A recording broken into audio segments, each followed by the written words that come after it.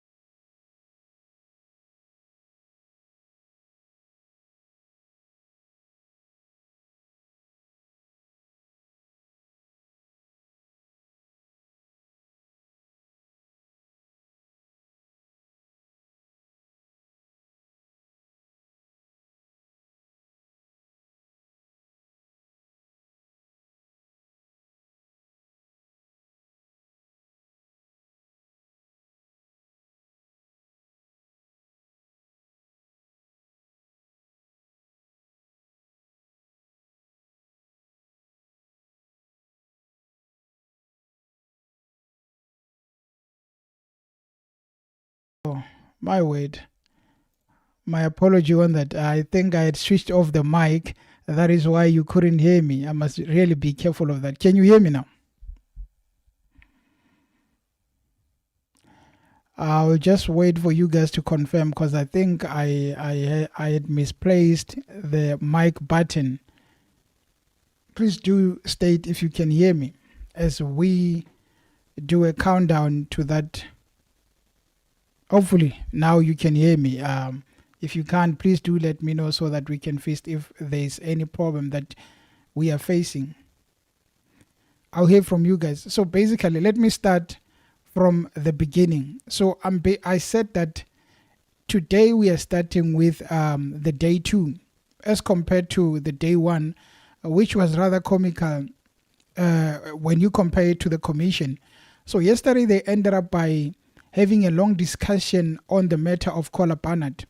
The issue of Collar Barnett is that Mkhwanazi at one point spoke about Collar Barnett, saying that Collar Barnett disclosed classified crime intelligence information in a public DA media statement that was issued on June 2025. And in that statement, Mkhwanazi alleges that Collar Barnett disclosed that crime intelligence, which the crime intelligence alleges that unlawful property accusations by the South African Police Services, and also the manipulation of vetting processes and the misuse of funds.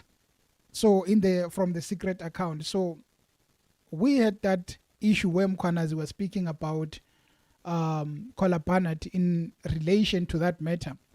And that was the first time Mkhwanazi and Kola Barnett faced head on. And it resulted in the members of parliament wanting Kola Barnett to recuse herself, which is going to be continuing today. I think we are about 20 minutes to start.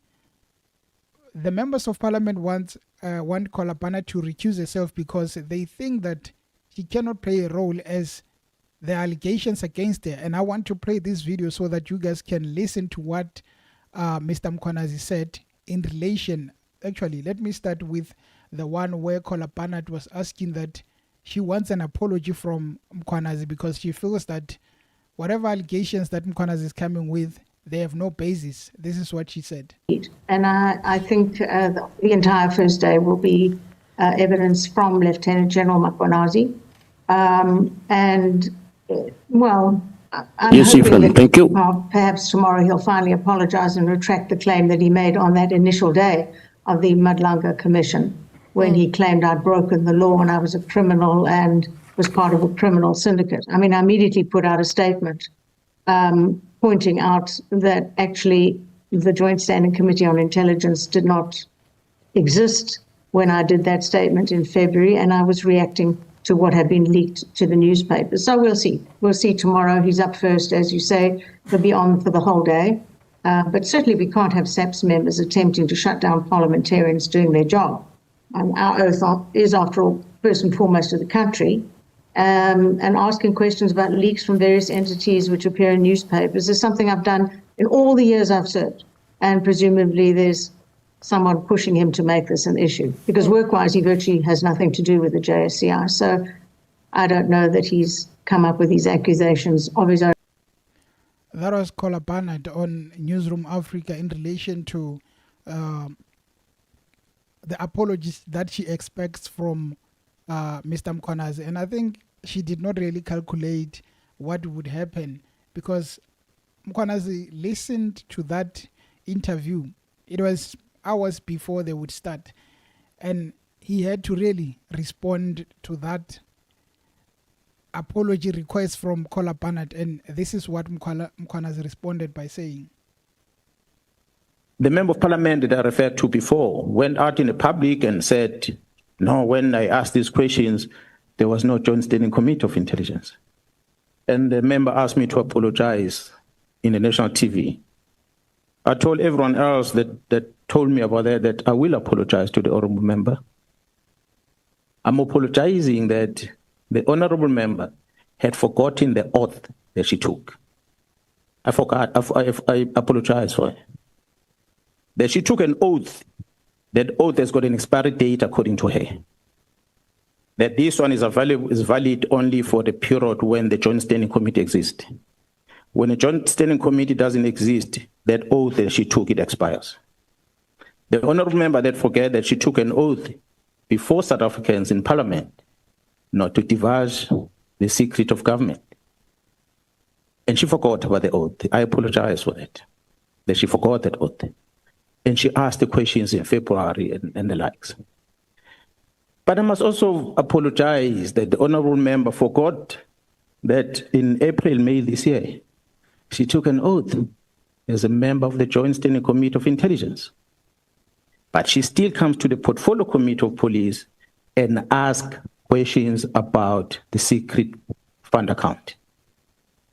3 questions that the police had to respond to her and say, sorry, ma'am, this does not belong here. The chairperson of the Portfolio Committee of Police knows that because I did share with him. This I shared because she denied the initial statement. Then I wanted to prove that it didn't only end there. I only made reference to some few things, not all. So there are many examples, Honorable Chair and members, that one can put, but amongst these recommendations that I put in here, one of them that maybe I didn't write is really to interrogate whether is it necessary for crime intelligence to account in an open committee? Perhaps that's where the problem comes from. Because state security don't hear much about this. Not to say things are hunky-dory that side. Defense intelligence, I don't hear anything about this. But crime intelligence always in the middle. Why? It's because you have a portfolio committee of police that holds them accountable. So perhaps the budget must just be moved covertly, all of it, so that it goes to one committee, joint standing committee, being handled there. Whether good or bad, but it is regarded as a covert fund completely. So that is one of the addition, if I were. As you can hear, that is Mr. Mkhwanazi responding to Caller Barnard. I think he listened to the request for an apology and he did not disappoint, because instead of apologizing, he added more salt to that matter, of which I think the members of parliament took advantage of that by requesting that Caller Barnard recuses herself. The DA said that we are not actually going to say that Caller Barnard is recusing herself today. What we will do is provide information in the morning the next day, which is Wednesday, the day that we are on. So we might be hearing the DA saying that Caller Barnard will recuse herself due to the fact that she's mentioned by Mkhwanazi. Or they might say that we are not going to recuse ourselves, we continue. As Julius Malema at one point was on the side of the DA in the matter of recusal. So the first thing that they're going to start with today is the matter of Caller Barnard, and once they are done with that, we're going to listen to the most interesting parts of the members of parliament questioning General Mkhwanazi, of which when you look at it, the evidence leader yesterday, I saw a lot of people calling him Mr. KFC.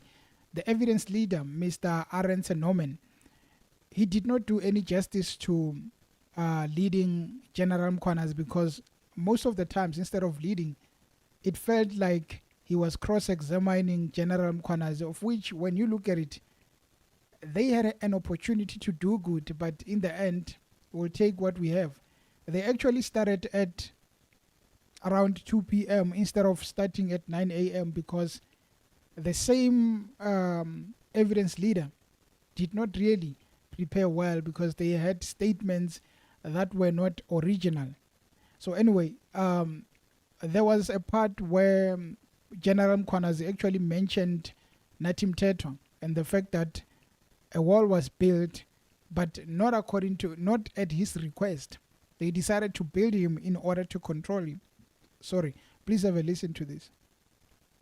Today, the country is in mourning because we lost one of our ambassador in France. But then ambassador was a minister of police. As you switch on the television and you watch the homestead of the former minister of police, you're going to see a very big wall, perimeter wall, that was built by the money from crime intelligence.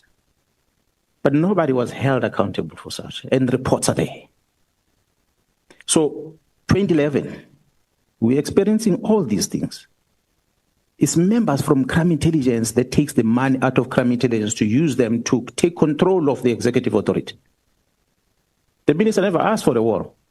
The members from crime intelligence took the money, secret fund account, to make that war, so they can get control of the minister. So tomorrow they can then loot that money on their own. Then the minister can't say anything. It's the same thing bringing us here today. Minister of Police, Mr. Senzo Mkhunu, was made to sign a letter by the raw people within the organization. They might have done something to him. He signs a letter, he committed himself, and today he's in trouble because of that. Had he not signed that letter, he would not have been here. So some of the executive officials or authorities that are arriving in the South African Police Service, they had no bad intentions. But the rogue within catches them. They take control of them, and they do as they please after that. So as one of the things that I will recommend, Honorable Chair, defense intelligence, state security does not account to the open committees in Parliament. Perhaps we might want to start looking as Parliament on crime intelligence. They've got two accounts of budget is allocated to them, open budget and the covert budget. Every time when we come to Parliament, there's always this confusion as to what you say on this, what you don't say on that. Because there are questions that are coming from Parliament that talks about covert issues that should be discussed in another committee, but they are expected to be discussed in this open committee. You can forgive some of the parliamentarian members, they don't know that. They're going to know about a house that was built or bought. They throw questions and they want you to explain that. They don't know that belongs in another committee. Although you have members of the portfolio committee of police who deliberately, knowing, having taken an oath, that they will never divulge the secrets of the state in public. Members that are part of the Joint Standing Committee of Intelligence who are supposed to keep the secrets there. And if they ask questions, they must ask in that line. They don't ask questions. I mean, if I digress a bit, Commissioner, honorable members. Well, you know, one of the things that I think was very interesting was when they asked General Mkhwanazi about that press briefing on the 6th of July. And they asked that, well, did you ask permission from General Masemola? He said, I did not ask any permission. I only informed. My work is not to ask permission. I was following procedure. I only informed him of the fact that I'm going to hold a press briefing. You can ask what kind of a leader we need in South Africa in order to put things in order. This is the kind of leadership you want. But the part that I like is that he's not interested in politics. He's interested in being a policeman. Once everything is done, I think people might go after him in terms of promoting him to a higher rank, a national commissioner, things like that. They might be jealous of or not want him to lead us. But I think if you need a leadership, you have it right here. A man who's not even scared to say what he feels. Anyway, guys, we are about 10 minutes to start. Do tune in. The member of parliament meeting today, the country is going to start. This was just a countdown to the official start, which is in 10 minutes, unless they make changes. But of now, we know that they're starting at 9 a.m., which is now 9 minutes. They ended at around 11:30 p.m. yesterday because they were busy with the issue of Kola Barnett, who should be recusing herself, but it seems like the DA is not going to listen to what ANC is saying, because ANC is the first party to say we want the recusal of Kola Barnett, because if they're mentioning him and now she's coming to be part of this, it's going to be a problem for us. So she must recuse herself and then we continue. DA said that we're only going to answer you this morning. You look back at yesterday at what time the committee started, you will realize that there's something missing from these members of parliament, because they don't really care about time. Maybe because they can stretch it until 11 p.m., which is not healthy. But at the end of the day, I think this is a very important day for General Mkhwanazi, where he's going to be facing the members of parliament. And we'll finally hear who says what. I mean, that I referred to before went out in the public and said, he's speaking about Nathi Mthethwa and the fact that they built a wall, but not because he wanted or instructed them. They built it because they wanted to control him. I understand that we have lost Nathi Mthethwa, but if you dig deeper and look at it, there is no way that some of these people are innocent, that they didn't call for the building of the walls. Each and every individual who was part of the corruption, they were aware of it. So I think he's just being modest by saying that he did not ask for that wall to be built. He doesn't want. No, when I asked these questions, there was no Joint Standing Committee of Intelligence. Are corrupt. And the member asked me to apologize again, guys, we are just in the national TV. To go, so we are I told everyone else that told me about that I will apologize to the honorable member. I'm apologizing that the honorable member had forgotten the oath that she took. I forgot. I apologize for it. That she took an oath. That oath has got an expiry date according to her. That this one is valid only for the period when the Joint Standing Committee exists. When a Joint Standing Committee doesn't exist, that oath that she took, it expires. The honorable member that forget that she took an oath before South Africans in Parliament not to divulge the secret of government. And she forgot about the oath. I apologize for that she forgot that oath. And she asked the questions in February and the likes. But I must also apologize that the honorable member forgot that in April, May this year, she took an oath as a member of the Joint Standing Committee of Intelligence. But she still comes to the Portfolio Committee of Police and asks questions about the secret fund account. 3 questions that the police had to respond to her and say, sorry, ma'am, this does not belong here. The chairperson of the Portfolio Committee of Police knows that because I did share with him. This I shared because she denied the initial statement. Then I wanted to prove that it didn't only end there. I only made reference to some few things, not all. So there are many examples, Honorable Chair and members, that one can put, but amongst these recommendations that are put in here, one of them that maybe I didn't write is really to interrogate whether is it necessary for crime intelligence to account in an open committee? Perhaps that's where the problem comes from. Because state security don't hear much about this.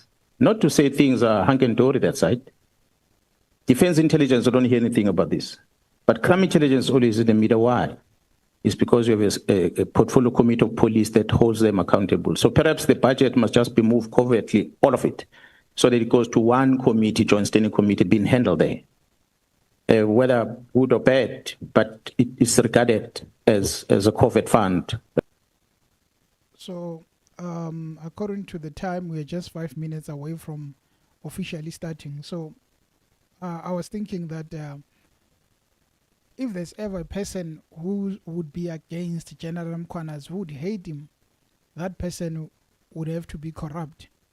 Because if really you want things to go well in the country, it has to be you trusting this man, because this man has put his life on the cross.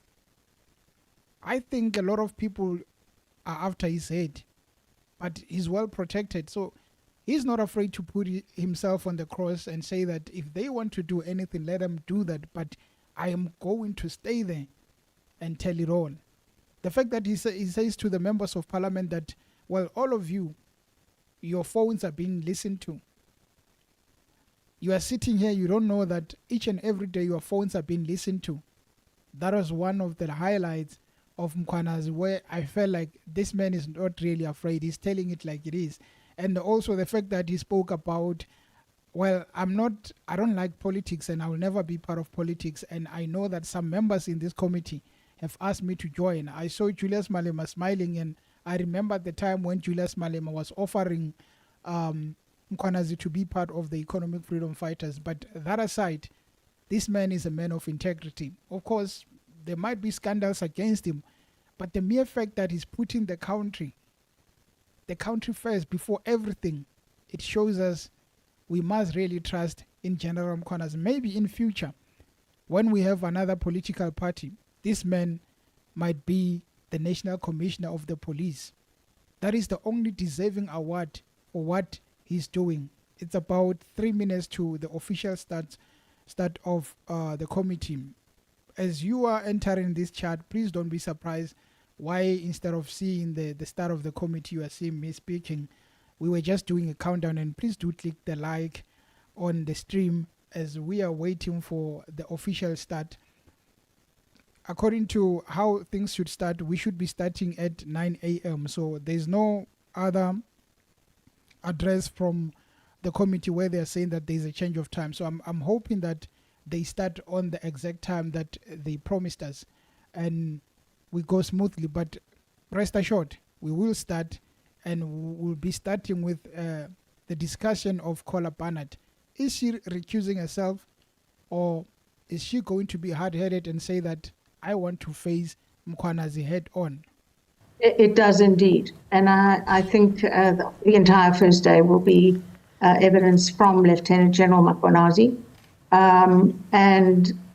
Well, I'm hoping that perhaps tomorrow he'll finally apologize and retract the claim that he made on that initial day of the Madlanga Commission, when he claimed I'd broken the law and I was a criminal and was part of a criminal syndicate. I mean, I immediately put out a statement pointing out that actually the Joint Standing Committee on Intelligence did not exist when I did that statement in February, and I was reacting to what had been leaked to the newspapers. So we'll see. We'll see tomorrow. He's up first, as you say. He'll be on for the whole day. But certainly we can't have SAPS members attempting to shut down parliamentarians doing their job. Our oath is, after all, first and foremost of the country. And asking questions about leaks from various entities which appear in newspapers is something I've done in all the years I've served. So as I look at the time, it's 8:59. So in a minute or so, we'll be starting. I'll only take out my camera and my sound as soon as they start, because I'm not sure if, comrades, I'm not sure if they might end up saying that we are going to start at 9:30, but as of now, we know that it's 9. So as soon as they start, we remove everything, we wait for them. Those who are live currently, thank you very much for being part of the stream. And please do click that like button. If you haven't subscribed, do subscribe to the channel. We are going to watch the briefing until they start, which is probably again another 13 to 14 hours, because yesterday it was 14 hours. I'm expecting explosiveness, because you have Mkhwanazi versus the members of parliament. These guys are not there to find the truth. They are there to represent their parties. They are going to want to outshine each other. We saw that yesterday when there were point of orders that were raised, unnecessarily so. So we know for a fact that these guys are there for their parties. Electioneering, we know next year it's local elections, so they would want to do better than the other. Already we have seen the DA is on the back foot in terms of the matter of Kola Barnett. The ANC raised the matter. It's 9 a.m. So the committee has not yet started, but hopefully anytime from now we do start. Hopefully we do start anytime from now, and we are going to close all manners of systems, the audio and the video from my side, and we can watch the committee. Normally they should be starting. Even the commission doesn't waste time. As soon as it hits 9:30 they start, but it's our fellow comrades, 9:01, they haven't started, unless they did change the times without alerting us. But as of now, guys, we do wait for that, and once it starts, we watch the committee until the end.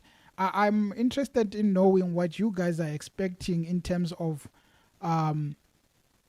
which member of parliament would be doing the questioning. I mean, all of them will get that opportunity to question General Mkhwanazi one by one until they are all satisfied.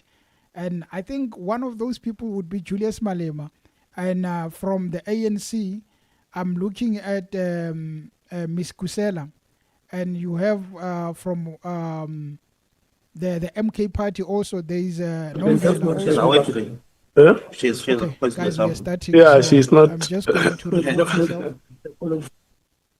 And we start with the briefing.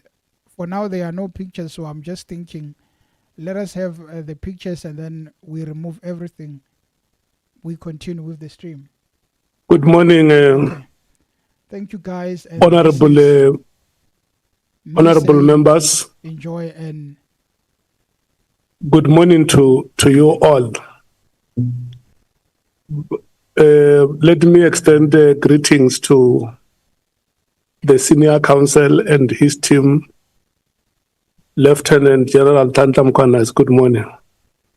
Thank you so much for your presence. The staff of Parliament and the committee secretariat in particular, members of the media, good morning and welcome.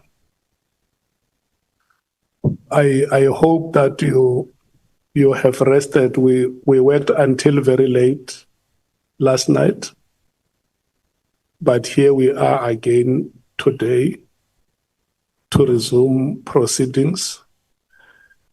It's a day in which members are going to be given an opportunity to ask questions to General Mkhwanazi. But last night, when we concluded our meeting, we said that we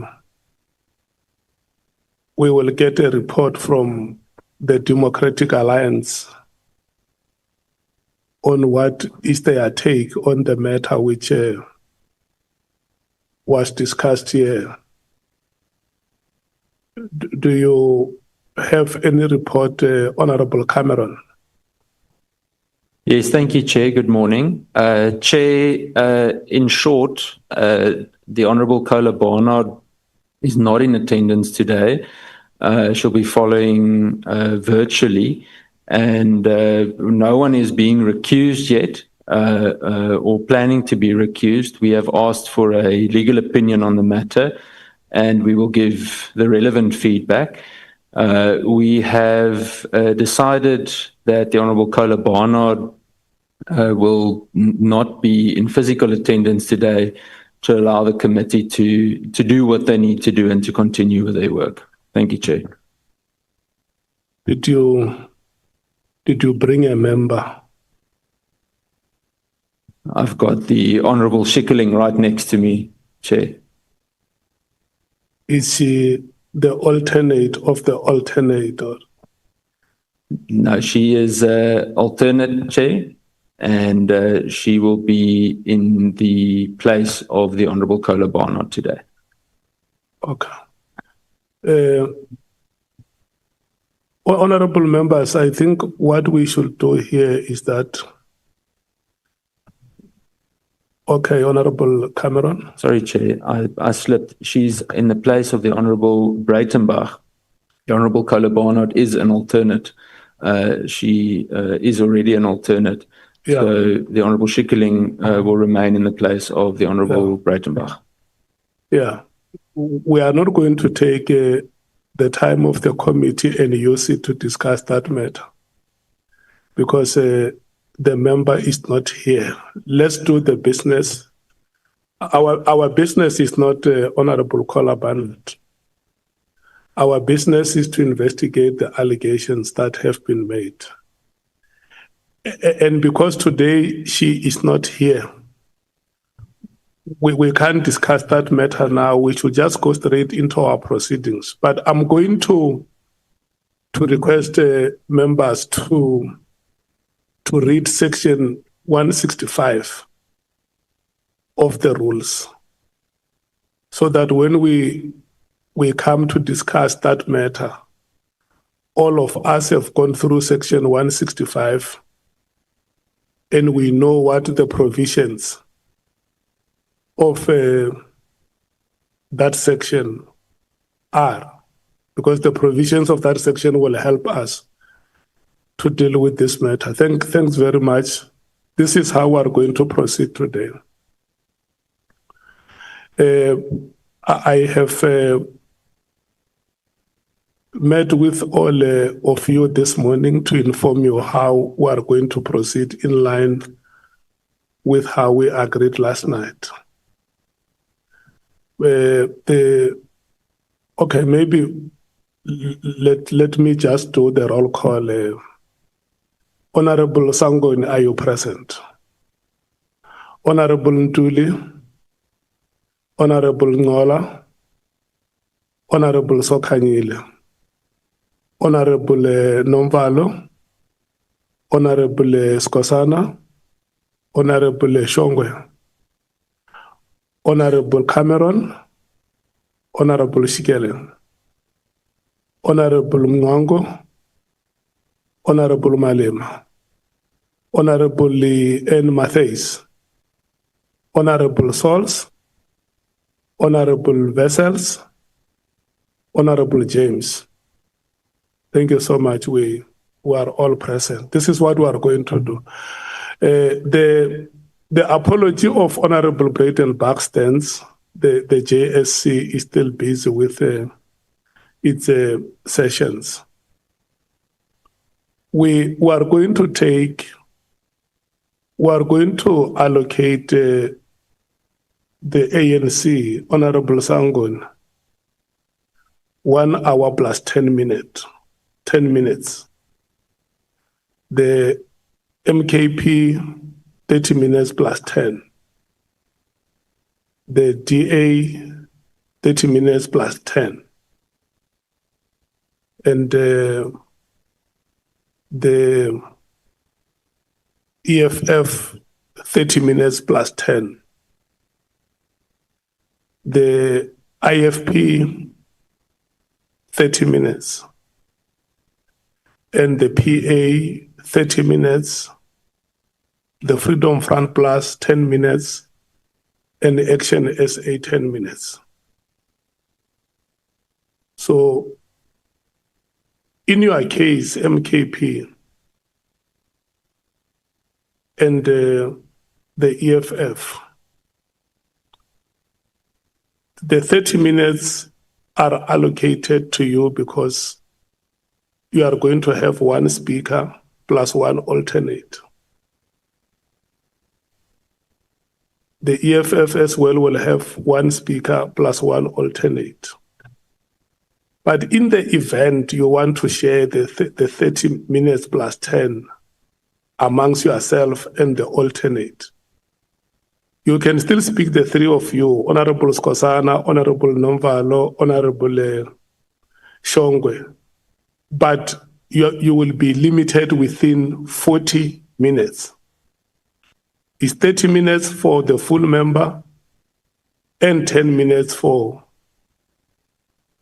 the alternate. The full member of the EFF is Honorable Malema.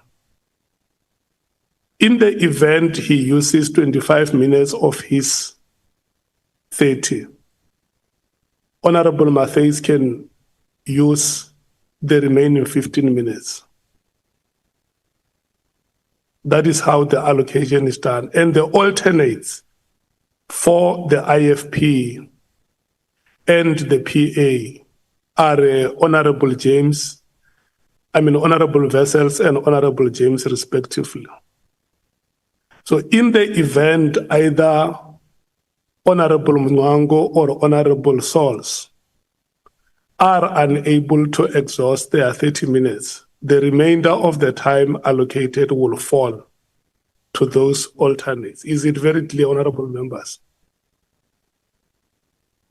And then from there, when we are done with this first round, we will then come back to the second round, where we will take the last member of the ANC, MKP, NDA, and then we round off.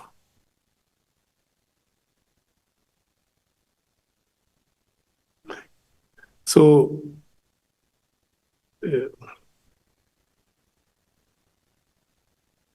so the time that is allocated to yourselves does not include the response time which the witness will be using. I see your hand is up, Honorable Sangwe. Yes, Chair. Thank you so much. Good morning to you, Chairperson, and good morning to all members, the General, and everybody in the room. Chair, I just wanted clarity on ANC time. So we have 4 members, which means that we have 2 hours plus 10 minutes, not 1 hour and 10 minutes. In the first round, it can be 1 hour in the second round. So I just wanted clarity on that. And then, Chairperson, you also then indicated that the time does not include the responses.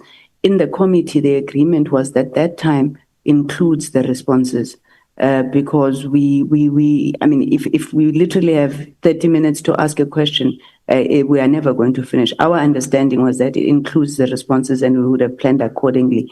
My final point, Chair, is in terms of allocation of our time, can we leave it to the discretion of the party how we allocate our time, having appreciated what you said of 2 rounds and the total amount of time being 2 hours, 10 minutes? Thank you, Chair. That is what I'm saying to you. Let me clarify it, honorable members. I said that for the first round, you are going to have two speakers.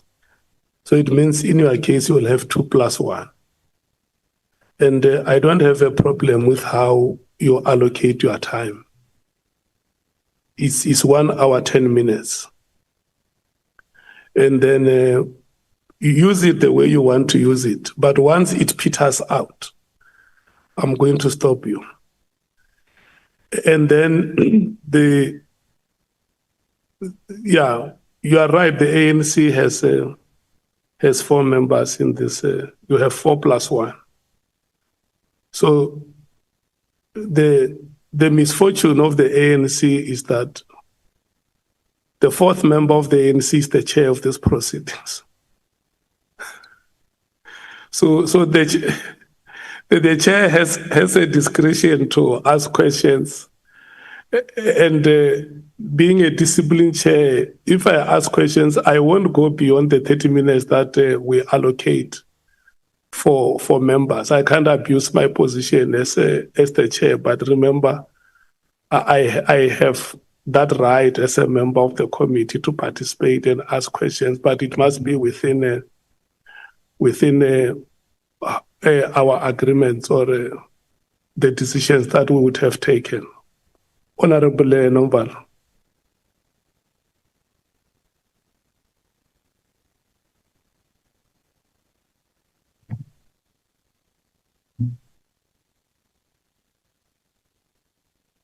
I was looking for the mic and I couldn't find it. There are supernatural powers. Chair, no, I don't remember us as the committee making an agreement that the 30 minutes will also include responses. I'm sure all of us noticed yesterday, and even if we had taken that agreement, it was not going to be ideal under the circumstances, considering how broad our first... I don't want us to waste time, Honorable Member. I think it's what the chair said yesterday. I even gave an example to say, if you ask a question and the witness takes 29 minutes of the time responding to your question, it means the member is put at a disadvantage. That's and correct. It defeats the purpose of the ad hoc committee. So if we agree, Chair, then that's okay. Yeah. Honorable Malim. Thanks, Chair. I hear people talking about second round. Some of us minimum is 3, so I don't understand. But we'll accept whatever you're saying on the rounds of second and third. But we normally do 3 rounds. Natural. So,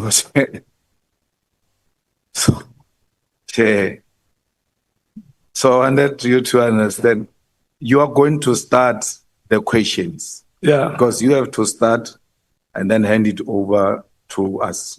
Yeah. I just wanted to understand that. Yeah. Okay. Like now, what I want to check with yourselves, is there anybody who we're on the first round? Is there anybody who wishes to start, or any party that wishes to start with its 30 minutes plus 1 or 1 hour? I mean 30 minutes plus 10 or okay, I see the MKP and the ANC. So let me follow the rotation system then. I'm handing over to yourselves, the African National Congress. Can you indicate how many from your party are going to ask? On the first round, Chair, Yeah. going to be 2. 1 hour plus 10 minutes. Are going to be 2, Chair. Okay, thank you so much. It's over to you. Thank you very much, And then Chair. your time starts now. Thank you very much, Okay, on a point of order. the procedural matter. Procedural. Yeah. I thought procedurally, like I said, you will have to start. So that as a chair, you lay the foundation. And then when we come, we know how to conduct ourselves. So it's the SC. Once the SC is done, then the chair comes in. Then you lay a foundation. That's the purpose of being a chair. Then all of us are going to follow that cue. And it doesn't mean you chose that you will not speak for more than 30 minutes. That's fine. Yeah. But even if you decide to speak more than that, you are the chair. You use that discretion. But if something else is being suggested, it's like I once said in a political party meeting where a president suggested that members of the NEC must give a political overview. How can you do that? So as a chair, you give direction, the style of questioning, how we conduct it, and we learn from you and we follow exactly what you have done. That's what being a chair means. So normally it goes to the leader of evidence. Once it's done, it goes to the chair, then chair takes it to the members. But if it's different, I don't know. Chief Whip. No, morning, Chair, morning to all colleagues and general and all participants and attendees to this meeting. No, Chair, I don't think that there is a binding procedure like that, where you have to be the first person to ask questions. You are the chair of the committee. And part of your responsibility, which is what Honorable Malema says you must exercise, cannot be constrained by the fact that you did not start, which is to guide us to discharge our own responsibilities in a way that is consistent with the terms of references of this committee and in line with our mandate as members of parliament. The justification that Honorable Malema is making to qualify his argument that you must be the first among equals, I think that intervention he says you have to do, it's not difficult to do it, even if you are not the first person to start asking questions. So I want to suggest that we allow members to ask questions. And if in your own opinion, Chair, along the way, you also want to make use of the time allocated to you, you should be perfectly clear to do so. But I don't think the condition that is being set would be difficult to fulfill if you are not the first one to ask questions. Thanks.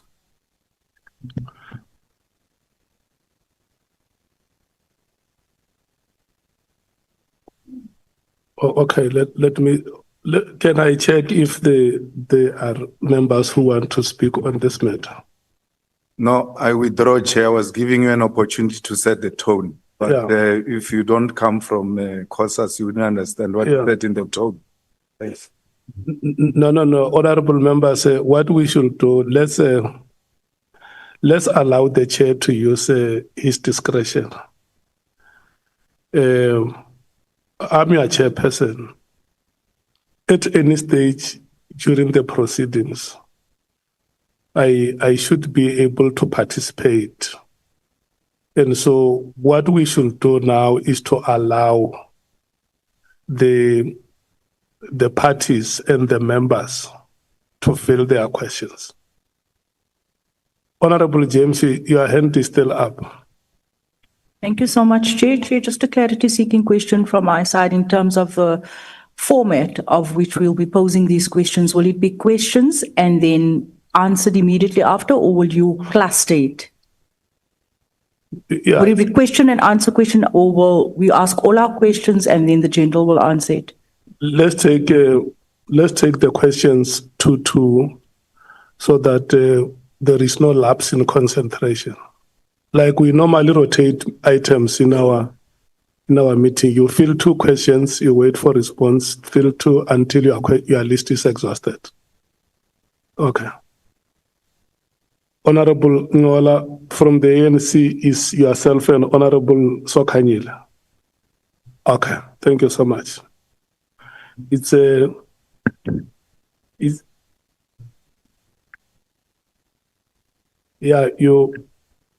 May you kindly speak, Honorable Member. Good morning, Chair. Thank you very, very much.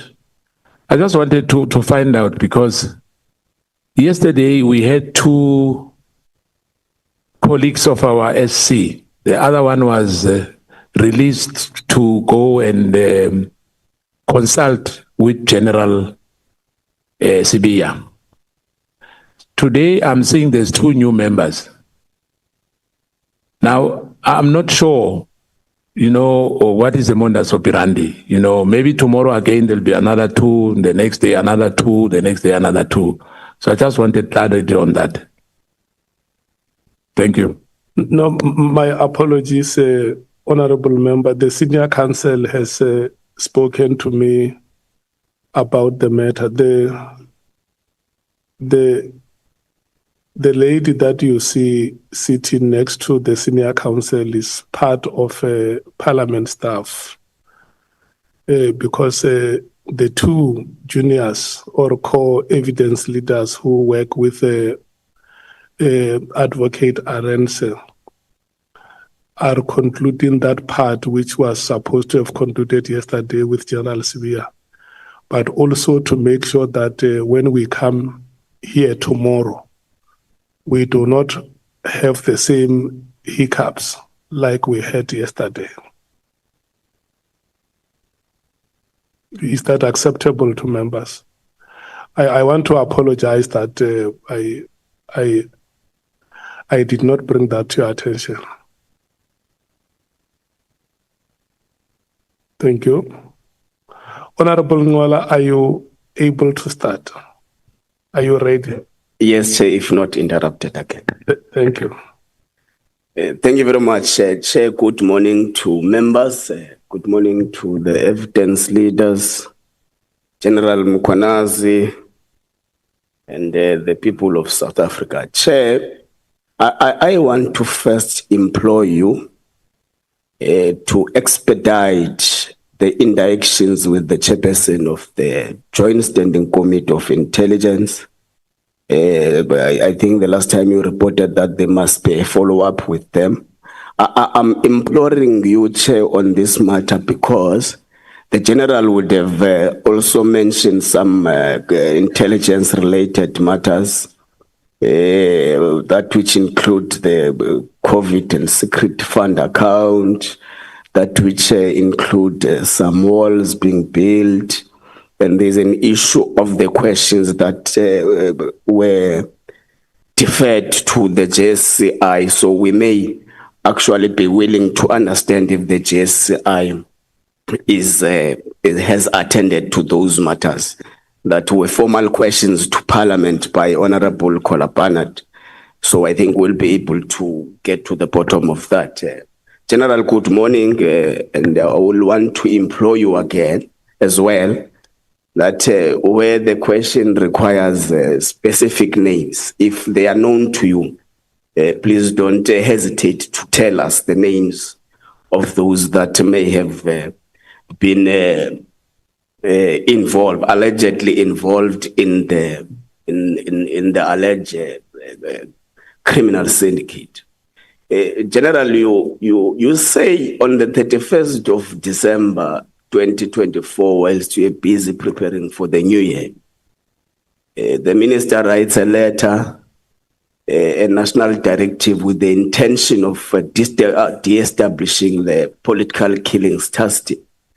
So I want to check if the directive was it wholly unlawful, or there were parts of the directive that were actually within the powers of the minister in terms of section 207, subsection 2 of the Constitution of the Republic of South Africa.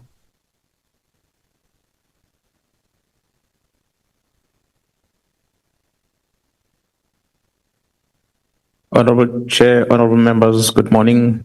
Honorable members, I will not say that the minister's directive was unlawful, because yourself as members of parliament have never passed a legislation that makes a letter of that nature to be unlawful. Therefore, I don't think a person can be taken to court as a result. However, I feel that the content of the letter, it's an indication that the ministers was basically exercising powers that are not necessarily deferred to him, which was bordering into the operational part of policing. But why do I say that? Is that if you look at the three items that the letter is addressing, one item talks about discussions that must be held surrounding the borders. I think that is more relevant to the minister. It's a strategic thing that the minister must engage with executive to understand what's happening with the border security. So that one for me, I'll give it to the minister. But the one that directs that there must be an immediate freezing or filling of post, I feel is not within the authority of the minister, although the regulations have been amended, which allows the minister to have a say in terms of appointment of senior officers in the police. But it only limits the minister to that any appointment will be done by the National Commissioner in consultation with. It does not necessarily give the powers to the minister to appoint in those positions of crime intelligence. I think the Act only allows the minister to appoint in the post of DPCI only. That's the only authority the minister has. So in filling those vacancies or suspension of those vacancies, I feel the minister might have exercised the powers that he really doesn't have. But of it being illegal in terms of the law, I'm not sure. I don't think it will be justified as that. The last part of the immediate suspension of or disestablishment of the team, as the minister's words on the letter,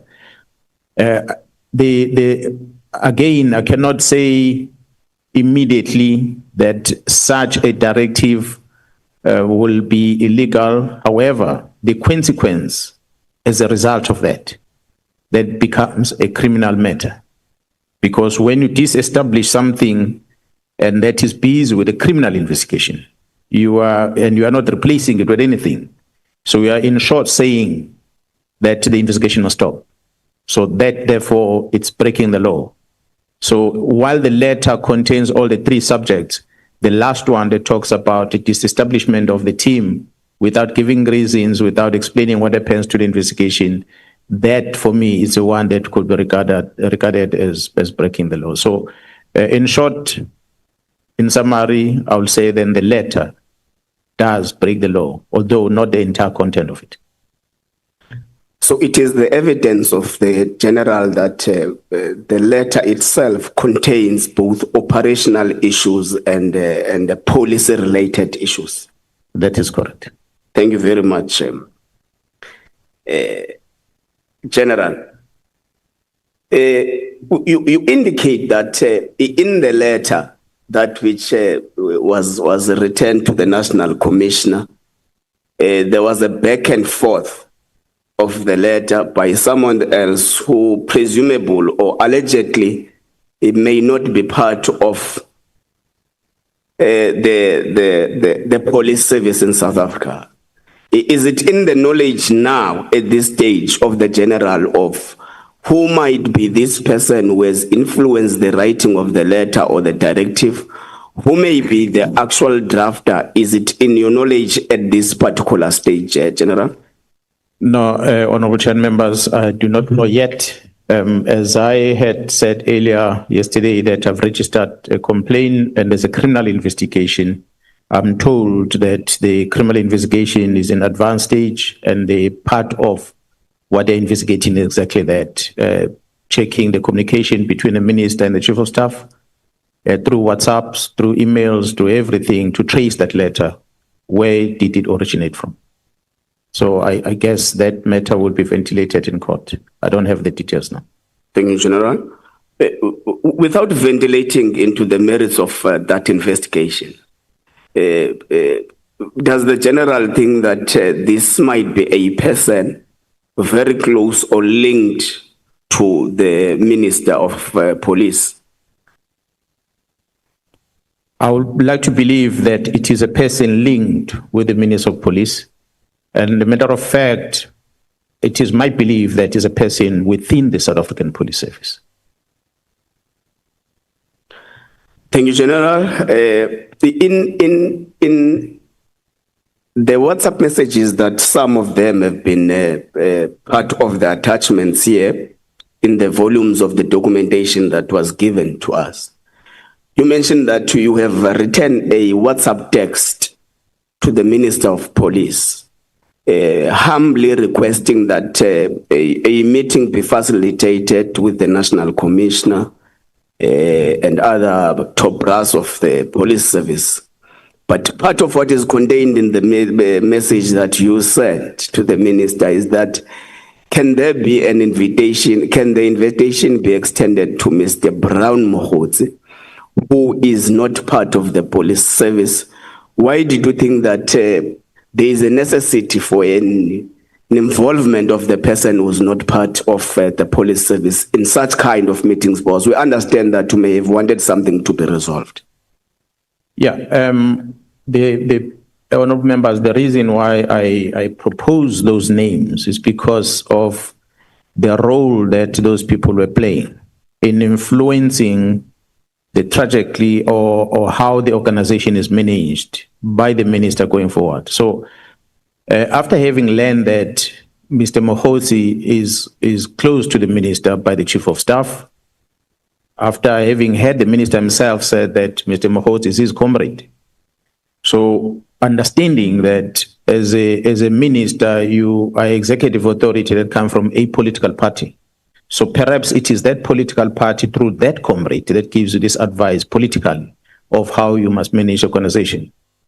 And the worry was the continuation of this individual, Bran Mkhwanazi, having access to sensitive material of the police and the impact of that in terms of the minister's role as executive authority is what I wanted to bring to the attention of the minister.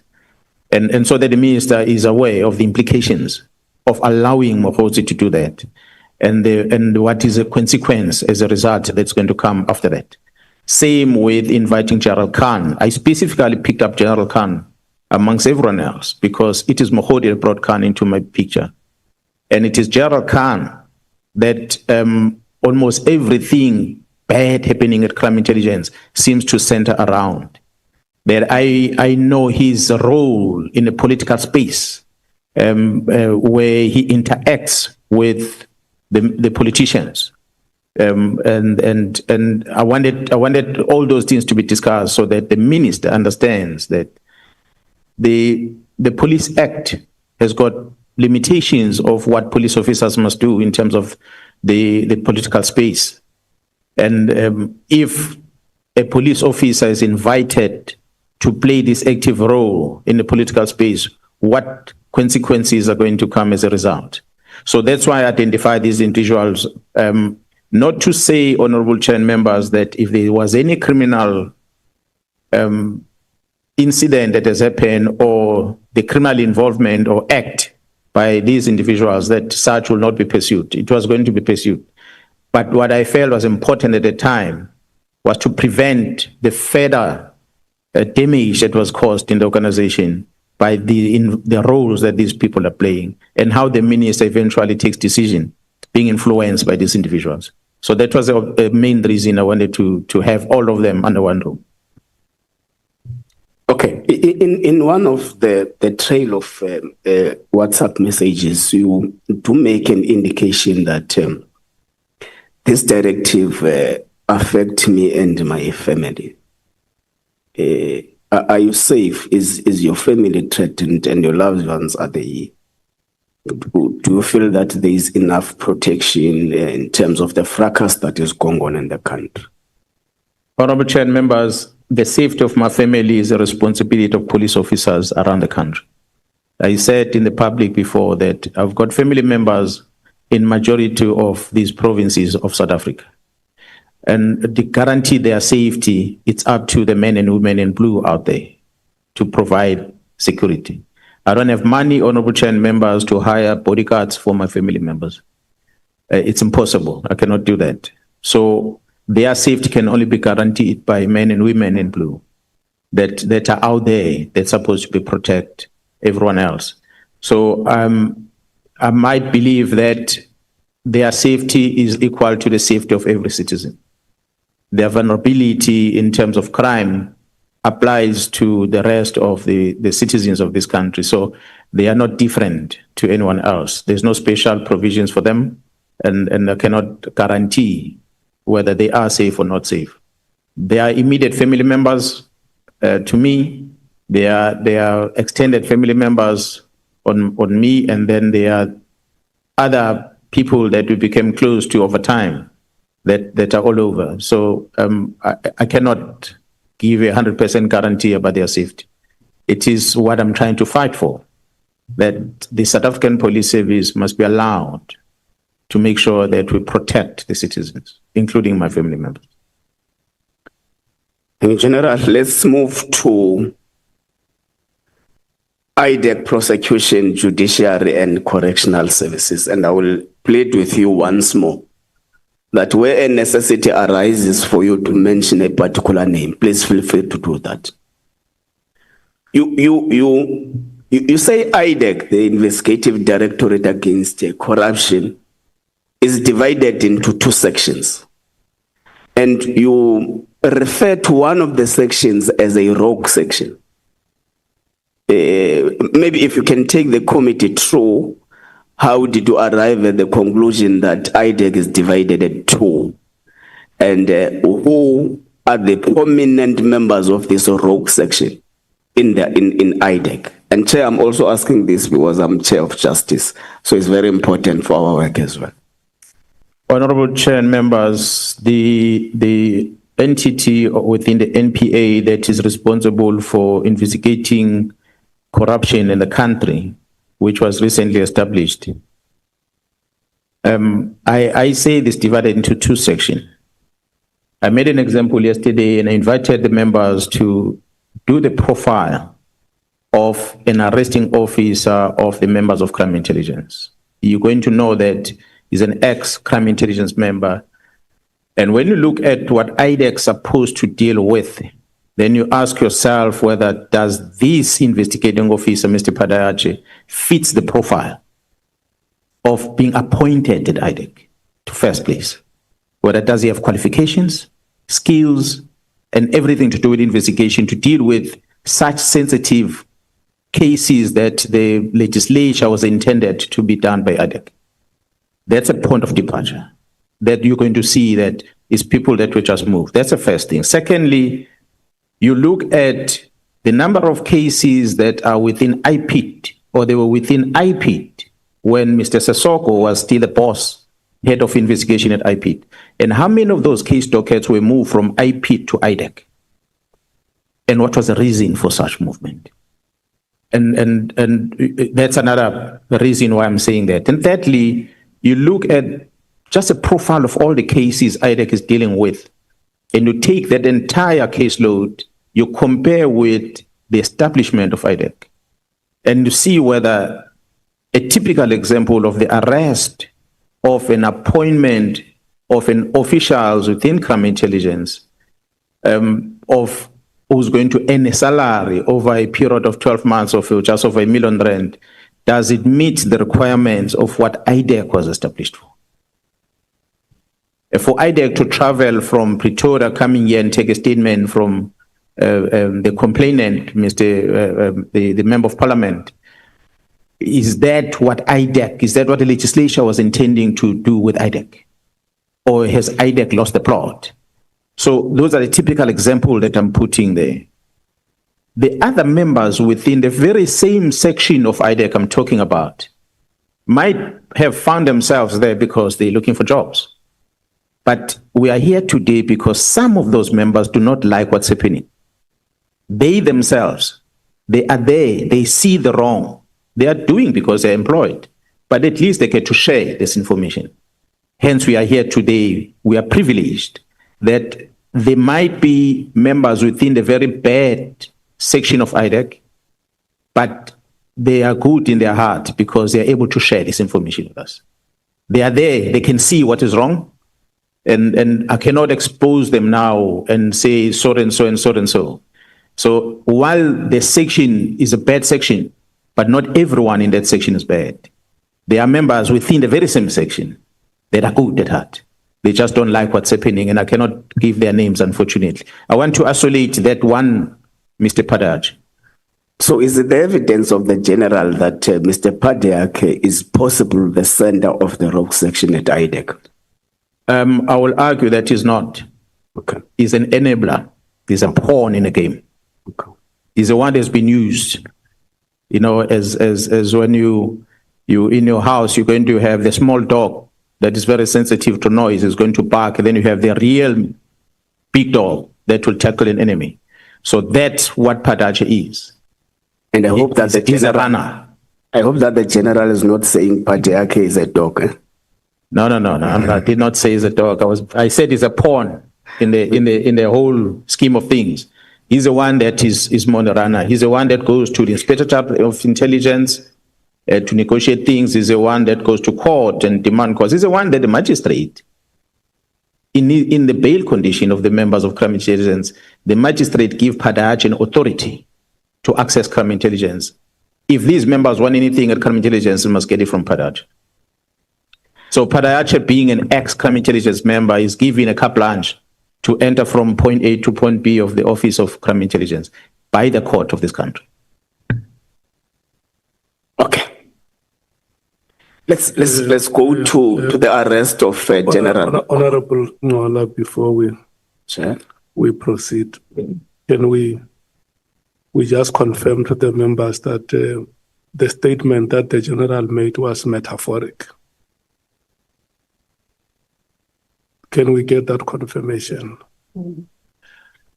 Look, yeah, what he says is that when you have a small dog and a big dog in the house, and the understanding must be that it is a metaphor. Is that so, General? That's why I use the word, for example, when I started. So that we must not live here with that impression. I know you said it, that he does not mean that so-and-so is a dog. And it must be clarified for everybody's understanding that this phrase or this statement is metaphorical. We have a common understanding, all of us. Thank you. Thank you, Chair. No, the general understands that it was on a lighter note. Let's take it to, yesterday you took us through the processes that led to the arrest of General Khumalo. And you said the arrest of Khumalo is a project to stop the criminal investigations in Gauteng province. Can you give the committee and the people of South Africa the nature of this project and who possible names that are at the center or are leading this project or are part of this project? Honorable Chair and members, I did indicate yesterday that it's a sensitive project that is within the intelligence. Okay. I cannot elaborate much on what's happening. Safe to say that it being regarded as Gauteng counterintelligence operation, it will involve the intelligence community of the country. As therefore, although there is an investigation, criminal investigation that end up in court, but in terms of the extent of the risk that the investigation is involved with, and the targets that have been identified through that investigation, I'm not in a liberty to talk about it because one, I'm not necessarily part of it. I got to know about it by default because of the counter that has been happening in order to stop that investigation. So that's why I became aware, but I'm not in a liberty to talk about it in this platform. Honorable Chair and members, it's going to be important to understand that I said earlier that General Khumalo and the team are facing attacks on two sides. One attack is in relation to the investigation that's happening in Gauteng, which is mainly drugs that are operating. And that affects the people that are closer to the senior investigators in the South African Police Service, because when cases are open, they expect police officers to take those cases and make sure that they are not investigated further. That is on one side. And on the other side, which I think is more critical one, is that the arrest is affected because of the fight back by members within crime intelligence who are against the reforms that are introduced at crime intelligence. So they want to take control of a crime intelligence. So it's in those two bases that you have criminal issues on one side in Johannesburg, but you also have crime intelligence fight for these members to have control over these resources. That's what, in the main, I believe, that leads into this arrest. That's why you're going to see the court coming up with a court order that says you are accused of having been part of the panel to appoint one person who applied for the post in the police. You facilitated that appointment, which you didn't necessarily appoint yourself. You were just facilitating on behalf of the National Commissioner, and you made recommendations, but you get arrested for that, for being part of facilitation of that process. And then the court makes a court order that says, we are accused of having done this wrong. The state is accusing you for this. And this incident happened at this particular address in Pretoria. But the magistrate rules that you are prohibited from entering any crime intelligence offices anywhere else in the Republic of South Africa. So even if there was a crime intelligence office here in Cape Town, they are not supposed to enter the premises. So when you ask yourself, what is the relevance of not entering an office of crime intelligence in Cape Town versus you being accused of being part of the panel to appoint someone in Pretoria? You just doesn't make sense. I'm not a legal expert, but the common sense tells you that there's more into this than what we hear. Someone is going to accuse me and say the matters are in court, you can't talk about it. But the truth be told, we all human beings. We all got weaknesses as human beings. One way or another, you become weak on something for whatever reason. So I believe in this case, that bail condition that was granted was not coincidental, was not just a mistake, was a calculated move. Thank you, General. Chair, I think the issue relating to the project on General Khumalo and the disruptions of the reforms in crime intelligence, we can leave them for now. I'm judging from how the General is answering. Can leave them for now for that later maybe in camera meeting.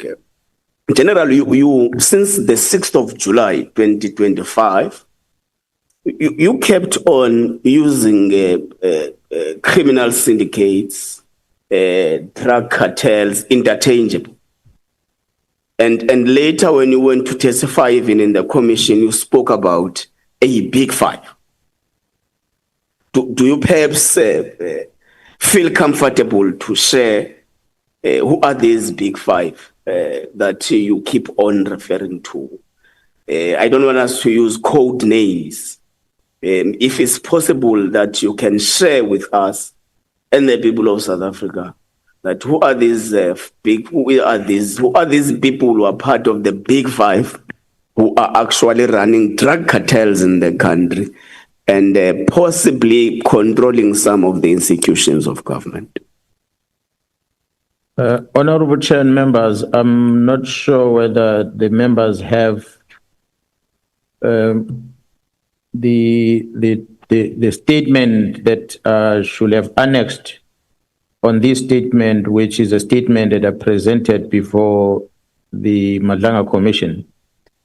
If I were to invite the members, maybe I think it's attached NSM3, if I'm not mistaken.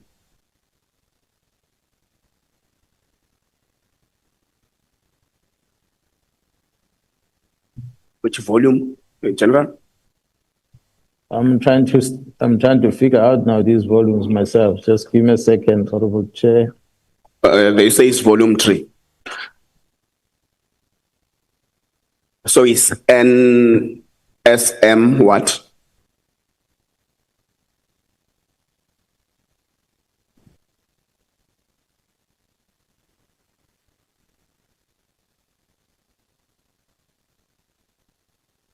Did you get the page?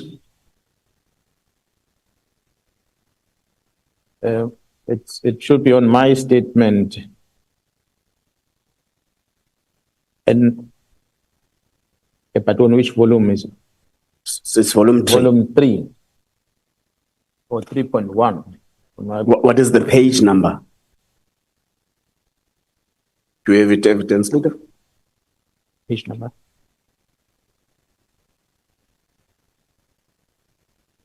Okay, I want to invite the members on that volume 1, NMS 3, to open page 83.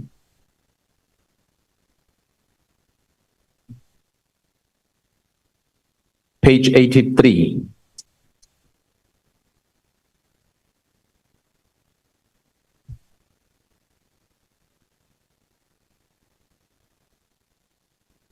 So in paragraph 275.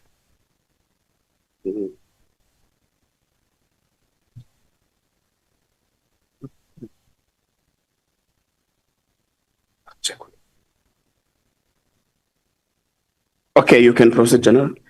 Okay, honorable members, Chair, to answer the question of the honorable member, I think it's important to look at that sketch that we put in the statement. You are asking who are these big fives? We can only talk about the big five of those that are already arrested and they are in court. Those that have not been arrested, unfortunately, we're not in a liberty to talk about them. You will see that the big five on this graph are those that are marked with red on that picture on the left. So that whole group, the only names that we are making it visible here are the two names, and that's a name of a Vusmus Matlala, who's known as Cat, as well as Katiso Molefe. Both individuals have been to court, and I think you are privy to the court processes related to their cases. We have the other three that we did not reflect here. They are known. Their names are known. I must say, Honorable Chair and members, these are tenderpreneurs. These are the people that the government has been awarding tenders to. They are quite big financially. They are part of this whole lot. We did not put their names because we did not want to implicate people before they appear before court, except the others. The place that we feel comfortable to talk about it, we name the names, and the others that we're not comfortable with, we did not put the names. That's fine, General. That's accepted. You say there is an involvement of the judiciary in all this fracas. But in that process, you mention only one fellow magistrate, Mahlangu. Are there any other magistrates or judges? Because when you say the judiciary, we include the two. Any other magistrates or judges that are suspected to be aiding this alleged criminal syndicate? And in respect of Magistrate Mahlangu, what is her links in the entire syndicate? Honorable members, again, I don't want to go deeper into the status of the investigation, who's who in this whole puzzle. Therefore, I'm not even talking about the names of people that are part of the criminal activities. I said when I addressed that they are presiding officers, which are members of the judiciary, that are participating in these illegal activities. And it's not one and not two. And I confine myself to this criminal investigation. That's why I made a reference to those that are in Gauteng province. So I'm not going to call them by names. The magistrate that you are talking about, although I did not call him by name, I mentioned the magistrate because he's presiding over the matter that is in court already, has got to do with the arrest of these members and the bail condition that was granted. So it's that which I'm only highlighting, that you have a magistrate that sits and listens to what the state is asking for, and then the magistrate come up with his own rules, his own rulings, contrary to what the state has asked for, and more stringent things. Then you ask yourself a question: but why? Why do you have to go to this extent, magistrate? And these are the questions that, when things like this happen, it makes us to go deeper to try and establish exactly what then is the role of this individual in this whole investigation that you are busy with? So I have not called his name, and I have not called any presiding officer's name. And those details will be made visible by the team if they're so willing, but it cannot be done in the open meeting.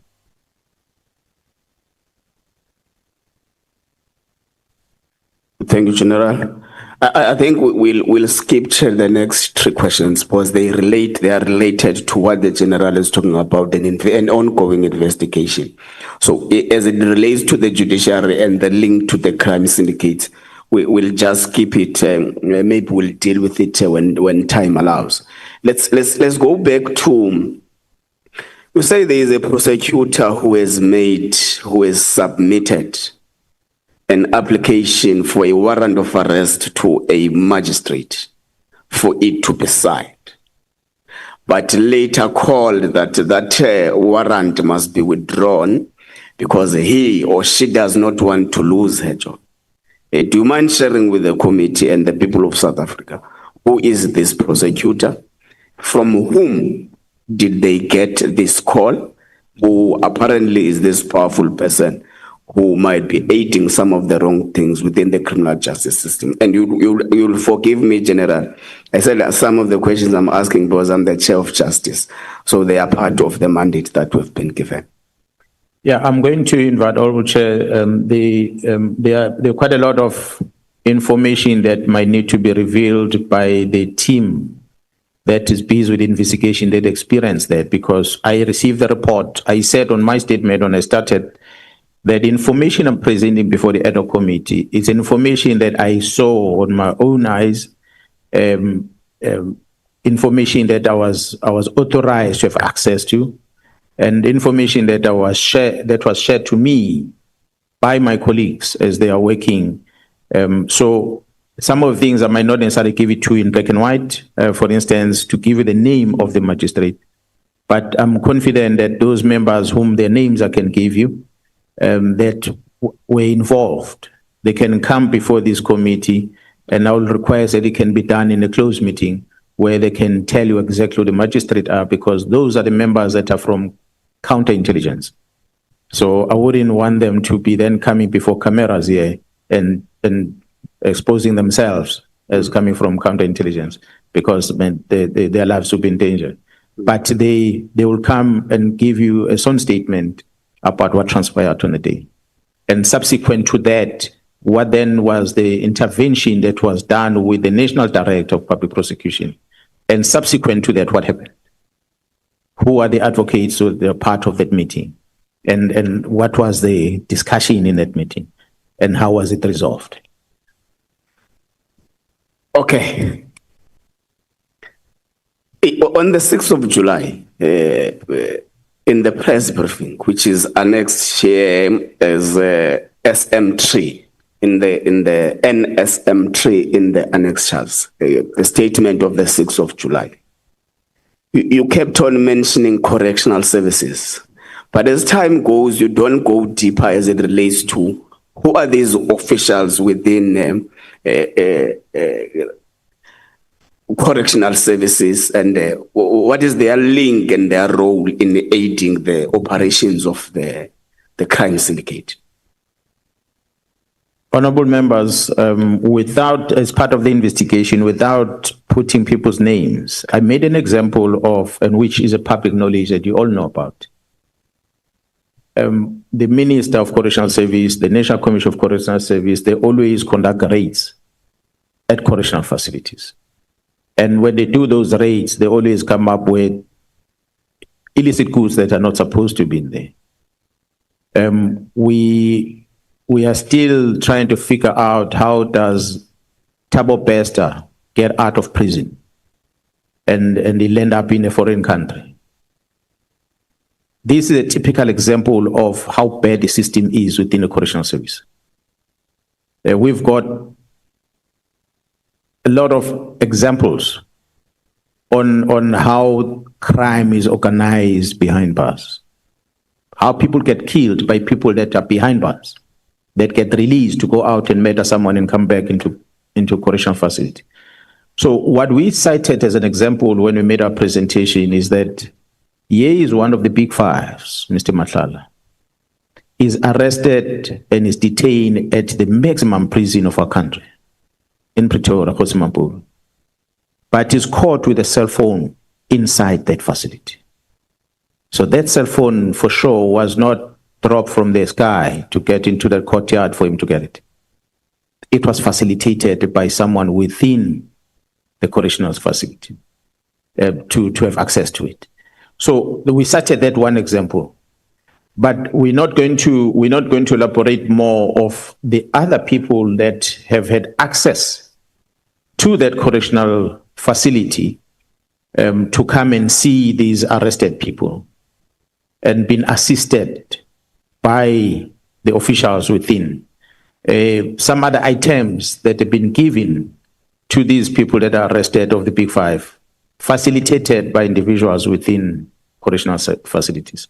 So that's why I said I'm not going to go deeper into naming the names, who is doing what and who's doing what, because that is part of the criminal investigation that you're busy with. I just highlighted some of the examples in there. But as I was talking about this investigation, I was confining myself in Gauteng. But it's a problem across the country. South Africans will tell you that. Across the board, you have that problem. As the human rights allow for people that are in custody to have visiting rights, amongst others, the same human rights then allows illegal activities to happen, because then there's exchange of monies and the likes that are happening, while people are supposed to be taken away from society. Okay. Is it the evidence of the general that the attempt to de-establish the political killings system was unwarranted? Most importantly, because the executive authority did not solicit a formal briefing from the management of the police service, and also because the political killings system has made a very great impact in terms of fighting political killings of politicians, traditional leaders, and the sort. That's exactly. The minister, who's the executive authority over the South African Police Service, comes from KwaZulu-Natal. The very same province where this problem exists, the very same province that was a cause of the formation of this team. The minister, having that experience of coming from that province, he goes against his own boss, the President of the Republic, who publicly on the 18th of May says these political killings must stop. And the minister goes out public and he says the political killings ended in 94. There's nothing like that now. So you then ask yourself a question, but what makes the executive authority to even say things against what his bosses say in public? And he has confidence to do that. On top of that, the minister has not received an advice, a briefing from the National Commissioner or the executive authority within the police. Disabling so, Honorable Chair and members, is that the very same act, the members of this parliament felt it is important to establish the civilian secretariat within the South African Police Service. And that civilian secretariat, I feel there's a DG there. And I feel the ministry does not make use of the DG. Because part of the responsibility of the DG, as contained in the Police Act, is to give legal advice to the minister, is to guide the minister about the do's and the don'ts. But if that DG was invited by the minister to brief him or seek advice before he signs such letters, we wouldn't be here today. The ignorance of that office of the executive secretariat of the police is part of the contribution that leads us into the wrong decision taken by the minister. He might not have been briefed by police management, but at least a DG at the civilian secretary will have briefed him, because that's the responsibility of that DG. But it looked like the minister did not take advice from all those people. I do not know whether the DG did brief him or not. Perhaps he must be invited to come here and say whether did he brief the minister before he signed that letter or not. Because the Act, Police Act, gives the DG the responsibility to advise the minister. General, is it your evidence that a successful de-establishment of the political killings system and a successful removal of the 121 dockets from KwaZulu-Natal to Pretoria would have definitely resulted into an abortion of justice. It's exactly what has happened has resulted into that. Although the dockets are back in KZN, but we are sitting with a lot of complaints already from our clients out there because there was an obstruction that happened as a result of that decision. General, thank you very much. No further questions, Your Worship.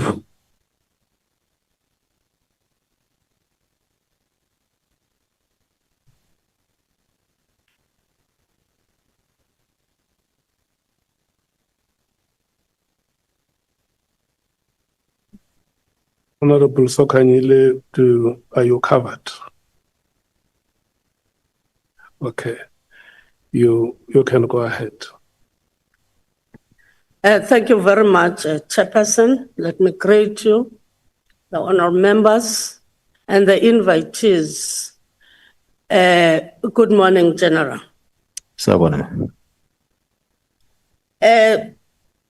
General, when we talk about the PKTT, you're saying that it was very much successful. Then the PKTT was established. But before that, the president, when he visited Mr. Mkhwanazi Mkhunu, visiting that family because Mkhwanazi Mkhunu was assassinated, then he saw that political killings have escalated. And then he formed the interministerial committee. Then you have the interministerial committee that is there formed by the president, who established the PKTT, having the interministerial committee and the national commissioner. I'll tell you why after you have answered me. If you can just give me an answer. Who established that PKTT? Is the National Commissioner. So the PKTT was established by the National Commissioner, then the Cabinet, it introduced the Interministerial Committee. Then, so its disbandment, it should have been done by the National Commissioner, not by the minister, because the minister had no jurisdiction. Because to me, that interministerial committee was chaired by the Minister of SAPS. And that ministerial committee played an oversight role to the PKTT. If it played an oversight role, then there was a directive that should come to the IMC saying that you can stop here. Don't do that after having those meetings, even though you have said that they were not meeting frequently, even though they had to meet if there was something urgent. Then can you give me, do the interministerial committee give directives, or was it allowed, or the directives they were coming through the National Commissioner to the PKTT. That is correct. The National Commission one will give directive what needs to be done. Then, in the meetings now, if the IMC is having a meeting, then it will be surely it will be the National Commissioner who will bring a report and who will go out and communicate. So in other words, it means that the Minister of SAPS, even though he was chairing the IMC, had no jurisdiction to talk to the PKTT.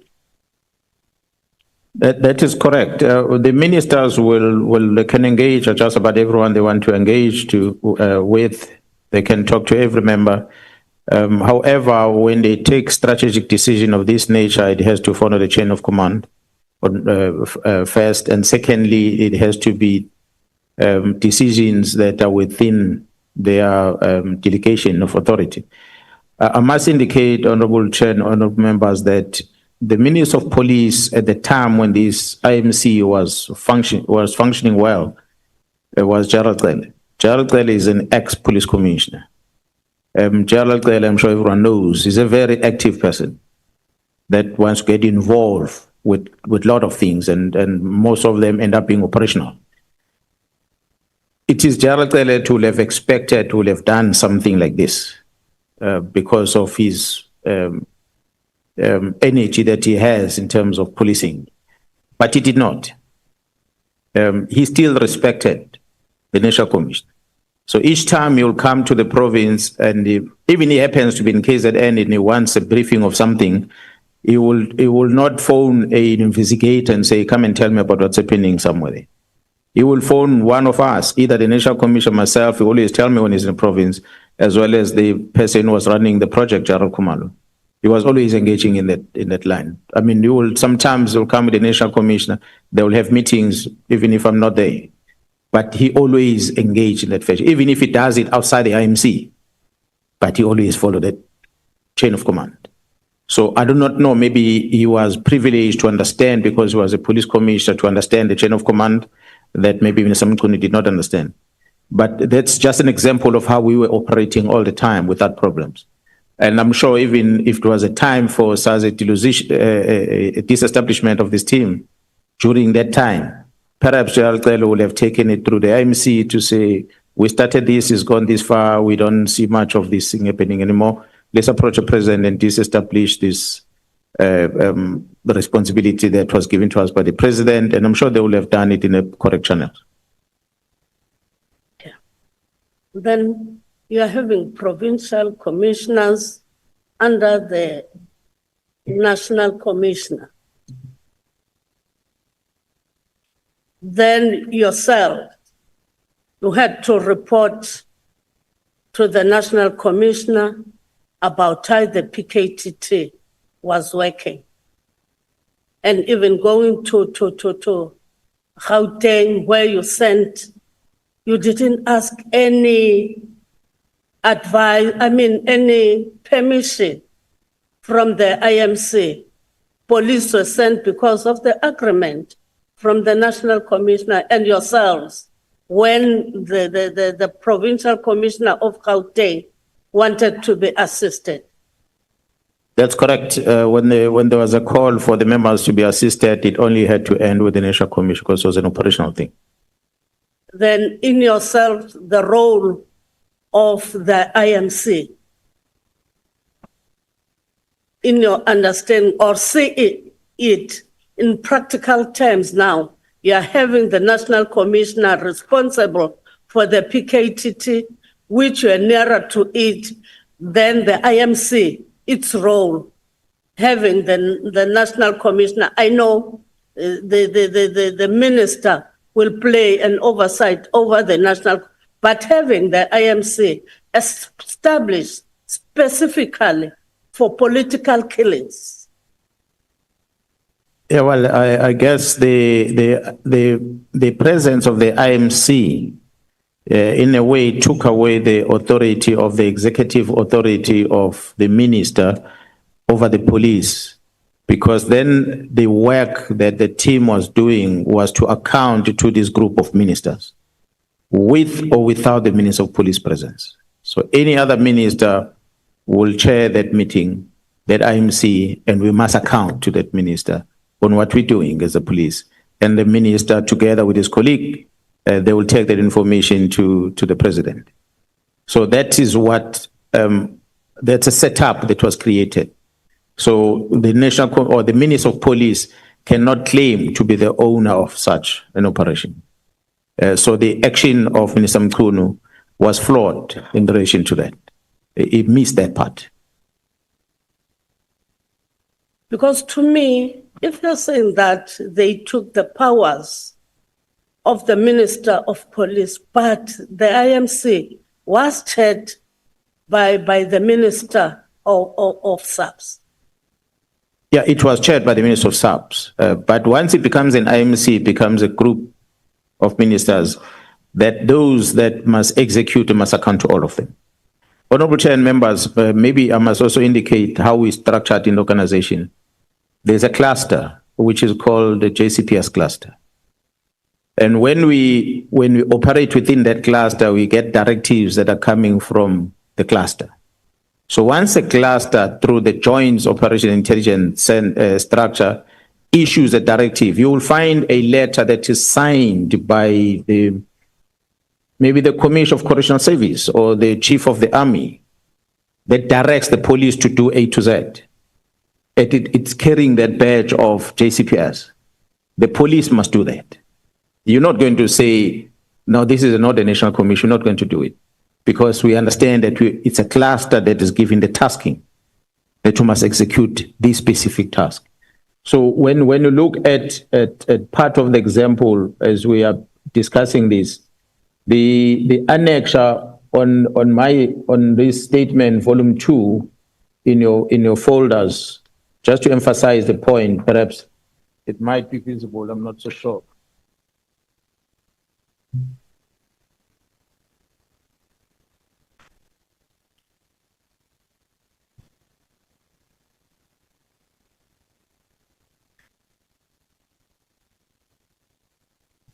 No, it's not visible. The presentation that is sitting on this, I think it was extracted, and there's some pictures that I wanted the members to see, which are not visible on this presentation. But the presentation that we were giving all the time as we summarize the work of the team on NSM4 on page 32. Oh, no, sorry. That presentation is for the one of portfolio committee. My mistake. I will find the one perhaps in some of the example of the presentation we'll give to the IMC.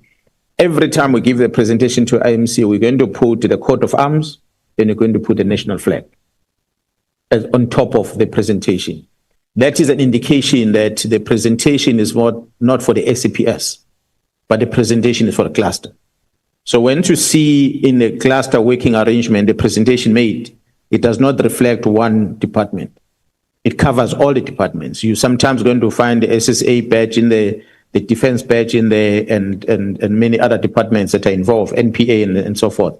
That's what you're going to find all the time. So once you see that, then you get to know that this is not one department's project, but it's a combination. We've been doing those type of presentation all the time. And that's how we structure it. If we do the police thing alone, we put a police badge. So that gives an indication, where does this one belong? So I guess if the minister had been privy to that, had called for a presentation, we were going to give him a presentation that has got multiple badges in it.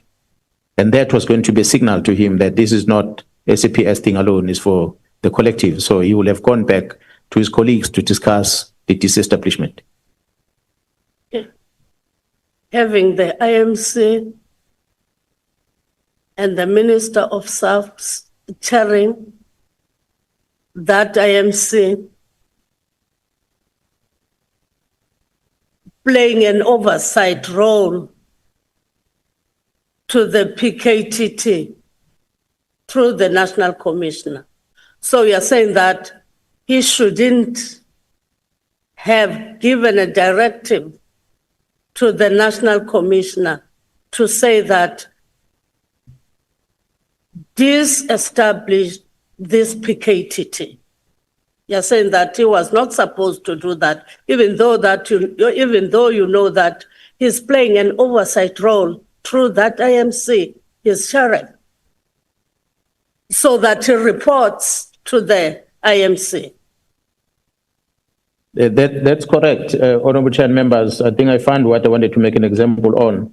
If you go to volume 3 of the annex on your folders, and you check Annex MK5, under NSM 3, on the volume 3, written 3.1 on the next page 151.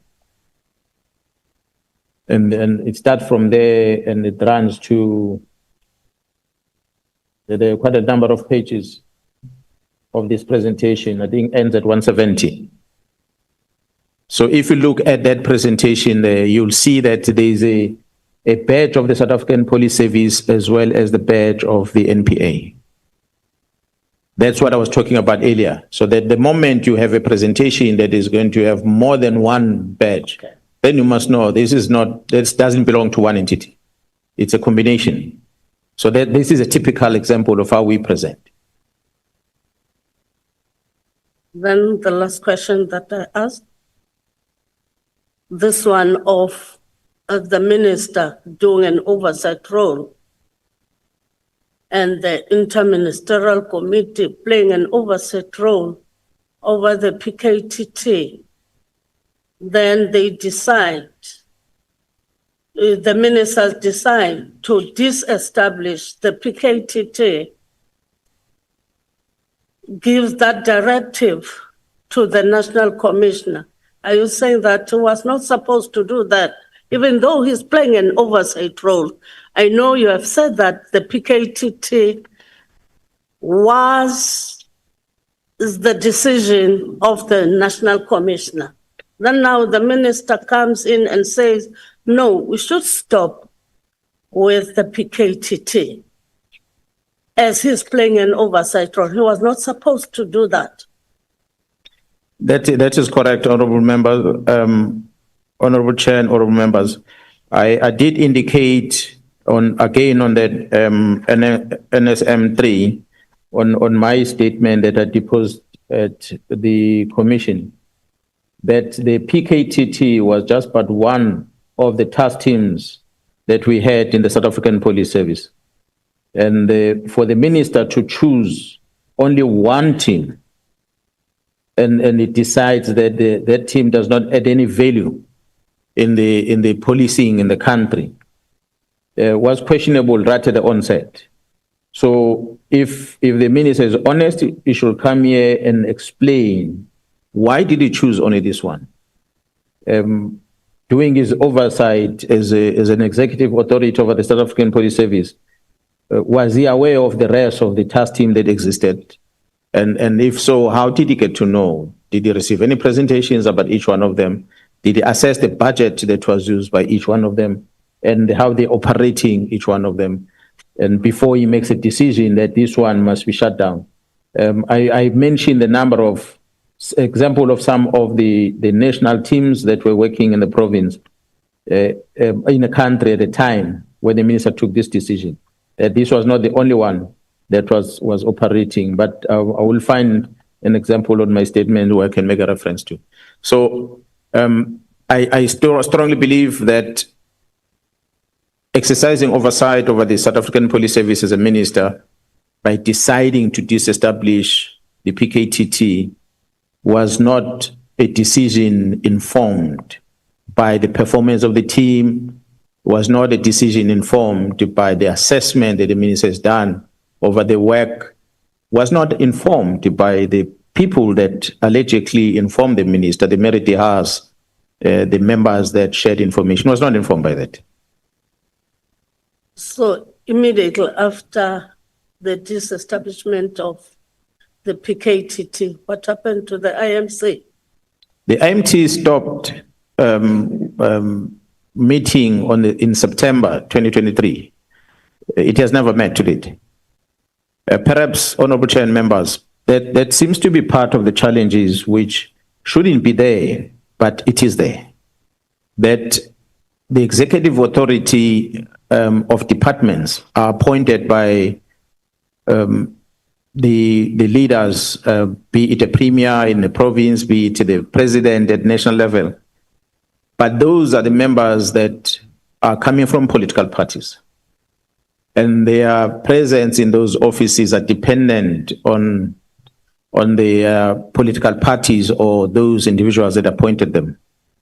Now, if it then so happens that you go through elections and there's new government that is formed and the new leadership is appointed, the one that will have occupied the position of that executive authority of a department, by the time that the parliament is dissolved, that person is sitting in limbo because he's got no authority over the department and sit and wait like the rest of us watching television, hoping and praying that the president is going to appoint that person back into the position again. If it doesn't happen, that the person is appointed again as a minister of police, like in this case, I think the last day the minister of police will have left office is before the announcement of the president. That will be the last time the president, when the parliament is dissolved, that person is no longer in the police, will have left with his bags. And when if it doesn't come back, and a new individual comes back, and there's no handing over that is done, the outgoing does not sit with the incoming and they sit down and they work on the program and they get to be briefed. To some degree, we might expect that coming from different political parties, but the hatred within the same party is that bad that the outgoing the incoming doesn't want to hear anything about the outgoing. He doesn't want to listen to him or meet with him, doesn't want to even work with the staff that comes from that one. So they basically now, some of them don't even want cars. Doesn't matter whether the car is driven 10,000 kilometers. They don't want to sit in the furniture. They don't want anything to do with the outgoing. They start their own things afresh. I think that disconnect creates problems like this. Because then the incoming executive authority, the ministers that took responsibility of the former ministers, maybe some of them are not even aware that there was such an IMC that existed, because there was no handing over done. You'll ask different ministers of correctional service, justice, and all the others. They might tell you, we don't know anything about IMC you're talking about. Nobody told us about it. Otherwise, we would have met if we knew about it. If they did, maybe they met somewhere else, but not in an official place where we expect them to meet, where we're supposed to be part of that meeting and give them presentation. So that's where the challenge and that's where the risk is. I don't know what Parliament is going to do about that, but that's part of the problem. Okay. Thank you, Chairperson. Thank you, General. Let me stop there because I don't want you to go further to say that the ministers do this and that. Thank you, General. Thank you.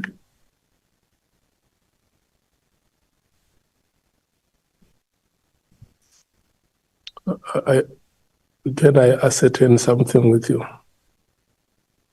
Are you stopping or are you saying my questions are ending here? For now, they're ending here. Okay. When you give me, I'm an alternate. You know the alternate, Chair. No, it's not how we agreed. It's not how we agreed. If you have exhausted your questions, we pass. I've exhausted as of now. It must be very clear. Your time has not ended. Your questions have ended. Is that so? Okay.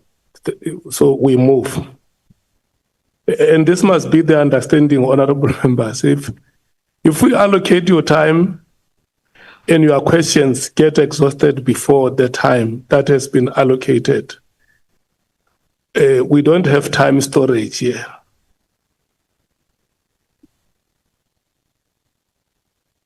Yes, that's how we must understand it.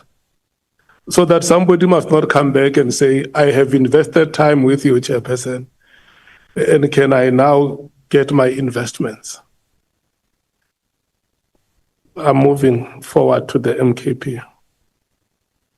Honorable Sangwen. Chairperson, I don't want to misunderstand you. And Yeah. then we come back and we do exactly what you say we must not do. Can we at this point? But on a point of order, Chair, she's not going to behave like that. We're not in a house here. She has to be recognized by you. She can't just take a mic and speak. Yes, I said. No, Chair. I said, Honorable No, I didn't do that. I lifted my hand, the No, chairperson no, recognized, no. I proceeded to This speak. comradeship is not going to work here. There's a procedure here. Wait, honorable members. Honorable Malema, the name of Honorable Sangwen was called by me as the chair to say Honorable Sangwen, and I respectfully request you to apologize to the female comrade. I was going to do that, but you can't point the finger at me and say must apologize, and then you take that instruction. It doesn't work like that. Do point the finger at me and say must apologize. No. Let's do it out of revolutionary consciousness. But Mdu must apologize to me first. The struggle that we pursue, I withdraw. I apologize. it's about the recognition of women and their emancipation. Thank you, Honorable Malema. I appreciate the apology. Wait, Honorable Sangwe. Yeah. Okay. I now recognize you. Thank you very much, Chair. No, you said that we are not, you don't have a storage of time. Now, I just want to confirm that as we stop at this point as the African National Congress and are going to come back, what is the time at this point? So we don't fight with you about I that later. allocated you 1 hour plus 10 minutes. The 1 hour plus 10 minutes is for 2 full members of the ANC plus 1 alternate. Chief Whip. No, Chair, I think we would like to help you, because earlier on when you were explaining the allocation of time, I even whispered to some of my colleagues that no, he's making a mistake. This is how we understand the time allocation. The ANC has got 2 hours, 10 minutes. Yeah. Each one of us, except one of my colleagues has got 30 minutes. What has happened now, in our understanding, is that one member that qualifies for 30 minutes and one member that qualifies for 10 minutes have participated in the discussion. And what we thought you are going to then say is that on the basis of the 30-minute plus 10-minute of the ANC that were supposed to be utilized by the 2 members, this is where we currently stand in terms of the time allocated to the African National Congress. But when you say you are allocating now 3 speakers to the ANC, because when you say it's 1 hour and 10 minutes, you are effectively telling the ANC that out of your 4 members plus 1, 3 of them, you want them to speak now. And that is not the understanding that we hold. And that is why we want to suggest to you, Chair, that at the moment, let's accept that 30 minutes and 10 minutes of the ANC has been utilized to the extent that the minutes were used. You now proceed to other political parties, but the ANC will have to work out with you. If you don't keep a storage, we keep a storage. How much of the 40 minutes was used by the 2 members, and therefore the balance of which will be addition to the 3 other members of the ANC, including you, who are yet to come back late. Thanks. Okay. The 4 members of the ANC in this committee include me as your chairperson. So on the ground, you have 3 full members. And when I started, I said, I'm allocating you 1 hour plus 10 minutes. And I said, I'm going to split your allocation in 50%. So, and I gave the same example with the MKP to say, they have 1 hour plus 10 minutes. I'm going to give them 40 minutes. So they will have the last 30 minutes in the second round. And so in your case, as the ANC, you have 1 hour now plus 10 minutes in the first round and 1 hour in the second round. So now if for instance, you don't want to use your 30 minutes now, or you are not ready, you make a request to the chair to say, look, we acknowledge that you have allocated us. We humbly request that let's keep that 30 minutes. We will come and use it. We will indicate to you so that the meeting must proceed. Is that your request? Yeah, if there has been a misunderstanding, I'm sorry for that misunderstanding, but I will reasonably accept your request to say, let's now proceed to the MKP. Yes, Chair, please accept our humble request that we defer the remaining time to later. Thanks. And let's make it a practice that any member who wants to make a request like that one, it is acceptable, so that it must not become unjustifiable. Okay, the MKP. Let me say this to you. It's now 10:40. Can I check? Are you going to speak, the three of you, in the 40 minutes allocated? Yes, Chair. Okay, you will decide how you allocate the time between yourselves, but your time is 40. Honorable Skosan. Yes. Your time is 40 minutes. Yes. Thank you so much. Thank you, Chair, and good morning once again to General Mkhwanazi, the Provincial Commissioner of KwaZulu-Natal. We are blessed to have you say here among us. You know, it reminds me of our president of Umkhonto weSizwe Party when he said, "Abanye bayokhala." I don't want to put it in English. Ngizoyibika nje ngesiZulu. You'll interpret if you have to. Abanye bayokhala. I want to emphasize that once again. Let me start my questions to the General. You know, I've listened vividly yesterday here. Explosive stuff about what is happening in this country.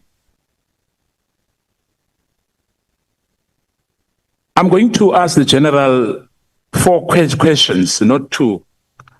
You know, I think it will be much easier for me to be able to complete as quickly as I can. 1. Were you informed by senior police that the president is not happy about the tax team drama and wanted clarity? I'm not sure whether that would be from you or from the National Commissioner. Perhaps the General can give us a clarity on that. I just want to find out about the presence of an elected person like Brian Mkhwanazi in a secret service meeting. What is your take on that, General? Number 3, if you remember well, I know this is a national issue of Senzo Meyiwa, that one of your colleagues, you know, perhaps it will be proper as well if he's here, one perhaps can pose that question. One accusing that Senzo Meyiwa case was charged and sentenced and given bail committed for murder. Who's magistrate and which law did he apply to give such a criminal a bail? As I said earlier, a disclaimer, perhaps that question would be good as well for the NPA to respond on these matters. Why was General Sibia promoted to a senior position, even though there was a complaint that he procured a device that hacked phones for private purpose?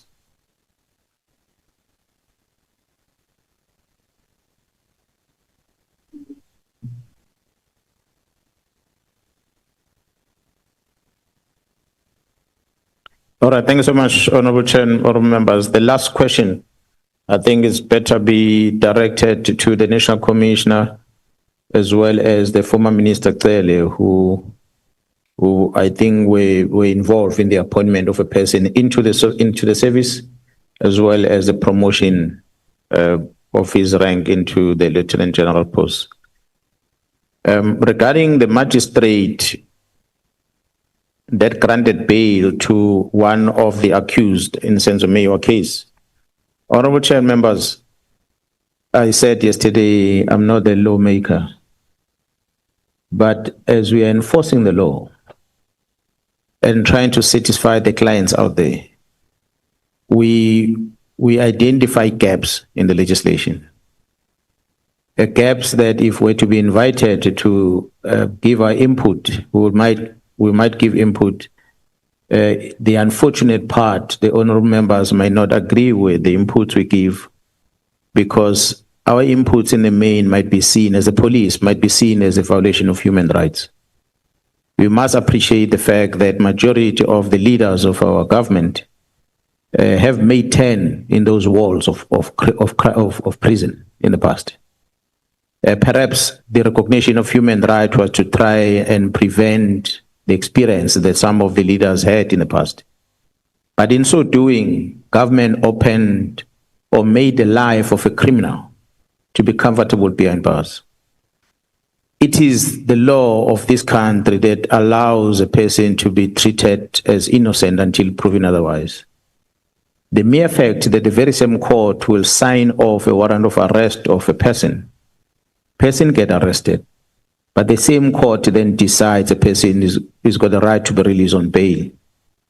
It then defeats the purpose, because the same court will have signed a warrant of arrest. The same court then says the person must then be released on bail.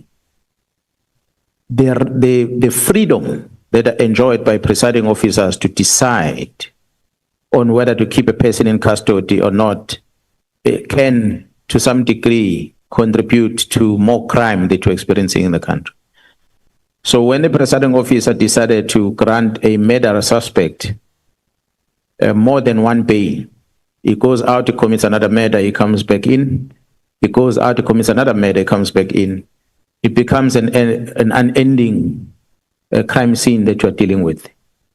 Honorable Chair members, there are many examples. Police officers can give you a list of them. We had one in KZN where a person was found guilty for 12 years, but wholly suspended. He walked out of the prison doors and he called his friend to have a celebration. When they arrive at home to organize celebration, the victims of that crime visited them while they were having the celebration. They killed 8 people. And the South Africans made noise that so many people killed in KZN, but forgetting that this is the community that decided to take the law into their own hands because the system failed them. When a person is found guilty for 12 years for serious crime, but that all the sentences are suspended, it makes you ask yourself a question. If you've lost a person, you've been raped, you will not accept that. But unfortunately, the law protects the very same perpetrator. It is this house that passes the budget for those that committed crime to be fed in prison and live a luxury life at the expense of the taxpayer. So I'm going to leave it there in as far as the magistrate is concerned. They're safe to challenge the legislature to look at the powers given to the magistrates to decide on punishments. Perhaps we might want to employ a different method of deciding on matters of this nature. My take in the presence of Mr. Brown in SAPS meetings, my take in Mr. Brown having access to police matters, presentation of crime intelligence and so forth, it's a violation of the very same security that we want to protect as the police. The safety of the citizen, that the Minister of Police is given a responsibility to ensure that is provided to the citizens, is violated if we invite people that have got no authority to be part of the security architect of government to play part. So this is the highest infiltration you can think of, well, all the time we've been saying a political party, because he had claimed to be a politician. The minister himself claimed to be his comrade. I believe when you say comrade, it means he's a member of his political party. Although surprised of late to learn that actually he's not a member of that political party. So I do not know the word comrade, where it came from when the minister said he was a comrade. Because it means the minister invited a person who's got no political standing to even be involved in policing matters.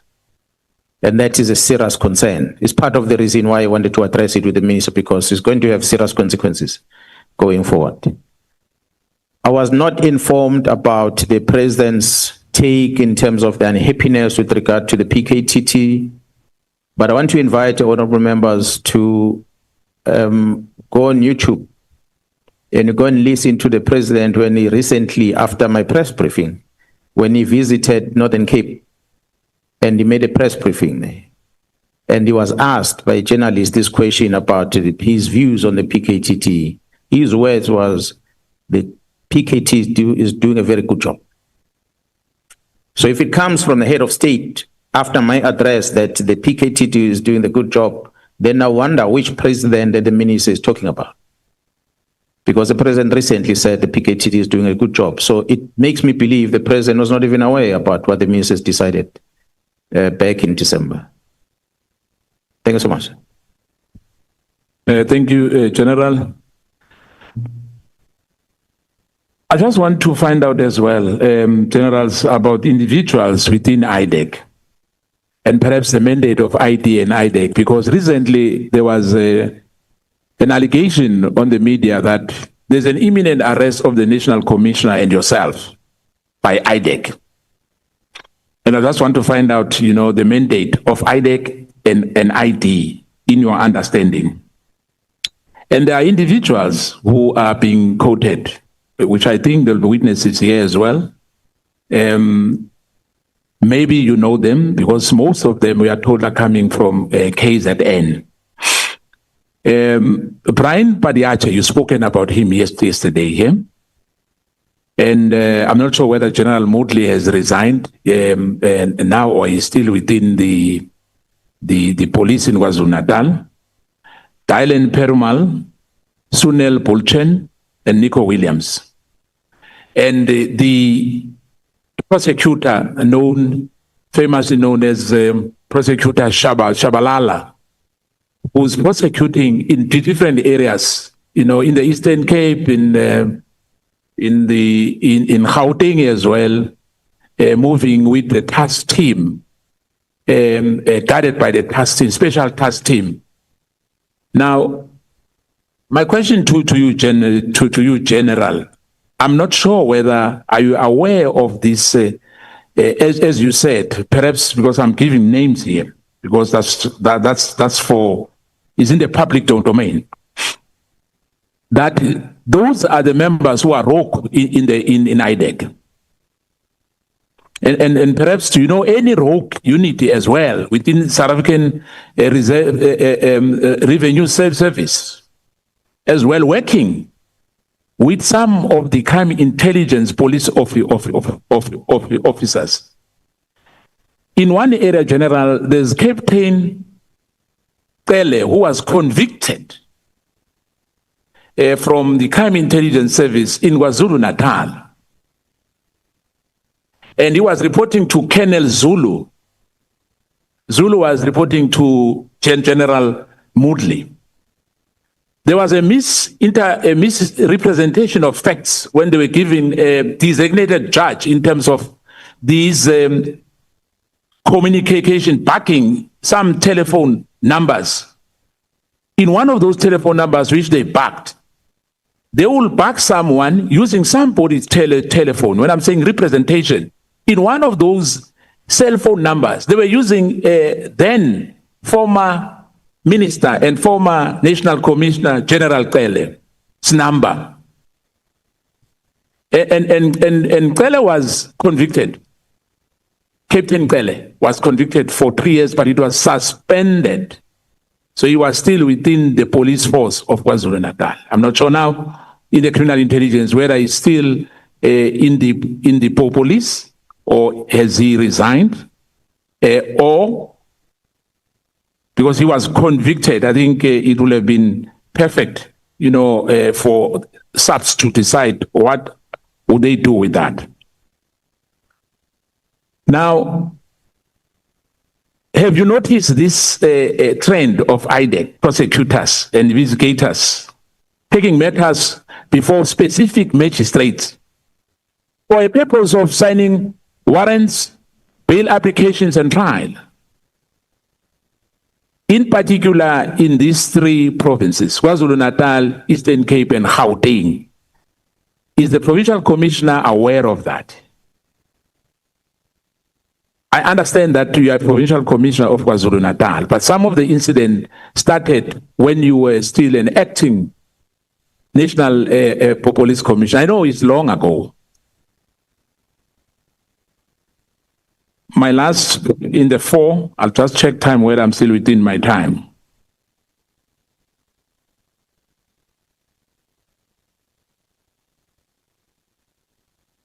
You referred to the Northern Cape when the president was asked about the question of the PTT.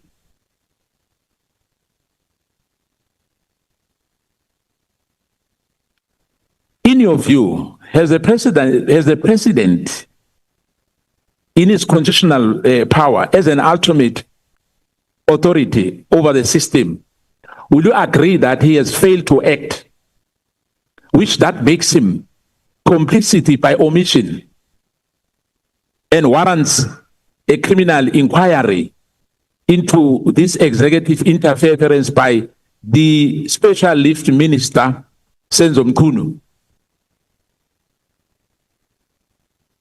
What would be your take on that? In the light of these revelations that classified briefing were photographed and sent to the civilian close to the minister, should the commander-in-chief, being the president, be held personally answerable for failing to safeguard this national intelligence? Thank you, General. Thank you so much, Honourable Member. I did not necessarily get some of the questions that you were asking, but the last one, where you are seeking my opinion about the President's response on the issues that were presented on the 6th of July, I've said yesterday, you asked me about police management and how to deal with things in the police. I can answer. But you ask about the management of the country. I might have my own opinions, but I'm not in that position to be able to say this, what the president should have done, and this, what he shouldn't have done. I've not been exposed to that level of what it takes to run a country. So it's going to be difficult for me to say, is the action of the president establishing the Madlanga Commission the right thing or not? I don't know. Is it the right thing that the parliament is doing, establishing a set committee or not? I don't know. So I cannot then express my opinion. Yes, I'm a citizen of the country. Chair said yesterday that I've got the right to express my opinion as a citizen of the country that participate in elections. But as an official of government, as a disciplined police officers, the president remains the commander-in-chief. He remains my commander. If I have issues with him, I need to find a way through my commanders to address with him. So in this instance, about the challenges we're facing, I went through the National Commission to try and reach out to the president. Never went to the president directly myself. So that is where, as far as I can go. So I cannot express opinion whether he knew and what did he know and how did he react. That's why I was making a reference to his address in Kimberley, if I'm not mistaken, after my address, where he said to the media that the PKTT is doing a good job in KZN. So that made me believe that he is not necessarily in favor of the decision that was taken by the minister in December last year. I'm told about the advocate of the NPA that works very close in dealing with the cases that are within the IPID as well as the cases that are within IDEC. But I like to believe that maybe the national director of the prosecution will be invited to come and explain more about the jurisdiction of that prosecutor, whether he's authorized to work like that or not. I cannot talk on behalf of the NPA.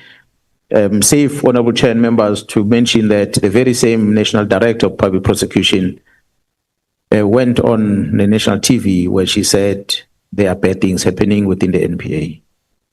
Maybe she did not have the energy or the courage to drop names and tell who is doing what where, but she mentioned that. So perhaps if she comes here, she might want to elaborate that in details, who is doing what within the NPA. The Cele that you are referring to, honorable member, that was convicted, I don't have the details. Maybe if you finish me with the details of that Cele, I might be able to investigate so that I can be able to give a full briefing as to the whereabouts of that Cele, if he's still within the service or not in the service anymore. The members of the ACPS that are going to be coming here, if the member comes from KwaZulu-Natal and comes to this portfolio committee, is invited by this portfolio committee, I must know about it.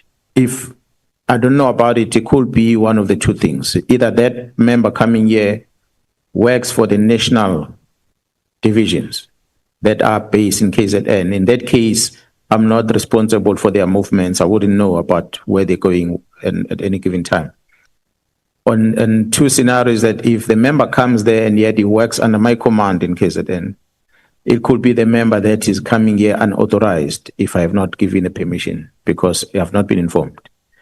Or it's a member that would have traveled here during his or her spare time.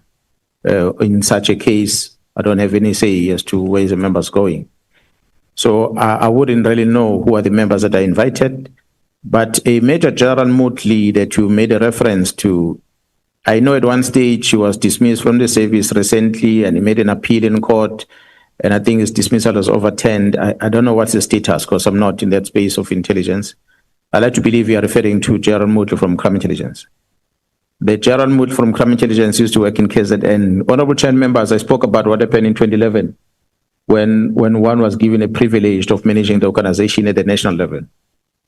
Major General Motley was one of the subjects of investigation where General Khumalo was a brigadier then, responsible for counterintelligence. He was accused of many things. One of them, honorable chair members, and I spoke about this yesterday, that there's so many wrong things. One of the examples I'm going to cite now that you're mentioning the name is that a police officer will own a farm. And in that farm will employ people that are working in the farm. And all those people that are working in the farm, they get registered in the police as agents. And they draw the salary every month from the secret fund account to pay for their employment in the farm. That's a typical example of what we're dealing with in 2011 that has not stopped to date. General Motley was one of the implicated people in that. So I know of a General Cele as a former National Commissioner of the Police, the Minister of Police, not the captain that you are referring to, whose cell phone number was included in the application that was submitted to the judge, where the request was to listen to these phone numbers by Crime Intelligence as they were running an operation. The judge needed to approve that you have this case that you're investigating, you are giving an authority for this period to monitor the communications on these phones. General Cele's number was included by the members of Crime Intelligence, of which the head of the investigation team, where General Khumalo and the team arrested, was accused of when he was at Crime Intelligence. He was part of the people suspected to be involved with that. And it's part of the things we're trying to clean out at the time at Crime Intelligence. But unfortunately, when the new leadership came in 2012, we were pushed aside. Those things were not finalized. At the time, General Mkhwanazi was suspended by myself. But when I moved out of the position, he was transferred from Durban. He went to work at the head office in Pretoria. And he's been working there ever since. So, Honorable Chair members, I do hope that as we're engaging, we are showing some of deficiencies that exist in the system, which require the serious interrogation, because it doesn't start now. It started way back and it's still happening now. The police leadership will sit in a place like this to come and account before the Portfolio Committee on Police. The chairperson sitting on top will receive information from members from crime intelligence and should take that information and pass it to the honorable member across to attack the police management this side. We have the facts on those. But we couldn't clean those things up, and they are still happening today. So I'm not sure if there's any question that I've missed on that, honorable member. Nope, you haven't missed anything, General. Let me just conclude my last 4.5 minutes by saying I'm happy that the issue as well that Peggy Tele requested a police. I just want to have your take on that. Who was investigating serious cases of political killings, which my counterpart will deal with that, be released of his duties to join him in Gauteng and abandon serious cases. Was that the right decision? Was it allowed? And why was it allowed, if it's allowed? I'm not sure, General, whether it's proper for us to say, to demand audit of the Secret Service accounts. Maybe not in our portfolio committee, perhaps on another portfolio committee of intelligence, but I'm talking about crime intelligence, which I think, I might be wrong, that within us, in the police portfolio committee, that we have to have that. We must demand that, and I'm happy that our chair is here. But I just want to take, get an advice from you. What would be your take on that? Because yesterday in your presentation was that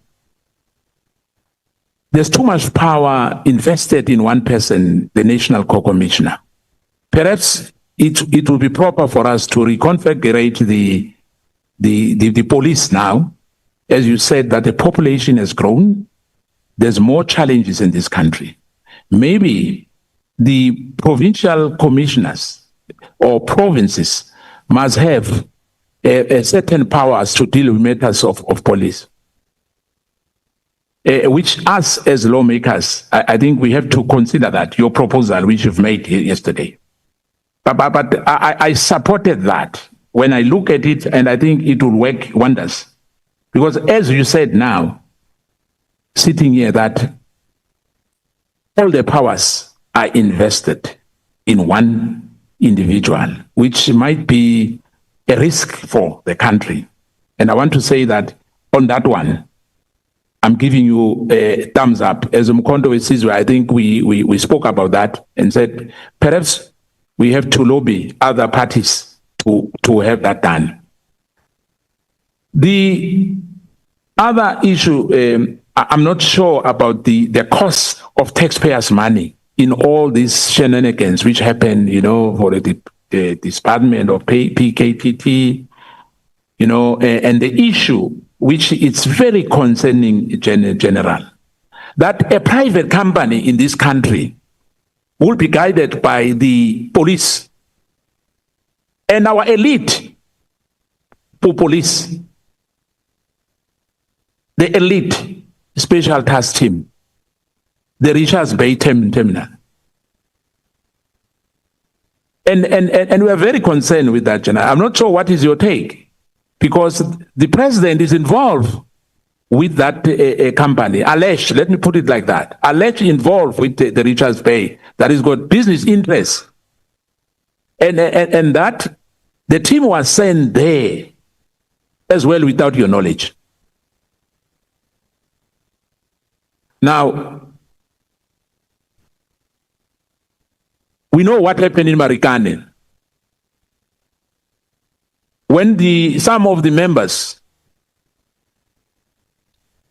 executive members, were directors of Lonmin, were killed. The workers, they were killed. But I'm trying to indicate about the issue of Richards Bay. That why are we having our police guarding a private company's interest? My last one, Chair.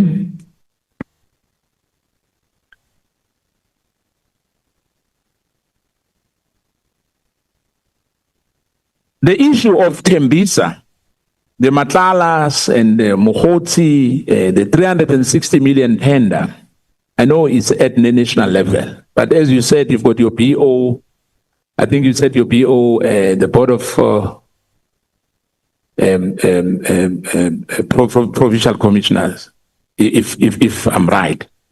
I'm not sure what was this matter being raised, because the question from the media and from the people of this country, they want consequence management. They are asking themselves and they're asking us as members, as representative of the people. One question we should have asked, they're asking about why some people are not arrested, like Maumele, who went to court recently seeking to get permission to go abroad to Disneyland with his child. That we are told is one of the big five, and is not arrested. He's roaming freely as if nothing has happened, and someone was killed. No, we are not the chair. The chair is out. And he's intimidating me now. And I just wanted to find that from you, Chair. General, through you, Chair, who's absent. And I think I'll come back at a later stage, because I'm a bit worried that Lieutenant General Khumalo was arrested by this infamous, so-called infamous rock team from IDEC. You've explained yesterday, and we understood you very well, that there's two divisions within, there's good men and women at IDEC, but there are some of these investigators who retired from South African Police Service. But the funny part, General, I'm not sure whether it's allowed by law. They took dockets to IDEC from the police. They were investigating cases when they were still working in the South African Police Service. They resigned. They went to IDEC. They took dockets to IDEC and harassing people.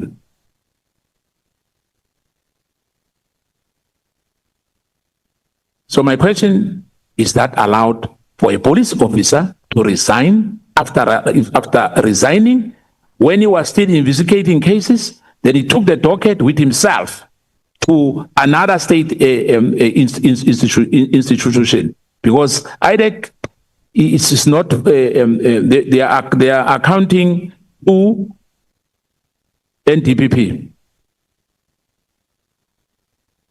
Thank you, Chair. Thank you, General. In absentia. Thank you so much, honorable members. The last part on IDEC, the honorable member earlier spoke about the names of members that are working at IDEC that are supposed to be part of the rogue team. And I said earlier, I isolated one, Mr. Padachi. There are many members working there. Yes, some of the names that you mentioned are part of the team, but not all the members that are part of the team are bad members. They are participating, yes, but at least they are the ones that are sharing us information about the rot. Other than that, we would not have known about what's happening inside. Thanks to them. But we'll be able to give you their details when the time is right. We're not going to do it now. Those that are, yes, they are painted back because they're inside, but they are able to tell us about the wrong that is happening inside. So we are happy to have them there so that they pass this information to us and that help us to be able to know what's happening inside IDEC. The status of the case dockets, honorable members, this is not only the problem with IDEC. I think the Portfolio Committee of Police, Honorable Chair of the Portfolio Committee is here today, and the Honorable Member. It's some of the things that might need to be looked at, because when the ACPS is brought before the committee to account, we account on case dockets. But once a case docket move over to IPID, on the system remains with ACPS, but the ACPS doesn't know what's happening in the docket. It's in IPID, and IPID is not held accountable most of the time because they don't have a system to monitor those dockets. Similar happened to IDEC. IDEC takes the docket away from the police station, and they register a case to the police station, and they take it away and they disappear. It remains open on the system and the police, and it affects the detective performance. And yet that docket sits somewhere else, and it's a responsibility of another entity. So it's some of the controls that might need to be looked at. Yes, DPCI is within the organization, but they also have dockets that are sitting with them that are registered at police stations. And there's no updating of the information sometimes at the station, but at least with DPCI, they have access into the system, so they update the status of the investigation remotely from wherever they are having the docket with them, similar to the task teams that they're able to do that. But the entities that are outside the police system, which is IDEC and IPID, we find it difficult in terms of managing the investigation. So it would be easy for a docket that was with IPID originally, we know that it's with IPID, for that docket to have moved from IPID to IDEC, and we won't know about it because it was anyway outside the police control. So it's some of the challenges that we will want to fix. The issue of General Khumalo of KZN, Major General Khumalo, together with General Cele matter, I think I spoke about it yesterday, that General Khumalo did not resign from the police, and therefore General Cele did not get his way. The General Cele will come here and he will confirm that I was not very pleased with what he attempted to do at the time. So I think that matter we can close it like that because it never went anywhere. Yes, I did highlight the issue of RPM in KZN. Honorable Chair and members, yeah, when I mentioned the issue of RPM is because I wanted, as I was asked to give a background about the members that I was accused of having stopped them from doing their work, whether these members were under my control or not, and how they came about to be in KZN, and what were they doing in KZN. That's why I ended up talking about this. I still believe that the leadership of the police, the National Commissioner, who else that deployed them, they might need to come and explain what were they doing there and why not. Why was I not part of it? Honorable Chair members, the Constitution of the Republic and the Police Act only makes reference to two individuals to be in charge of the service. The National Commissioner is appointed by the Constitution as well as Police Act. The National Commissioner appoints the Provincial Commissioner, also recognized by the Constitution and confirmed by the Police Act. Those are only two. And the rest of the people that, or employees that we have in the organization are referred to as members. So when you have the system designed by the Constitution like that, and which similar happens in Parliament, you have a minister who's a cabinet member, then you have the president.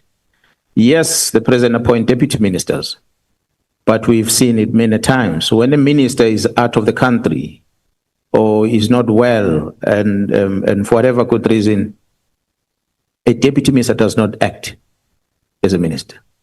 Another minister acts. But in South African Police Service, where you have a National Commissioner appointed in line with the Constitution and the Provincial Commissioner appointed in line with the Constitution, when a National Commissioner is not in the office, a member gets appointed to be acting National Commissioner. That's why we are in this dilemma today, because there are so many generals sitting at the head office that are appointed by national commissioners and given portfolios at the national office, and they feel they're too powerful. And that what contributes to this. The National Commission goes on holiday in 31st of December. He appoints a member who is a deputy national commissioner as the acting national commissioner, which means by default that person must be in charge of the provincial commission. Literally, that's what it means. Is that what the Constitution envisaged? Is that what the Act envisaged? I'm not a legal person to answer the question, but the National Commission appoints in black and white and say you are the acting National Commissioner for a period, I'm not in the office. Then you're going to find that that acting person will end up sitting in meetings. The POC that you're talking about, the Board of Commissioners, is a structure that is catered for in the legislation between, and it's explicit, between the National Commissioner and the Provincial Commissioner. Nobody else. But I invite you to go and see the minutes of the POC in the police. There's 9 provincial commissioners and 1 national commissioner. That makes 10. But there's more than 10, 11, 12 lieutenant generals that are sitting at the head office. They are part of this POC. So whatever is discussed at the POC is dominated by these generals at the head office. I know that because I come from there. I was part of those. So the voice of the provincial commissioner gets silenced in such meetings. You don't have a voice much at that POC. You might say something, but the divisional commissioner is influencing the national commissioner, or the DNC has decided. So therefore, we must follow the line. So it's part of the problems that we have in this organization. So I hope if those things are introduced, then we're not going to have a deployment of members that are coming to the province that the provincial commission doesn't know about, to avoid the RPM things. Because ultimately, the provincial commissioner must be accountable for what's happening in the province. And the Constitution says the provincial commission must engage with the executive authority of the province.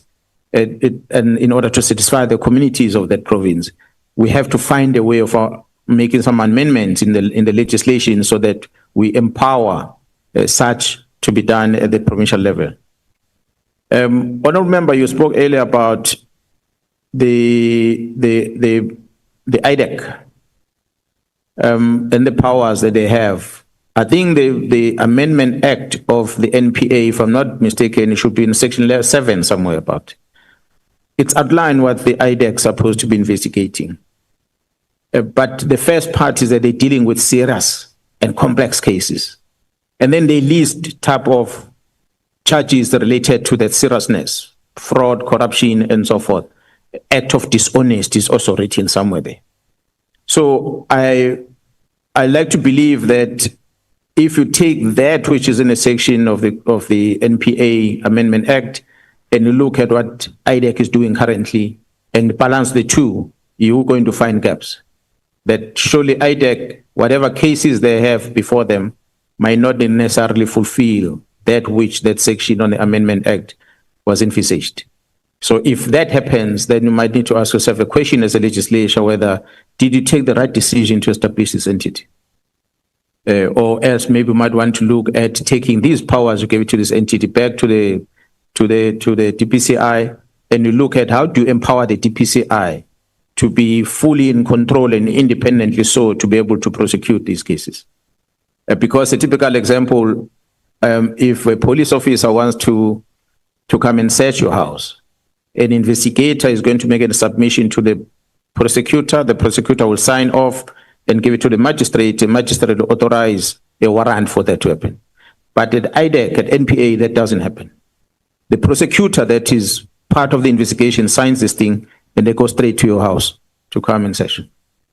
They don't go via all these other people. It might be quicker to resolve problems, but there's an abuse of the system that is built into that, which I wanted the committee to look at. I hope this is just about everything you've asked.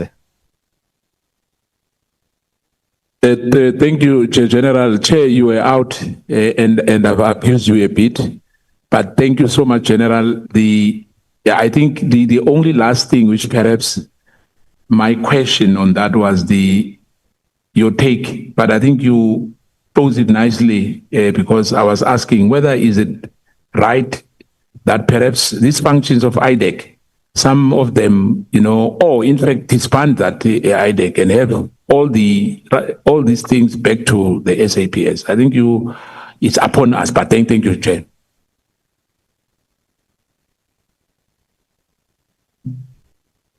Honorable Nomvalo.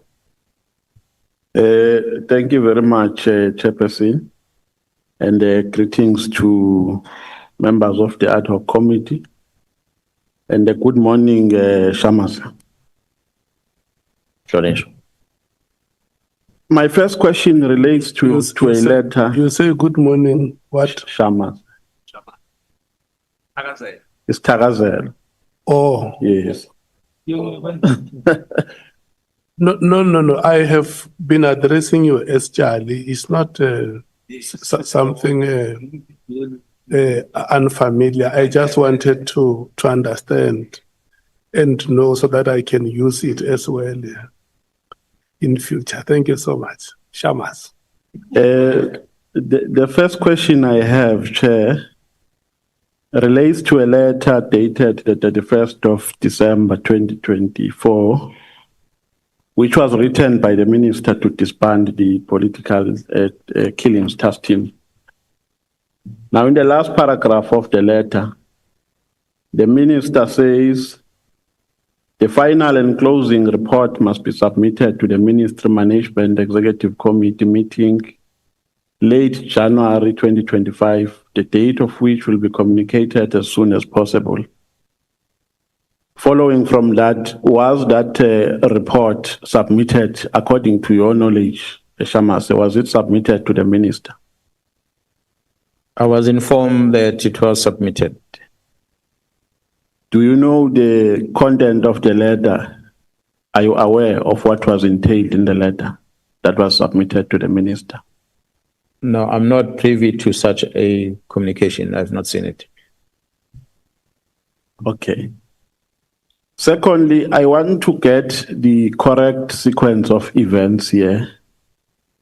My understanding is that under normal circumstances where there is no political killings task team, dockets which relate to criminal matters are stored in the police stations under the supervision of the investigating officer. Now, this political killings task team was established in 2018 when the scourge of political killings was rife already in KZN. Was the political killings task team only dealing with cases which were reported to it, or there are cases which they took from the police stations which were already reported prior to their establishment? That is my first question. You can answer, General. Yeah, the team, when it started, I think I will have explained it somewhere that when it started, it had a number of cases that were already registered, that they took over. That obviously those dockets will have been at the police stations that were given to the team when it started. And as the team was working, the team also will have generated new cases that will have happened if there's an incident that happens and the case is open, that case gets transferred to the task team. And in other instances, you're going to have parallel investigations that will be, while the team is investigating one case and they discover that that case has got a linkage, or the suspect they're looking for has got a linkage into another case. And then they go and request that that case be brought in and merged with this one, just so that the chances of conviction can be improved. So that's a variety of dockets that the team was handling. I hope I answered the question. Yeah, no, you have answered it adequately. And then the minister was appointed in July as the minister 2024, and the letter was issued on the 31st of December 2024. So the conclusion from that is that the period between the assumption of responsibility by the minister and the decision that was taken was 6 months. Between that period, did the minister ever summon a report of these dockets to have an understanding of what is happening and to have an understanding of progress that has been made? Have you ever had a meeting, if not you, the national, according to your knowledge, if not you, the national commissioner, with the minister were in the dockets were a subject matter? Honorable Chair and members, the only engagement we've ever had with the Minister of Police is when the Minister was appointed as a Minister of Police. We were all invited in Pretoria where he gave the Minister a presentation. But in that presentation, there was nothing talking about task teams at all. And that was the only closest engagement we've ever had with the Minister where he briefed him about the state of policing. So when the decision was taken about the disestablishment of this PKTT, we hadn't had any opportunity to engage with the minister. At least I know myself, I was not invited to meet with him. And later I learned that from the National Commissioner himself also did not have an opportunity to talk to him about it, neither General Kumar. But when you read what the minister is saying on his letter, is that he's been briefed. So when the minister has been briefed, it simply says someone told the minister that this team must be disestablished. So it is that someone that I believe drafted that letter. And I can speculate, I can assume as to who the person could be. Why will I assume? Is because I've got evidence that junior members of the South African Police Service are communicating with the executive on how they must manage the National Commission. You will have a General Spear sending a WhatsApp to the Deputy Minister of Police. I don't know who's the Deputy Minister. I'm still investigating that part. But you will send this WhatsApp message and tell the Deputy Minister and make suggestion, the Deputy Minister, you must hold the National Commission accountable with this and that and that. And you will further say, I've even shared these things with comrades so and so. These are General Spear writing messages to the Deputy Minister. And I told the two Deputy Ministers when we met with the Acting Minister recently, that one of you is part of the problem. I just don't know yet who, but one of the deputies is part of this problem. And so I said it in their face, they can't deny it, they'll confirm. I have WhatsApp messages, therefore we are part of the investigation, we'll establish who is this Deputy Minister. But that's just a typical example. I don't think I've shared with the members. I don't know if you have that WhatsApp. SC, I did communicate with yourself about this one. I don't think we presented, because I can show you as an example of how General Spear sends communications to deputy ministers and about issues that he's supposed to address with the National Commission, but he addresses the deputy minister. So the deputy minister must come back and make the National Commission to account on it. So if you want to, maybe you can flight it on the screen if need be, because I do have some of these WhatsApp messages. That the fortunate part, he did not just send it to the deputy minister, he also forwarded these messages to the office of the Inspector General of Intelligence.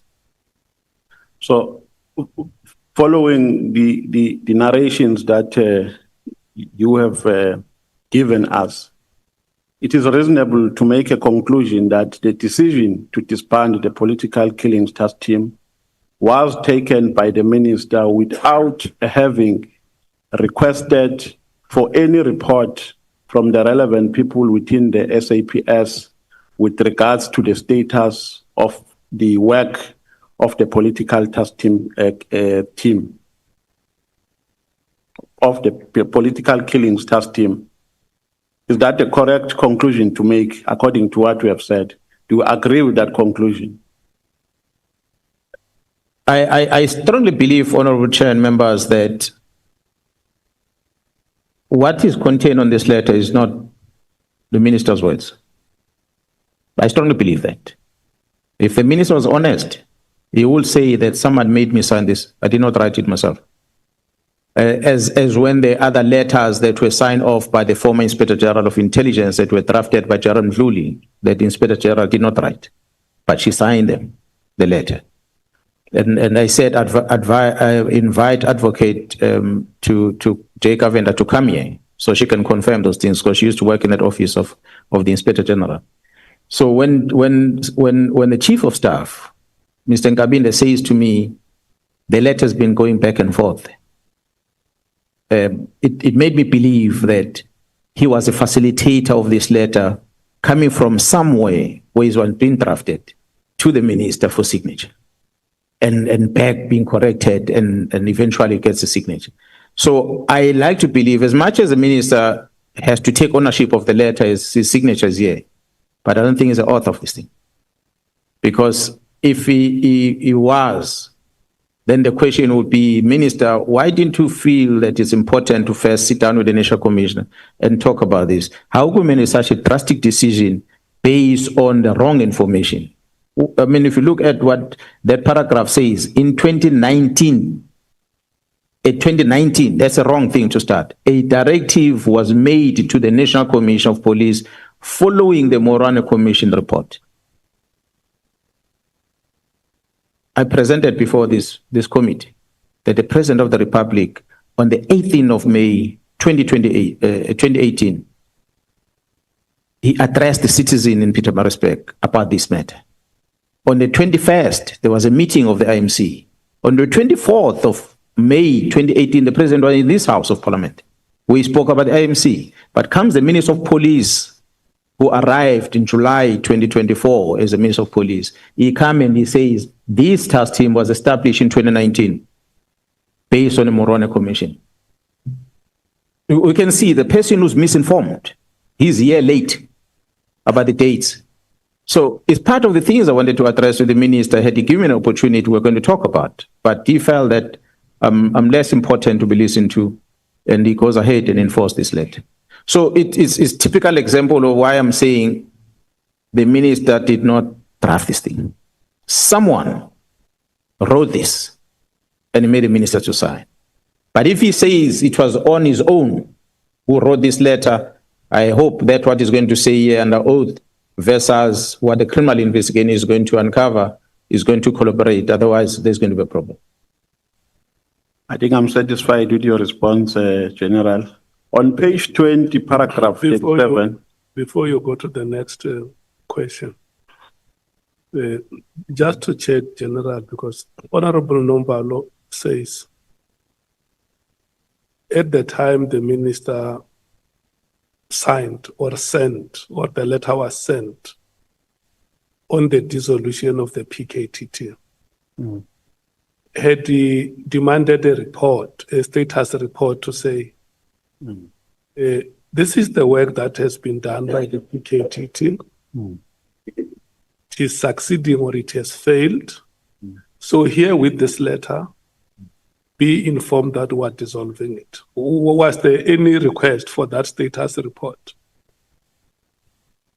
I will expect, Honorable Chair, that the minister understands that the accounting officer in the police is a national commissioner. Therefore, a report must be requested from the national commissioner.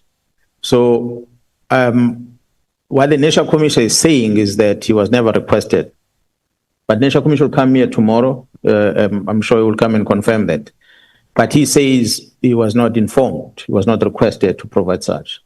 But on a defense of Minister Mkhwanazi, I cannot say that he did not receive any briefing from somewhere. There's a possibility that he might have been briefed by the Deputy National Commissioner, Crime Detection, Charles B. I'm not saying he did, but there's a possibility that he would be briefed by him. A person who might claim that says, I'm in charge of all the investigations in the country, so therefore I'm briefing you, here's the position. And if he believes that, well, it's up to the minister then to account why he believes something that comes from a junior person, but not the accounting officer. Do you have any recollection of yourselves who were involved being requested to provide any report? No, there was never a request. Thank you so much. You can proceed, Honorable Member. Thank you very much, Chairperson, for that progressive intervention. General, on page 13, paragraph 20 of your statement, you are saying Mr. Nkabinde said he was put under significant pressure.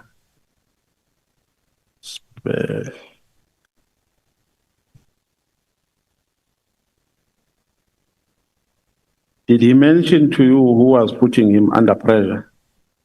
No, he did not mention that. So So you didn't make a follow-up question of who exactly was putting him under pressure. No, I did not. Okay, with regards, you have also mentioned that there was an attempt to link General Khumalo to the murder of Cindy Somakak, the former SG of the ANC Youth League. And the impression which I drew from how you expressed it is that that attempt was just frivolous. It had no material evidence. So they wanted to use it to destroy General Khumalo. Are you in possession of any evidence, even if you don't disclose it, if it's going to compromise the investigation hereof?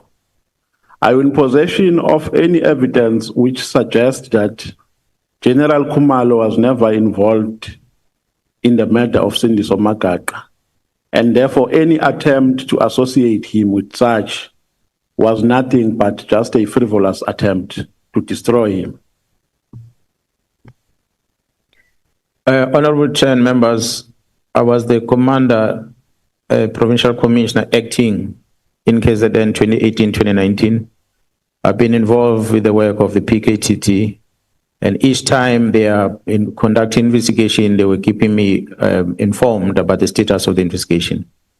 That's why I know about the arrest of the mayor, I know about the arrest of the municipal manager, I know about the arrest of police officers, I know about the arrest of the hitmen, and I know about the challenges the team faced when they're trying to seek information from crime intelligence in order to establish whether indeed is it true that the vehicle and the firearm that were used were sourced from crime intelligence. If so, what was the project that the crime intelligence was busy with that led into such? So when I was briefed about all those things, and also a meeting that was held at Peter Marisbeck prison, new prison, over the weekend, outside the visiting hours, where a group of men dressed in black suits and driving fancy cars that came to have a private meeting in prison with the mayor at the time, and some people that were arrested discussing that case, a meeting that ended with information coming to us that the people are going to court on Monday, the mayor is going to be released in court. And exactly that what happened. When they went out to court, they were all released. The mayor and the city manager were released, except the hitman. That's why the hitman is now making stories, because he was part of the initial arrest.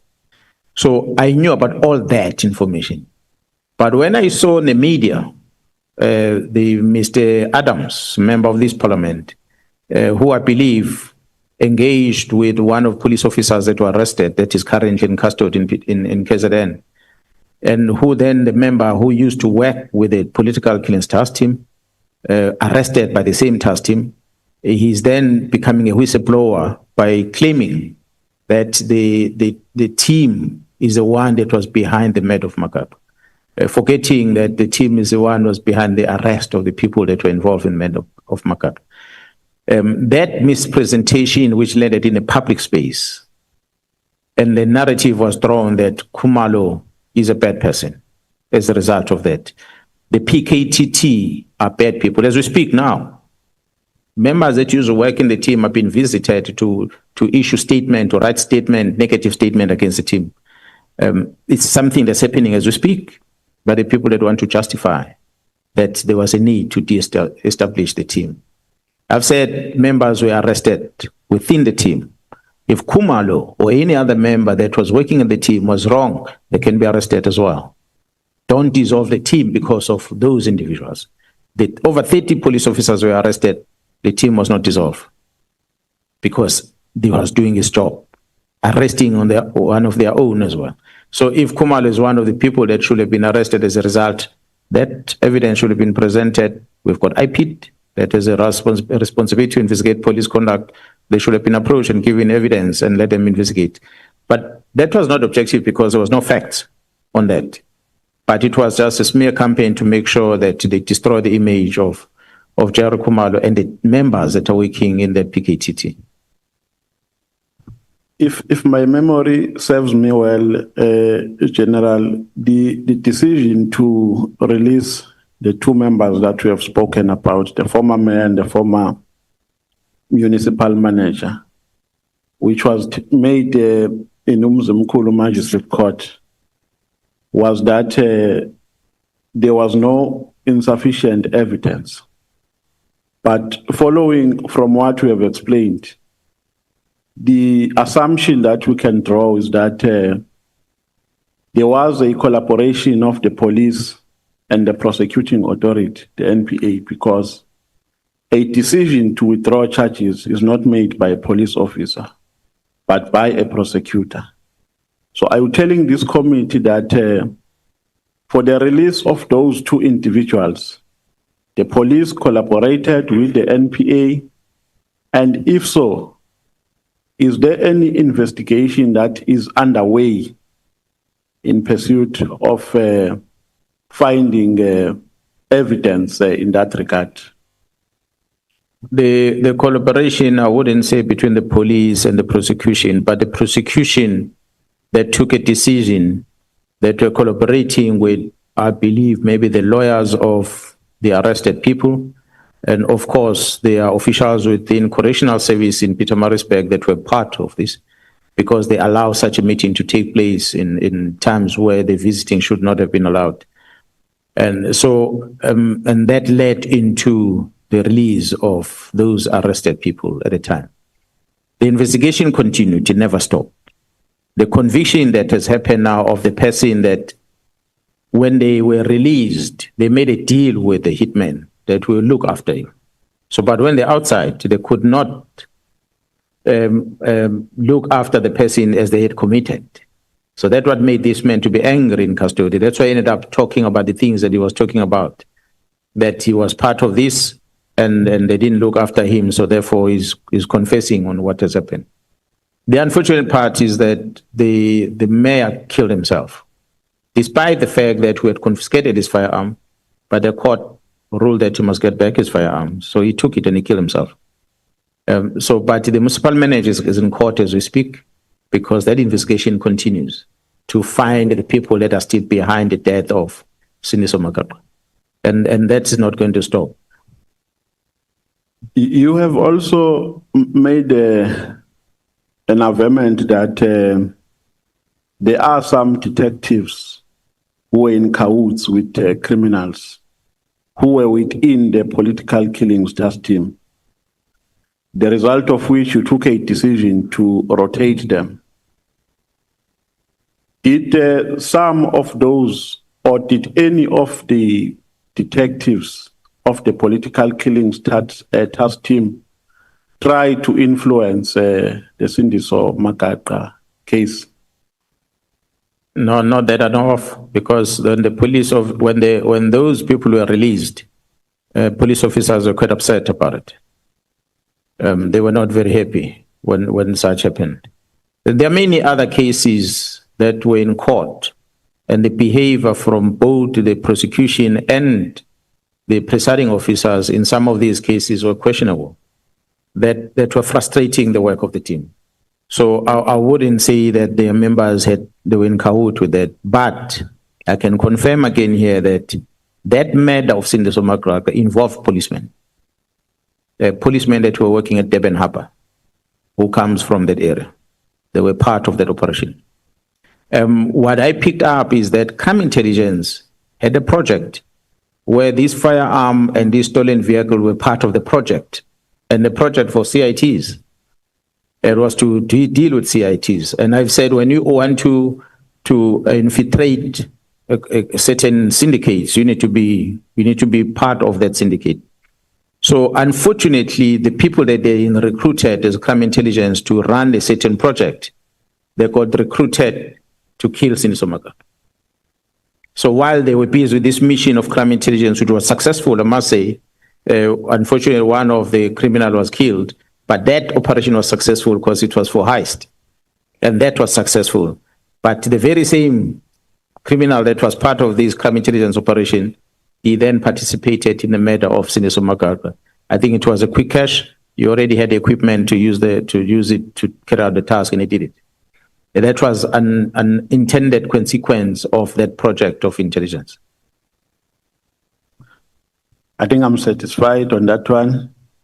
Somewhere in your statement, Shamas, you have said that at some stage you made a conclusion that Mkhwanazi and Matlala were aware of the decision to disband the political killings task team prior. Can you elaborate on that? How did you become aware, and are you in possession of any evidence that corroborates with your assertion? Honorable members, when the team was studying the communication from the cell phone of the arrested Mr. Matlala, that's where they picked up the communication between him and Mr. Brown, and the communication that has got to do with the close of the team and the anticipation at the time that the dockets are going to be transferred to Jarasbia. So when we add the events that occurred thereafter, including the transfer of these dockets to Pretoria by the instruction of Jarasbia, we could only conclude that this, what is extract of the communication between Matlala and Mkhwanazi, indicates that the two of them might have had something to do with the closure. Maybe from Matlala's side, might not be directly, because he was being frustrated and complaining to Brown Mkhwanazi, and Brown Mkhwanazi communicating with the chief of staff, communicating with the minister, saying the minister and Sibia must come out with a plan. He might have put pressure to the two to make sure that his friend Matlala is satisfied. That's why he was even saying on the communication, on WhatsApp communication, that he should just stand back and allow the process to unfold. And when this directive came, he was the one first to send that communication to Matlala to say, the team that came to harass you has been closed and the dockets are on the way to Sibia. So it's based on the analysis of that communication that was done by the team, of which records are available, that proves that the plan to shut down the team was not just done on the 31st.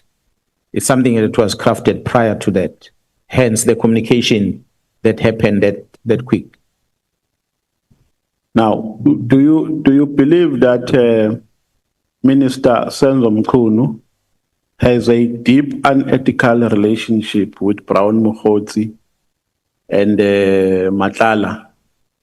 And if so, does your belief only rely on his interactions or on the knowledge that they had for the disbandment of the political killings task team, or it also relies on other factors which are in your possession as a police officer, that maybe some you cannot disclose before this committee at this stage?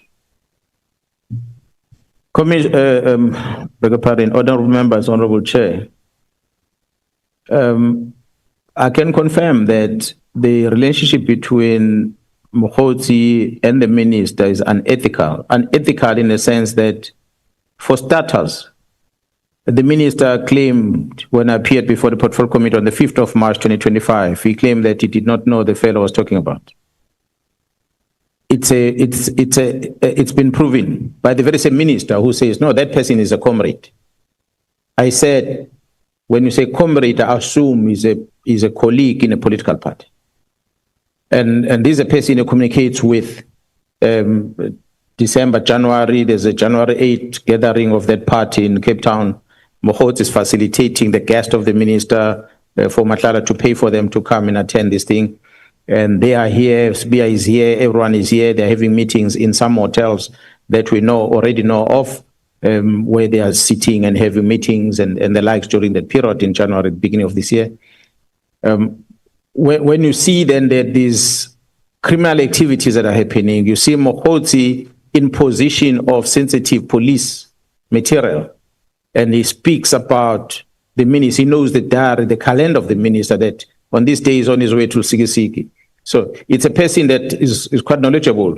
And if this person is not in government, as a colleague to the minister, and this person is not in the political party, of which his own political party disowned him recently, that he's never a member there. The records we have in our position is the role that this Mkhwanazi was playing in the political campaign of the very same minister in the past.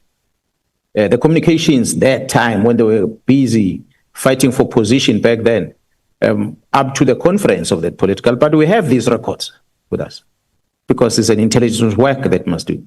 The exchange of monies and the likes is available within intelligence. It's one of the things I was cautioning about that push these members to talk. They're going to release that information because it's there, it's available. And we don't want it to go out because it's a secret of the state that will cause fire. So Minister Mkhwanazi claiming that this man is a comrade, the political party concern says he's not a comrade. That means the conclusion we must draw is that this is not a comrade, it's a criminal. That the minister is invited to be part of the police. Minister lied when he said he's a comrade. No, if you are saying general, we are in possession of evidence, then I'm satisfied. On the 5th of April 2025, you asked for a meeting with a minister, and you suggested that General Sbia, General Khumalo, General Ken, Mr. Nkabinde, and Mr. Brown Mkhwanazi be part of that meeting.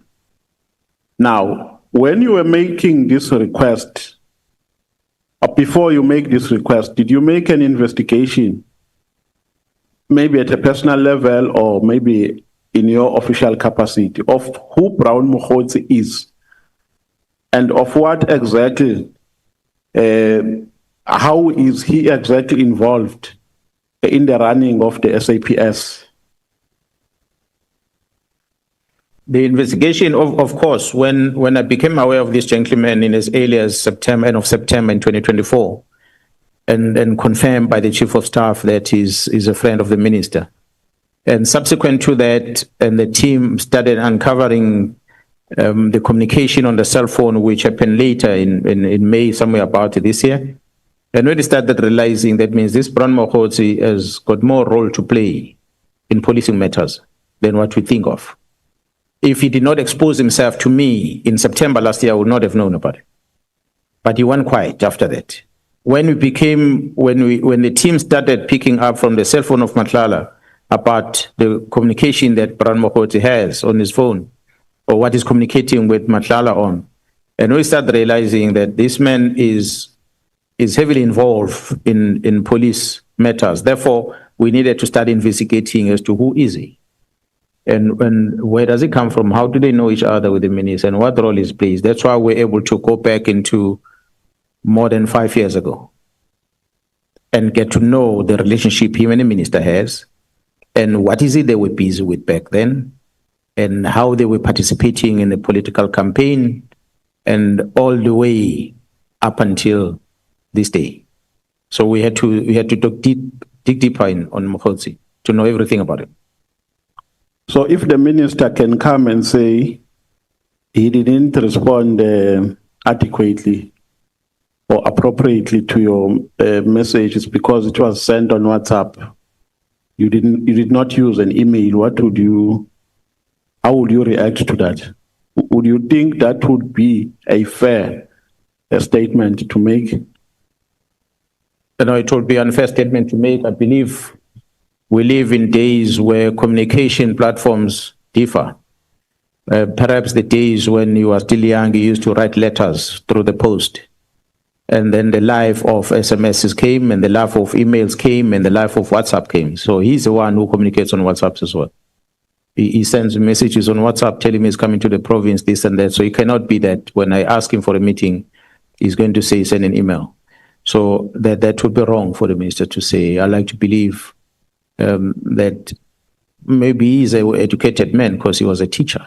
If he say he does not know about the official communication, I would begin to question about his knowledge about the communication platforms that exist nowadays. And why did you suggest that Mr. Nkabinde? Because I believe that at the time he was just a chief of staff. Why did you suggest that he be part of the meeting? It had come to my attention about his bad role that he's playing at the office of the minister. I said this was a policeman, that this was a member of IPIT as an investigator. This was never a politician. But when I started hearing about how he becomes so vocal in meetings of the minister, and in all these meetings, and I said to the ad hoc committee members that the Police Act provides for the establishment of the Civilian Secretariat of Police, a DG, and the functions of what the DG must do. But I don't even think the DG has been part of these meetings that the minister is having. His spokesperson or the people that are vocal in these meetings about the disbandment of the team is the Chief of Staff and the Deputy National Commissioner of Police.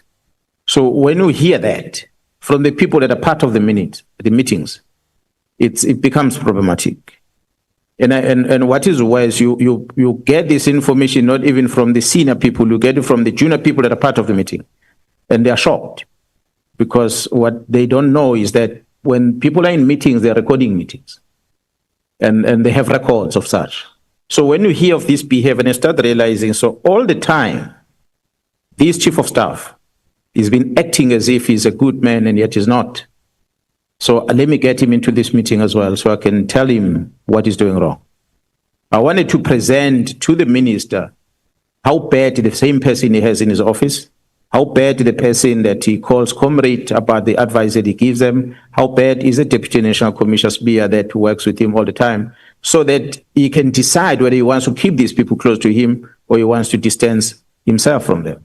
I warned the current acting minister about the Chief of Staff. The first day we met, I told him that this man is a bad man. He asked me why, I explained to him.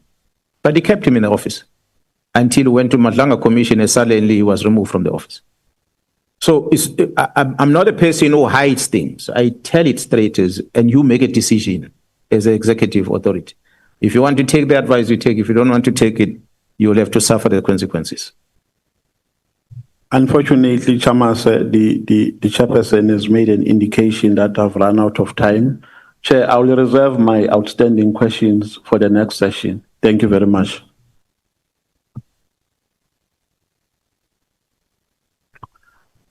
Mkhwanazi. Mkhwanazi. Siyabingelela. Ba. Thank you, Chair. No, angiqale lana Mkhwanazi, ngithunywe abantu base South Africa bathi angibabongele ekuthenini ume ube indoda ubamela umele iqiniso. So angikudlulisa ngoba bona bakhona ukufika la yona into abangithume yona. Indoda eyama ke Mkhwanazi ngesikhathi thizeni phambilini yamela ukuvimba ukuthi abafuna ukulawula izwe through abaphathi abaphethe ama-division. Honorable Show, if you may please get closer to the microphone, I can see the members at the extreme. Okay, am I audible? Okay. Yeah, I hope my time has not started. Thank you very much. That's 10 minutes, right? Thank you very much. Mkhwanazi. Donation. Indoda eyama yamela ukuvimba ukuthi lezi gelekece ifuna ukuthatha izwe ziliphathe through abaphathi bama divisions. Yayithola isenkingeni yokuthi ke igijinyiswe ikhulunywe kabi ngayo sekuze kuna 2 decades manje 20 years iqala lisekhotha liphele. Umbuzo wami uthi yini eyenze wena wabona kufanele uthathe impilo yakho uyifake ebunzimeni obungaka nasengozini engaka uthathe ngisho neyomndeni wakho uphinde uyifake lapho uphushwe yini ukuthi uthathe lesi sinqumo? Mhlonishwa, inkinga lokho besibhekene nako. Okungiphazamisa kakhulu ukuthi lobugebengu ekade sibona benzeka lokufuna ukwenzeka. Abantu befuna ukuthatha izwe ngobugebengu. Ubugebengu obuzolimaza izingane zethu ngoba izidakamizwa lezi abasebenza ngazo. Angisho ukuthi uma bekade kubugebengu obungahlanganisi nezidakamizwa besokubekezelela bese ngeke sikubekezelele kwakona. Kodwa lokhu kuhlangene nezidakamizwa. ngicabanga ukuthi iningi lomphakathi wale South Africa liyazi ukuthi uma unesihlobo owazana naso noma inengane oyizalayo esekuyaqala yadla idakamizwa seyimoshakele ngeke usakwazi ukuyilungisa. Abantu abaningi ke bahlukumezwe lezi dakamizwa. Ingakho ke siwumphakathi sisonke kumele sizimisele sihlangane sibumbane ukuze silwisane nalesihlava. Lokho kungenza ukuthi ngiphakameke ukuthi ngikhulume lolu daba ingoba ngibona ukuthi uma ngiliyeka ukukhuluma umndeni wami ukhona nje umshana wami odla idakamizwa ngikhuluma nawo eziqhamuka ngabo labantu. Uma abaphathi bezovumela lezi gebengu ukuthi ziqhubeke nokuthengisela ingane zethu lezi dakamizwa zize nazo zilethela South Africa zizakhe la South Africa okushuthi kahle izwe leli lizobe lifile. So thi silele emathuneni thina sibe sishiya ingane zethu zihlupheke. So ngaleso sizathu ngiyabona ukuthi kumele ukuthi sikhulume manje ukuze sikwazi ukulungisa izwe ukuya phambili. Lokho kuncane umuntu angakwazi ukwenza njengoba ethunywe enikeza umsebenzi ukuthi avikele izwe. Kumele ukuthi sikwenze. Ngisho kuthiwa kuyingozi thina ngoba ubungozi vele into umuntu aloka eqala engena emaphoyiseni ukuthi iphoyisa amaqhuma isibhamu ngala abantu bebaleka bayale iphoyisa afuneka liqonde laqhuma khona isibhamu. Kumele lizinikele ngalokho. Lokho engikwenzile kuyafana ke nalokho ukuthi ngiyazinikela ukuthi ukuze umphakathi uvikeleke kumele thina esinikeza umsebenzi ukuthi sivikele umphakathi kube yithina esizinikelayo kuqala. Ngicabanga ukuthi leyo kuphela nje into engayifinqa ukuthi engigqugquzela ukuthi ngikwenze lo engikwenzile. Ngiyabonga. Honorable Shongwe and the General, I want to make a request to yourselves that we involve the whole of the Republic in our conversation, because those are the people we represent here. The languages that we use are permissible by law. There is nothing wrong speaking in your mother tongue. I have been brought to the attention that we don't have translation services. I mean, interpreting services here. So you can imagine the vastness of the Republic. Even if we have ourselves here, but we want somebody who is in Musina or somebody in Springbok, because these are matters of national interest. So I just want to request you that I can't restrict you from using any language, but we can at least have a fair balance so that, especially ourselves as members of parliament, we represent the people of this republic and they want to hear us, all of them. I think it's a fair statement to make.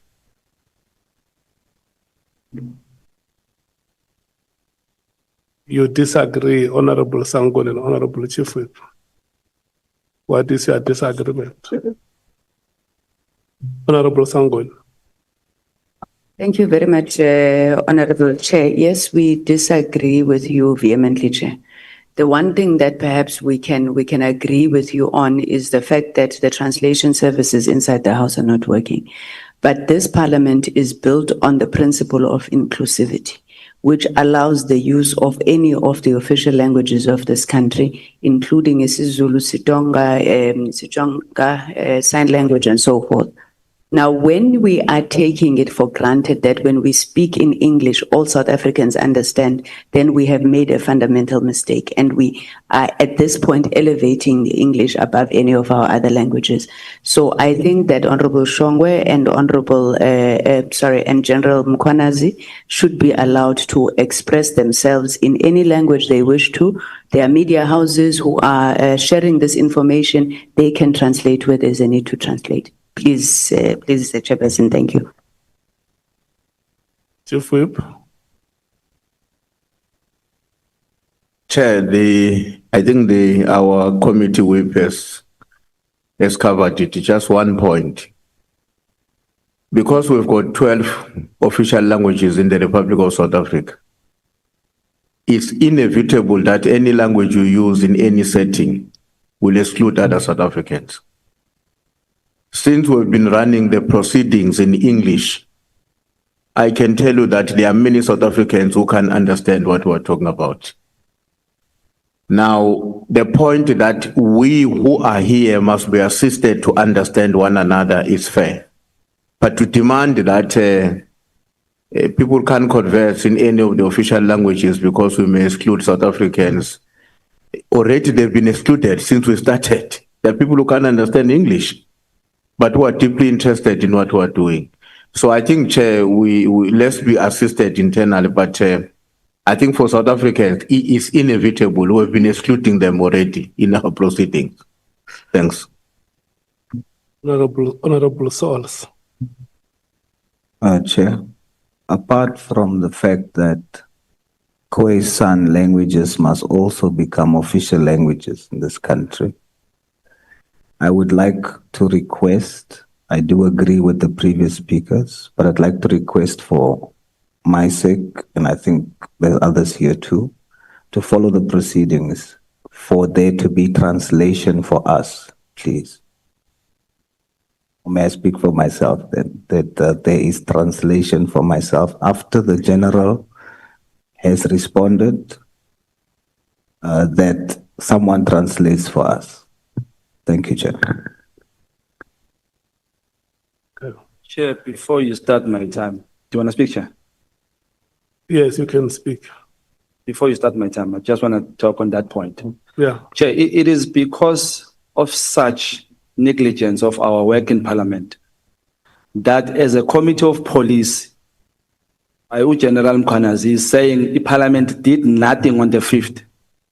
It's because the Chair didn't do anything, didn't do umsebenzi wakhe. Not all of us. So I'm just going to protect you, Chair, by saying... Let's talk to the point of...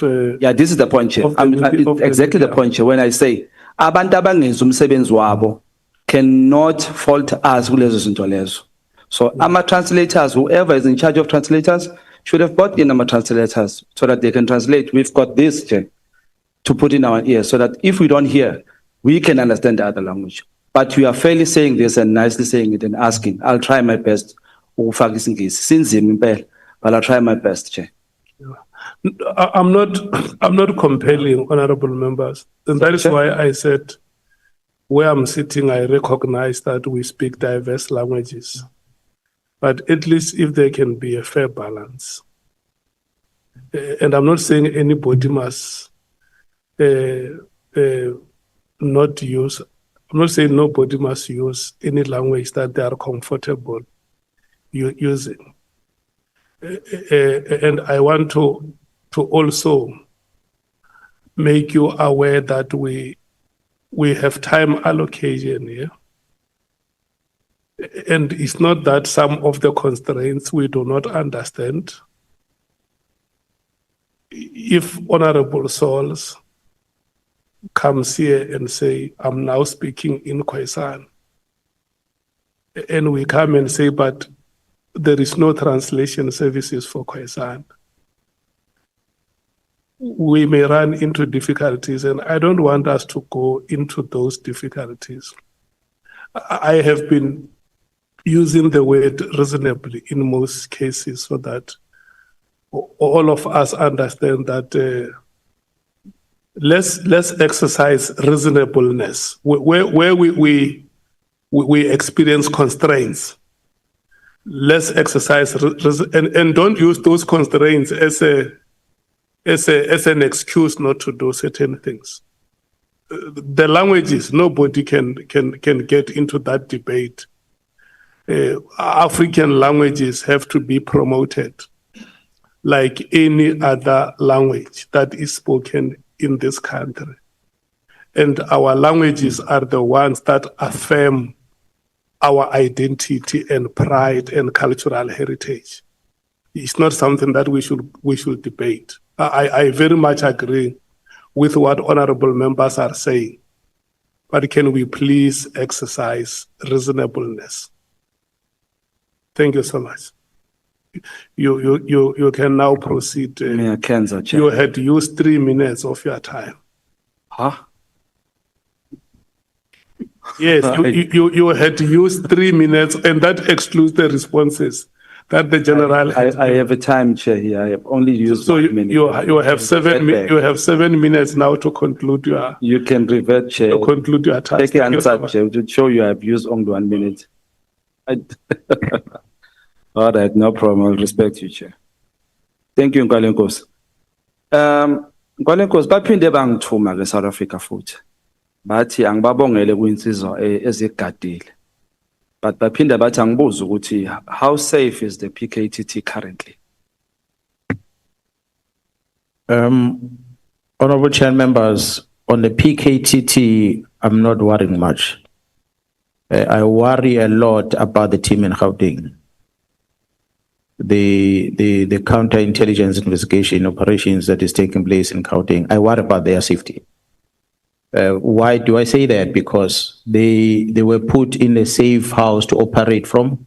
The member of this house, together with others, they publish the photos of that house in the media.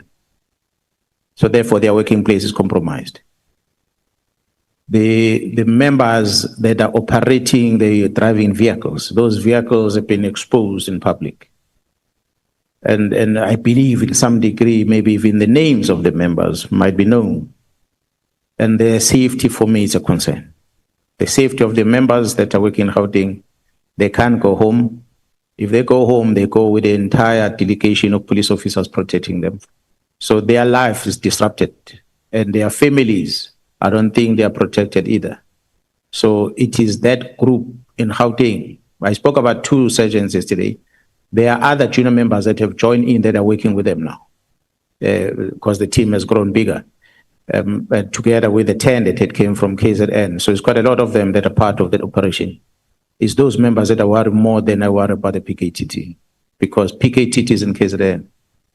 Yeah, well, at least they have me and the rest of men and women employed in KZN. They should be safe. I cannot guarantee the Gauteng team the same. Who's in charge of the Gauteng one, and what has he done? The Gauteng one is Gerald Khumalo that is currently arrested. The one is told he must not enter premises of intelligence. So currently nobody is in charge of them. Well, I think the members are trying to operate from wherever they're operating from, because they have been compromised wherever they want to work.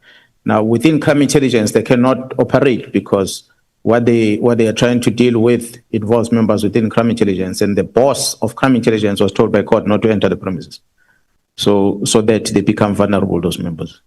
So If I may interject, the member you speak about who was taking out photos and stuff like that, are you able to tell us the name of who's that member? Because I think that's the worst the member can do and put. Yeah, well, the member of this parliament, Ms. Korabana, published the photos of the house. Some of the properties as members are working from in her media statement that she issued. I'll reference to it if I see it here, but it's in the public domain, it's known, and she published that. So here's the address, here's the house, and here is this, here's that. They got that information from members within intelligence that were against the work that the team is doing, and they took it out there to the media. So, and that compromised the operations. That's why I'm saying that I worry more about the Gauteng team than I will about the PKTT. I think PKTT in KZN, they operate in a place where they've got men and women that knows how to fight the enemy that are surrounding them. So they're quite okay in KZN. But the Gauteng counterintelligence team, I cannot say the same about that. Okay, I've served under you, under SAPS when I was still working them. So I don't know this part, if I'll be wrong or right. Would what the member done be criminally? Be classified as criminal to take out information of safe houses? Yeah, no, definitely that's a criminal offense, and I do hope that the authorities that are responsible for it, they're going to assist us in making sure such is investigated.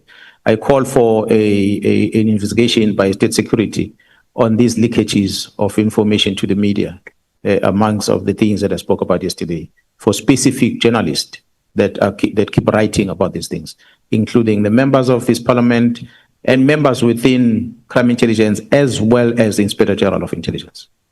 Do you have any proof or evidence of this DA member called Bernard who took out the photos of such? Well, I don't know who took the photos, but I know that she participated in the circulation of the photos of these residents and addresses in a question that she had asked in Parliament, which I made a reference to when I presented yesterday. General, let me leave that one because this cut time is not. The first thing the president of this country, Babu Ramaphosa, does is to take intelligence into his office. Now you come and say, you said crime intelligence listens to our conversation, then will blackmail and capture members. And for me, that's the biggest threat to our democracy because it means MPs that are vocal about issues that are going to be blackmailed, and that won't happen. That won't help me towards a good government. So my question is, what's your take on intelligence being under the office of the president? One, the office, or do you think that would allow the officers to be able to investigate him or those associates of the president? And wouldn't that give him power to manipulate those who go against him? Honorable Chair, honorable members, I'm an official within the South African Police Service. I don't work within intelligence structure. Therefore, I cannot comment about the working arrangements of the state security at the office of the president. I know for a fact that when the state security was having their own minister back in the days, and they were not reporting to the office of the president back then, there were wrong things that were happening within intelligence, state security specific. There was even theft of money within the facility. So there were a lot of wrong that was happening there at state security, and that was happening, whereas that same entity was not reporting to the president. So whether they are within the presidency or they're outside the presidency, it doesn't seem to make any difference. If they are bad outside, they will be bad inside. I cannot see the difference between that because, yeah, I'm privy to some things that were happening there. Because, yeah, let me not go further on it because we'll end up saying things that I shouldn't be talking about here. But no,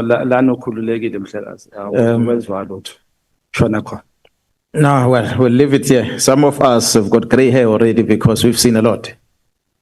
We've heard a lot. The privilege I have is that in many other parts of the security cluster, there are men and women that felt that it's important for them to share information with me. They've been sharing information with me from back then, and they're still sharing information with me now. And I know evidence. And I think the good thing they did was to make sure that they make use of people that are close to me to work in those environments so that I'm privy to such information. So that's why I'm saying some of the things don't belong to this place. It belongs to the Joint Standing Committee of Intelligence. If they were to invite me one day, I'll share things with them that I don't think they'll be ready to hear themselves. In your proposals last night, you mentioned certain things that you wish in the subs they should be changed or changed that can be used lapaya. So I want to ask this question, Uguti.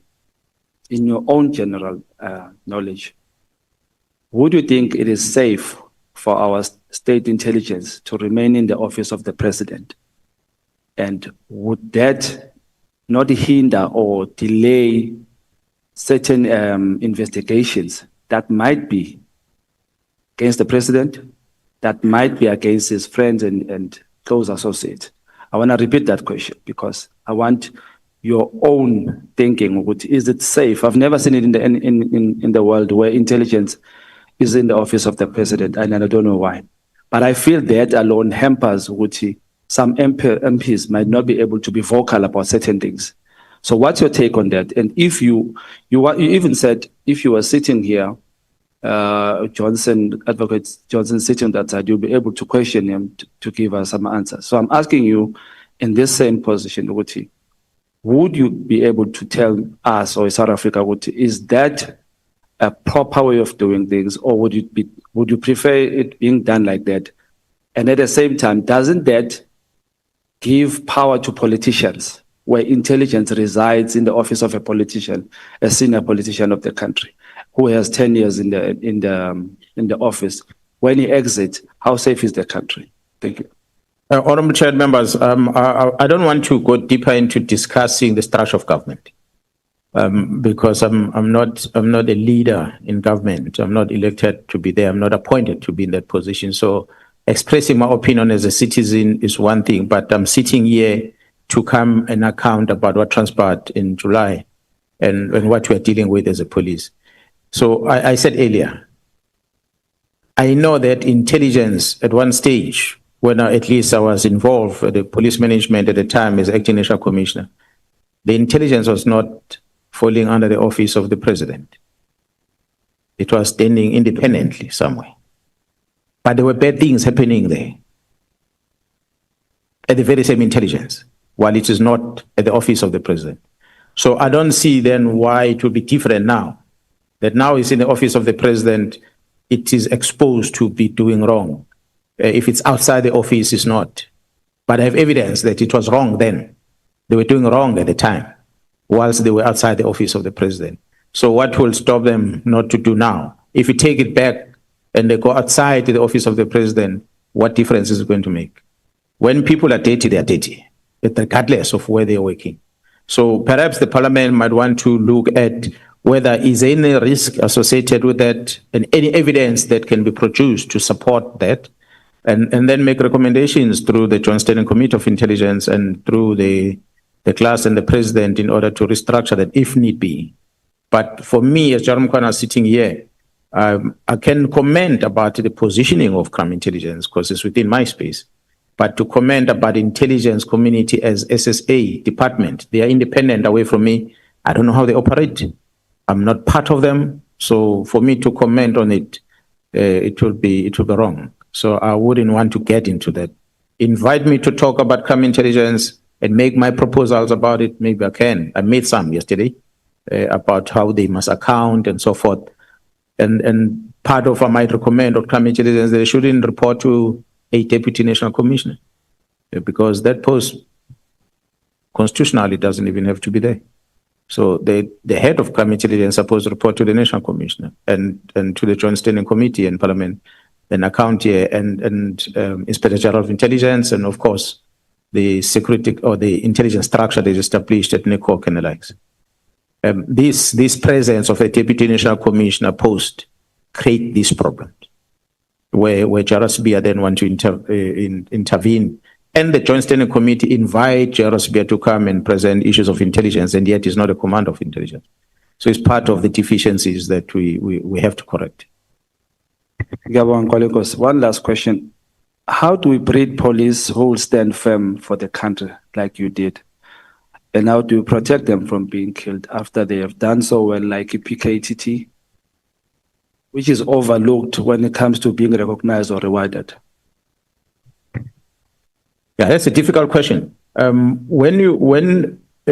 I think because of the members of government or members of parliament and all the leaders of our society that must do something to make sure that there's an employment out there, that the youth go to university and study and they get an opportunity to go and work.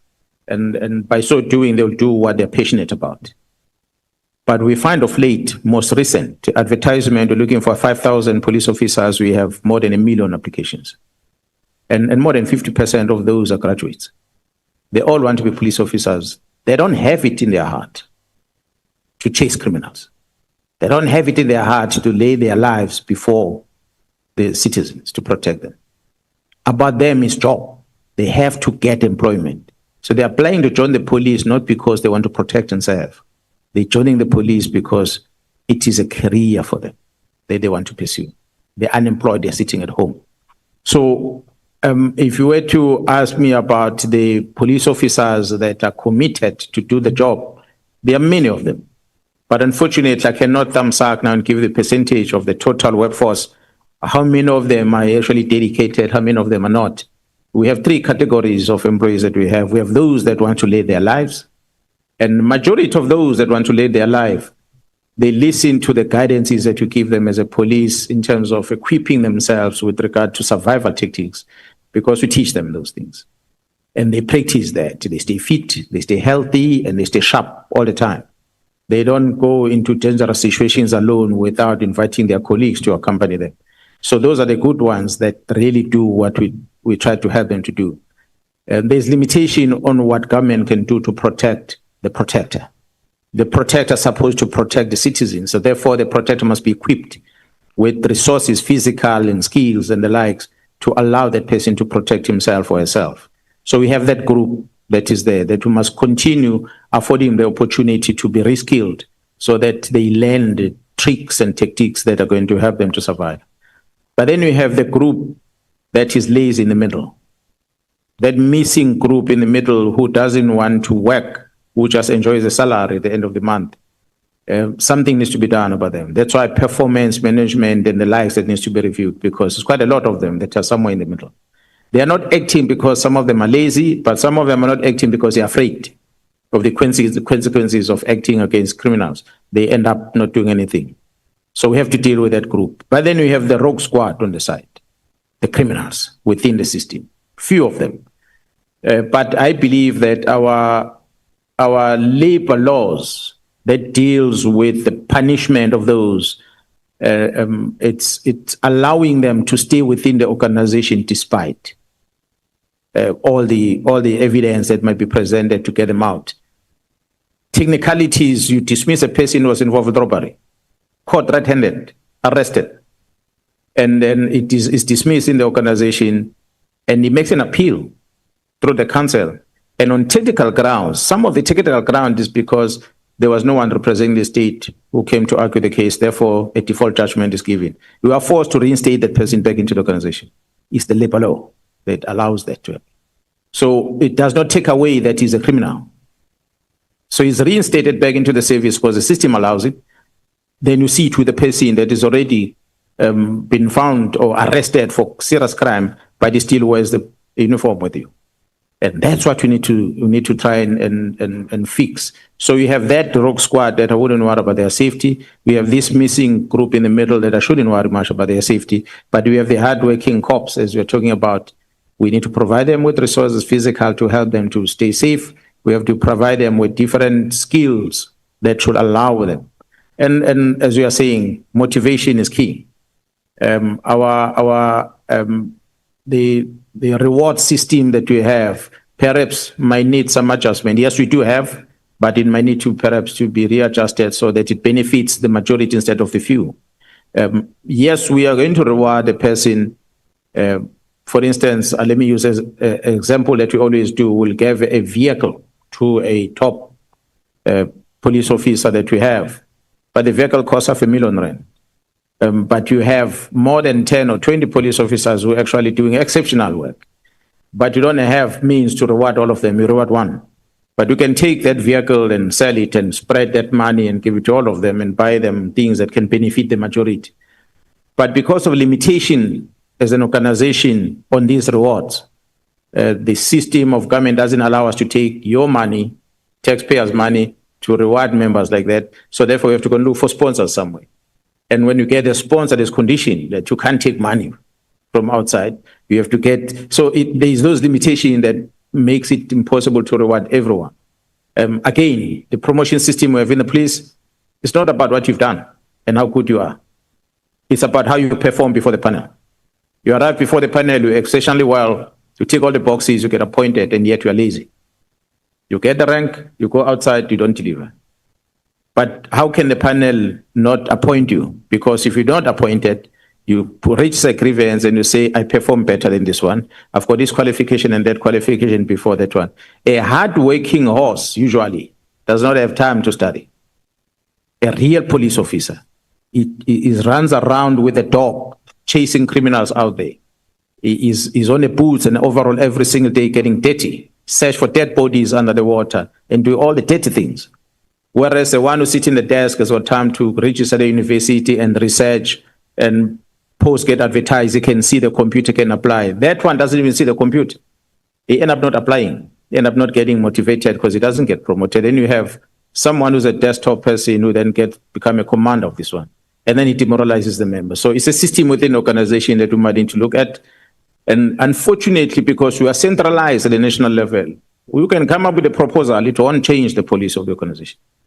But if it's decentralized, this thing in the province, maybe with the provincial management, we must start saying, how can we best motivate these members that we have? You might come with a reward system that involves the provincial government that may be in a better benefiting of the members that you have in organization. So it's different approaches that we might want to employ. Sengibonga Nkwale Nkosi. I think I would be correct if I say we both agree that what we need to look at is the constitution of the country. That somewhere it has problems. ANC, I'm a victim. So young victimize, I'm a victim, young victimize. Sorry, it's low. So would I be wrong if would I be correct if the constitution has flaws? Because the Minister of Home Affairs comes out and says there was a whistleblower who was shot twice, and that whistleblower is still alive, unlike the lady who was killed for it at Tembisa. And the murderers or the suspects are still out with the Lamborghinis. And it's the same law that takes those people out. They are not even arrested. The people you've mentioned that have done wrong, together with the minister, are not in jail. None of them is not in jail. Do you think it's the constitution that hinders us to deliver? Yeah, well, I wouldn't say it's a constitution. It's the legislations that have been written and passed through this parliament, sometimes that contribute to such. Not necessarily the constitution per se. The Criminal Procedure Act, how you facilitate an arrest of a person. Back in the days, we could listen to your phone without asking your permission. You came up with the legislation, they said we cannot do that. We must apply to a judge. The judge is not appointed, and then we sit and we wait until the judge is appointed one day before you can listen to the phones. The judge is appointed, then we can listen to the phones. We arrest a criminal with the phone in his hand. And we want to take the phone and download the phone. You pass a legislation that says, Cyber Act, you can't open this phone without getting a consent from the person. So we ask a person, can you open the phone? He says no. Then you're doomed as a police. Then you must start the whole lengthy process again. So the legislation is passed to try and protect the citizens. But the unintended consequences of that protection leads into criminality. So we have to balance the two at times. Not to say what the legislation is saying is wrong, but we must also look at what is an unintended consequence of this legislation. And then you balance the two and say which one weighs the most. I said earlier, if you want to prioritize the human rights of a person, whether is not arrested, whether is arrested, definitely the rights of the person that has been found guilty and is incarcerated must be totally different than a person who's walking on the street. But what we find happening is that there is more rights for those in prison than you have for the person on the street. And I want to challenge you to look at your budget expenditure for the people in custody per day cost of an inmate versus what the grant you are giving to a person who's a law-abiding citizen outside the month. 350 versus 350 a month versus a 500 rands a day. That's how the scale is like. So come to prison, you're going to get education for free, you're going to get free food, you're going to get shelter, you don't run out of water and so forth. Go outside of prison, you live in a shack. You must rob someone to have bread to eat at night. That's a reality that we find in this country. So the legislation must really, legislators yourself, we plead that you must please look at these things so that when we recruit in the police, we must recruit people who want to protect themselves, not the career people that they can't find jobs somewhere else and they come to the police as a job opportunity that is created. Thank you, Honorable Shong. At the time you started with your questions, your party had exhausted 35 minutes of your 40. But due to the reasonableness and benevolence of the chairperson, I still allowed you to. Chair, Honorable Khosediko uyahleka and that. So that I'm saying this because I want other honorable members who are still going to speak to understand that you benefited, not unduly, but from the benevolence of the chairperson. So if such benefits accrue to them, it must be our understanding, all of us. Honorable members, under normal circumstances, any candidate will sit for an examination for 3 hours. Since we started questioning at 27 minutes past 9, it's now almost 20 minutes to 1. It means it's 3 hours, 13 minutes. And I'm going to plead with you that, okay, before I make the announcement, let me recognize the presence of the following members of Parliament in our midst. We have Honorable Pambo, Honorable Tambo from the EFF, Honorable Ghana from Rice Mkhwanazi, and Honorable Mutaung from the MKP. I saw Honorable Adams. He has been in and out from the Colored People's Congress. I just felt I must take this opportunity because in the morning when we started, I recognized the honorable members who are the members of the committee and called them by names to confirm their presence. So it's also befitting that your presence is recognized here. Thank you so much for your presence. When we come back, we are going to, because I want to avoid a situation where we have a marathon like this, asking one witness questions for a time span in 3 hours. When we come back, we are going to take the Democratic Alliance and the EFF, and then we will have a comfort break, and then come back and take the IFP, the Patriotic Alliance, the Freedom Front Plus and Action SA, and then have a comfort break. That is, so I'm making this announcement so that honorable members, we can from time to time remind each other if the chair misses that out to say, no, chair, you said after the EFF, we'll have a comfort break, and then we'll have a comfort break after Action SA. That will be the order of proceedings when we come back. And my apologies, General, we should have broken after 2 hours to give you a break. But let me thank you for your endurance. We are breaking for lunch now. We will come back at 1:30. Thank you so much. Yes, 1:30.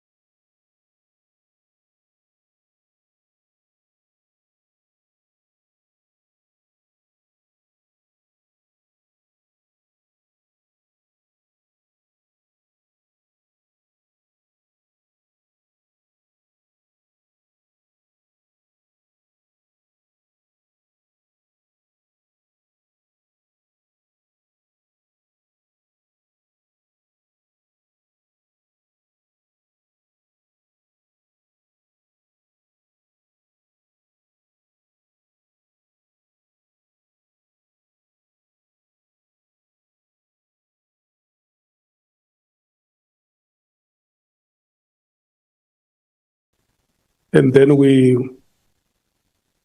take a break.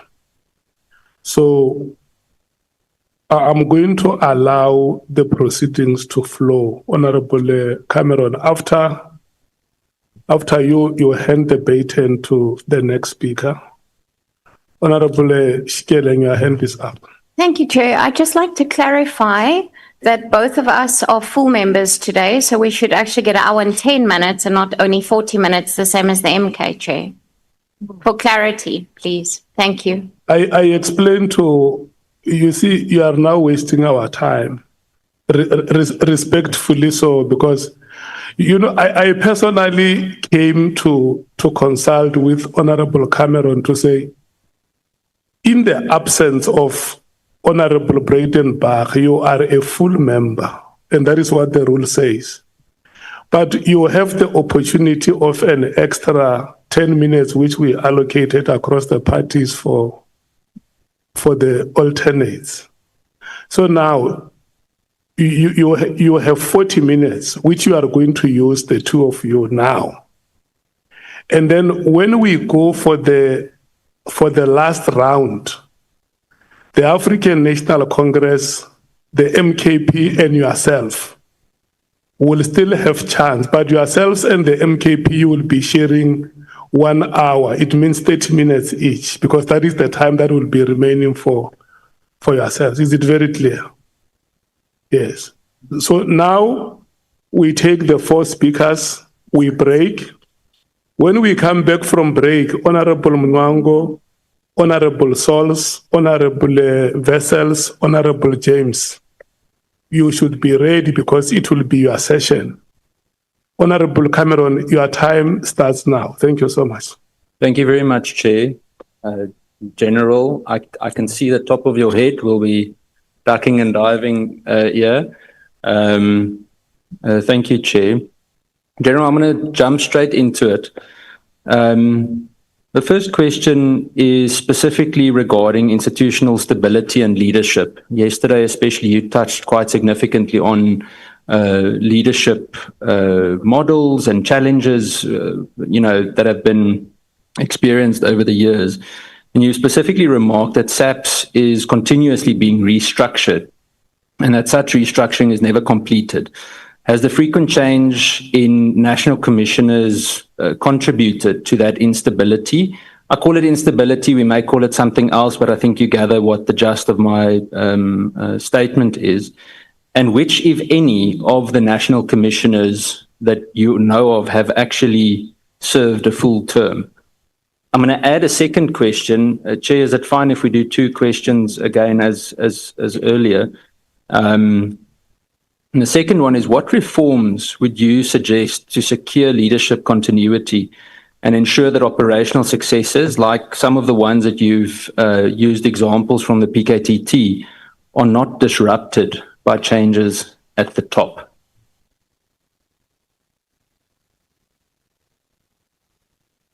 Yeah, no, thank you so much, Honorable Chair, honorable members. The institutional instability in the organization, the causes of that, I like to believe that it's mainly because of the ever-changing national commissioners that we've had over time in the organization. And I think it started when Commissioner Silebi left. And I did an introduction, honorable chair members. You will recall that you are working on a national development plan as you are here in Parliament, which is supposed to be rolled out. And one of the recommendations in that plan talks about the demilitarization of the South African Police Service. So back in the days, the focus was about demilitarization of the police by introduction of the new ranks, and we change our training curriculum and so forth, amongst other things, in order to change how we do business. Although the criminal did not necessarily change the method of operations, but we had to try and fit into the democratic system of the country. So with that change happened in 2009, we had a new administration that was ushered in. And the new administration felt that the ranks that you are using are not strong enough to withstand the crime that is out there. And as a result, Honorable Chair, with your permission, maybe I should ask Honorable Mwango to enjoy the seat so that I can be able to see the Honorable Member that we are responding to, because he's not visible. If we enjoy the seat and sit back, yeah, that will do. Thank you so much. Let me do like this. Honorable Mwango, may I request you to occupy the seat next to Honorable Shikela. You will come back so that there can be direct eye contact between the speaker and the witness. And thanks very much for your understanding. Honorable members, maybe before you resume, Honorable Shongwe, when you don't see him here, he's out on an emergency. He will rejoin us. We have also been joined by Honorable Matangu, who is a member of the National Assembly. Thank you so much. Back to you, Honorable Camera. I was still saying, Honorable Chair, that the frequent changes that happened and also the political changes that happened brought about this. You had, as I said, when the National Commissioner came in 2009 with the new administration that came in, there was this introduction of these military ranks. Today we have, I'm failing to count the number of generals. I think we are the ones who got the record number of generals that we have in the organization. And in the true sense of things, that the Constitution doesn't talk about the rank general. It talks about commissioners. But because of the will at the time that the executive changed that and amended the regulations and introduced these titles of generals, which honestly, if you were to ask me, I'll rather be called a provincial commissioner than be called a general. It's a military term that we should be using. It's some of the things that perhaps we might want to start looking at as going forward. But those, I think, contributed in such a manner that you have this then National Commissioner coming in. The Act gives powers to the National Commissioner to restructure. Before the restructuring is finalized, is gone. You know how Gerard left, how long he was in the police. Gerard Pierre comes in. Well, I came in to act at the time. It was on an acting capacity, not permanent, but then Gerard Pierre came in and she didn't last. There were issues and she left. So each time one comes in and there's a structure is adjusted again. But the process of finalizing the structure takes long as well. It's something that should have been looked at differently to try and shorten the plan. But perhaps anyone who comes in as a national commissioner ought to have a strategy in the plan that maybe within the prescribed timelines, such a plan may need to be presented to the portfolio committee of police and be approved and adopted, and which must then be accompanied by the structure, so that once it's agreed there, then the structuring happens. Within the first 12 months, it must be finalized, so that at least you know for the rest of the term of that administration, you have a structure that is adjusted to fit a strategy that has been presented and approved and be adopted by government going forward. So those are some of the things that I feel perhaps we might want to look at adjusting as part of the reforms that could help us. But some of the things, as I said, the national commissioners that came after Gerald Silebi did not last long. And there's not even a single one of them that has finished the term. So we've had acting new national commissioner, acting new national commissioner, acting new national commissioner. So it's always been changing. And largely, that is influenced by, I spoke earlier about how the ministers move. The new one moves out, comes in, and the new one is out. There's no exchange of notes, nothing. Same with the police. The new national commissioner is gone, the other one takes over, they don't talk. There's no handing over certificate. That which we are lectured on in terms of handing over, we don't do that at that level. So as a result, you have a new national commissioner coming in and starting things afresh, especially because the law empowers the president to appoint a woman or a man without prescribing the skills and qualification that a person must have. So if you're going to get someone who's not familiar with policing, it's going to take you that long for that person to try and understand what is the need of a constable on the ground before you can address that. And we worry about positions at the senior level around our offices and the likes. That part of the problem that we have. So if we're to ask me about some reforms that you might look at, I spoke about one in my statement, that I think it's time that we revisit the Constitution as this Parliament of GNU might want to revisit the Constitution, the section of the Constitution that talks about the central command and control of the police. Let this National Commissioner be held accountable for, yes, reports will come from province, as the Department of Education will do, but each province is held accountable for the performance of education in that province through the MEC's office. The Minister of Education will come and release results in the country as a whole, and yet the minister is not necessarily directly in control of what's happening in a specific province. We might want to adopt something similar to that. It's across different departments, but reserving a certain priority of crimes that cuts across the board that might need to then be elevated as a national priority crimes that be handled at the national level. So by so doing, you're going to also have a national commissioner having to worry up and prioritize his energy on specific things than to look after this entire big Titanic that we have as an organization. Typical example, Honorable Chair and members, you have a department of government that has got a DG, it's got DDGs, and there's so many DDGs per personnel that they have, which is a department that regulates how public service should work. The department itself, from public service themselves, they've got so much senior management amongst them. If you take that and balance it with the police and the responsibility of the National Commission, the police, it's almost impossible to manage. It's impossible.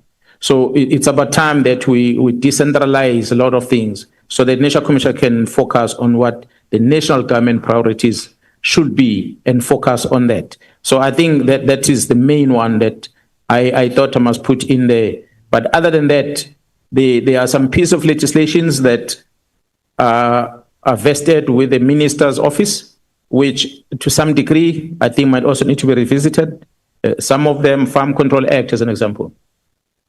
Once there's a corruption at the Farm Control Office in Pretoria, it's going to affect the entire country because that office is not able to improve efficiency in terms of how to facilitate licenses and is not able to deal with people that are violating the act in terms of removing the licenses away from them. So simple because you have the whole country to worry about. But if that was given to a province, then the province will worry about that. The liquor, we have a National Liquor Act, we have provincial ones. So the provinces that really pay attention on their Liquor Act, they have better controls on it, on how the sales of liquor is done in different provinces. But the national liquor is still there because it regulates this shipment of big liquor outside the country, things coming into the country. It focuses on those, whereas the provincial legislations are looking at things that are happening within the province. So whilst in the police you want to decentralize and be able to control in a smaller scale at the national office on some of things that you need to focus on as the police, but there is also some piece of legislation that might need to be reviewed that will allow the police to be able to perform their task better. And I believe if we do those things, it might create some stability within the management of the police. Thank you, General. General, just as a matter of interest, I just made a note. Of all of these Lieutenant Generals, you actually mentioned it earlier as well. All of these Lieutenant Generals, I think you said there are 10 or 11 of them at head office. How many of them are actually career police officers that came through the ranks? Because it feels to me, and going on the way that you explained it earlier, that we can actually save a lot of money that could go to the provinces to assist in ground level policing. But we've got this top heavy office, head office, call it head office, where I'm not so sure that it's making a significant contribution. Yeah, well, honorable members, I'm not sure of the numbers. I'll be under correction, but by and large, those that are within the support environment, which carries the big numbers at the head office. A majority of them are professionals that came to the service without necessarily having to grow within the police. But you might find maybe in the provinces similar thing happening. But I think the challenge that we are having with regard to these numbers that we have, again, is the power that is vested to the National Commission by the Act. The National Commission can create a post and grade it to whatever level they want to grade it, and they appoint a person there. So we've moved from 2 deputies to 3 deputies to 5 deputies and back to 3 deputies. We moved from 2 divisions to 10 divisions. So we just divide the cake as we want. You divide to create a post. Our organizational development with qualifications that they have, they're not independent enough to tell us that you're not supposed to, cannot have this, because the budget doesn't allow it, the purpose and function and the workload of this job does not qualify this. But you're going to find the organizational development will tell you that, yeah, it's justifiable in terms of our tool to have a brigadier at the head office responsible for 2 people appointed as a brigadier versus a commander of OR Tambo Airport who's responsible for 1,000 members. Durban Harbour is responsible for 1,000 members, but it's a brigadier as well. OD will tell you that, and you can't argue with them. And we always say to them, you are not objective in what you do. You are doing it because the boss tell you he wants that block. So, honorable members, that controls in terms of the structure, if it's still vested with the National Commission, then we have a problem. Gerald Stolle signed the structure on what I drafted on my iPad as a proposal. When I walked out the door, the unions came in, the structure was signed on the day, according to my proposal. That's why today we have a division called Vispol and Operations, because I'm the one that proposed that we might want to come up with something like this. Said, no, I like it. You put it in structure, sign it. Without research, without doing anything, and it's implemented. So those are typical examples. So Parliament does not play a role in terms of controlling this structure. So maybe we might want to revise that, say, before you have the structure finalized, yes, you can engage with the labor and everyone else, but bring it to Parliament and it must be supported by your strategy. And then we can look at the money, total budget of what goes to compensation and versus what goes on operations and what goes to the executive versus what goes, because the cost of one lieutenant general in the police, beside the annual package of one individual salary, you have the support staff with you. So you spend at least easy 5 million rand per annum for one person.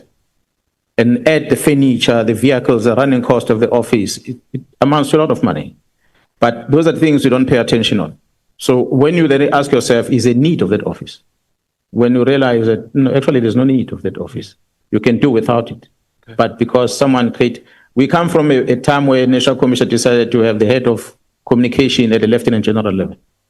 And it's been downgraded again. You're going to find another one who's going to upgrade something and another one coming in and downgrade. It depends who's a friend that wants to be entertained at the time. Okay. All right. Thank you, General. General, I want to move to the famous 5 March meeting. I laughed the other day. I went and watched it again on YouTube, and I saw it's probably one of the highest watched parliamentary portfolio committee meetings in a long while. You've said that the PKTT was highly effective. We've seen a lot of the results. On that day, General Khumalo spoke about it as well. The National Commissioner touched on it.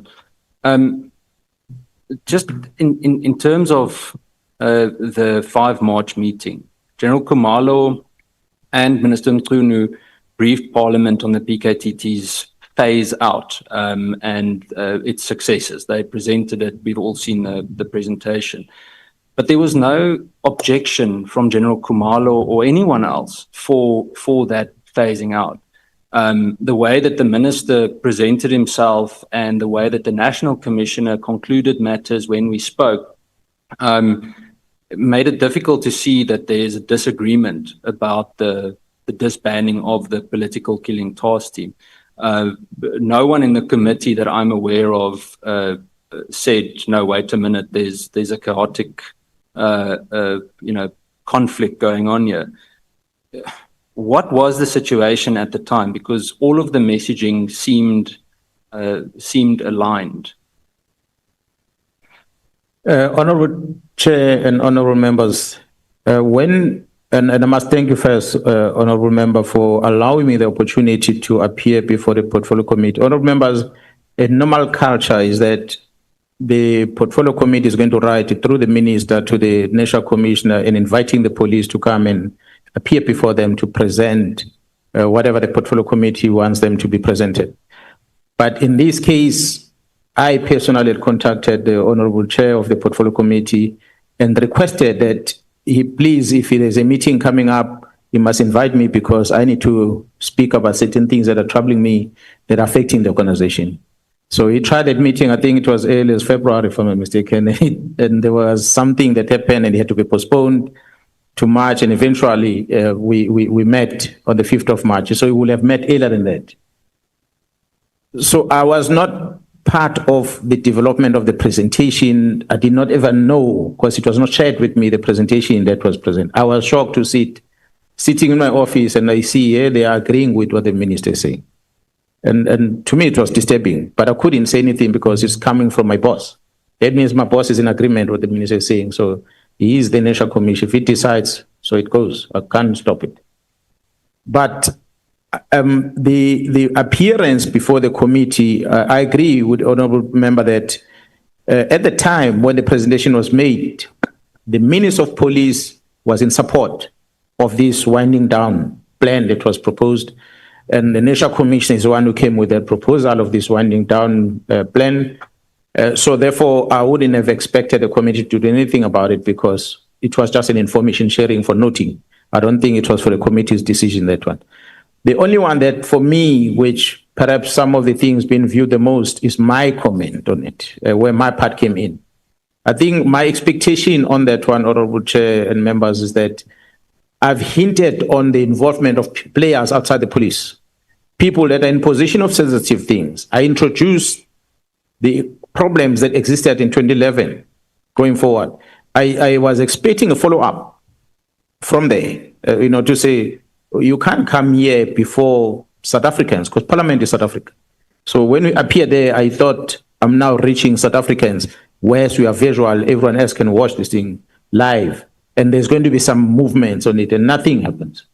And so I was kind of, demoralized in a way that the place where I thought is going to make us to do something, nothing much happened. To be honest, Honorable Chair, the member of the very same Portfolio Committee that the Honorable Chairperson of Portfolio Committee knows very well, Mr. Adams, I don't know if he's here today, but his response on that day was clear to everyone that he cared less about what Khumalo is presenting. He cared more about the narrative he's pushing. He's the one that's been behind this promotion or the appointment of this young lady into the post of a brigadier in the police. When it was put in that very same meeting that Gerald Khan, his blue-eyed boy, was promoted without advertising a post, from a rank of a colonel to a major general, without advertising a post. And there's no talk about that. But you want to criticize this one. So, sorry, General, interrupting. I think General Masemola also said that included General Moodley as well. That was mentioned. But you would expect that the members to pause and say, wait, this appointment of this girl is not the only thing. Let's look at the entire problem. But because they were so focused on their plan, they ignored whatever that was presented and they focused on what they're doing. I mean, his opening remarks of the National Commission that day about the counter fight from members of counterintelligence was not necessarily taken forward. So I would have hoped that something good is done about that. But in as far as the task team specific is concerned, I don't think the Portfolio Committee will have done anything about it because this was just an information to share. The biggest problem for me was what is happening at intelligence in the main. And I think at the time, I don't even think that the Portfolio Committee was briefed about the CJ Ops that is running in Gauteng, the counterintelligence operation and all the challenges we're facing. I don't think we share that with the committee on the day. Thank you, General. General, furthermore, two or three questions I think just for clarity's sake, am I correct then? I think the assumption, or I think you mentioned it in the commission as well, but is it that same member of the committee that speaks with General Khan? That's correct. And the Inspector General of Intelligence. Okay. Just in terms of the official record of 5 March, there was no reference to drug cartels or judicial capture or even interference. For example, the name of Kat Matlala wasn't mentioned on the 5th of March. And obviously it became central to your press briefing you did a few months later. Were they already known to you then, or did the evidence emerge later? And or, I mean, was it part of a sensitive investigation, something you couldn't have said then yet? And then a question touching on that, the March engagement didn't directly mention any ministerial interference. I mean, we had the question regarding Brown Mkhwanazi, where the minister said they're not acquaintances. Colleague sitting next to me later on laid charges against the minister when we found out that was not truthful. But the matter regarding manipulation within the MPA or the judiciary or threats to your safety that featured very prominently in later statements. Now, when did those concerns arise first? Because why were they not raised in the parliamentary discussion? You know, and then to conclude those two questions is, looking back, do you think that we may have been in a better position or better placed as a committee to be able to respond to those issues had they been included in the March presentation or in the March dialogue? With some kind of indication or evidence or even an objection with regards to what the minister said. Thank you, General. Yeah, Honourable Chair, members, the portfolio committee that sat on the day had its own agenda. And when you listen to the presentation that was made in general, I don't think the portfolio committee will have done much on it, because the presentation was done by the executive authority, which is the minister who was leading that presentation. But the issues that were raised during the presentation that should have triggered the members of the portfolio committee to say, wait a minute, National Commissioner, your opening statement, you are saying this, what's going on? That is one. But the more was about me bringing into this committee a player of a person outside the structure of the police. Because I'm the one that spoke about Mkhwanazi. I'm the one who spoke about Mkhwanazi having this easy access to crime intelligence. So when I raise things like this, I would have expected the commission to act on it, especially because I tried to reach out to the minister and I failed. The minister is on the platform. Mkhwanazi says there is a Brown Mkhwanazi who's close to the minister. The minister says, I don't know the fellow that Mkhwanazi is talking about. The least should have happened is to say, oh, wait. Minister, you're saying, Mkhwanazi, why are you saying that this man is close to him? And the minister, why are you denying this man? Right there and there should have been interrogated, and we get into the bottom of this from the start. But I understood at the time you were pressed for time. You had another engagement because the meeting was running late. I think you had to leave. So, and even the members, as they were engaging, they didn't engage that much on that matter. The allegations, for instance, that were made that the money from the secret fund account with crime intelligence is used to finance the PKTT. It was one of the things that were raised by the members, and in my address, I responded to that. That I never took money from the police station to the PKTT. The record speaks for themselves. Those are the things that were highlighted in the presentation that the portfolio committee will have said, but you are saying this, Mr. Adams, in this committee, but here's the police are saying this, disagreeing with them. So what are you getting from? So that robust interrogation of things that I was expecting to happen. But as I say, it happened towards the end of that meeting. But what I presented before the committee on the day is what for me was a concern. Obviously, I was not too much privy about more information of the relationship between Mkhwanazi, the minister, the Kat Matlalas, and the likes, because remember I had asked for a meeting in February. Shortly after the minister wrote the letter, that's when I asked. And shortly after the members were deprived an opportunity to be recognized during the Excellence Awards, that's when I requested for a meeting. But later, when the investigation continued, then we started discovering a lot of other things. And then I realized that some of the members within the portfolio committee are players into this. Let me take it out there into the public and not come back to the committee. But I must say, Honorable Chair and members, the majority, I would say more than 90% of the presentation before the portfolio committee, you cannot falter the portfolio committee of not responding, except the percentage where I came in and I started talking about it. For any other person, they should have raised alarm to say, who is Mkhwanazi at crime intelligence? Who is this Mkhwanazi at the Minister of Police? Who is this Mkhwanazi? And the minister simply denies, and it ends there. That's my only concern. Thank you, General. General, you should remember on the day I actually asked the Honourable Adams to tell his handlers to back off because it became increasingly hostile in the meeting to the point where even some police members were sending me messages saying, hang in there, because it was just chaos. And he then accused me of being handled by the National Commissioner, as you would remember. I remember very well that one. It made it very, very frustrating. General, I've got two more questions. The rest I'll leave for later. I'll come back to the 5th of March later. But with regards to Richard Mkhwanazi, another example that I used is Major General Mboto's controversial promotion in the Hawks.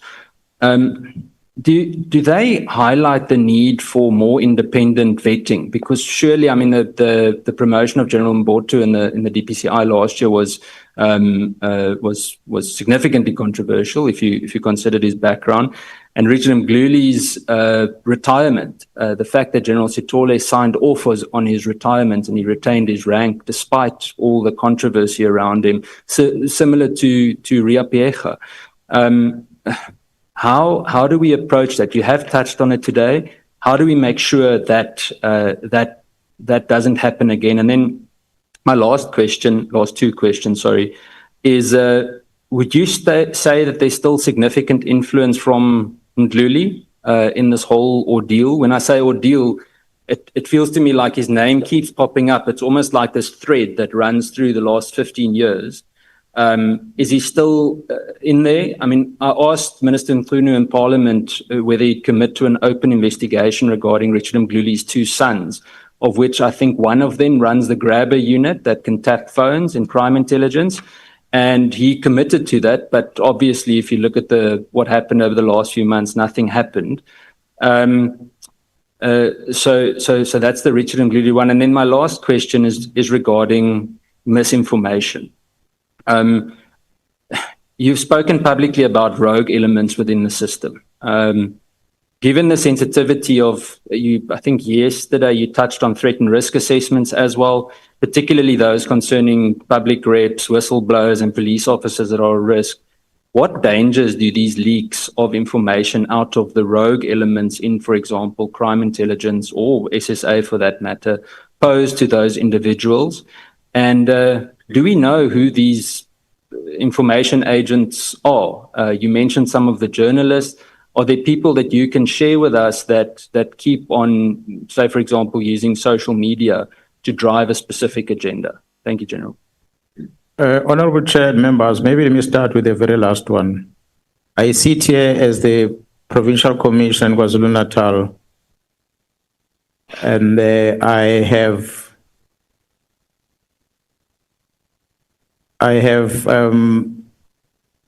received, I'm trying to find this information. I had received an inquiry from the journalist about what Lieutenant General Sibia is doing, that the General Sibia has taken legal action against me on what I pronounced on the 6th of July. Honorable Chair, this is Abraham Mashego, a journalist from News 24, the one who's been handled by crime intelligence, amongst others. This Abraham Mashego, who started with these stories, and the one who I was told about by his fellow colleague that I spoke about before. The gentleman sends me a WhatsApp message, I cannot remember the date, I'm going to trace it, where he asked me about my comment about the legal step that General Sibia has instituted against me. And my response to him was, Mashego, Out of all these police officers that we have in South Africa and all the senior management of the police, you feel that's important to come and ask me. You are still pushing this narrative, and I hope you are not one of those captured. I use that word, I hope, knowing that he's one of them. I sent it to him. As of course, I don't understand why you bother coming to ask me these things. What is of a concern to you? I don't know any court papers to date. It's a couple of months down the line. I have not seen any court papers. I've not been served with anything. But he might have been briefed that there's going to be this court thing. So he must start asking me questions.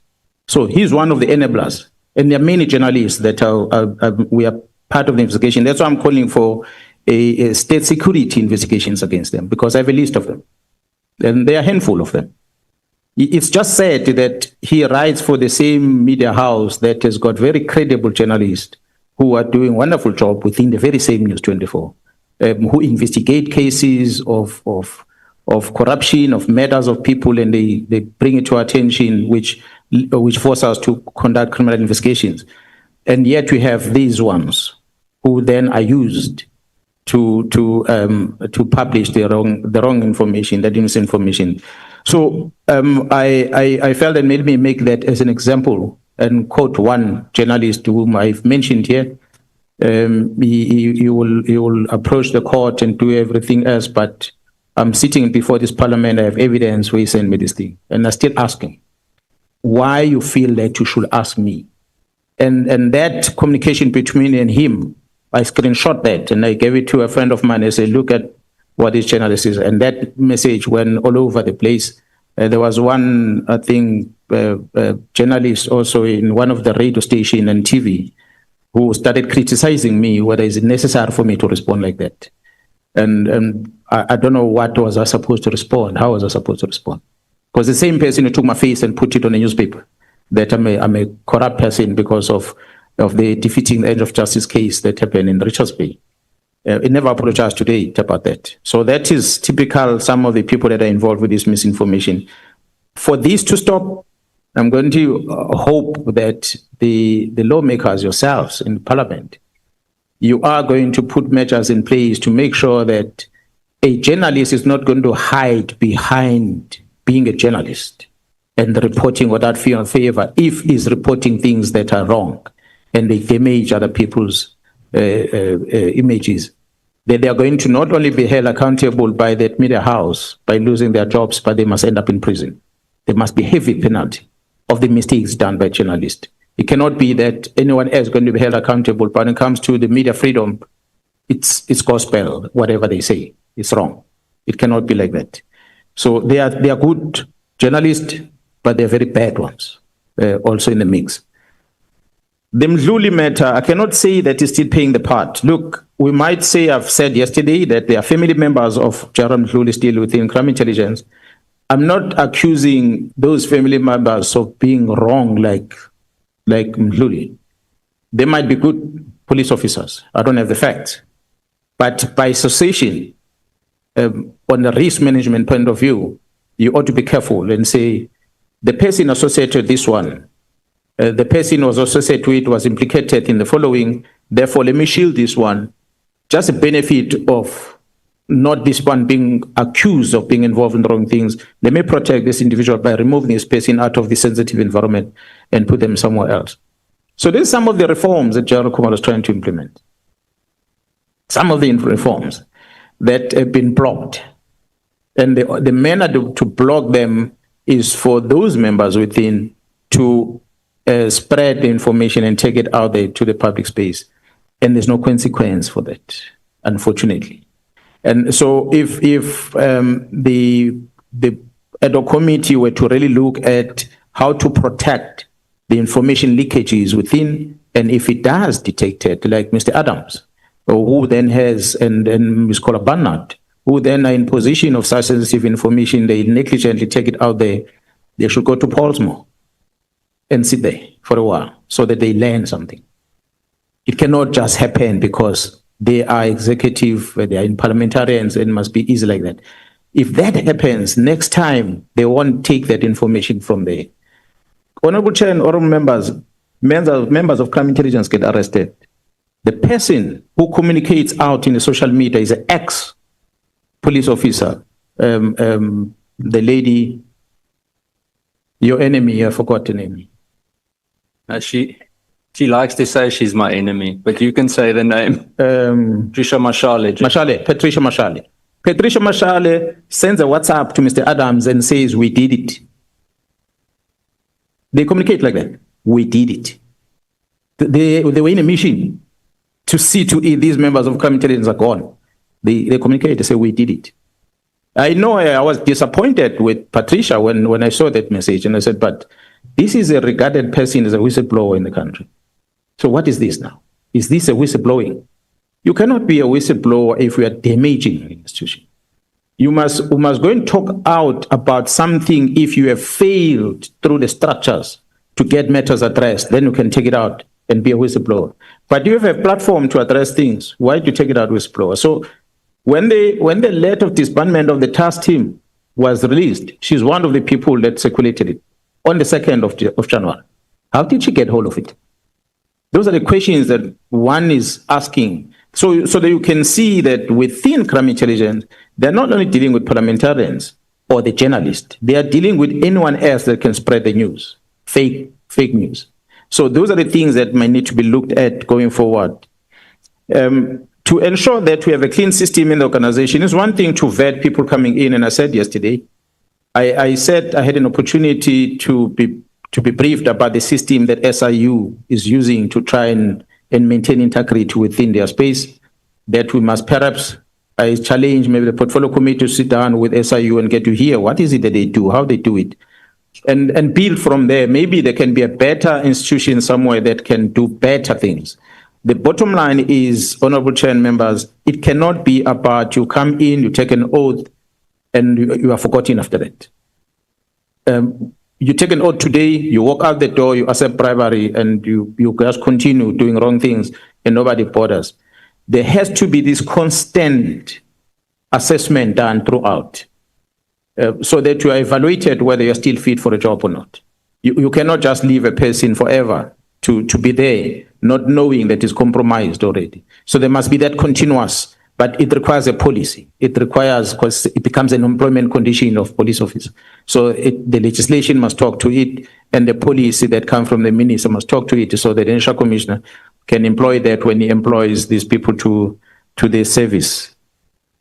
I think that's just about, that's just about it. The issue with the CI, the problems, as I said, it's not Gerald Mdluli really that I could say still have an impact. Maybe there is. I don't have evidence. I'm not in that division. But I can tell you, Honorable Chair and members, that we still have a lot of wastages within crime intelligence as a result of these leases that you are having. We still have a lot of mismanagement of funds within CI with regard to the easy payments to informers that are not controlled.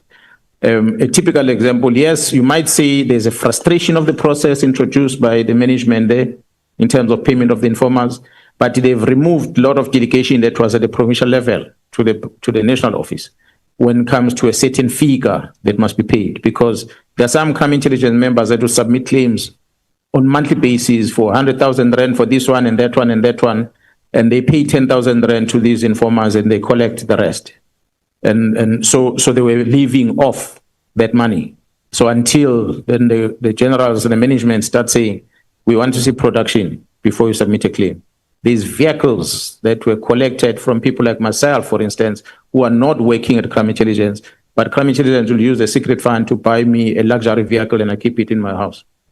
So there are many of some of the senior officers in the police that were in position of such, that Gerald Khumalo had to do an audit on it and collect it. Unfortunately, one brigadier, Jans van Vieren, is one of the enemies within these people at crime intelligence, because she's coming from PSS, she doesn't know anything about crime intelligence. Gerald Khumalo brings her there and says, do an audit on all these assets. When she goes and check where these assets are, she becomes an enemy herself, because she's doing a job, but she's painted as a bad person. And she's never been a bad person before. Suddenly she arrives at crime intelligence, she's a bad person. So it is those challenges that we're experiencing within. That's why I was saying, how do you then make crime intelligence to account in Parliament where you have the committee seeing the open account and you have a committee seeing the covert account. So maybe if everything moves into one committee and be accounted at one place, then we'll be able to scrutinize the entire value chain. I challenge the committee and yourselves. I'm not sure if the Auditor General of South Africa will be able to share the report with you, but for sure the Joint Standing Committee maybe might be able to do that. Just to show the audit that they've done at Crime Intelligence over the past 5 years, before Khumalo's arrival and when Khumalo was there. Okay. The proof is exactly there. You'll see that Khumalo has done so much to improve the works of Crime Intelligence. But because he's facing this much resistance, he ends up in prison today. And the whole South Africa thinks that he's a bad person, not knowing that he's the one who's been doing the job and is the one that is suffering today. So those are some of the things that end up undercover because of the nature of how the Crime Intelligence work, and it's not visible. He might not be confident to talk about it, but I'm raising it because, well, I'm not within that space, so I'm not going to be held accountable for such. Thank you, General. Chair, do I still have 5 minutes? Have you ended your questions? Have you exhausted them? I have 3 very brief ones. That's actually 1. 2. Yeah, remember you share your time with your honorable member. So long as you have an arrangement on how we do. You are sharing the time. I'm fine. And I also wanted to say, Chair, it's her birthday today, so we must just didn't mention it earlier. General, 3 questions. The first one, the leases that you speak of in CI. Are you able to disclose whose properties are being leased internally, that they are not meant to obviously be leasing, where they're getting a significant amount of money out of CI? That's the first question. In terms of the so-called whistleblowers, do you have any indication that whether whistleblowers or, I don't want to call them influencers, but people that have been driving this narrative are have been handed brown envelopes, figuratively speaking? And the third one touches back on the threat and risk assessment issue. And I decided to ask it after your previous answer regarding the post on social media that we got them. The threat and risk assessment of my own family was shared on social media that was leaked from these very rogue CI members. There was zero consequence for them. I know there was an investigation. To this day, I don't know who leaked it, but it obviously puts myself and my family at risk. That's on the side. The question that I have is, you have an idea if any of that has been vindicated? Maybe I'm asking the wrong person, but I'm trying to get to a point where we can at least see some kind of consequence. Those are my 3 last questions, Chair. Thank you. Yeah, well, Honourable Chair members, I think Gerald Khumalo, perhaps as a divisional commissioner within Crime Intelligence, might be able to respond to it. But by and large, almost everything that we've seen out there in the media, it's coming from that office of vetting. Some of us, our vetting application has been kept in abeyance for years now, and they don't want to process them. It's the same office that claim that this person was recruited by Crime Intelligence, was not supposed to be recruited, was given an irregular vetting certificate, whereas while they're still busy with it, they've not issued it yet. So that office and the members working in that office are compromised.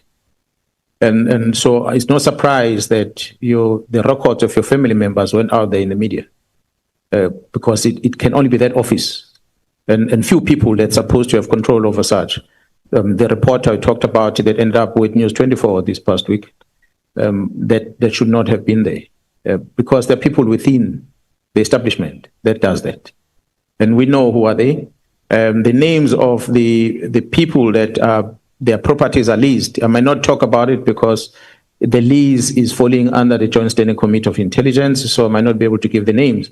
But I can safely tell that the past, which came to my attention, which needs to be confirmed, that one of the police members within Crime Intelligence, his property was leased by the very same Crime Intelligence.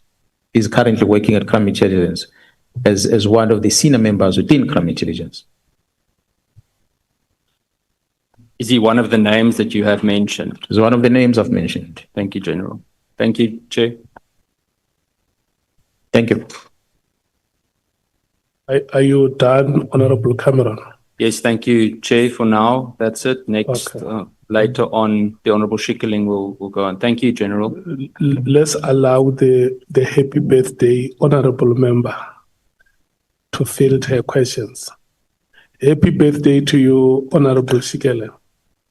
Thank you very much, Chair. I appreciate it. May I proceed for now? This must be your happiest moment. My happiest moment. So that you're going to give me a 5-minute extra, Chair. Thank you. I appreciate it. It's a wonderful birthday present. Good afternoon, General. Thank you very much for attending this meeting with us. You alleged that there was deliberate obstruction of justice within the system. Can you perhaps share with us some documentary evidence that the minister or any other senior officials deliberately obstructed justice? You have documentary evidence. Honorable members, the one is a letter that we talk about, the 31st of December 2024 letter. And the others are letters that are written by General Sbiya, directed to Jaro Khumalo. If you look at the NSM annexure on volume 2, you're going to find them as referenced. The first one being the 31st December letter is annexed at NSM 5 on page 78 to 79. And other one information that we have is NSM 8, which is on page 223 to 224. General, perhaps let me just clarify, besides the official letters that you have in your possession, you don't have any other documentary evidence? Well, the one is not here, it's WhatsApp communications. They are not here with me, but the team can make them available if required. But that's another documented evidence that we have. Thank you, General. So, I mean, you've said that on the 2nd of January, you were informed about the letter. How did it come to your knowledge? It came through a WhatsApp. Someone that is close to me sent it to me on WhatsApp. And are you willing to disclose who that person is to us or not? No, I did not talk to him to ask if I should mention his name. I don't think he'll be comfortable with it. Thank you. You repeatedly use the term political interference, yet you also concede that the minister has constitutional powers to determine policing policy. Where precisely do you think we should draw the line between policy and interference? I think we need to visit the legislation, honorable members, that will be able to help you. I spoke about the Police Act earlier, and I made a reference to the office of this a Director General that is responsible civilian secretariat in the police. If that office is given the duties and the tasks that it's supposed to perform, then the minister need not to worry about things, because if there's anything in doubt on the minister's head, he must go to the DG. But the minister doesn't do that. The minister will have a legal advisor in his office. He will rely on the legal advisor in the office. The minister will have a chief of staff. He relies on a chief of staff. A matter of fact, honorable chair and members, we were at one stage where I started realizing that something amiss is happening in this organization.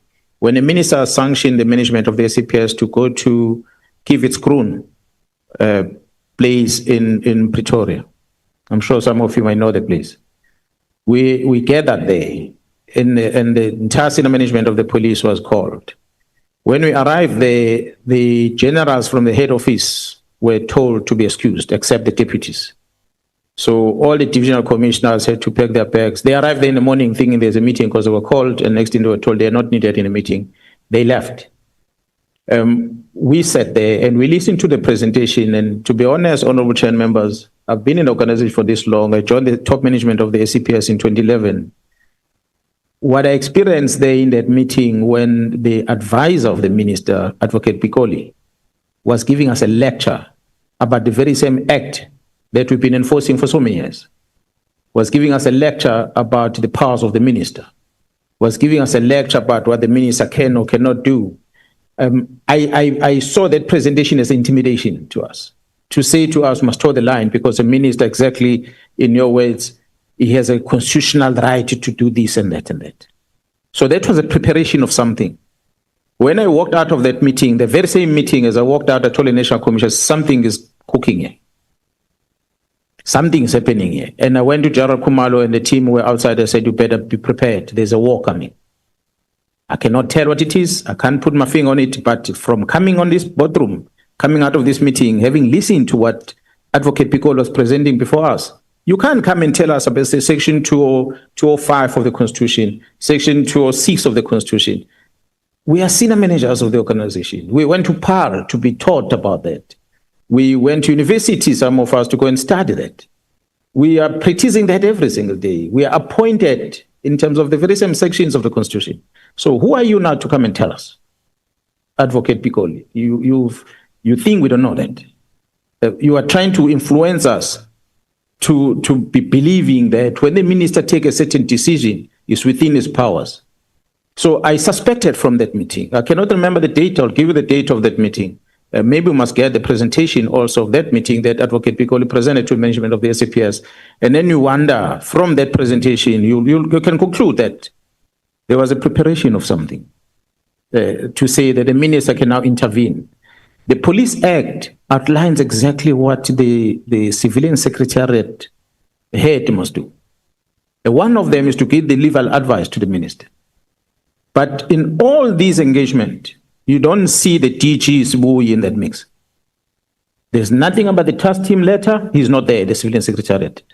There's nothing about any reforms the minister wants to introduce, presentation to us as management, the meetings of the 6th with the PKTT and the National Commission here. I don't think DG's buoy was part of that. The minister hasn't. So every decision the minister has ever taken, he has never taken the DG, who's a civilian secretariat in his office, with him to take these decisions going forward. So the legislation provides for it. Why is he not using it? So what else can then Parliament do if the executive order is empowered by legislation, but the executive order chooses not to use it? Do you blame the legislature? No, you can't blame the legislature. There's a provision for it, but he ignores it. So honestly, when it comes to this, I will argue that the minister cannot come and claim that I have a constitutional or legal authority to shut down teams. Thank you, General. I think it will be important for us to get the date of that meeting so we can just have some further clarity there. You've also indicated that the minister had never been briefed on the PKTT's work before issuing the directive. However, you yesterday indicated that you're aware that General Khumalo held meetings with the minister and the National Commissioner after the 6th of March. How do you know that prior meetings did not take place regarding the PKTT? And do you have any documentary evidence to prove the contrary? Up until I started questioning about the case dockets that were taken to Pretoria, only then I became aware of meetings that had taken place. Because these meetings were held in Pretoria as early as January. They were held, I think, in February, and there were meetings in March and late March. I was not informed about all those meetings until such time, and I said, National Commissioner, I need a statement under oath about these dockets that have been taken away and the team been shut down, that whether did you authorize it or not. That's when I became aware that there was a proposal which was not taken by the minister of agreeing to his letter, but in the terms that the National Commissioner wanted to introduce. And the minister did not agree to that. And therefore, I think they realize that if that is not done, because I already said it on the 5th year, that you shut down the unit, you stop investigation, you're committing a crime. Here in Parliament, I said that. And I don't know whether maybe that is that what National Commission end up saying, you know what, I'm no longer going to entertain or make any new proposal to the minister. Let him allow Jerome Mkhwanazi to do what he wants to do. Thank you, General. So you allege that the crime intelligence has been in crisis since 2011 and that we're seeing similar patterns now since then, or to that time. At that time, then, the Minister of Police, Nathi Nthwetwa, may his soul rest in peace, had ordered the closure of the Cato Manor unit. Would it be accurate to say that the current closure of the PKTT mirrors that situation? I don't think I get the question correctly with regard to the Katumena versus the PKTT. If the member can repeat that, just so I can understand exactly the question. The Cato Manor unit was closed down by the Minister of Police at that time. Is that correct or incorrect? I'm not sure whether I was closed by the Minister of Police. I think the former general who was in charge of that team might come and explain. But what I know is that the members that were working at the Katomena, they were arrested, most of them. I think that's what led into the unit not working anymore. I doubt whether there was any directive for the unit to be shut down. So you earlier indicated that there are detectives that were rotated to root out corruption, as some were found to be involved in illegal activities within the PKTT. How many members are we speaking of? Have they been charged for any wrongdoing, and are they still in the SAPS? I think, honorable members, I won't be able to give you the exact number right now and the whereabout of these members. Safe to say that quite a lot of these police officers, I think somewhere in the 30s, that were arrested and charged. Whether they're still within the service or out of the service, I'll be wrong if I say upfront that they are gone, all of them, or they are still in custody or not. It's some information I can make available, maybe through the portfolio committee. I can share that, or through the chairperson here, the Joint Standing Committee, the ad hoc committee. If it's needed, then we can provide that information. General, you state that the 121 dockets were removed from the PKTT on Lieutenant General Sabia's instruction, allegedly acting under the minister's orders. Did you record any formal objection in writing or open an internal investigation at that time to safeguard those case files and their evidential integrity, considering that most of them do come from your province? Yeah, well, I never communicated anything to the minister, never spoke to the minister, neither did Gerald Sibia. The only thing I did was to write to Gerald Kumalo to ask him about this, what I'm hearing, about the dockets that have been taken to Pretoria and the reason for that, and he gave me the response on that. And subsequent to that, I wrote to the NPA in the province because they had given us directive to arrest people. And so I had to tell the NPA that we have failed them, and we have failed our clients because we have not arrested anyone, simply because the dockets were moved to Pretoria, so they were not in a position to do that. So those are the correspondences that I had. But other than that, mine was to try. But other than that, mine was to try to engage the minister through an informal way, which is engaging the National Commission. I would not have formally written to the minister and asked for a meeting and discussing this thing. When I ended up sending him in a WhatsApp, it was a desperate move to get the minister's attention. Thank you, General. I actually want to ask you about that because you did mention that you attend regular meetings of the Board of Commissioners. And surely such explosive allegations affect all of your commissioners. It's not just one province. Don't you think that it would have been appropriate for you to address it at that platform or sought assistance from your colleagues in the Board of Commissioners? I said earlier when I appeared before you yesterday that, honourable members, the POC, by law, it's supposed to be National Commission, Provincial Commissioners. But in reality, it is not. It's the National Commissioner and every other Lieutenant General, including Major Generals at the head office. The agenda is prescribed and is available for the members to look at it if you so wish. There are matters that have been tabled in that POC for noting and some of them for discussion, amongst others. But as a provincial commissioner, we might have an opinion in that meeting, but the majority might vote against you. Let me give you an example of it. Example of it is when the Prim of Gauteng, with a good intention to fight crime in the province of Gauteng, but they started a unit that by law should not exist. The Mapanya Panya that is famous. I raised that at the POC. Then I said, this is illegal. It's against the law. The Premier must be advised. He's got good intentions, but it cannot be done. The law doesn't allow it. The very same senior managers in the police says, no, just leave the Premier alone. We like this proposal. The following POC, legal services came up with a presentation, and they argued the same thing that I argued. Legal services.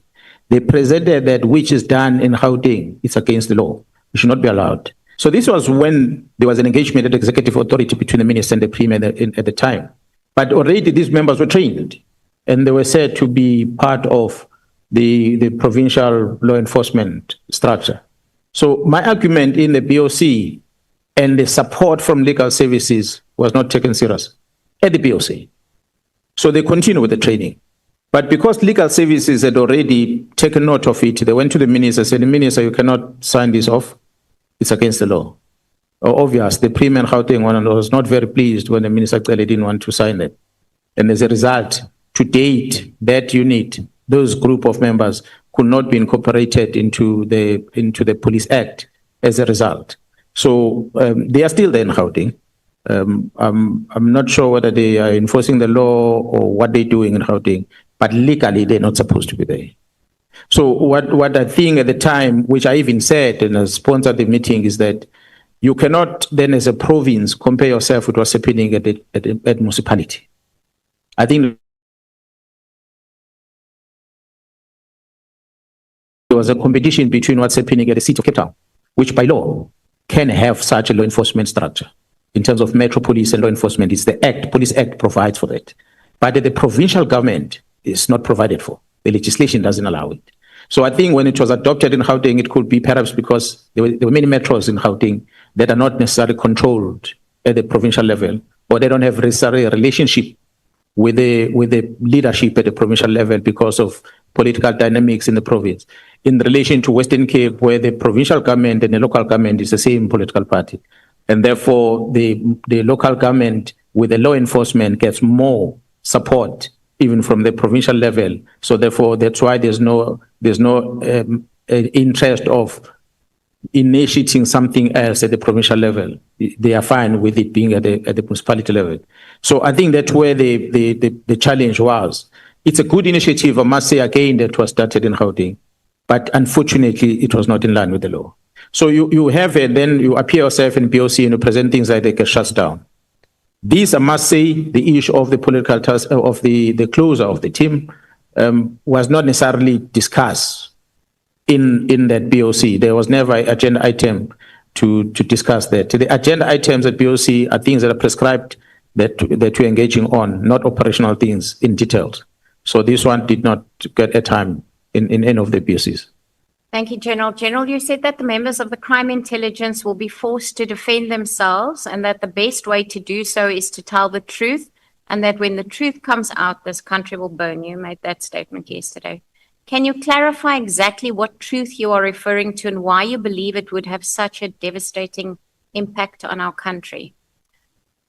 Honorable Chair and members, when the intelligence community operate, in order for them to be able to protect the citizens of this country, they must apply covert strategies that when you become aware of it, you might not approve of it. But they are necessary to protect the citizens. They are necessary to protect the country. So it is that which I was talking about, that when a safe house is rented for a particular individual for the sole purpose of protecting that person, and the safe house is then rented for this person to go and stay there. If it comes out in a public place, a typical example might come if for whatever reason, intelligence feels that the best way to hide this person against these criminals is in Camps Bay and next door. But the property that is found in Camps Bay, it cost 50,000 rands a month. And when it's presented before the citizen that we are renting a property for 50,000 rand a month, the first question is going to be asked is, why did you choose that one? Because it's so expensive. Any 3 quotations that you've used, why did you go for that one alone? You should have advertised this thing open in a tender so that you comply with the act in terms of procurement. So all these questions end up being asked. Whereas you want to hide this person. So you can't have a luxury of advertising. You go there specific, said, I want to use your facility in a safe. We've identified it safe enough to protect this person. We put this person here. They negotiate on the side the cost of that and they put a person in it. But if it comes in open, you're going to start asking whether was this in line with the law. If it's not in line with the law, then you've broken the law. If you want to do this, you must go this fashion, you do this, and that will defeat the purpose of protecting such information. I'm using that as a typical example because it applies. The cost associated with it is one thing. The next thing will be whose properties that you are renting. That's why I said yesterday, you're going to hear the names of the owners of properties, of some of them might be in this hall where we're at. And then you're going to say, yeah, you rented Mkhwanazi's property because of corruption. Yes, it's Mkhwanazi's property, but it might have been a proper property to use at the time. That's why we chose that one.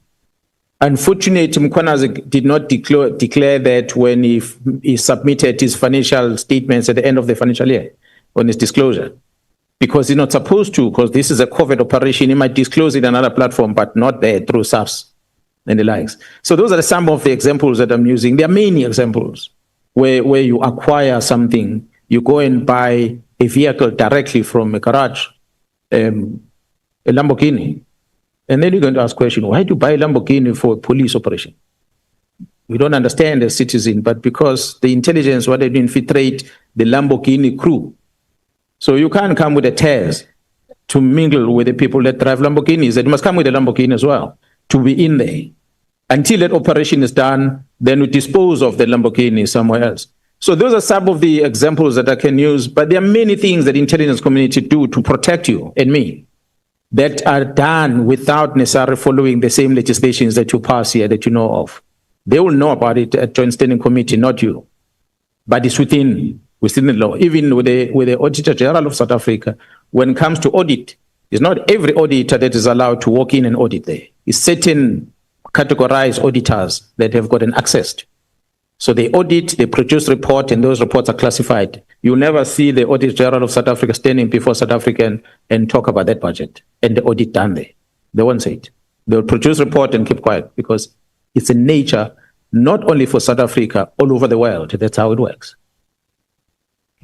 General, I mean, your press briefing was bold. I don't know if I could put it another way. Obviously, there must be some of your senior colleagues and superiors within the police that did not take kindly to this disclosure, obviously. Do you have any records such as emails or memorandums or reports or threats even that you've received after this statement of yours on not only on your life, but that of your family? And, you know, what pushback have you received? From my colleagues? Yes. I have not received any pushback from my colleagues directly. I like to believe indirectly, yes, I did, except Jairus Bia, who went on the national TV and started saying that I want to be a minister, that I shouldn't challenge a minister. I think that's a mistake they made by making a minister to sign a letter thinking we won't challenge it. That was his mistake. He thought we cannot challenge that because it's signed by the minister, and he was wrong. So other than him, the rest of the colleagues that directly coming to me with things, no, I cannot say there was any pushback, but there's been a lot of pushback indirectly through the journalist.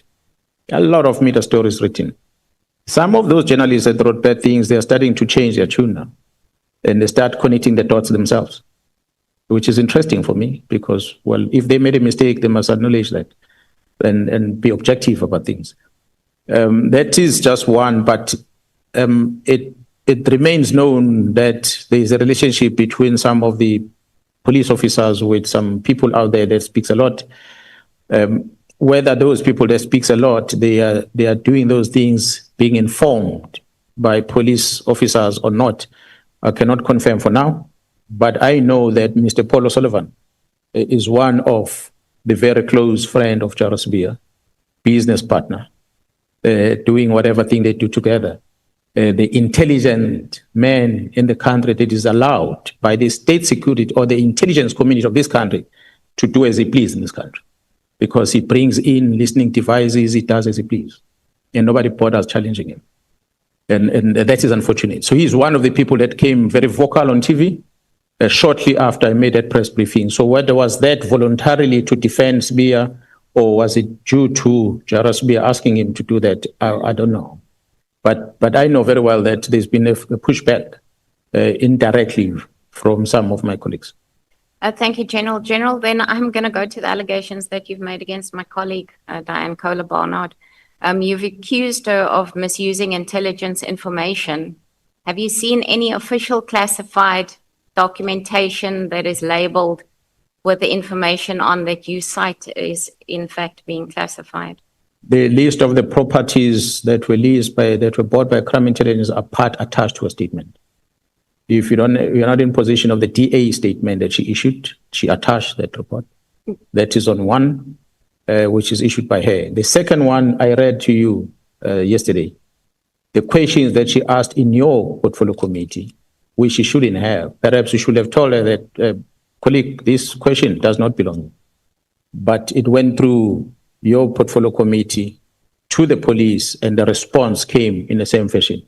So those are some of the one examples that I can bring up now. Anything else that Ms. Kohler-Barnard might be involved with, I think we'll leave it to in-camera discussions with the bodies that's supposed to. Because the nice thing is that people travel and they meet, and wherever they meet, there's cameras. And wherever they meet, there are people that are observing. And wherever they talk, there are footprints left on phones. Even if they delete messages, we retrieve them. Thank you, General. I just would like to say that you have admitted that the information that you raised in the media statement, which was before the JSCI was constituted, was in the public domain, including the photos, because I went to go and look at News 24's article that came out before the honourable member put out the media statement, and the information in actual fact is similar. So she obviously got some of it from the media statement, including the photos, although we didn't, well, let me not say we, whoever put out the statement did not post the photos. So on what basis then do you say that that information that was derived from a News 24 article was unlawfully disclosed if it came from the media itself? You said, honorable member, that is your colleague. So I will not be surprised if you somehow would want to protect her. But awesome. I said yesterday when I presented that Ms. Kohler-Barnard, Honorable Kohler-Barnard, should be politically correct in this house, that she was sworn in as a member of the Joint Standing Committee of Intelligence last year, or previous administration. I'm sure you know that. She was a member there. So she knows what crime intelligence does. So when she becomes aware of this thing from the newspaper, she has an obligation as a lawmaker to approach a relevant committee and say, question number one, how does News 24 get hold of this? That is a responsible lawmaker. How does News 24? You cannot spread crime simply because it's not started by you. If there's a porn movie, someone makes a porn of an underage child, and you receive it, and you circulate it further, you are participating in a criminal offense. You cannot use that as an excuse that it was already in the media, so therefore I have a right to share it further. Beside the fact that she was a member of the Joint Standing Committee before it was dissolved. She was there. She's a member of this House of Parliament as an MP, have taken an oath. So having the knowledge of what is happening at the secret fund account and having a knowledge about her obligations as a member of parliament, and later in the year, in June, she's been sworn in again at the Joint Standing Committee of Intelligence as a member there, but she still writes questions about things that does not concern the Portfolio Committee on Police. So I do not know with all what I presented if there's anything else evidential that I should give it to you that might be of satisfactory to prove that she broke the law. General, I just want to put it to you that it is our responsibility as parliamentarians to ask questions. I'm just making a statement. It is our responsibility to ask questions and to submit questions and to go to the media. So There's nothing, I mean, you acknowledge that Honorable Kola Barnard wrote to the Inspector General of Intelligence, which was the correct oversight channel. So there's nothing, what do you think was unlawful about her conduct if she actually did write to the IG as she was supposed to do?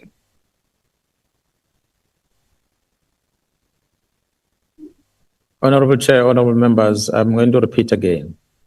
The evidence I presented before you should be enough to prove that I said she issued a statement with a sensitive information. Her political party, Democratic Alliance, issued a statement and said, when she did that, there was no committee. I came here yesterday and I said, that is not an excuse because she had taken an oath prior to that. So she knows the processes there. The fact that there was no committee is no excuse. But whatever that may be, I passed that. And I brought her back into the time when she was then sworn in the same committee this year. She's a member of that committee. I'm sure you agree with me, Honorable. But she still asks questions that are outside, that are the responsibility of that committee, but she asks those questions outside. What is the reason for that? That which I presented yesterday. 3 questions about these properties, even addresses. So when you ask a question like this in the Portfolio Committee on Police, it's a public thing. You are writing, a person who sees that question is a public thing already.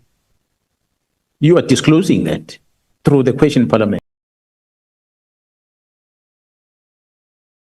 You cannot therefore come and use a protection of Parliament and say, I'm an MP, I'm allowed to ask questions. You're asking questions in the wrong place. So as an MP, you took an oath, you must be held accountable for it. I think that suffices. I said yesterday, if you want more information for me to share, I'll take you back to my experience in 2011, when the chair of the Portfolio Committee will sit on the high chair and pass questions to her, and the questions come over to the police. We have those records. To be one of them. So I approached the National Commission, said, if there's any vacancy coming up of the Provincial Commission, please send me there. And then the one of KZN was coming up, and the National Commission said, okay, well, I'm going to send you there. And there was a delay, obvious, because they must consult the executive in the province until there was an agreement in March that, okay, we can go and start. That's how I went to KZN, because I wanted a new challenge. I'm not in a good shape physically as I was when I was in Pretoria. Why was I in a good shape in Pretoria? Because you wake up in the morning, you go to the office at 7:30. Before you get to the office at 7:30, 5 o'clock, you're in the gym. Then you go to the office, you do administration, meetings and everything. 4 o'clock, you're guaranteed you're going home. You can still attend your children's school activities in the afternoon, do homework, whenever, then you sleep. You wake up in the morning. On the weekend, you can plan. If so-and-so has got a party on the weekend, you are guaranteed you are there. This phone doesn't ring. It doesn't ring at all. You can travel the length and breadth of the country. But as a provincial commission, you can't do that. Because the phone rings. The community wants service from you. So you must always be available. There's no time. Every gap you get, the time you are sitting here as a provincial commissioner, you have so many problems in the province that you must travel back as soon as you're done to go and attend to them. So the pressure at the province is that much higher as compared to the national level. So I wanted to feel that let me go there and see these men and women that are fighting with criminals on the ground. How does it feel like? Let me take the challenge. So that's how I ended up taking that position. So in taking that position is because it's a challenge for starters, but secondly, I knew for a fact that it's a 5-year contract. So consciously, I took a decision of going down because I did not want to sit in Pretoria and become a person who just throws a salary until I turn 60. So I knew I go to a province, it's a 5-year contract. The act says it's a management that must approach you, not you. So I knew for a fact that when I'm here, I must make a difference in these 5 years. And when the 5 years is over, then I'm gone. If the management wants to retain me, they will negotiate with me. If I agree, I'll stay. If I don't agree, then I'm gone. So it's a challenge that I took it on my own. It was not a promotion. It was just a transfer from the head office to go to the provinces. That's why I can sit at the province and still challenge all these people at the head office, because I worked there for many years, and they cannot come and think that they're going to overrule what we're doing at the provincial level. We need to respect the legislation that empowers the provincial commissioners to do policing in the province. Thank you, General. I just might follow up on that is because I did ask that, do you agree that there is legislation that already allows for the decentralization of policing powers to provinces? The constitution talk about one police. And I know that the ruling party at one stage with the minister who came to join us, they were trying to drive this merging of the law enforcement within municipality into the SAPS so that we have one police, because that's what the constitution says. I'm not a legislature expert. I'm not a drafter of this law. I cannot interpret it. I'm not the court. So whether there is one existing or not existing, I can tell you about the current working arrangement. The working arrangement is that there's one man or woman in charge of the police in the country, and that person reports at the national level, not at the provincial level. The only engagement with the provincial level is informed by the section in the constitution that allows the executive, in terms of 206, to have an oversight over the police, and allows the provincial commission in terms of 2073 to engage with a provincial executive once in a while. But there's no budget coming from the province. There's no accounting to the province. Everything is centralized at the head office. That is the current practice. Is that what the law says? Do I interpret it correctly or not? I don't know. But the only thing that I'm saying is that the current words that are written in the Constitution allows this arrangement that you're having. So perhaps the words written in the Constitution must speak differently than what is written currently. I don't know how it's written about health. I don't know how it's written about transport. I don't know how it's written about education. But those are departments that are decentralized. But the police is directed at the national level. So how they operate, how is the act written? I never went to interrogate that. So it's that what I was making an example of. That because of the sheer size of the organization, the workload that exists there, to expect one person to be responsible for that, I think is too much to ask. Thank you, General. So it is fair to say that you think that the South African police services will benefit through the decentralization of policing powers? Not the South African Police Service, but the citizen of the Republic would benefit if we really interrogate, take the lessons from the past. I made an example of the Homeland Security we had then, and how it worked. When we moved over into the new system, is it because we did not like what was happening back then, or we just wanted to create something new? We might want to start interrogating those things. And then we look at the international setup in different countries. How to better manage this sheer volume of work. Get expert academias from different universities might come with a better formula. And then we don't look at it political. We look at it in terms of the benefit to the citizens. What should be done? So that is not one party driving it, but it's a collective of government that says this will benefit the citizens of the country. That's the structure it in this fashion. Thank you very much, General. Thank you, Chairperson. I'm finished with my questions for now. Thank you so much. Democratic Alliance, Honorable Cameron and Honorable Skele. Happy birthday once again. Chair. I'm now handing over to the economic freedom fighters. Who is starting? Thank you. Okay, thank you so much. Had a good voice. I was going to sing for her, so I'm challenged. I don't know how to sing. I know how to chant. Thank you very much, General, and the Chairperson. General, I just want to ask if you know, or maybe let me put it differently. What interested you into joining the police?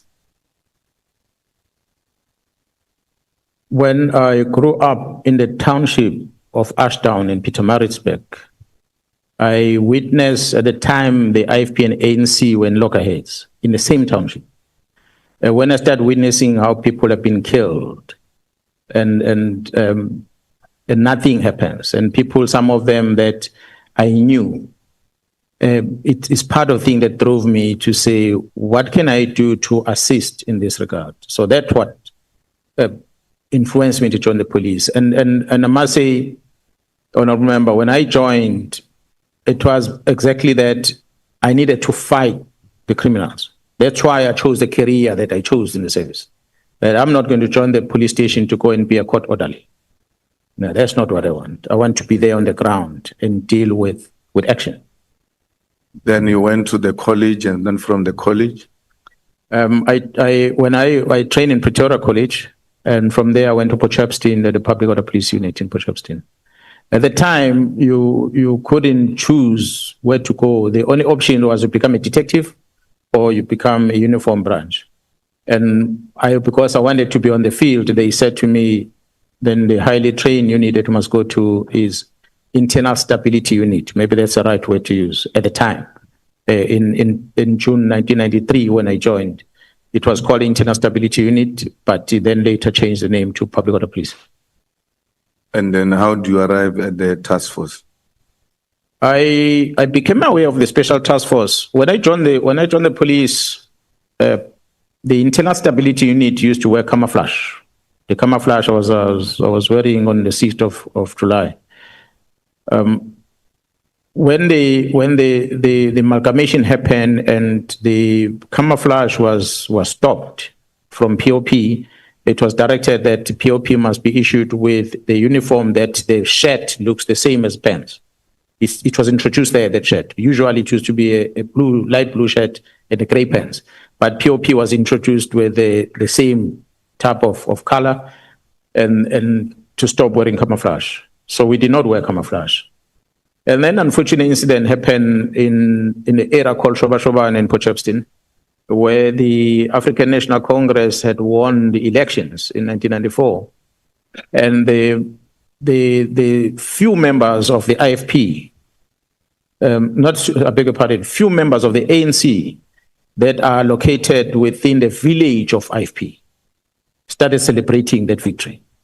They erected their flag, the ANC flag, to celebrate the victory of the African National Congress. And I happened to be there and I warned them. I said, you are calling for trouble. You're in the middle of the ocean. You're an island. You can't be raising up this flag and celebrating, whereas your neighbors are not happy with the fact that they were defeated. And then it so happened that shortly after that, those people were attacked by IFP. They were killed. And after the murder happened, the leadership of the police brought the investigation team from the national office to come to Potchefstroom. And that investigation team was accompanied by task force. So it was the first time I see people in camouflage that we are no longer wearing. So when I saw them there, I asked them, but who are you? Because we don't wear this uniform anymore. Then they said, no, they are special task force. So I asked them, what do you do as special task force? They started explaining to me. That's how I first learned about the task force. So it was exciting for me because I always wanted to be in such an environment and I never knew about it. And fast forward, I took a transfer to Durban. When I arrived in Durban, the current command of the task force in Durban, Kenen Yao, was there, the unit, and I saw him and I engaged with him and he said, no, they recently decentralized the task force to Durban. And then he gave me the video of what the task force does. I went to sit and I watched the video and I realized, okay, now this is troublesome. And then I was excited and I joined it. So it's safe, it's safe for me to call you a career policeman. Yeah, well, we can call me that I've been pursuing different areas in the police all my life until now. Are you aware of something called deployment cadres? No, we don't do that in the police. We don't use the cadres names. No, I'm saying, are you aware of policy of a deployment cadres? Well, I always hear from the ruling party talking about deployment cadres. You are not a product of a deployment cadre policy. You are a career policeman. Yeah, no, I'm a career policeman, unfortunately. Those deployed cadres that came into SAPS who had no career in the police. Some claim to fame, they're from exile, they were underground, they were this, they were that. Do you think they helped to improve the policing in this country, or they deteriorated to where we find it today? Yeah, I think the latter part is more appropriate. I think with this amalgamation and the presence of people who did not grow up in the police, the first thing that I think created a problem was to undermine the discipline culture of the police.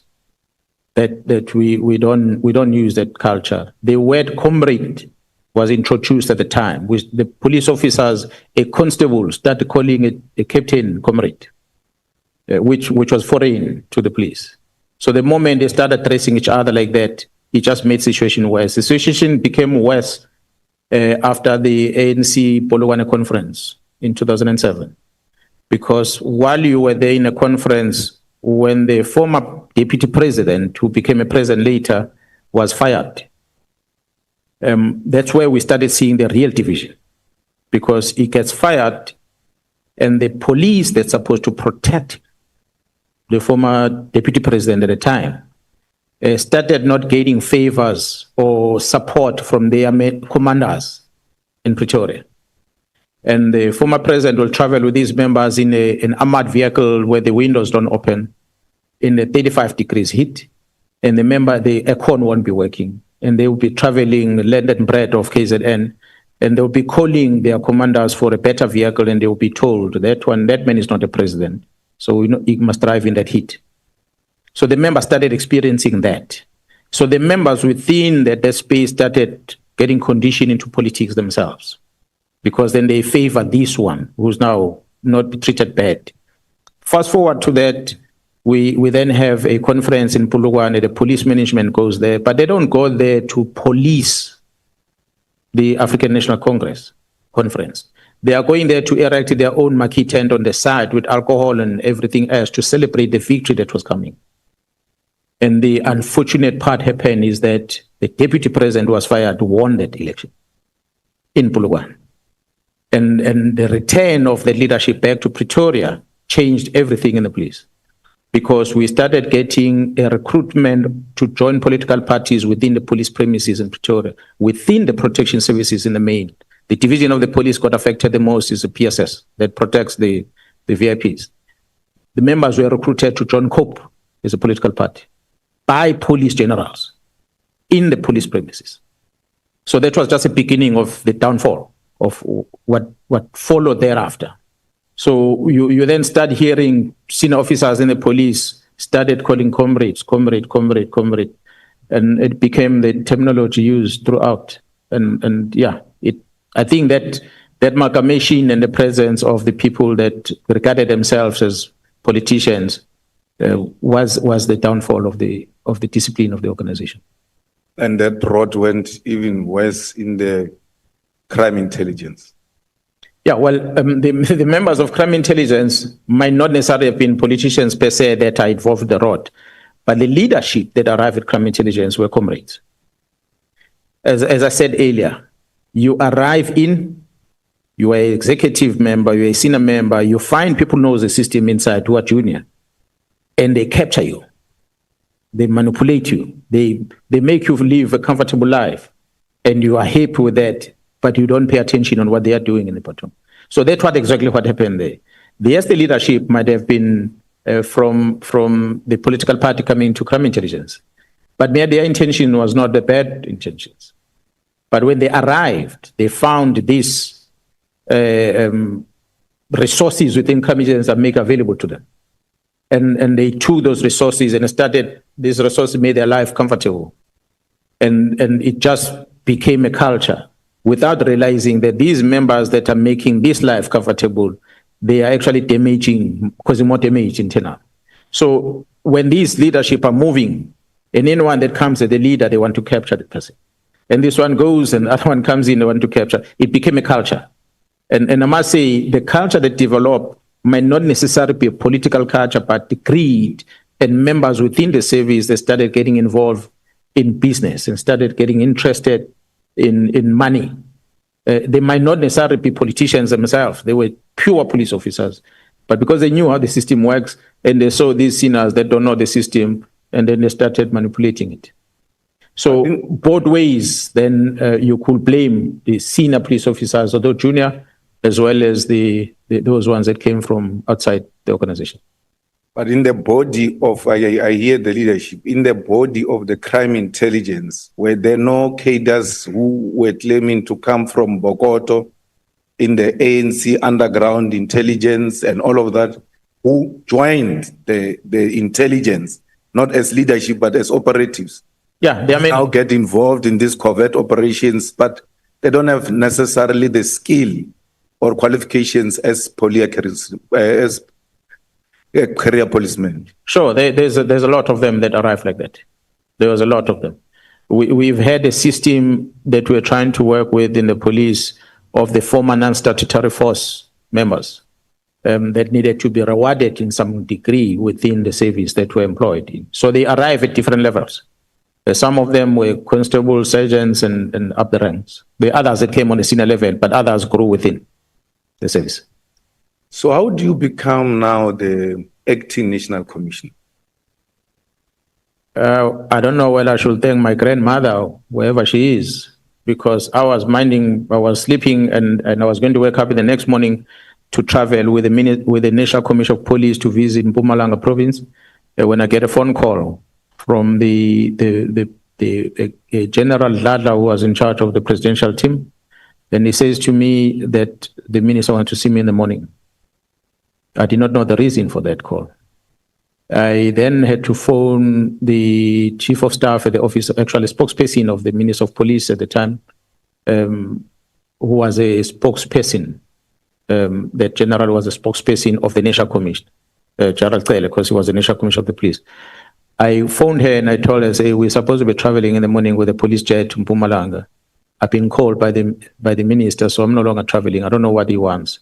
But ordinarily, because I'm from the Special Task Force at the time, and I'm in charge of the component that deals with Special Task Force and all these high-risk operations, from time to time, if the presidential team have got some risks that they've identified somewhere, they always call on us to come and provide that technical support on them. I thought maybe there's something that might be a threat, either with the president team or somewhere that the minister wanted to talk about. I arrive in his house and he says to me, the president wanted to see me, so I must go and meet the president. I went to the president and the president says, I've now taken a decision to appoint you as the acting national commissioner because we are suspending Gerald Cele based on the procurement of that building in Pretoria. So it came as a shock. And that was that. That's how I was appointed. Who's the president at that time? President Zuma. Who's the minister? Minister Mteto, Nathi Mteto, the late. And then how do you leave that position of acting? And ceremoniously so, because I was frustrated with the role that the minister was playing over Mdluli over time. And I felt that I cannot be able to work within the political space in this fashion. If this is how the people operate or occupying these positions supposed to interact with executive authority, I'm not willing to take instructions of this nature because they are not right. They are wrong. They are encroaching into the management responsibility of the police commission, of the national commissioner. Maybe I must talk about the experience that also I had learned prior to that. Mdluli is the only general in the South African Police Service that was ever appointed by the panel of ministers in the history since we started in 95 to date. I said the act only allows a minister to appoint a national head, nobody else. But the Mdluli's post panel was presided over by the late Minister Mteto, and I don't know who are the panel members that were part of it. The person who was the acting national commissioner at the time, Commissioner Williams, was excluded from the process. Mdluli then gets appointed. So which then Mdluli, there was the intention of getting Mdluli at crime intelligence by all means. For what good reason and what experience did Mdluli had at the time? From my assessment, I realized there was other reasons other than his competency to do the job that made him to be rewarded by being given a crime intelligence post by the minister at the time. So fast forward to that. When there is these disciplinary steps taken against Mdluli, the ministers want to intervene and say, you can't do this and that. You can't discipline a man. You shouldn't do this. You shouldn't do that. The minister. So we then confirmed that he brought him into the organization because it was a reward for him to come in there. And so that conflict and having assessed these things, and I must say, Honorable Chair and members, I did not know about the Guptas before until Sheraton Hotel in Pretoria. when I was invited to meet these gentlemen by the late minister, who says, do not use City Press and Sunday Time to advertise. We always advertise post on those newspapers because they've got a big footprint in the country. We're looking for something, we advertise on those newspapers. And the minister says, don't use those papers because they're not helping, they don't want to transform and so forth. Use New Age. Yeah, well, I thought, okay, maybe we need to rotate papers, maybe New Age must have an opportunity. I didn't even know what is New Age. Then I went to the office. When I presented this thing to the management, they said to me, you know who owns New Age? I said, no, who owns it? They say the Guptas. I said, okay, so what is wrong? At the time, remember, I'm coming from operations side. I don't even know what this Guptas are about. They said, no, these ones are implicated politically in this fashion and that fashion. Besides, they don't have the footprint equal to what the Sunday Times and City Press has. So if we advertise through them, a lot of people are not going to get information anyway, because they don't supply their papers across the land and breadth of the country. So that's how I got to expose. So taking those and adding them together, then I realized I'm in deep in a political space here, and I'm not comfortable with this, and I cannot take it. I'm either going to fight with the minister, which is going to end ugly. Let me tell the president that this is not what I signed for. So it's either the president allows the minister to do what he does, or he let me go and go back to the operations and chase criminals. So that's how the president decided he's going to bring someone, and then Jarpiaga came. And indeed, I went to sit at home for a year without doing anything. Now, when the minister communicates to you not to continue with cases against Mkhwanazi, how does he do that? Does he write a letter? Does he call a meeting? How does he communicate that? Please stop cases against Mkhwanazi. Yeah, he called me into a meeting in his residence, and it is in his residence where he was in company of the Inspector General of Intelligence, Advocate Gabde, the late, where he says to me that the advocate was telling him that I forced her, that she must recommend that Mkhwanazi be charged. That's where we had a debate, because I did not force her. And I told the minister, if you want me to do what you say I must do, put it in black and white. And they did not want to put in black and white. Instead, he instructed the Inspector General to put it in black and white, so that I use Inspector General's recommendations for me not to charge Mkhwanazi. That is on a disciplinary part. But on the criminal part, it was not the minister directly, but it was Advocate Mkhwanazi from the NPA. I hope the members have got Advocate Bredenbach, who's an MP here, who's a member of this committee. Perhaps she must come and sit here and talk to ad hoc committee and explain what was her role on that case, because I understand that she was the one who was holding that criminal case against Mkhwanazi, where she was instructed, from what I was told, to withdraw that case from court. That had already said. So why did she then comply with that instruction? I have no clue. Now, when you communicate to the president that we're engaged in some illegal activity which I didn't sign up for, how do you communicate that to the president? Because the president would have ordinarily asked for something in a written form. What did they say to you? Or did you write to the president? How did you communicate this to the president, that there's something going on, which is not up to what we are expected to do as police? It is unfortunate that I did not write to him. I went there in person. So I had a one-on-one engagement with the president about it. And you're correct, honorable member, would have expected the president to conduct some investigation on this thing. But the president didn't. He simply said, okay, if you're having issues with the minister, just give me time. I'm going to appoint someone else to take over from you. And that was the end of the meeting. And that's President Zuma we're talking about? That's correct. We did not do anything about this matter when you communicated to him that we have been invited into doing wrong things? Yeah, no, they didn't do anything about it. Now, why do they put you at home after releasing you? They went to fetch you from your position, ask you to come and act, and then when you say, I can't be part of a criminal syndicate, you are sent home. What do they communicate to you around that time? What is the reason of you staying at home? Honorable members, when I had met with the minister, I called the entire top management of the SAPS and I told them what transpired in the minister's residence. And I told them that they must prepare themselves, that they are all going to be fired and they're going to be victimized because whoever is going to come in is going to come with a mandate that perhaps will say they must get rid of everyone. Some of the senior managers took me serious, others did not take me serious. But because I was prepared for that, indeed that will happen. Maybe Gerald Pierre must come here and explain why she did not allocate me a post for that long and allow me to sit at home and draw a salary every month.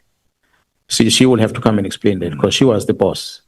She's the one who's going to have to come and explain that despite my experience, as I've displayed here, that she will choose to appoint junior people to go and act in positions that they did not have much of experience of, whereas I'm sitting at home. There was a person who was a non-trained police officer. With respect, she joined the police and she's heading our training currently. She was deployed as a head of crime intelligence at one stage by Gerald Pierre. Will I be correct that you were actually being punished for being disciplined? I believe so. I believe so, Honorable Member, because it did not only end there. It was not only about sitting at home. It was sitting at home and state security, crime intelligence, deploy counterintelligence against Mkhwanazi, against Khumalo, against Masimolo. So we were not just kept at home, but we were being monitored 24/7. General, you know, you speak interestingly about 2011, especially in relation to crime intelligence. What was happening in 2011? Well, some of us for sure were very young, we can't remember properly.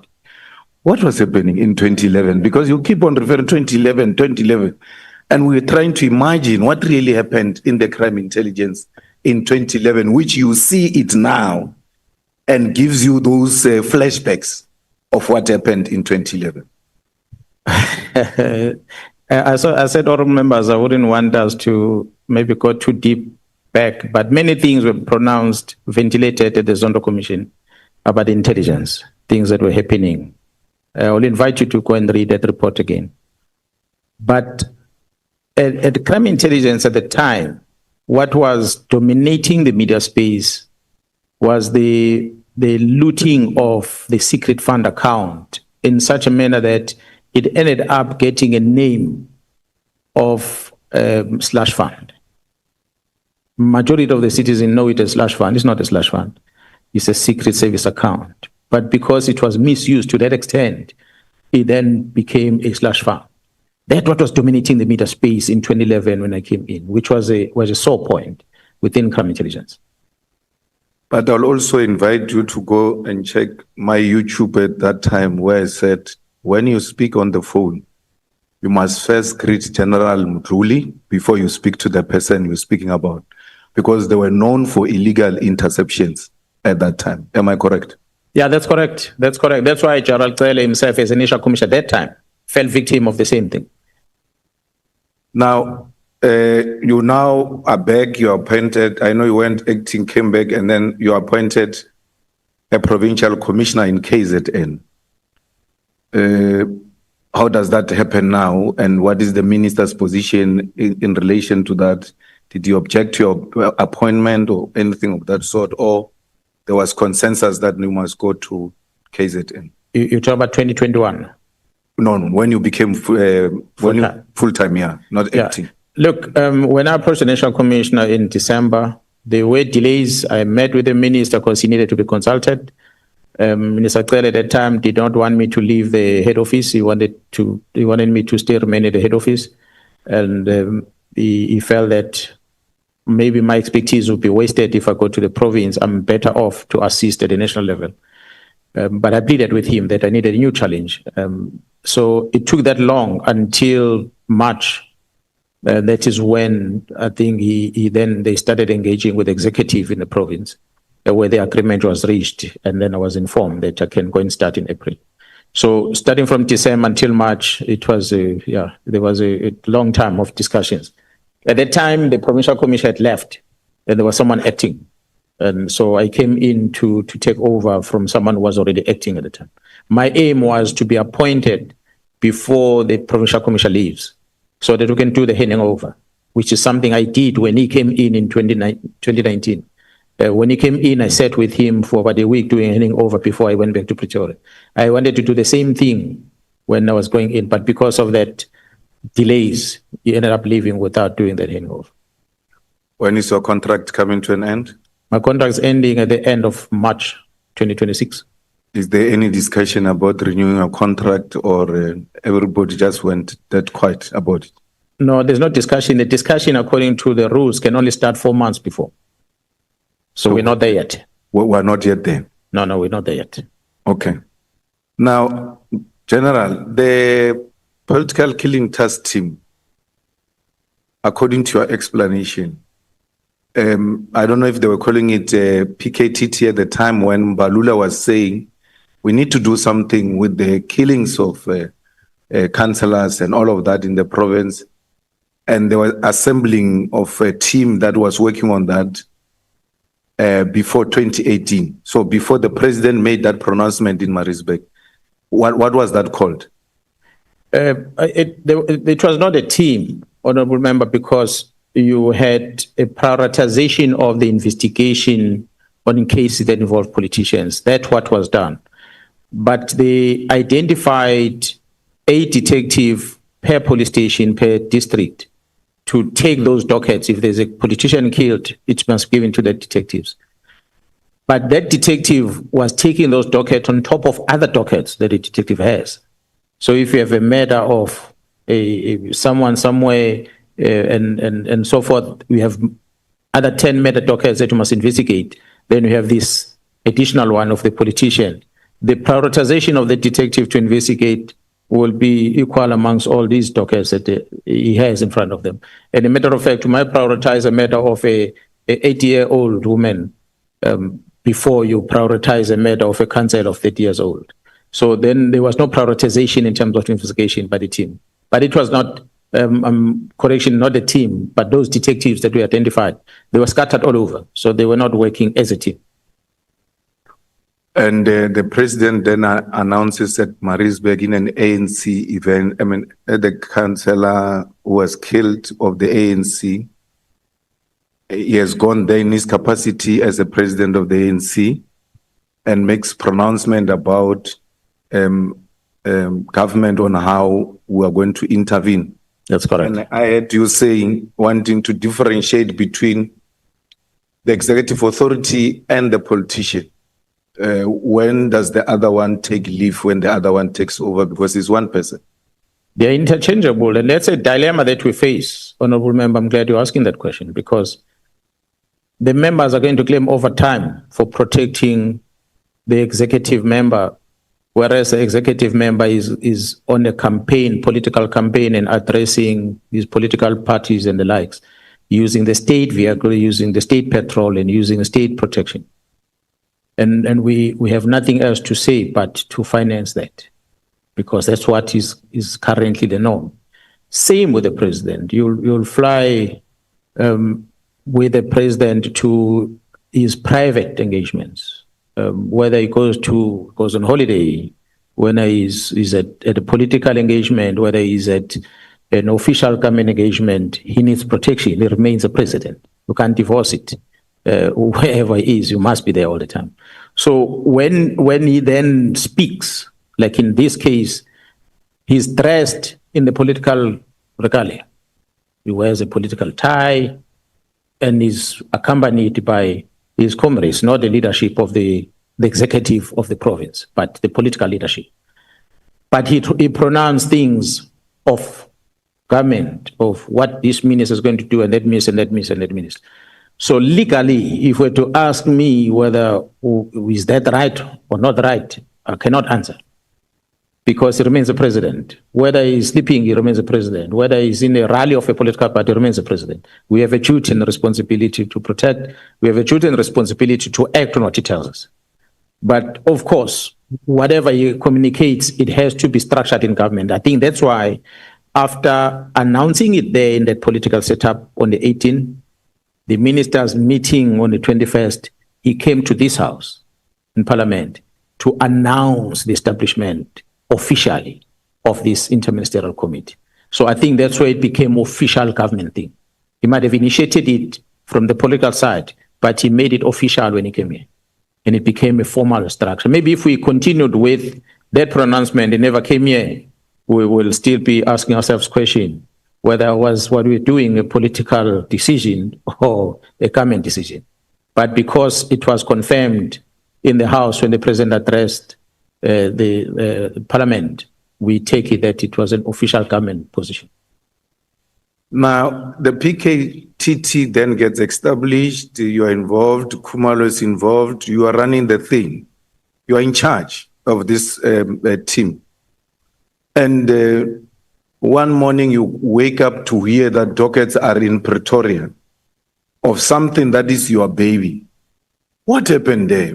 Did your own team got so compromised that when they were told to bring the dockets, they could not give you a hint that someone is calling for dockets in Pretoria? Because the way you're explaining the relationship and the engagement you had with this PKTT, it's in such a way that it's so intimate that no one can just come and say to them, do this, and then they don't bounce it back with you before they act. What really happened there? Was PKTT infiltrated and compromised, and an underground operation took place and took the dockets to Pretoria without your knowledge? Honourable Member, I'll invite you, perhaps, if it does happen, that General Khumalo arrives here and appears before this ad hoc committee to be able to explain, because he's the one that gave the instruction to the members to bring the dockets to Pretoria. I said yesterday, and I'm saying again, I was not very pleased with him, because when all that happened, he had not told me about what was happening. So when I was engaging with him, as I was confronting him, he said, you know what, there's just too much politics. I've been complaining about SBIA ever since to the National Commissioner, but whatever I say doesn't matter, it seems like it. And the SBIA continue doing what it's doing. While this side is having the crime intelligence that he's trying to deal with, and he's having challenges there, and he's seeking assistance from the head office, from the national office, and he's not getting the assistance. So it's a man who started getting frustrated. And I think when this thing came to him, he just felt, maybe let me just get rid of this, because the National Commission maybe is not assisting and stopping it. Let me push it aside and focus on my things. And that's why he omitted to then make me away. He simply gave instruction to a colonel. He said, Colonel, go and fetch the dockets that are investigation, bring them here, as per this letter. So that colonel told the ones in Durban, they said, bring these dockets, and the dockets were transported. That's how the dockets ended up in Pretoria. When I became aware is when they wanted to bring these dockets back. That's when I asked him, because when I heard about it, I wrote him a letter. I said, I'm told these dockets are in Pretoria. How did it happen? That's when they responded to say they were moved in this fashion. I understand that, General, about Khumalo, but your members, the individual members who are in the PKTT, who've got this high credibility and are executing the task expected as their commander, as someone that you work with, apart from whether Colonel called them or Khumalo, why didn't one of them communicate with you? Because this is, I'm trying to establish this effective machinery that you are saying. This is the most effective machinery we have at SAPS. Why is not the senior ranks, these investigators, these people who are dealing with the actual issues, why are they not giving you that information that General Khumalo or whoever said who must bring the dockets to Pretoria? Only to hear after. I mean, you gave a very good example that someone comes into your house, he takes your things and then he goes away with them and says, when I was at your house, I took 1, 2, 3, 4. No one can do that at my house. It will never happen. That you come into my house and take something and I don't know about it. So what really happened to these members who are so loyal and so active and so disciplined that they can't tell their commander, only to be embarrassed that his dockets are in Pretoria? Yeah, honorable members, the command and control, when it's effective, such then happens. Because our structure and our working arrangement was that the members that are doing the job, they understand and they know their commanders. They don't bypass that process. The center was holding. So at the center of this operation was General Khumalo. So when I was getting briefing, Khumalo and the leaders of certain groups will come and brief me about the work they do. I will not engage with the individual member directly. So I was always engaging them in a formal structure all the time when I'm engaging with them. So the problem started in January, as I said. I also learned from Gerald Kumar that the members are not happy. So when I asked him, what do you mean the members are not happy? He said, because they were supposed to get awards during the Excellence Awards and their names have been removed. They're told they're no longer going to be recognized with anything. That's when I went to meet with the members myself. Because when he phoned me, he told me that the members are not happy. So I went to meet with them. For the first time, I had a one-on-one with them. And I asked him, they said, Gerald, we are disappointed. I still said to them, I'm going to give my allocation of one table of 10 people. Come as my guest. Come and sit there. They said, no, we appreciate Gerald, but it's better we don't come. So that was the first time where I had a one-on-one engagement where I got to feel the pain in their eyes. This is January, long before the letter is written. The dockets are taken. I started feeling the pain in their faces in January. Fast forward, the same January or February, there's this instruction of the reduction of the workforce of this team. At that time, I conclude that it is because of the budgetary constraint. That because the budget approval has been reduced, we can therefore not have this total workforce that we had. I accepted that. We are running towards the end of the financial year, reprioritization that must happen. So I did not challenge it. But then the financial year starts in April. Obviously, the budget might not be allocated almost immediately. But again, the team that is authorized to continue the work as a new submission is made in April 2024, it still speaks about the reduced number of deployments. So I concluded that it means the challenge is the budget. That's why the reduced number. So knowing the challenges we have, financial challenges we have as an organization, as a country as a whole, I couldn't challenge that much. I said, okay, well, we'll do with the less number of members maybe going forward. But when this communication of DOCA has been taken up to Pretoria came, I then realized, but this problem started back then, the letter, the members not getting rewards, and the members are starting to question themselves from January about the work they are doing, whether they are upsetting the executive and why the executive is treating them like this, up until the period when these dockets in March are taken up to Pretoria. So it's already a couple of months back, and that's why the members, I think, they became numb to complain about anything, and they didn't say anything. They just kept quiet. So when they arrive in Pretoria, these dockets, they are put under SBIA. SBIA is in charge of both crime intelligence and detective. It is my understanding that SBIA wrote to the Divisional Commission of Crime of Detectives, Gerald Sentumole, to take these dockets from crime intelligence. So I don't see on the directive where did he want these dockets to go to. But it's my understanding that the docket were kept at the office of a brigadier under General Sentumule's office. Of course, Gerald SBIA remains the boss overall. So meaning he has access to those dockets in one way or another. Of the 121, there were 5 dockets which had clear instructions of arrest. That's correct. What happened to those dockets? Are they, have you arrested people since the dockets are back? Have you arrested people? How far are these cases? And if they still remain unresolved, what is the issue? We are still looking for the other suspect, but 2 of the suspects have been arrested on those dockets, and one of the suspects unfortunately died. I think he was already identified, but he died, so he couldn't be charged. There's no more. But the others, we are still looking for them. General, what do you mean the minister you met at Mbangeni and the minister you met in this letter are not the same people? They're totally different people. Why?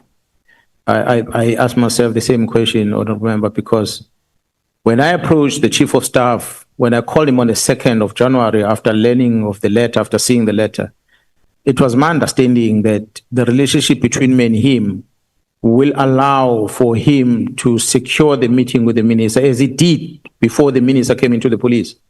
He was able to say, oh, you are the provincial commissioner, I know the minister, so that he get to know you since you are policing his environment. He doesn't live here, he works at Department of Water Affairs. So come and meet him. So we met. It was a meeting, one of the elders and one of the senior government leaders in the province. It was not a problem because we just did that unofficially. So when it's time for us to talk business, I expected the minister is going to open his arms and said, I know you're already through Kabinda come, but that never happened. And that's where I started wondering what could be the reason behind it. But when he's in front of me, he smiles all the time. But this, what I'm asking for, is not happening. Now, if you say the minister did not write a letter, and this is not the same person I see who smiles all the time when we meet, and the one that I see in the letter, two different people, will that be an excuse that someone gave a minister a letter and the minister signed? Because he doesn't dispute that is his signature. Once he signs, that is his letter. And we can't say minister didn't know, someone misled the minister, because I don't understand which angle are you trying to take there. The minister signed a letter. Even if he said, I didn't read the letter, I just signed it. It is his signature. It means he didn't do his own duties by making sure that he reads through the documents before he signs them. Is there any excuse why shouldn't we hold this letter against the minister himself as his own letter? Well, it is the minister's letter. When I registered a complaint, a criminal complaint, minister is one of the suspects that I'm pursuing in that complaint I have, because he's the author of this chaos. How far is that case? The chaos. This is a real chaos. Yeah. How far is that case you complained about this? It's still an investigation. I'm not part of it because I rely on the prosecution in KZN and the team investigating to brief me from time to time. But the progress they shared with me 2 weeks ago was quite pleased with the progress that they're making. The minister owns the letter. He signs it. It's his letter. However, if we're to fix the problem, it is my belief that we must go beyond the minister's ownership of the letter. With his signature, is his letter. That's given. But we need to find out what led into him writing such a letter. When I speak to the chief of staff and he said the letter has been going back and forth, it is against that background that made me to believe that someone crafted the letter for the minister to sign. Yes, obvious. If a person gives a gun to shoot and kill someone and you take that gun and you shoot and kill someone, it's your problem. But we need to find out who actually gave you the gun. So this is basically what I'm trying to communicate, that can we not just leave it with the minister? Let's go beyond, because we're going to miss problems that exist in the organization if we only deal with the outcome. Let's try and fix the real problem. In this case that you're pursuing following this letter, minister is a person of interest and you're saying the investigation is going on, they're getting briefing from time to time. Is there any arrest anytime soon, according to the briefings you're receiving? It is my prayer and hope that by the time the 31st of December of this year comes, we'll be talking about the letter of the 35th of December last year in court. That's my hope. Now, Minister, General, don't you think, and that's my observation, you'll tell me if I'm wrong, this Nkabinde went to tell, because you explained he's got a minister, his relationship separate from you with the minister. Went to tell the minister, okay, let me start differently. I don't see anything wrong with you going to see a minister. It's actually part of your duty. It's your constituency. As one of the high profile people in your province, it's always important to know where your high profile people are found and who are they and all of that, so that if a call is made, you know how to respond to such a call. So I don't see anything untoward. But I think that, and you'll correct me, that Nkabinde told minister that I know the general of police here in KZN. It's my guy. You know, we roll together and all of that. And then he came to you and said, I know the minister. It's my guy. We roll together. So you're thinking you're going to meet the minister. And the minister is thinking he's going to meet the general. And he is not making you guys aware. Why? Later on, when a minister is supposed to appoint a chief of staff in the police, He appoints that guy because he thinks that guy has got a connection with the general of police. He's a former policeman, and it will make my work easy. Whereas a new minister of police, don't you think this guy played everybody in that space? Yeah, well, I believe there was an intention that he had when he made us to meet, definitely, which I believe maybe that what benefited him at the end. Now, General, was it not an overreach to say in that press conference that the judiciary is also involved? Because judiciary, me and you and all of us, we have a duty to protect it with everything we have. It can't be that a magistrate who has faltered wherever, because I believe if a magistrate has faltered, there is a recourse. We can take this on appeal and do all manner of things. But to use a judgment of a magistrate to then say judiciary is involved, I think it was a bit overreach. I get the point what you were trying to drive home, especially a magistrate as a member of the Judicial Service Commission. Judiciary to us is judges. We know magistrates is part of that. But when you are asked to give example of these judicial people who are involved in this wrongdoing and who are given a name of a magistrate compared to what we had at the press conference, I think there was an overreach there. Honorable Member, I had said earlier, unfortunately, you'll appreciate at the Madlanga Commission, there are two presentations that are done there. It's an open one and the in-camera.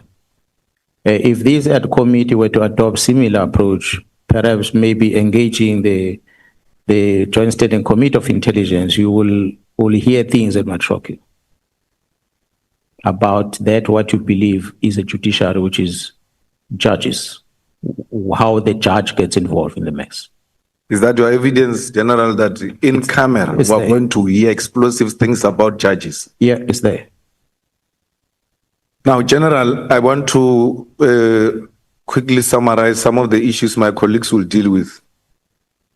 Do you know, or before I go there, when you realize the minister is not giving you an ear, the minister is not listening to you, and it looks like these things are proceedings, the same way you did when you were acting commissioner, did you try to reach out to the president, or did you reach out to the president and tell the president that there is this illegal activity that is about to happen and please intervene as the executive authority?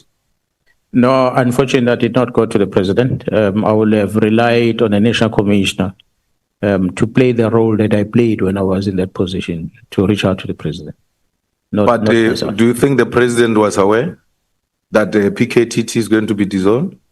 I cannot say that. If I listen to what he said in the recent media interview he did in Northern Cape, it makes me believe that he didn't know. When I met with him after my press briefing, he acted as a person who was not aware of what was happening. Do you know the relationship of President and Paul O'Sullivan? No, I don't know how related they are. I just don't know that Mr. Paul O'Sullivan speaks a lot about being in contact with many people, including the president.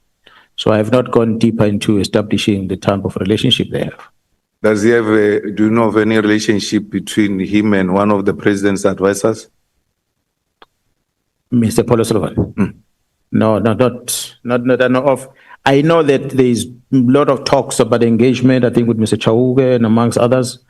But again, it's something that it's communicated out there, but I never really got deeper to investigate the type of relationship that is there. Through our own intelligence, were you able to establish that Paul O'Sullivan is a member or a former member of M16? Well, I have not necessarily got the briefing in details from intelligence in that regard. I've heard the talks about it. I don't have the full briefing. What is of interesting is that he's got citizenship in 3 countries, and that makes me wonder.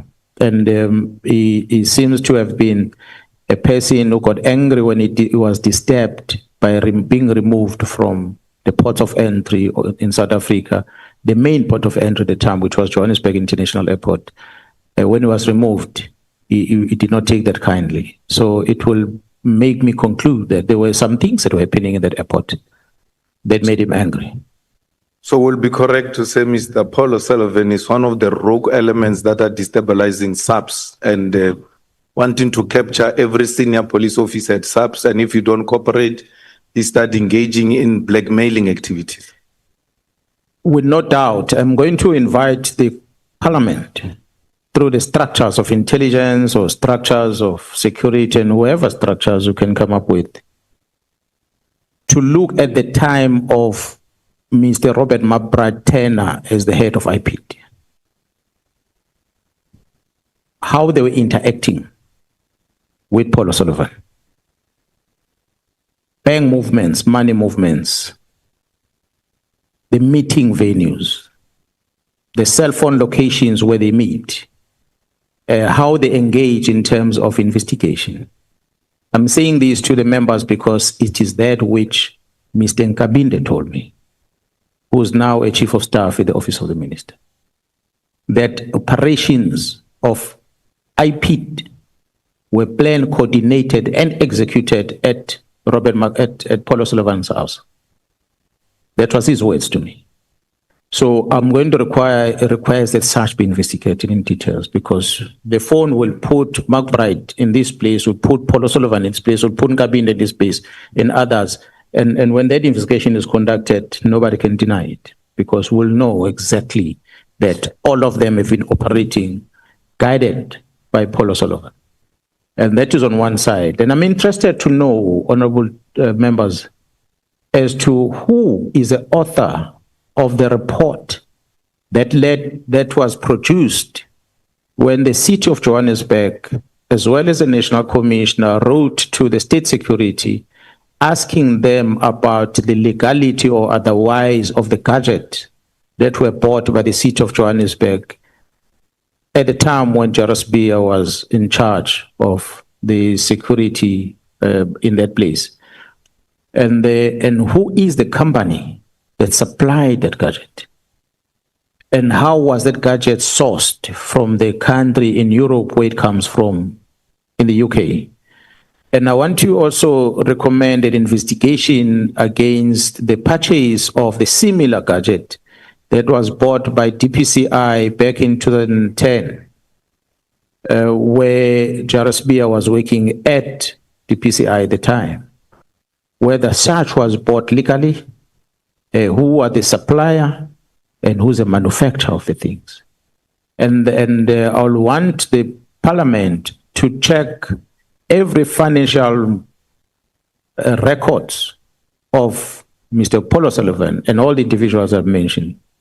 And so that we're able to trace and draw a conclusion whether is Paul O'Sullivan a clean man or is an agent.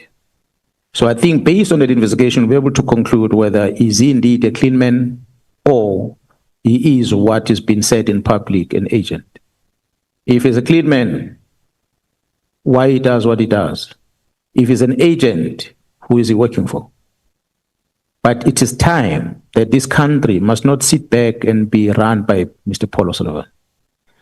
And if government fails to act on it, the men and women in this country, they're going to take it upon themselves to do something drastic on it. And it might not be what this government wants to do, because he has gone too deep in showing that he's got control all over. And maybe lastly, I might ask the members to say, if you ever heard of any report that is deemed to be classified, that's supposed to expose the wrong that has happened, such reports be interrogated. And one of them, IPID has a responsibility to investigate criminal things. When you hear the Minister of Police says, I've got a report from IPID that is classified, you need to ask yourself a question. You are not an intelligence structure. What do you do with a classified report that you don't want to release? As IPID, what is that report doing in the minister first place? Because IPID deals with the criminal case docket.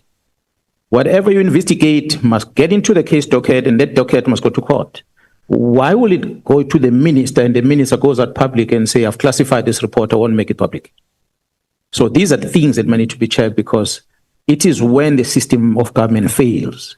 And you have worked hard to create legislation to try and protect yourselves, the citizen of the Republic. But if it's manipulated in that fashion, that the minister can just decide, I'm classifying this, I'm not releasing it in public, perhaps you need to ask, do your minister that classifies a document, do you have a security clearance yourself? So how do you classify something if you yourself are not vetted? You don't have a security clearance. So what gives you basis to classify something? So those are the typical examples that I'm talking about that might need to be checked. The problem in the law enforcement is so serious in this country that's why I'm saying if these things are going to be centralized in a national commission, then it might not be fixed. There's too many problems that exist. And if we start looking at how can we decentralize some of the things, we lessen the risk against this country. And it's a serious risk, honorable members. So that's why I'm going to end on that response. Well, General, I don't understand why would a bully like Paul O'Sullivan, who is a person of interest because he's suspected to have brought some certain gadgets in the country, is now involved in the destabilization of the security cluster, is so deeply involved. Why is the National Commissioner, or including yourself, not opening a case on crimes against the state? Because when you are engaged in the destabilization of the security cluster, you are a national security threat. And therefore, a case should be registered against you, and he must be investigated and be arrested because he has been going on for a very long time. He has become untouchable, he has become a bully, and it looks like everybody is so helpless around him. What makes it like that? Why are we not opening a case at that level as police? If we have this kind of information to verify the authenticity of the things we hear, so we legitimately investigate him, especially on crimes against the state. Yeah, well, I think majority of the things that are happening that Paul O'Sullivan is doing at the head office, and the authorized people that are closer, that are affected, that should be assisting us in such investigation, that should be acting on it. Myself, I have not necessarily pursued anything because I never really had much details of what. I will hear him talk about things. What triggered me, first time that drew my attention to him, when he published through the media, he published the photos of Gerald Patlane, who was the acting national commissioner. When he published the photos of Gerald Patlane's house when it was still under construction. And then I started asking myself a question, this house was finished about a year ago. How did he get hold of these photos? That was very interesting to me, that it's not like we're investigating now and you go to the place, there's construction, you take photos.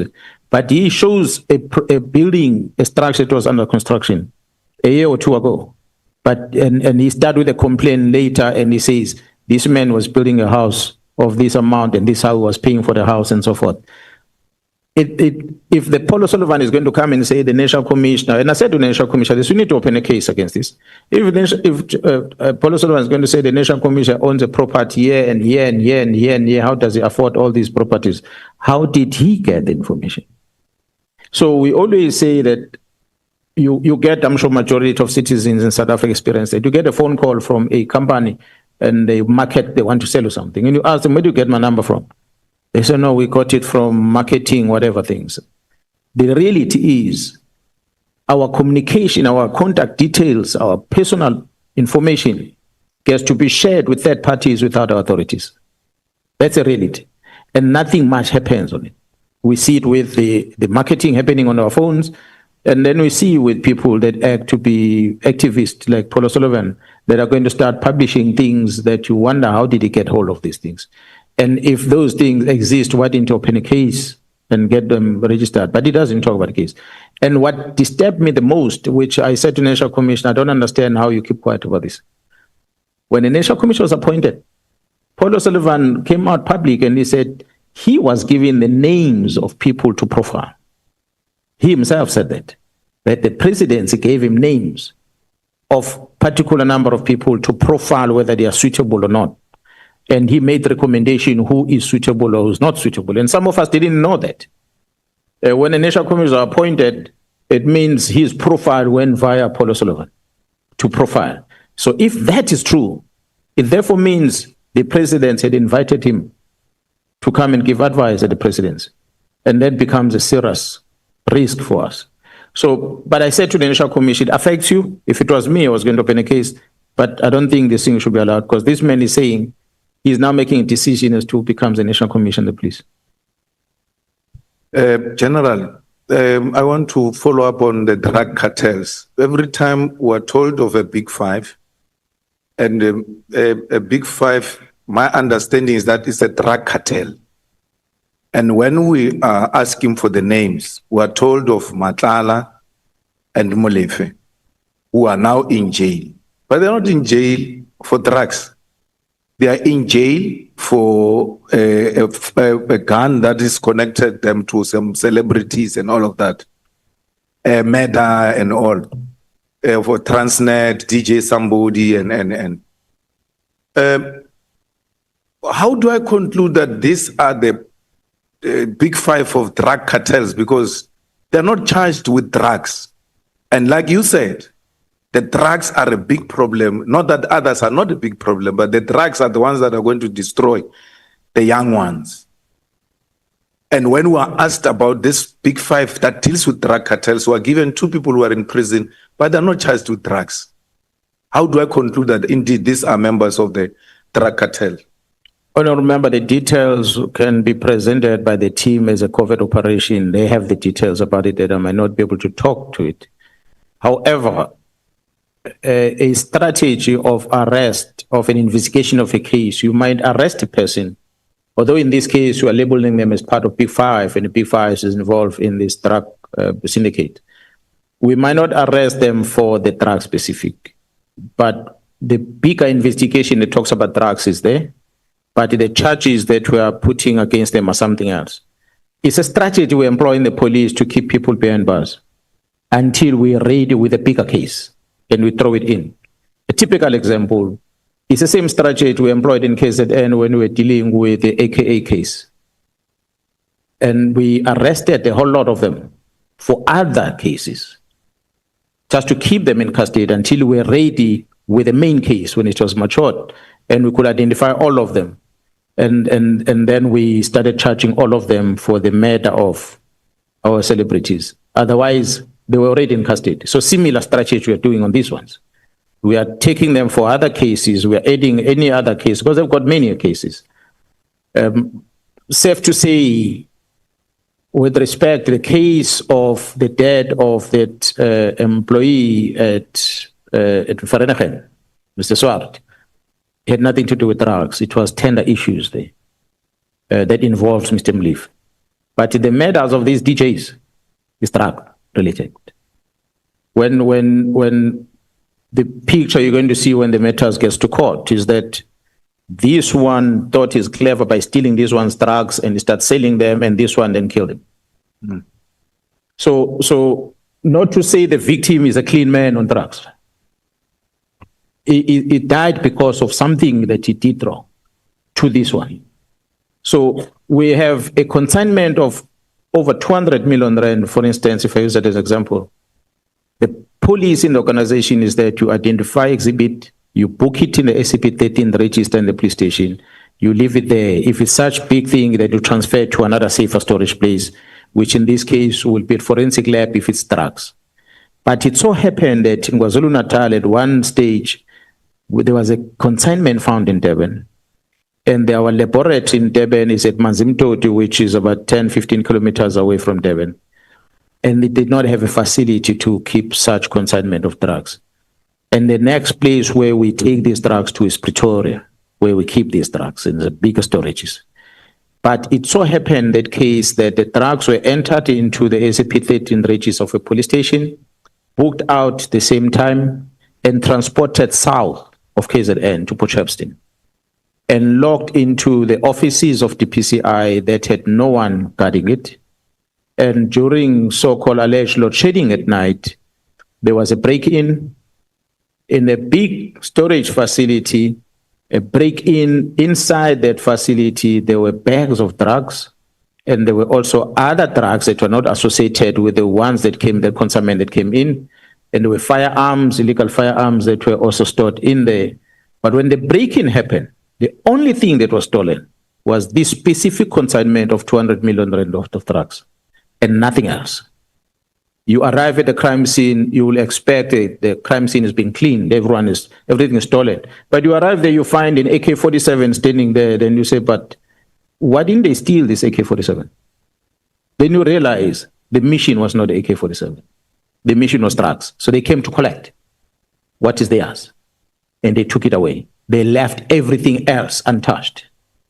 And that made us conclude that it was a plan break-in. Because the question we are asking TPCI, why did you allow these drugs to come to your offices?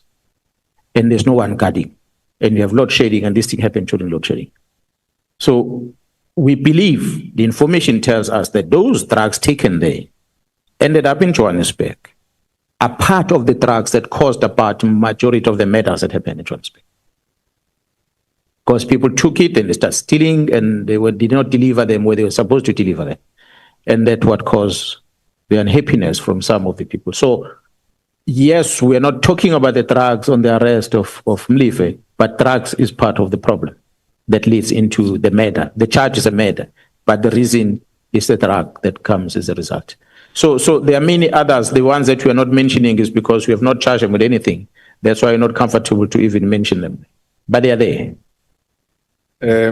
Second last, General, MPs involved with these drugs cartels and criminal syndicates, because we are MPs sitting here, and when we are told MPs are involved with drug cartels and criminal syndicates, we start asking ourselves, who are those? And that's what the public is asking itself. And, General, apart from the registering a criminal case, as an MP, if I'm engaged in unethical conduct, there is a committee called Ethics Committee where I can be reported. I don't have to be investigated through intelligence or anything of that sort. Why has there not been an effort from your side or from anyone who's involved, who knows these MPs who are involved in drug cartels, criminal syndicates, report them to the Ethics Committee, including the judges? Because I get worried when judges are subjected to covert operations. It's a threat to our democracy. Any judge that gets involved in wrongdoing must be reported to Judicial Conduct Committee, and will deal with that matter at that level. Not to be told that there's a judge who's going to come before me in the... I'm very sensitive around judges, because once they are threatened, me and you are no longer safe, because that is the last arbiter. They are the ones who must safeguard us. So why are these people not MPs with drug syndicates, judges with drug syndicates, criminal syndicates, MPs Ethics Committee, judges JCC? Why are they not reported there, and we left them in the hands of the covert operations and not anything above? Yeah, well, majority of these things happening in Gauteng, Honorable Member, and the team investigating in Gauteng has not necessarily involved me. I got to share information, I get to know information because they're briefing me. And what I said earlier, what drew me into this mess was the closure of the PKTT, which was a KZN. Had they left it alone, I wouldn't be sitting here today, because I would not have been privy to what's happening there. I became aware because they're updating me, because they had my members there, and suddenly there's a closure of the team, and then I get to ask questions. That's how I start slowly. Although they are feeding me with information, but it remains a counterintelligence information, so they're not giving me the full picture. They are drips and drabs, and I'm also not asking questions. I ask where there's a need, and they give me what I need to know. So how are they handling it going forward within that investigation? I said earlier, it's an investigation that is not only handled at crime intelligence alone, but is within the intelligence structure. That's how elevated it is. So how are they going to handle it further? I trust that they will follow those channels so that they can be able to deal with it. There are instances that the PKTT have registered complaints against presiding officers in KZN as based on their conduct that we have done. So when we talk about, yes, we use the name judiciary because we wanted to indicate the seriousness of what is happening.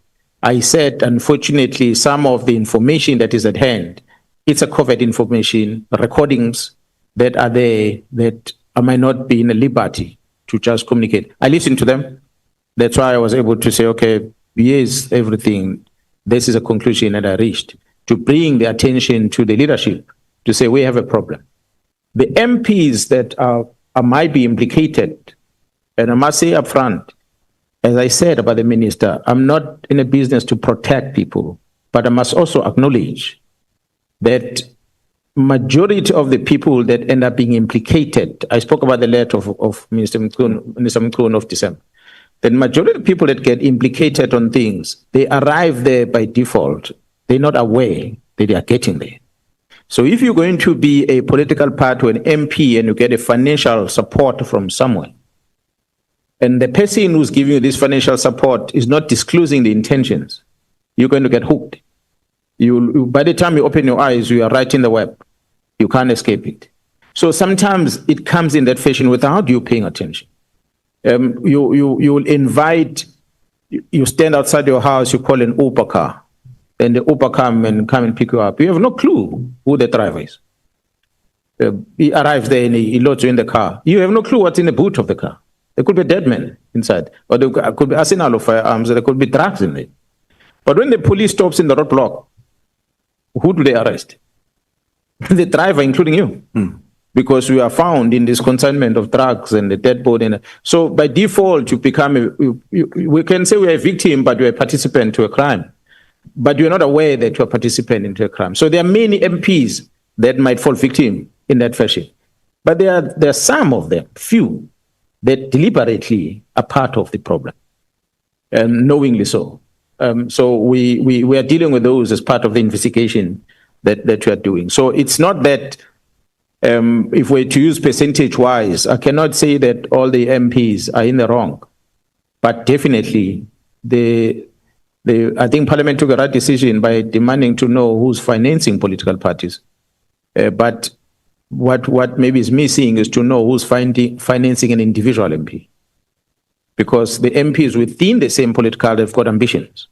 They fund their own resources to do political campaigns so that they get into leadership positions in the political party. How they go about getting this money can be part of these criminal activities that we are talking about today. And they might not even be aware themselves because someone is helping them to elevate them to a position. So the party discloses, but the individual doesn't, because it's not everything that they disclose. So it's some of those things that might need to be looked at going forward. Thank you, ma'am. General, thank you very much. I just want to, in a respectful way, disagree with you on the decentralization of police, and especially the examples you are giving. Those were tribalistic divisions that took place in our country, where you had Leboa police, you had Venda police, you had Zulu police. It can't be that we decentralize the police and we go back to the ethical divisions of this country.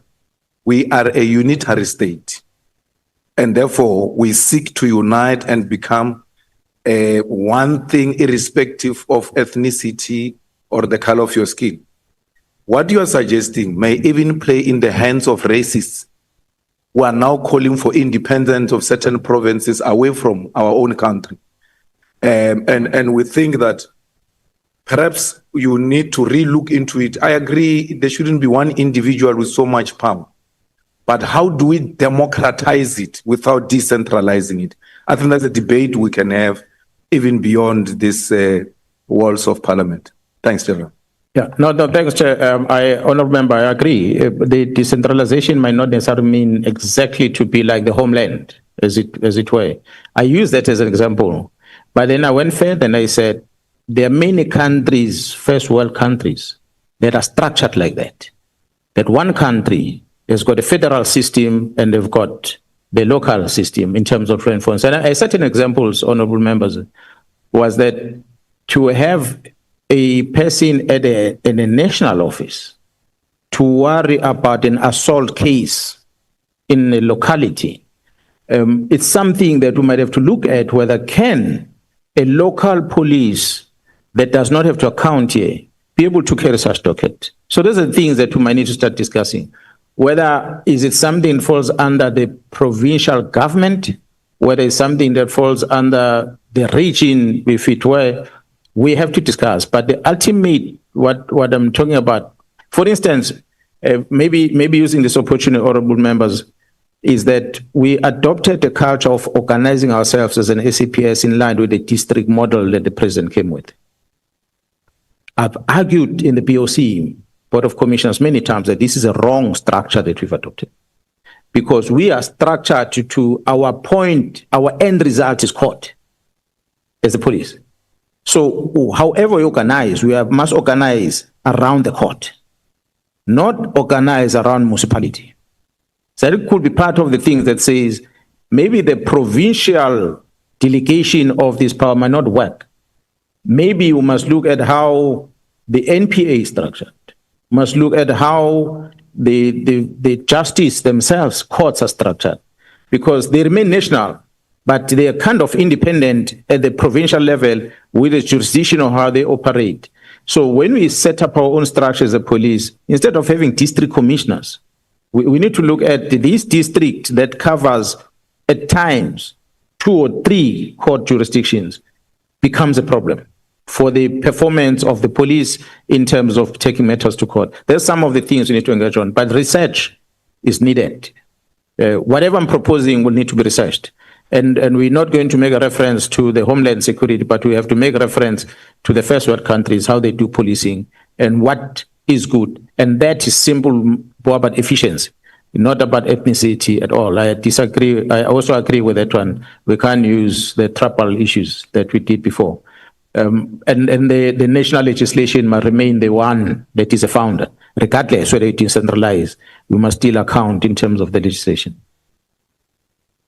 Thank you, Chair.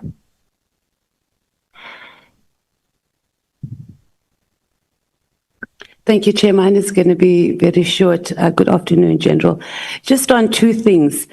We spoke about the whole thing, the reason why we're here is because of political parties and the political party or the political killings task force.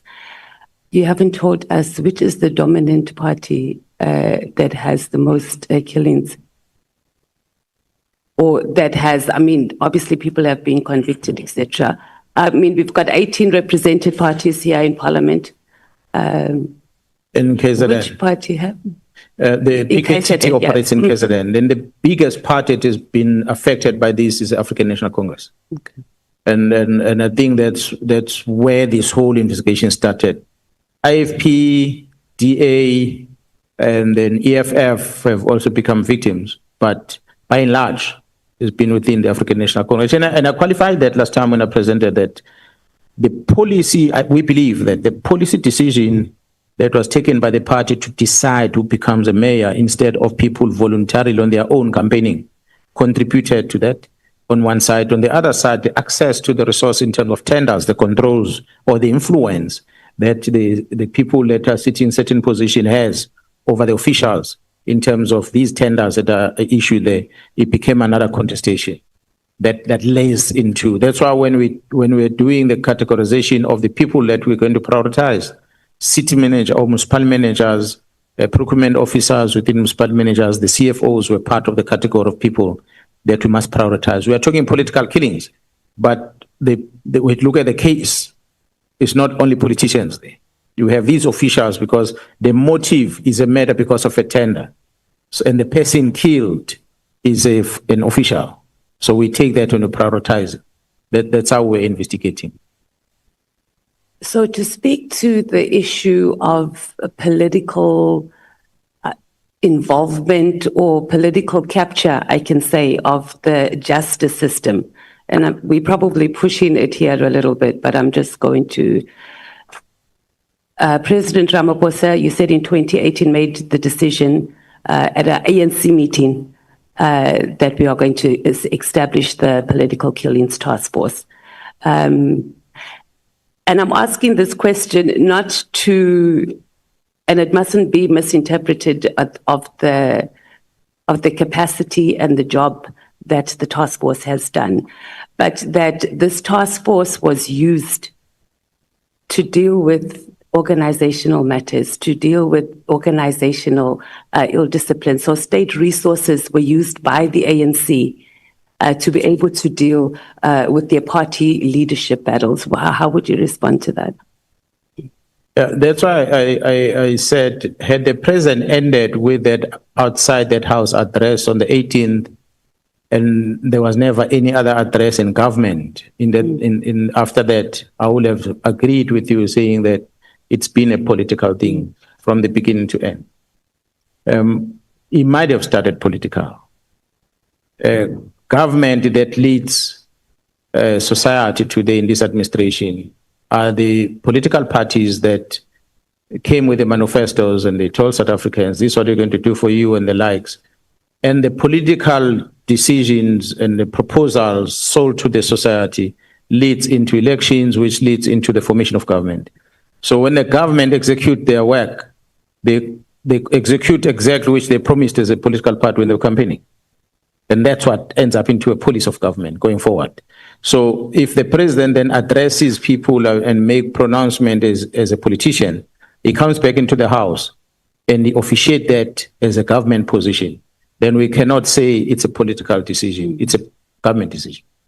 So such as example I made, political parties, once they are in government, they are government. Any decision coming out of the committee cannot be said it's a decision of this and that political party, because there are others that are not here. It's going to be a decision of government that comes out of the ad hoc committee.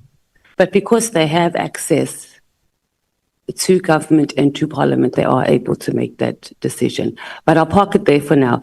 The other question was on, you mentioned, I think it's in Annexure NSM 3 and 4, where you spoke about the Richards Bay minerals.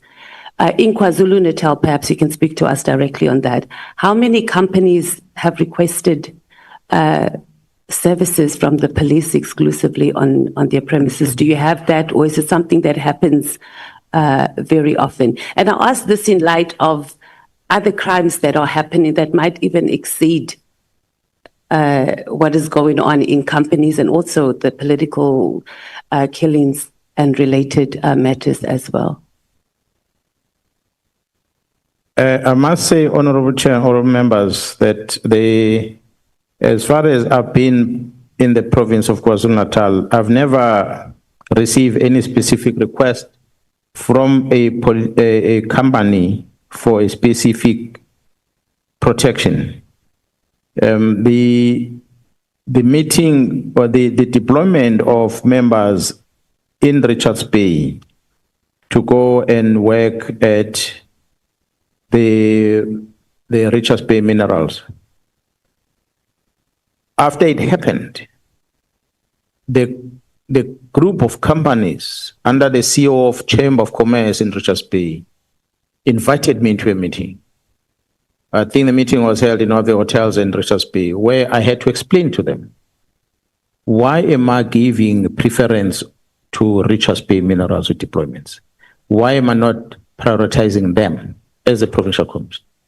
It was a painful meeting because I had to say to them, RPM have got connection in high places. That's why they've got a dedicated deployment. That deployment is not controlled by me. I can't get involved with. As a provincial commissioner, this is what I can do to offer the service, and these are limitations that I have. If they can help me to meet me halfway, I'll work on it. And then we agreed that, okay, we're going to help each other going forward. But the issue of RPM had to be addressed with the minister. That's why then there was an invitation for the minister to come in so they can talk about that issue. But it was a first for me to experience such, and specifically members deployed to go and work for the company. Other than that, it was just an incident that was not much of, because we did not necessarily spend much resources. But you'll recall when we had the looting during 2021 unrest, the interest that was expressed by majority of the ministers surrounding the safety of South African brewery. Only that company was of an interest to many ministers, and the rest of the companies have been looted at the time. There was no calls to me about them. So that was the only one that had happened about South African breweries during the riot. And then after that was the Richards Bay minerals. But the Richards Bay had a total deployment. I understand that they wanted to come and explain themselves how it came about, but the police management has got records, money spent and resources deployed for that. And according to you, General, do you know who's the contacts they have in high places that did the deployment to Richards Bay Minerals? I do not know. The answer when I queried my boss, the answer was that the presidency. Now, presidency constitutes many people. There is a president, deputy president, ministers, DGs, DDGs, many senior people, advisors that are influential in that office. So I don't know exactly who in the presidency has spoken to the National Commission about that deployment, but that's what I was told. It's the presidency. So it's something that just troubled me. But what made it worse, I think, honorable chair members, the CEO of that place stays here in Cape Town. He runs that business from here. I had invited him into my meeting. He met with me once before that incident. So I thought we build a good relationship with him, that if he has issues, then we can talk about. And I deployed out of my own those few members that were to assist with the investigation without being asked by anyone. A year later, when there was no success, I pulled him back. Instead of him coming back to me and say, Mkhwanazi, you gave me something that was helping me. Can you keep it on? Maybe we're going to discuss, because they were not there for Richards Bay. They were there to investigate cases. But what they ended up doing was to service the mine, not investigating the cases I asked them to do. That's why I pulled him back. So if he wanted the type of services, that's why when the directive came and says, send them back, and I said, now it's no longer about this case anymore. It's about the safety of that area. So let me make the team bigger so that we can go and service everyone. Unfortunately, I was overtaken by the head office on that one. So it's unfortunate, because those members ended up doing what they did in prison, which make us to talk about them today. And the last question, the ministers that sent you WhatsApps to protect SA bureaus, are you going to tell us? No, it was a phone call. It was not phone calls. Okay. Yeah, it was one. Well, one of them was a former minister at the time, called me. I cannot remember the other ministers that were calling, but there were a couple of them. That what triggered me, because you don't get a call from one person, you get a call from different people talking about the same thing. But the worry that what was presented was the safety, because of, I think, those gas cylinders and whatever that they are using, that Spingo. The fear was that if such were to catch fire, the impact that it was going to have in the community, in that area as a whole, was going to be severe. Then my question was, why did you even give a license for the company to operate in such a built-up area? If you have that risk, take them away to the bushy area somewhere and make sure that you set up perimeters that nobody must come and build there, because you want to avoid this thing. So if it is such a risk, it means it can happen anytime. Route or not route, it can still happen. And when it happens, you can have to ask questions. Why did you authorize it to operate like that? Or maybe they were there before these built communities came around. Why then did we allow these communities to come close to it, if that is a risk? But, well, I have no authority over that. I guess the city will decide on that demarcation. Thank you, General. Thank you, Chair. Thank you so much, honorable members. We have come to the end of the afternoon session. So we are going to break and then come back for the tea session, and then break again, and then come back for the session before stamps. So I'm going to request, okay, let me do this first. It's now 25 minutes to 5. It has been a very long session, and I want to give you 25 minutes break to come back at 5 o'clock. And then I'm going to request the the Honorable Happy Birthday member to rise, because we never had an opportunity to have moments like this in our lives where you celebrate your birthday at work. So if you may please rise, Honorable Member. And as you walk out for break, those of us who remain here will give you a standing ovation just to appreciate the sweet moments that you would have had in your life, and wish you a happy birthday and many more days to come. May we rise, Honorable Member, and give this member a special moment. Happy birthday to you. Happy birthday to you. Happy birthday to you. Hip hip. Hip hip hip. How old are you now? How old are you now? How old are you now? Is none of our business.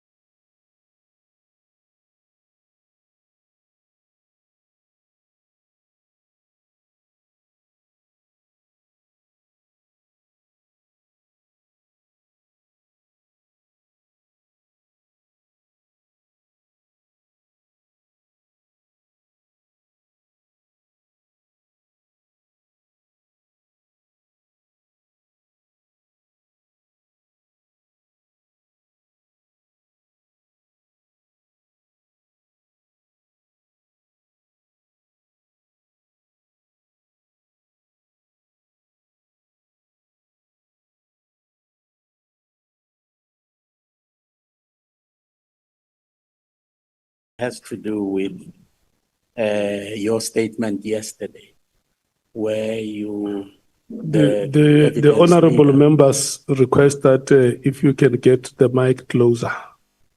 It's in my mind. Where the evidence leader actually asked you, Nkwali, about about whether you actually did actually seek the permission of the national commissioner to actually have that kind of press conference. And your response was that no, you actually did not seek his permission, but you informed him. I just want to understand that in the context of your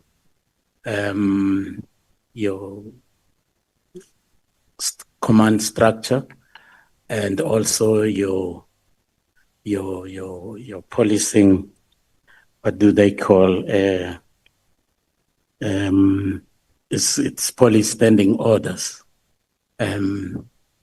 Don't you think that there was actually anything untoward in terms of the policing standing order? And also linked to that, I'm saying this because the issues that turned out to be discussed at that media conference actually went beyond the scope of a provincial commissioner, but they actually were very, very much national issues in their very nature. What would you respond to that, Lieutenant General? Honorable Chair, honorable members, the protocol of the police or the directive of the police that regulates communication to the media is prescribed in the conversation in terms of initial instruction. However, when the provincial commissioners are addressing the public, they do so as having been appointed to be responsible for policing in the province. It is true that the matters that one end up talking about went beyond KwaZulu-Natal. However, was still within the scope of policing of KwaZulu-Natal because the subject matter was about the PKTT as a unit or a task team that was established and back in 2018 in the province of KwaZulu-Natal. So it was important then to inform the public about what is this unit doing and what are the challenges that this unit have experienced, and to address that which was on the media with regard to its closure. And of course, the National Commissioner was aware about the communication about the closure of the unit of the task team and subsequent to the engagement that he had with the minister in different meetings that they had. So it would not have been strange for me to talk on the team that is deployed in the province where I'm responsible for. The mere fact that there's some things they end up doing in another province and they end up being confronted with challenges. But those challenges were still directed at the same team. So that's why I felt it's important to raise it like that. And it is my belief that I never violated any directive of the South African Police Service when I did that. Well, thank you. The letter of the 31st of December, which was directed to the National Commissioner from the Minister, addresses three aspects. One is the filling of the post in the Intelligence Division, and where the Minister was actually directing that and that exercise be halted immediately. And the second aspect actually has to do with the ports of entry.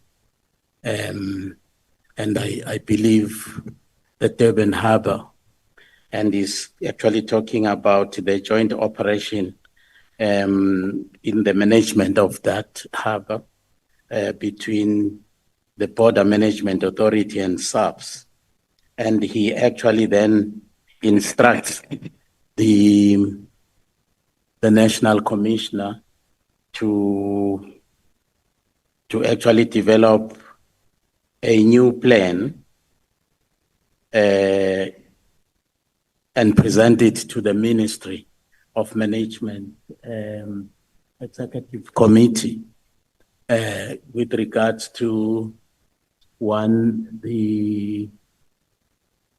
the comprehensive, analysis of the current challenges, and secondly, the comprehensive operational and remedial actions based on a policy of rotation. Do you know, General, whether that directive actually was carried out? And if so, do you have any details of that? No, honorable members, as I said yesterday, as much as the province of KwaZulu-Natal have different borders, land, port, and air, or sea and air, the responsibility of the security within those environments rests with the national office, not the provincial office. So the challenges that exist in the space, acknowledging what the minister wrote on that letter, and requesting the national commissioner to prepare a submission in terms of the new plan on the issues of the border.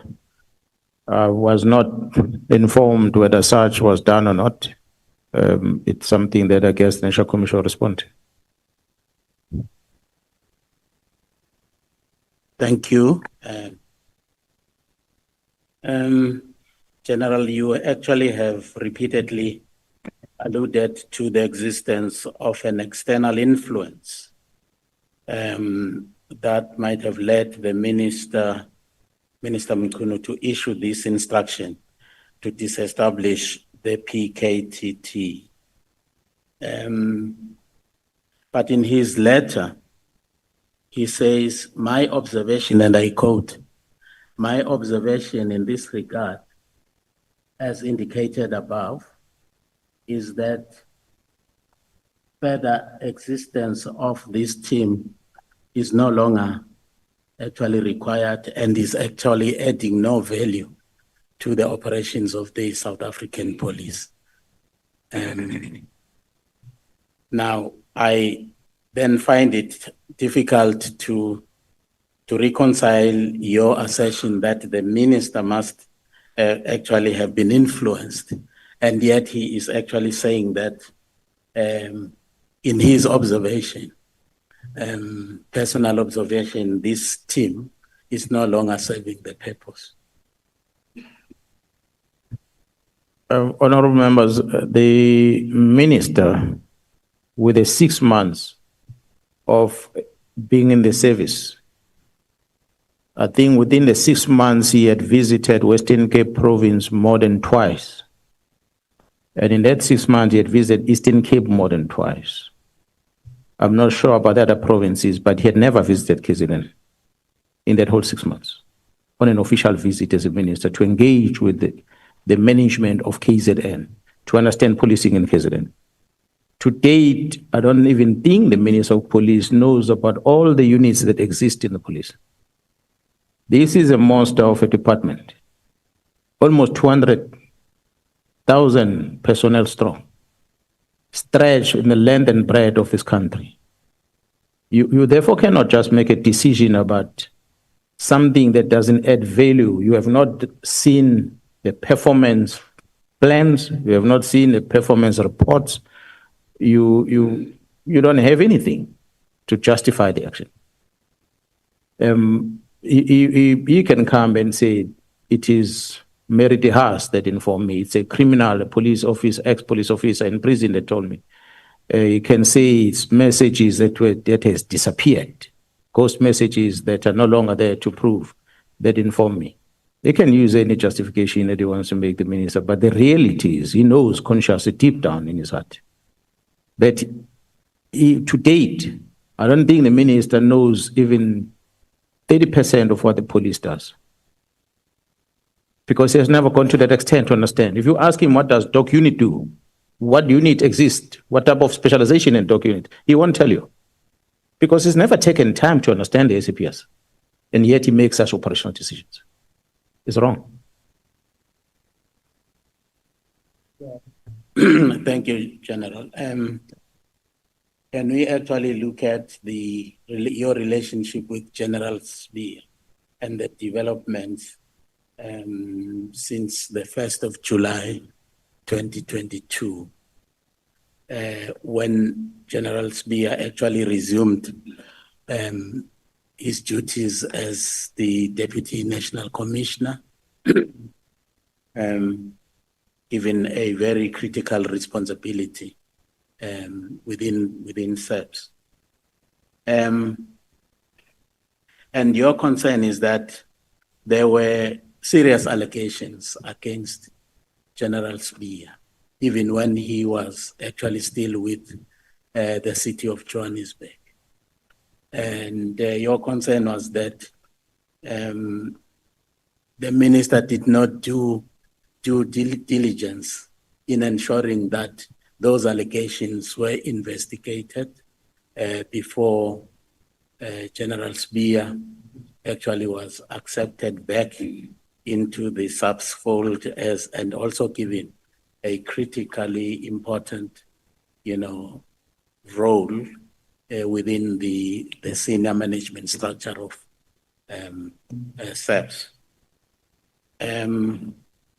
Would you say that was it an oversight on the part of the minister, or it was part of a plan that Spear should not be vetted, and that Spear should actually literally walk into the job in the upper echelons of the South African police and responsible for that critical division?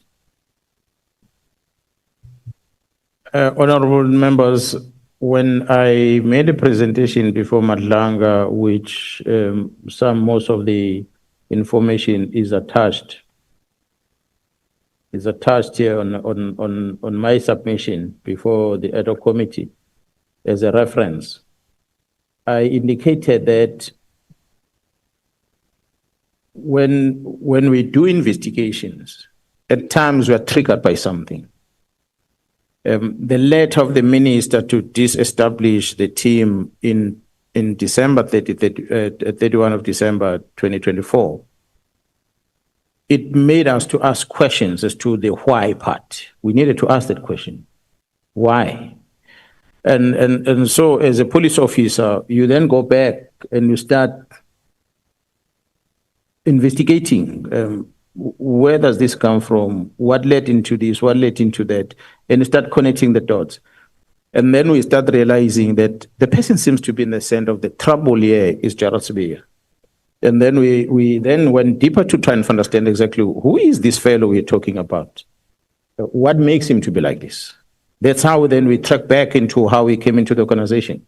So eventually we established that the organization deliberately, after dismissing him, and when he made an appeal in court, the same organization that dismissed him decided not to appeal the same thing, did not oppose his appeal. And subsequent to that is given an order to come back. And the Minister of Police has an obligation in terms of regulations to bring to the attention of the National Commissioner the risk identified by the city of Johannesburg before this person comes in, and calls for investigations to be done, or at least while implementing the court order, but protect the service. But it seems like that was not done because the man was appointed directly at the organized crime office in Pretoria. And subsequent to that, a year later, the man gets a promotion. So what justifies a promotion? What is that exceptional that the organization have dismissed him on, He comes back in less than a year, he's promoted. Definitely, he must be a top-class employee. In his arrival, the first year, that justify him to be elevated into a position. But again, the National Commission will explain that because he's the one who did that. I didn't appoint him. But these are the things that we started establishing as we're investigating his role in this whole chaos that we're busy with. And that led us into knowing and finding the letters, complaints from the city of Johannesburg, amongst others. And when we see all the correspondences that even the city, the mayor had approached the state security who cleared him of not having done wrong. And when we hear that in the police, the same thing happened, they approached the state security and cleared him for having done wrong. So the question is, was it the clearing of him a legitimate thing to do, or someone assisted in covering up? We know that some of the people that seems to be involved know for a fact that the person who's closer to the friend of Sibiya, which is Paul O'Sullivan, is Mr. McBride. And Mr. McBride is at state security currently. I'm not saying he played a part on the clearing of this investigation, but it's just coincidental that he's there at state security, employed there. And then we get these things being cleared. It's just something that makes one to start asking questions. And as we are connecting these dots to try and establish why this, why that, why this. But yeah, well, he's in the organization, he's employed. He's an employee currently. Thank you. You, in response to one of the questions here asked in relation to General Sibiya, you actually said that General Sibiya is actually communicating with deputy ministers more than the national commissioner. So would you actually elaborate on the nature of their communication? Honorable Chair and members, I'm not so sure SC.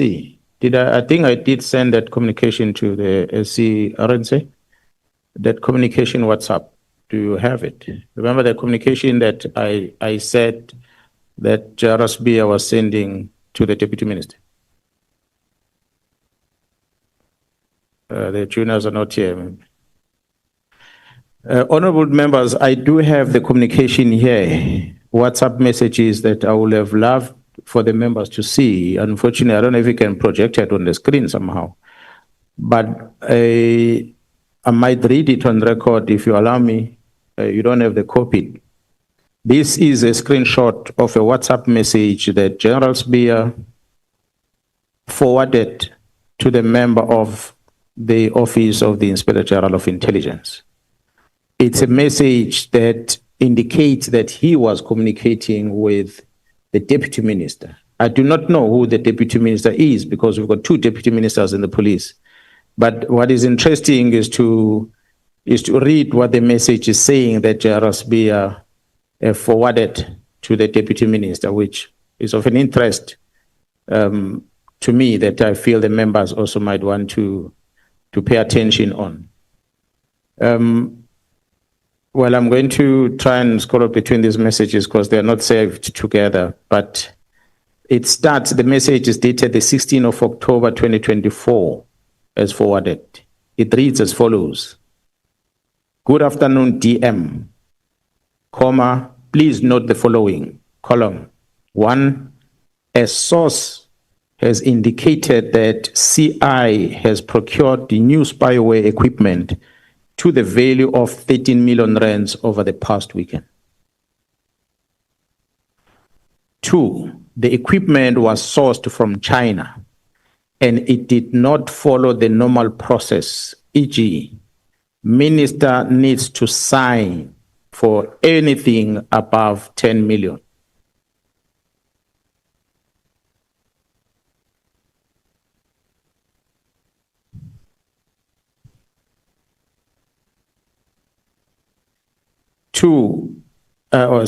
Three, furthermore, it was reported that this equipment was obtained on the instruction of former Minister Peggy Cele. 4. Therefore, only a handful of individuals are privy to the details of the procurement and its usage. 5. They include the current DIVCOM, the Secret Service account head, the supply chain head, and the tech specialist. 6.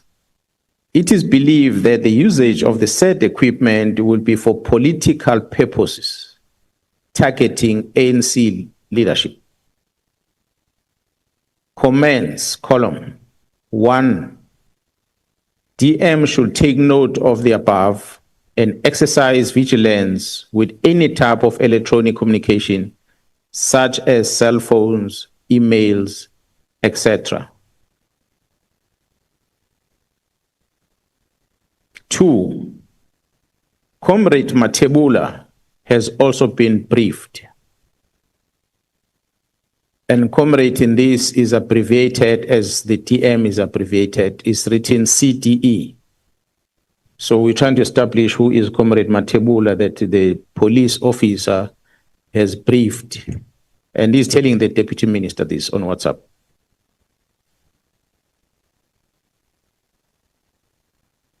And it goes further, the next paragraph says, my suggestions that we should commit the National Commission to this. I want to repeat that. My suggestion that we should commit the National Commissioner to this. He needs to come out and say whether he knows about it or not. If not, he must investigate. If yes, why is the minister not informed? But let there be an official investigation with a report and within 7 days. What's the DM take on this approach?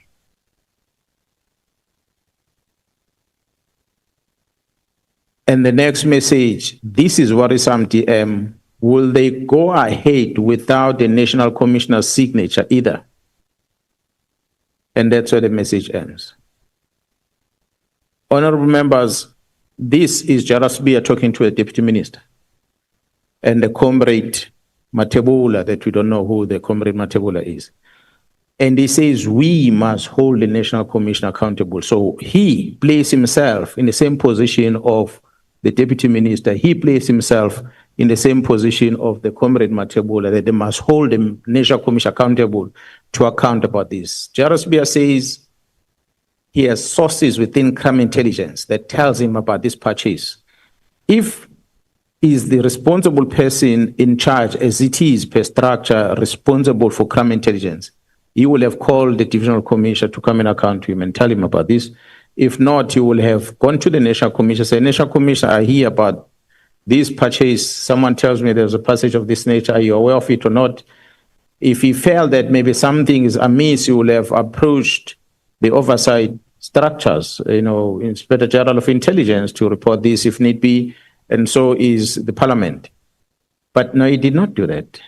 He communicates this thing with the Deputy Minister in October last year. So, honorable members, this is a sign.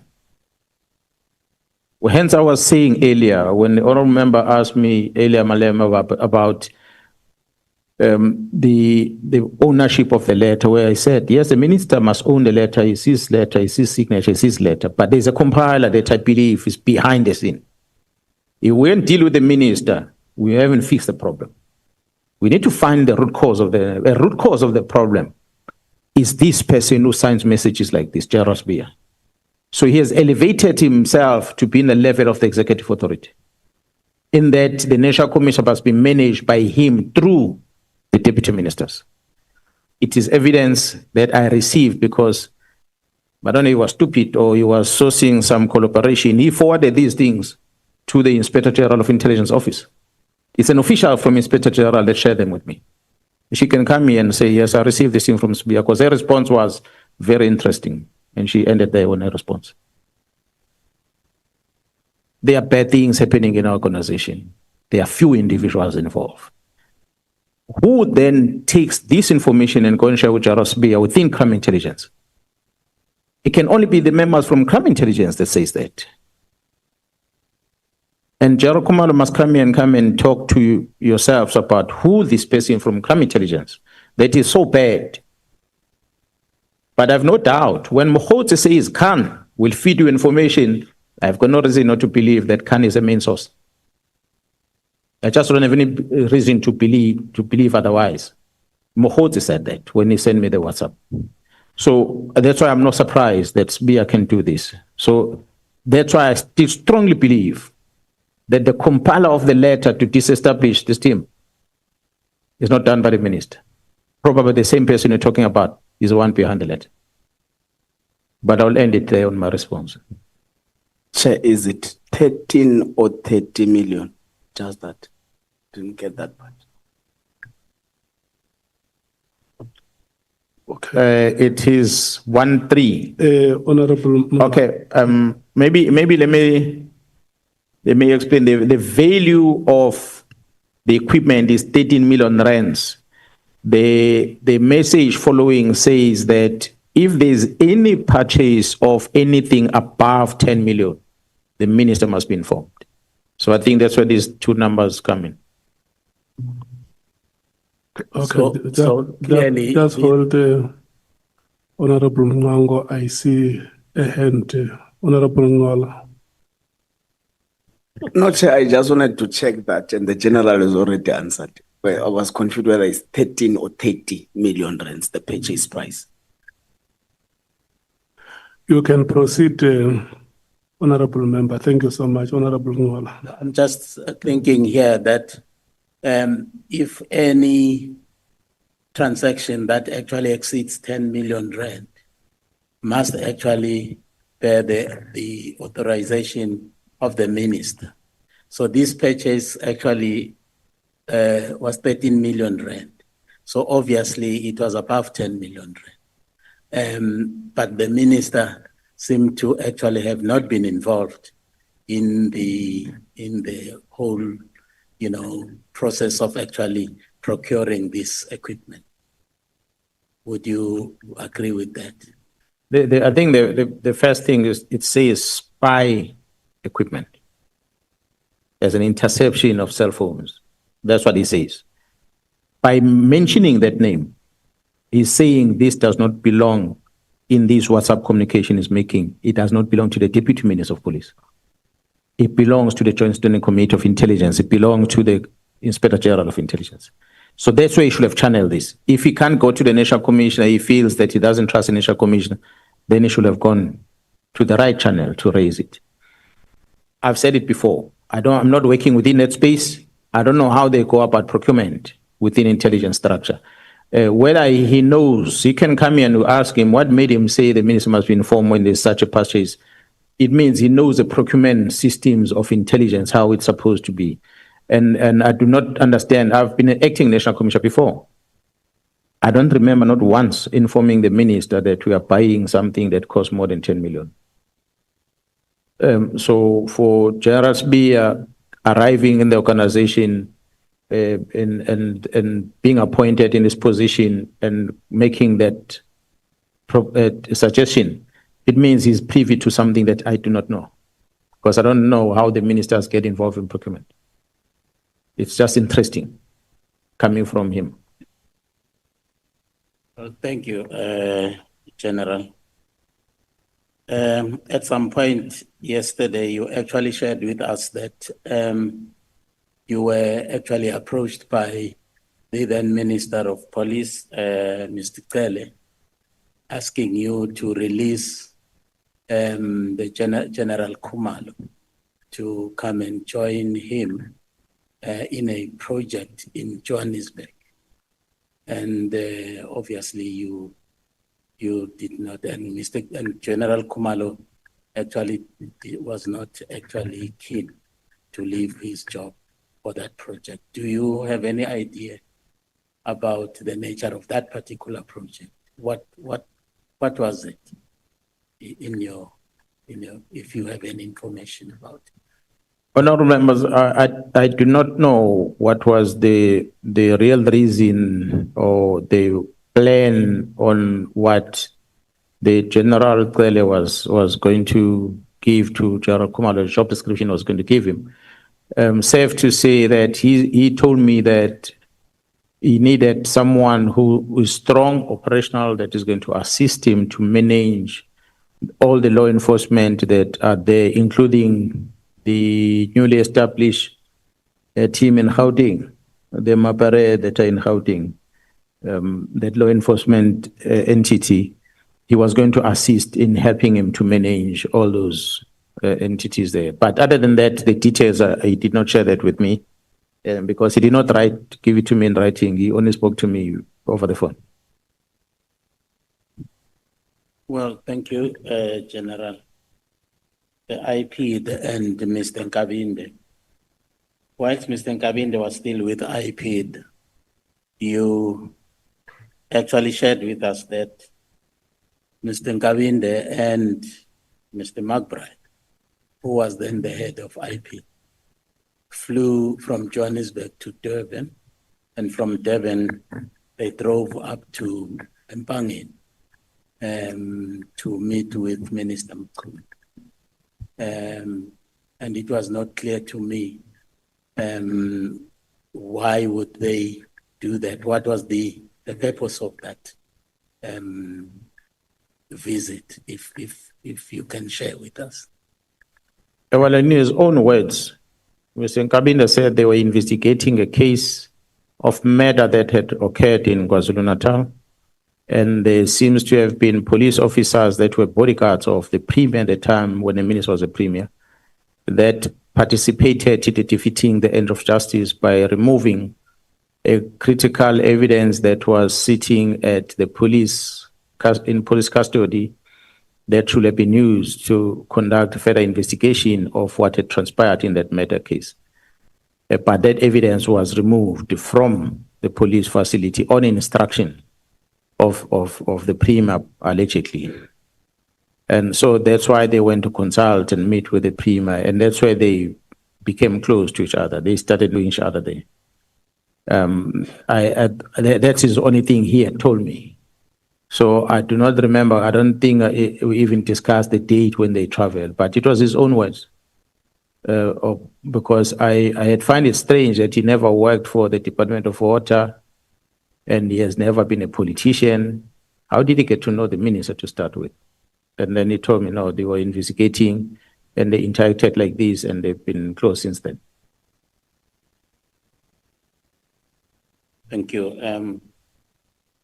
Bruce Matlala is found in prison with a cellular phone. And it is confiscated. And upon examination, some numbers are found in the phone with which he is actually communicating. I didn't hear properly whether one of the numbers that were actually found in Mr. Matlala's telephone was that of the former Minister of Police, Undos. Yes, that's correct. There's been cell phone, WhatsApp communication, exchange of messages, exchange of bank accounts, amongst others. Okay, thank you. General, all of these issues that you are actually concerned about, and we are also equally as concerned as you are. And this level of instability, what does it do to the morale and integrity of your men in the boot out there in the street? And how do you plan to actually, turn things around in terms of actually boosting their morale and also restoring their integrity in the eyes of the people? I'm here today. We appeared before South Africans on the 6th of July, 2025. Those were some of the efforts that we are taking to try and protect the hardworking men and women out there. We fight for them every day in however way we can through the executive authority and the management of the SAPS to recognize the efforts that the members are making to try and protect the citizen of the Republic. So those are some of the interventions that we try and do as a police management. We allocate resources where we have powers to do so. We allocate resources that allows them to carry out the task in protecting the citizens out there. Those are some of the limitations that we have at times when I made a proposal of the decentralization of some of the things, because a typical example that a vehicle can stop at the garage for the whole week waiting for a windscreen because a contract of such is handled at the head office. As such, for instance, the servicing of a car, some of the challenges that we experience that we might have to relook at is based on the delegations that we have as an organization that sometimes does not allow for that full support to the members of the organization. The behavior or the decisions taken by the management definitely demoralized the members. It didn't just demoralize the members, but it allowed the laziness to creep in. It encouraged the criminality within the service, because some of the juniors end up learning from the seniors that the seniors can get away with these criminal things. So they are in a cold face of the fight on the ground, and then they end up getting their hands in wrong things down there, and that improve criminality within the service. And the end result of all that is a dissatisfied client out there. When you look at the researchers that are going to tell you about the survey conducted about the trust that the community has towards the SAPS, it speaks for itself.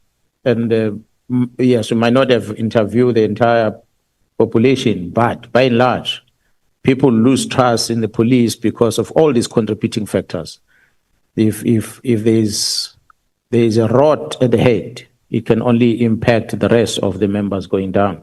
So that's why I'm calling for some reforms, some lifestyle audits, amongst others, from the head, from us going down, so that we start behaving ethical and we start becoming exemplary to those that we are leading.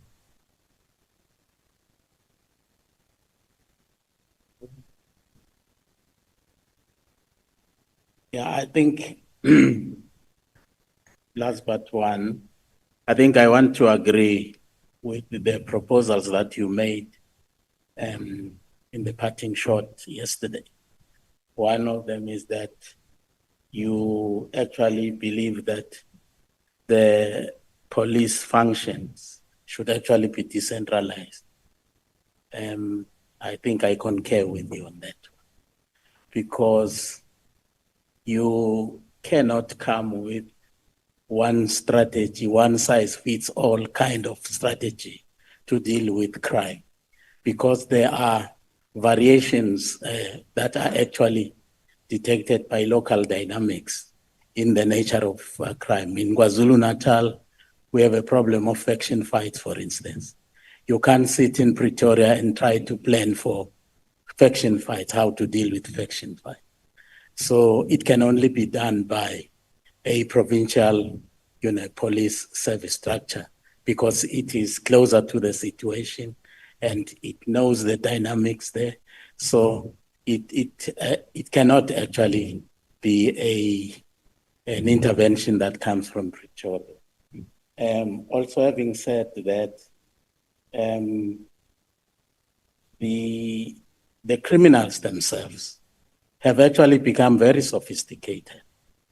The sophistication of the criminals in KwaZulu-Natal may not necessarily be the same as the sophistication of the criminals in Gauteng, for instance. So you need a homegrown kind of intervention that will be relevant to the nature of crime that is actually taking place. So I strongly agree with that. My last one is the civic duties of all South Africans. South Africans are expected to vote.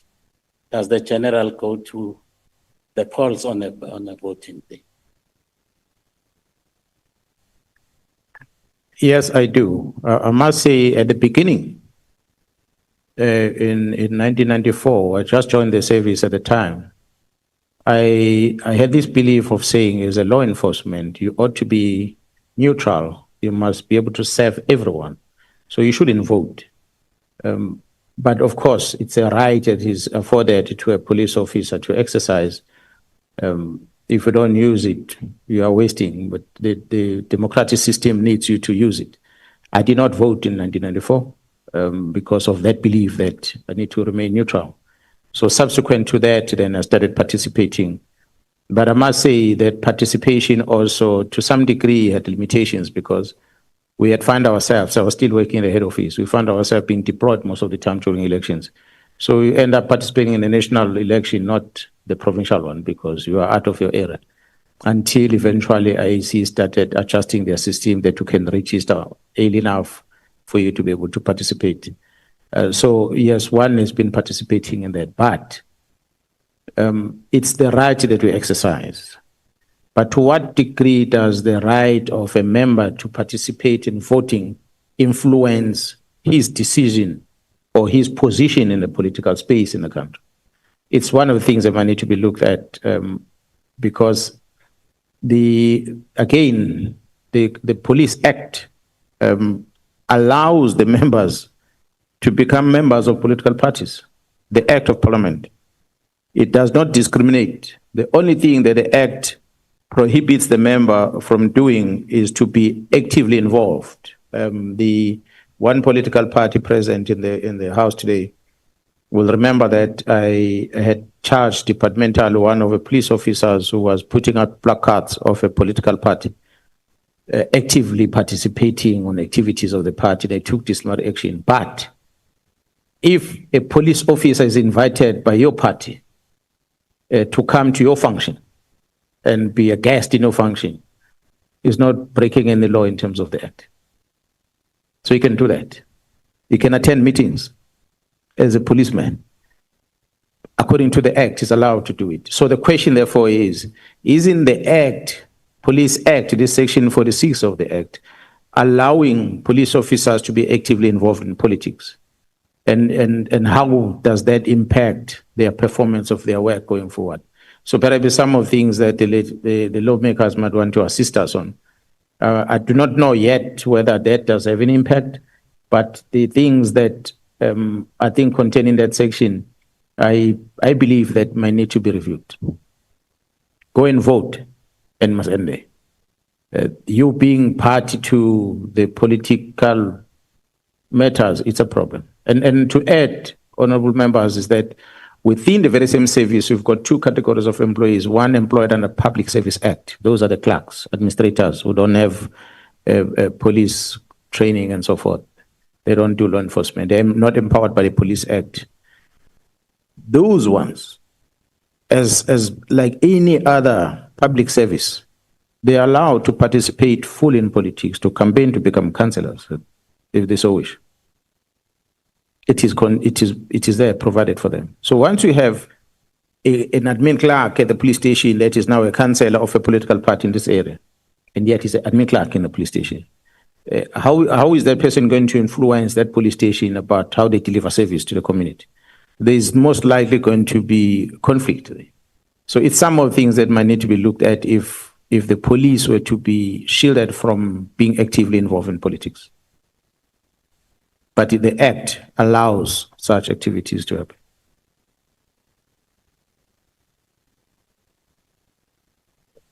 Thank you, Lieutenant General Mkhwanazi. Indeed, what you did on the 6th of July was a clarion call to all of us and the South Africans at large.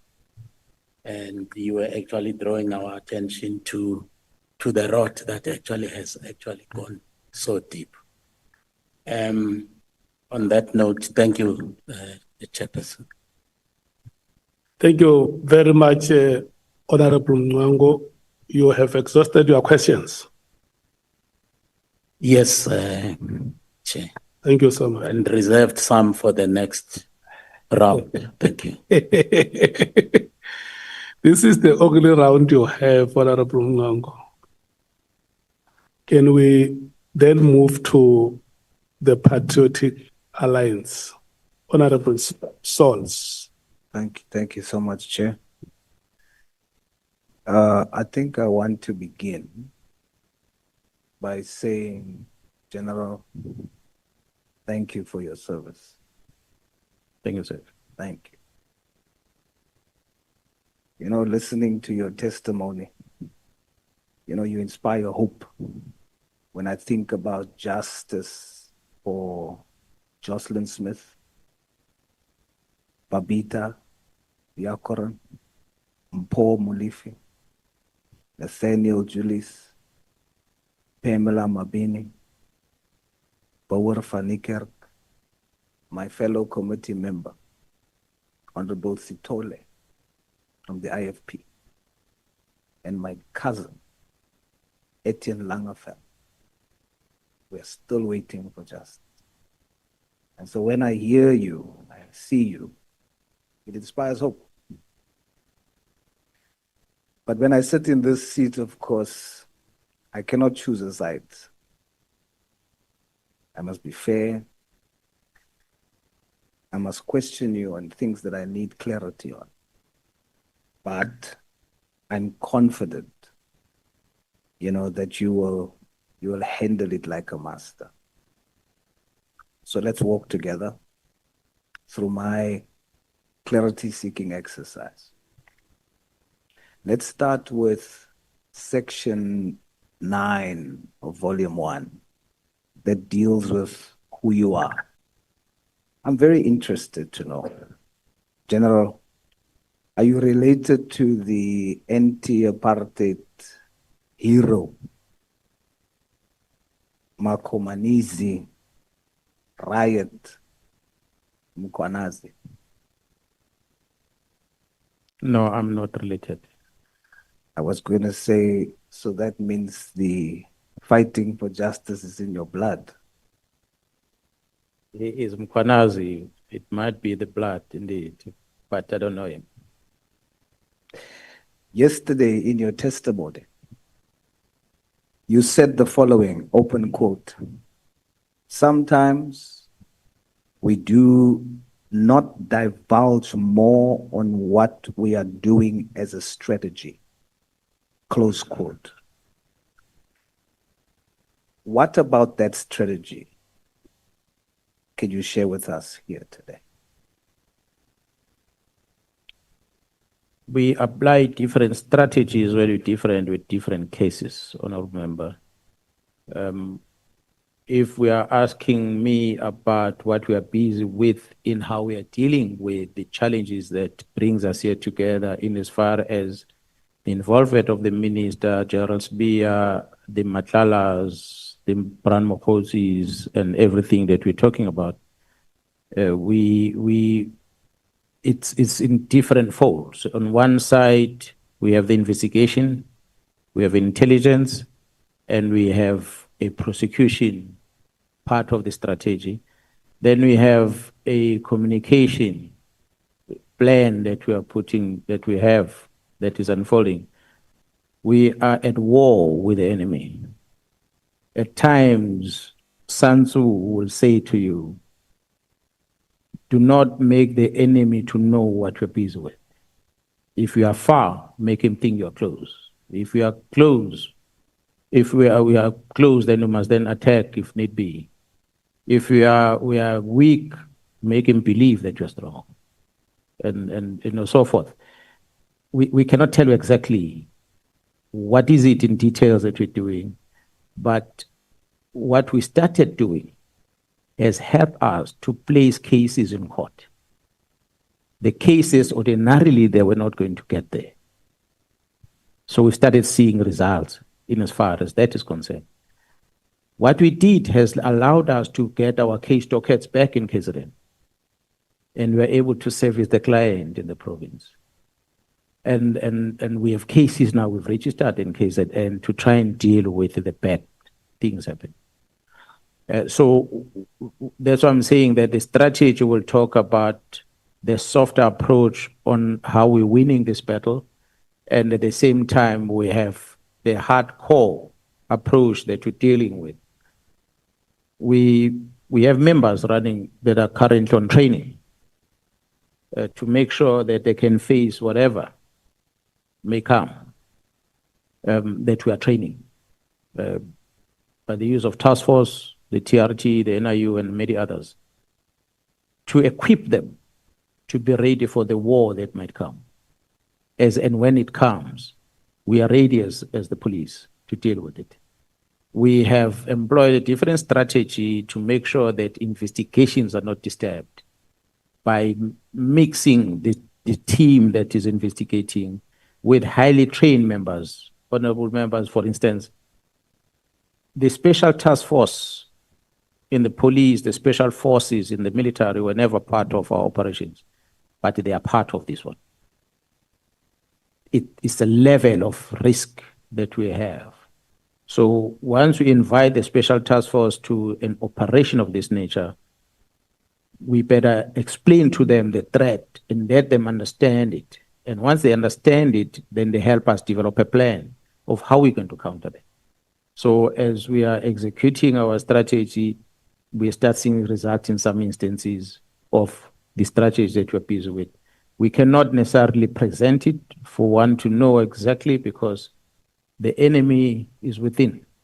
We said on the 5th of March in Parliament that the people we're investigating are in that portfolio committee on the 5th of March. I said it on the record. You can listen to it. That's why we can't talk much about it, because we know that they are within. And they will take whatever plans you have and they're going to go and counter that. But the honest reality that we know is that we are dealing with dangerous people. We are dealing with people that have got influence in the public. They've got influence in the media space. They can do different things to make you be discouraged. We needed to mitigate against this malicious arrest happening. We needed to mitigate against further arrest, which was a strategy they were employing to neutralize everything, is that send them to court. Then we said, okay, well, let's go directly to this one. As we speak, honorable members, and we can tell you that, I can tell you that, the National Commissioner was in the doorstep of prison himself. Not because he did anything wrong, but because it was part of the plan. That the person who wanted to be the head of DPCI, because of his age, he could not be. The minister was frustrated when he came to the panel about that one. The DG will come here and tell you that. And subsequent to that, the next plan B was to arrest this one so this one can be appointed acting. That was the plan. So I couldn't sit back and allow that to happen. And seeing what is actually happening, that we're going to have a government that has been put into position by criminals through criminal means. And although they start to have been controlling their own political party, but the talks amongst them was that the words of a senior police officer says, DPCI is gold. If you get to DPCI, you've got gold. Here we are, some of us saying we're not interested to apply for that post because it's not giving me any financial benefit because I'm already in the same level as DPCI. But the other one says, no, you see something that I don't see. I see gold for being a DPCI head. Simple because we have, as we investigate what we called inquiries. If we suspect that the honorable member might be involved with something, we register an inquiry. There's no case open. We register an inquiry in order to try and establish what is it that we could be part of. And that inquiry allows us to make 205 applications and get records of this, record of that, record until we get the facts, then we register a case. We arrest you. It's provided for. So once you are then given the responsibility of the highest level of the investigation team in the country, where you can decide who to initiate this inquiry against, the likelihood is that when you keep scraping, you're going to find something. No matter how minute that what you get, but you're going to find something. So find them something and then you use it. But not use it to prosecute a person. Use it to blackmail the person. Now that we found something on you, we come in, we present to you and say, here's it. You either do this, if failing which, you go to prison. And that's how they take control of the leadership going forward. So that will have been done in a political party, and they were going to elevate that into the competitors at the political space when we go towards elections, and eventually will match victorious at the end of the day when everyone else votes for them. You'll find people saying that I'm supporting a political party X, not by choice, because that they've got something on him that makes that person to change tune and say, no, I'm supporting this one. We've seen it. General, we're going to stick to the strategy. Yes, and sir. we're going to also tap into questions I have around symbolic elements around that strategy. Help me understand. Yeah. You also say in your testimony yesterday, speaking on why you were dressed in camouflage, you said, open quote, it is directed specifically to those that are standing in the way of us enforcing the law, which unfortunately they are in a position of authority to stop us, close quote. Take your time, General, and tell us who are they and what are their positions of authority? I will reflect on those that I suspect, we suspect in terms of criminal investigation that you're busy with. The Minister of Police, Minister Mkhwanazi, is a position of authority. That's why I write letters of this nature. General Sibia, who's head of the investigations in the police, who has an authority over investigation. As I made an example, that there's a number of dockets involving some of these high-profile criminals in Gauteng that are sitting in his office at the head office. And yet those dockets belong to the provincial commission. But he called for them to go to Pretoria as part of how they work, how they operate. Well, he can argue that they are not in his office, but George General Shibiri in his office and other brigadiers that are work there, if they are honest, they'll tell the truth that yes, in these things are here based on this instruction. There are other individuals that are within the justice system holding a position of authority. Some of them we've mentioned, some of them we have not named them.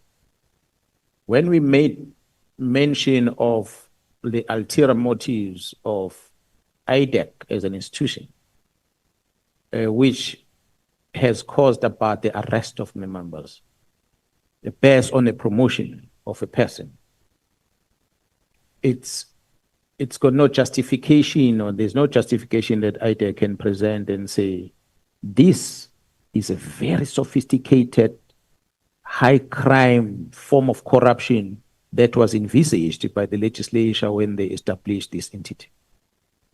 She cannot argue that if she comes in. If she cannot argue that, it leaves nothing else but to conclude that she's using a position of authority to make sure there's a prosecution happening. It's been argued that the referral of complaints of Mr. Adams to IDEC had nothing to do with the content of the case dockets that were registered in Cape Town and in Orlando, but it had all got to do with an interference by police management of the Western Cape, by police management of Gauteng, by the National Commission himself, in frustrating the investigation. And that interference happened, according to Mr. Adams, within 3 days. And the minister believed that. Hence, they invited IDEC to come and be part of it. And IDEC never said no to it. They took the docket. Today, they're still sitting with the docket. They never assessed this docket that this doesn't come closer to our mandate and send it back to where it's supposed to go or pass it over to IP. They didn't do that. They still have the dockets with them. So here they are as IDEC and the head of IDEC that are players in this mess. But then when IDEC craft warrants of arrest of the team as part of the plan, they make use of magistrate to sign off this warrant. I'm not a lawyer, but the logic as a lawmaker, if you take the statement that is in that charge sheet of that case docket, this matter is going to court next week, I'm told, on Monday or Tuesday again. You take that, you read it, and you ask yourself whether did this justify the signing of a warrant of arrest for these members by the magistrate. This is before the court, another magistrate. We just didn't mention him, but he's a player in this thick of things. When you look at what Mkhwanazi did back in 2011, 2012, when he stopped the prosecution of Ndluli, and how the prosecutors that were carrying a docket just let it go, then you start realizing that which happened there, and compare it with what is happening now, where the office of the National Director of Prosecution still has players or officials that were part of the Mkhwanazi's time, still working in those offices, still being part of this administration process going forward. It's a position of authority that makes you realize that we have a problem that we have to deal with. So investigate, finalize your investigation, but you won't get any warrant of arrest. So therefore, that case will never see the court. From the police, you are disarmed. Your work ends there. You can't go beyond. So what you do then to make sure that you end up in court and you end up in correctional service? You now have to remove these obstacles in the middle. That is what we are confronted. So when we make this statement and we're making this reference, these are just but some of the individuals that we can point out that I'm sitting before you in Parliament, and all these people are government employees that I'm talking about. And we have evidence to prove.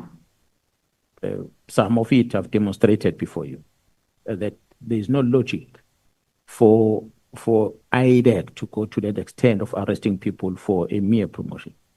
And for IDEC to employ a person who does not have a single qualification as an investigator to deal with cases that it was envisaged by the legislature when they established the entity of serious corruption.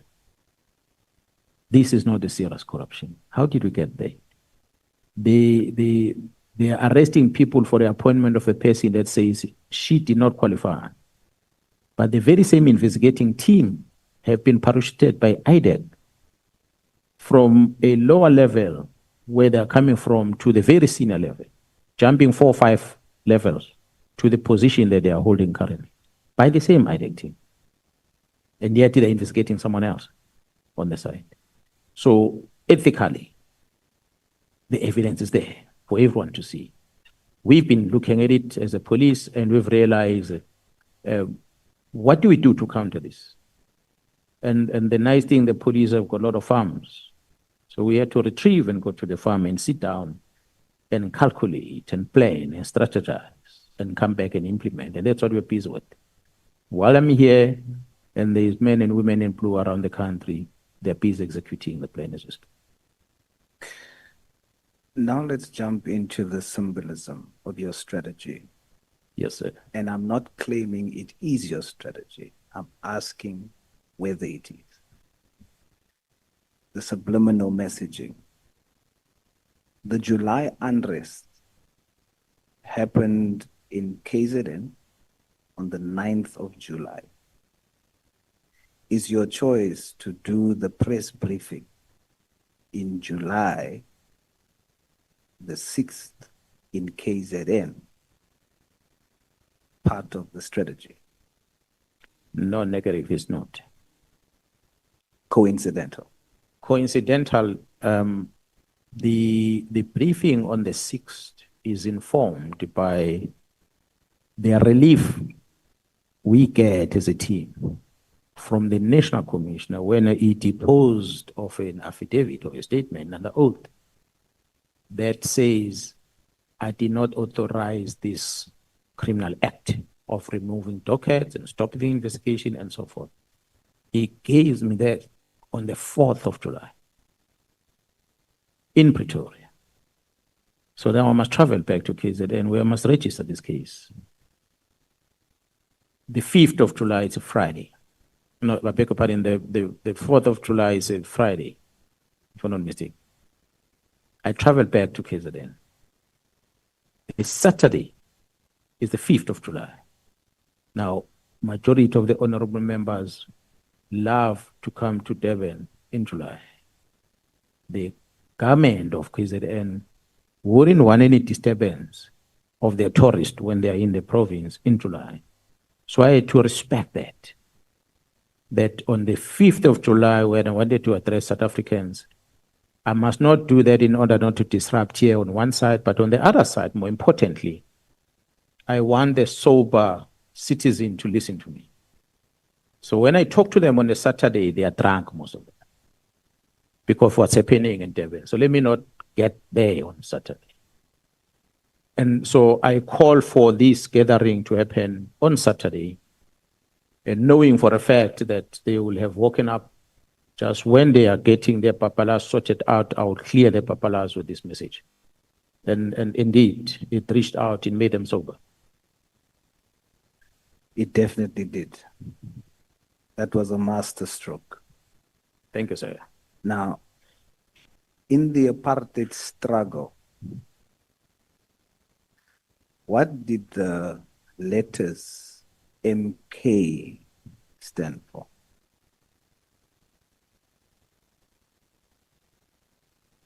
When it relates to the military wing of the revolution against apartheid. I think it's similar to the one of the political parties that are here in the House of Parliament. It represents the same thing. What is that? The military wing of a political party. What does MK refer to? Mkhwanazi. We are still dealing with subliminal messaging. You must help me. Is it true that you used your initials in your witness statement to us for easy reference? NSM, Nhlanhla Sibusiso Mkhwanazi. Is it true? That is correct, although I did not choose those initials. It's the evidence leaders that decided on those initials. It was not much similar with Madlanga. I did not choose the initials used. Very interesting, because I wanted to understand. You must now tell me who. For easy reference, in the Madlanga Commission, instead of your initials NSM, it is MK. So I wanted to understand, was it you? You now say it was someone else. Do you know why? Well, I did not ask them. The evidence leader there is the senior counsel, Molapi, that can be able to assist in explaining how they came about that. Same as this one. Senior counsel is right here in front of us. They can be able to explain how it came about. The coincident, honorable chair members, maybe that I can tell you. Yes, I was born in, some of you know Maritzburg, the township. There's a rural area next to Maritzburg called Kwampumuza. That's where I was born. And I grew up in Ashdown Township, as well as in Pendle, rural area. Ashdown Township when the fight between IFP and ANC was strong, UDF, it happened in the township. During the day, you pass each other greeting. When the sun goes down, you become enemies. You can't be on the street, you get killed. So the violence was that rough at the time. So when my parents felt that the violence is this rough, they'll ship me to the rural areas in Bentley so that I'm protected from this. And when it's a bit quiet, they'll bring me back. So I ended up changing a lot of schools as I grew up because of that, moving up and down. So I was not necessarily drawn into the politics of things, although there were friends that I lost that I knew at the time, but I was always protected and removed from that. So I never got to be exposed much into what was happening in terms of the violence. Yes, I knew about the MK. We study history at school and we learn about things and we see things. And then I happened to join the service, just at the dawn of democracy. When I joined, I went to the college on the 22nd of June, 1993. When I finished training, I was deployed in Potchefstroom.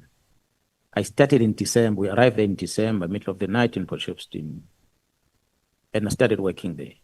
Potchefstroom was dominated by, in the main, IFP, which honorable member spoke about earlier in relation to the homelands that were there in the past. So it was Zulu police had armed IFP members with a lot of guns, be it a Nduna is given a gun, be it a protector of the Nduna, he has a gun, and many others. Honorable Mngango might maybe share more details about some of it. But there were too many firearms that the IFP, that the IFP members were in position of. So here I am arriving here and I'm given a task to ensure that there is public order, there is safety. So we arrived and I work for the unit internal stability. And when I get into this unit, I'm confronted, as I experienced when I arrived in Pretoria, in the same room we sleep with the Tsonga speakers, the Pedi speakers. I had no clue about how even to greet in those languages. So I had to adjust there. You get people that end up giving nicknames because it's difficult for them to pronounce your name. Same thing happened in Potchefstroom when I arrived there. One of my commanders, a white guy, could not pronounce Mkhwanazi. Even today, majority of the members in this house, if I ask them to pronounce Mkhwanazi, they will put an A after M. They will say Mkhwanazi, and there's no A, it's Mkhwanazi, MKH. So because of that struggle of pronunciation, he chose the shortcut. He just called me MK. And I'm brand new at the unit. It is December 1993. This unit were camouflage. And in few months down the line, in April, the African National Congress win elections. And here comes this young man dressed in camouflage and is confronted with the situation on the ground where the IFP, majority of them are in the half of the village of the ANC people. This group of about 20 boys of ANC, unarmed, that are confronted by this group of IFP with guns. And one had to act. Unfortunately, my action angered my commanders because my action was against the IFP leadership that were already in the territory of the ANC people without taking political sides. So they got to know me. They got to know that person caused this problem and it caused one of the IFP person to be injured at the time through my action. And then fast forward a few months later, I happened to be in another gathering where a similar fight is happening, area of Tsilima, Mvuchini, in those areas. And when we are there, and I'm sitting in this police car in Nyala, I'm not getting out because the place is crowded. I decided to sit inside. I opened the hatch on top and I was standing there. The doors are closed. One of the members asked me to open the door because he wanted to get inside the car. He made a mistake. He's a white guy again. He calls me with a nickname in the center of the IFP, armed people. So he called me by nickname, a nickname that when it's pronounced in such a setting, the people on the ground don't believe that it is initials of your surname. They believe that you are a member of a political party. He said, MK, please open the door for me. Everyone else turned around to look at this MK, and they saw me. And others identify me as a person who has caused trouble a couple of months back. They all came in numbers to that car. I will not explain how I responded to it, but I responded to stay alive. But from that day, I was banned from working in the IFP area in Potchefstroom by my command. Because of the first initials of my senior MK. So they associate me with the Mkhwanazi. It branded me bad. Now, that could have been a repeat in terms of perception by looking at the files. And I, for one, am very happy that there's no connection. And it is clear that it's not even part of the strategy, the use of the name MK or the letters MK. Mr. Musa Wenkosi, I think it's Kashana, the Kwashana, Kashana, who was the reason that the whole process started of the IMC and also the political killings task team. Is his case solved? His case is in court. That what I could say, there's been successful investigation on the matter. As being under correction, I'm not sure if it's been finalized, but I will just get a confirmation on that. But they were arrested and the matter did go to court. General, I refer you to page 83, paragraph 275 that you pointed us to the last time. I think it is in NSM 3.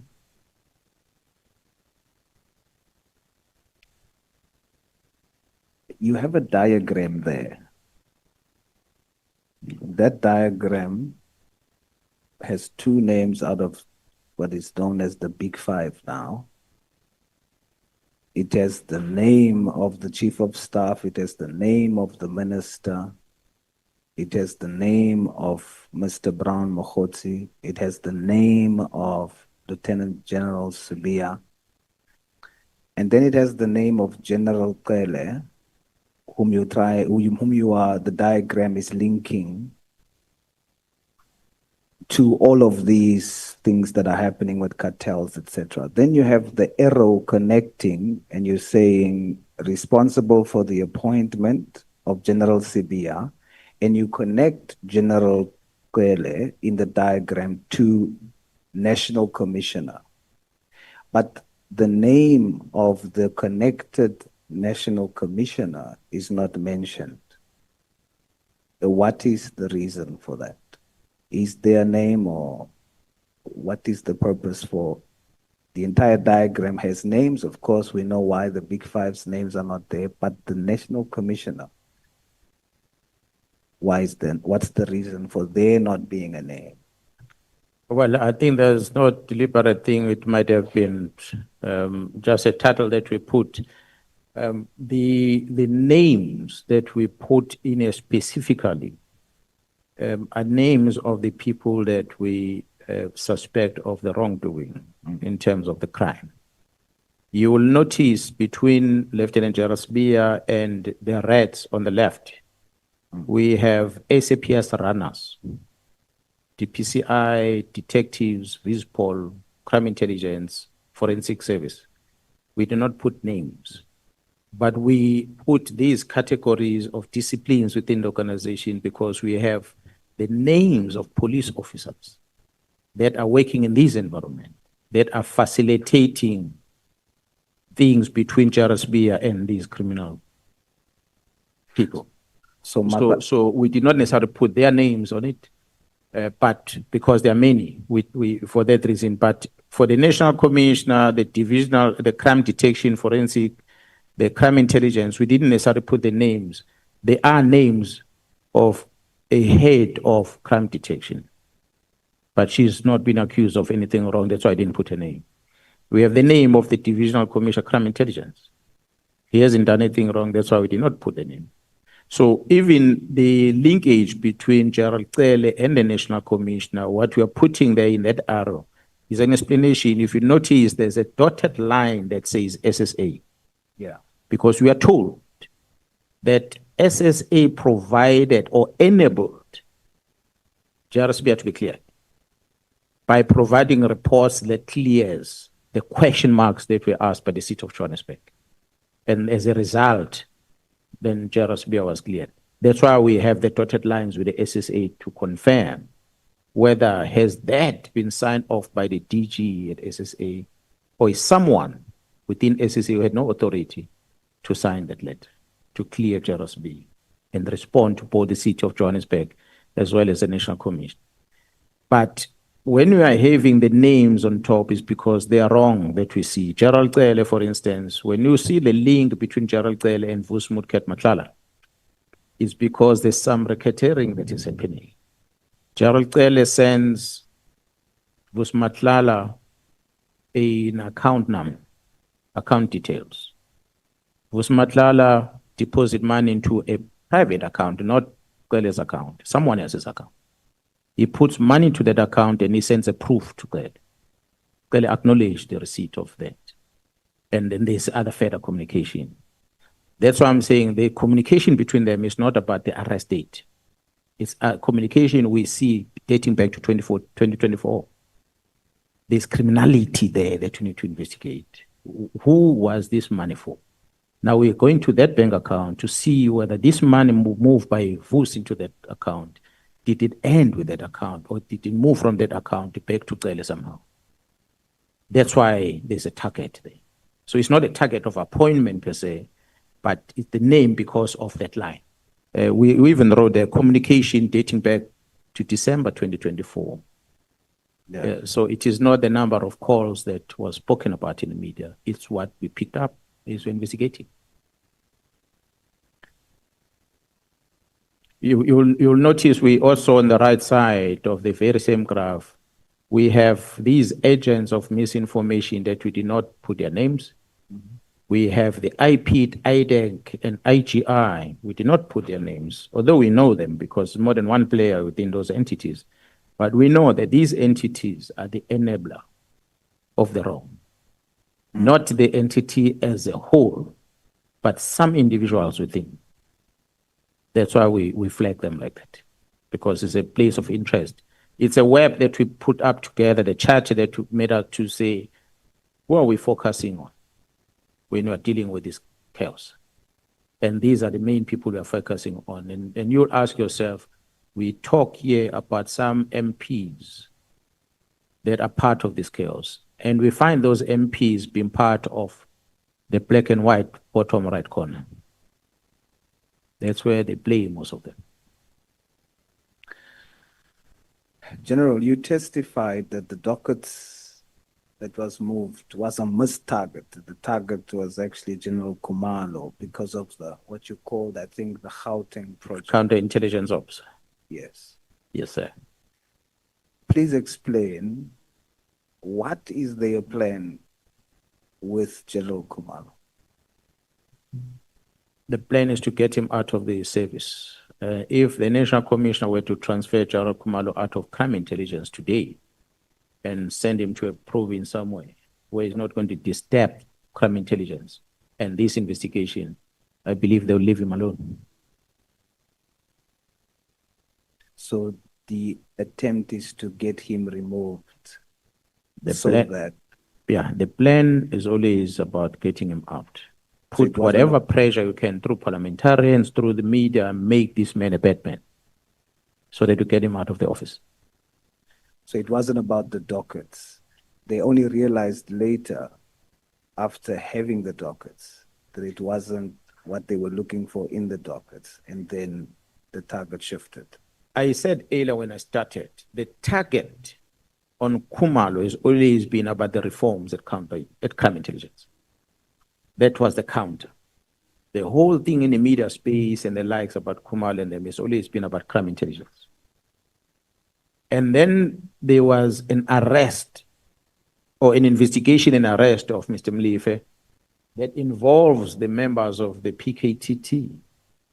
And Khumalo is a man in charge of that investigation of the PKTT. So when they saw those within the investigation that this PKTT is causing trouble, the letter of the 31st of December was born. And in realizing after a while that actually PKTT has got no business with this thing, there is another investigation happening within crime intelligence. It was then that they started directing, focusing on those members within crime intelligence.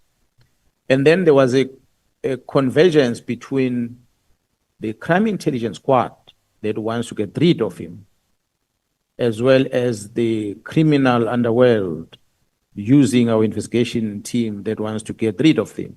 They found a point of convergence to the office of the executive authority of this organization, which is the ministry, through I don't know if I should call him a comrade now. He's been disowned. Mr. Brown, a comrade, I'll use the word comrade of Minister Mkhwanazi because that's what he said. I don't know a comrade in something else, not in a political party. They find a convergence, these two. So they had a common enemy. Because this vehicle here is all machined, the one at crime intelligence. It's got contacts in the media space, it's got contacts, they've got the budget. It became easy for them to spread the fire. And that allows these ones to also benefit from it. So then there was a common interest on both of them. But what is funny is that the leader within crime intelligence and the leader within detectives don't get along. This is a very interesting part. They don't get along.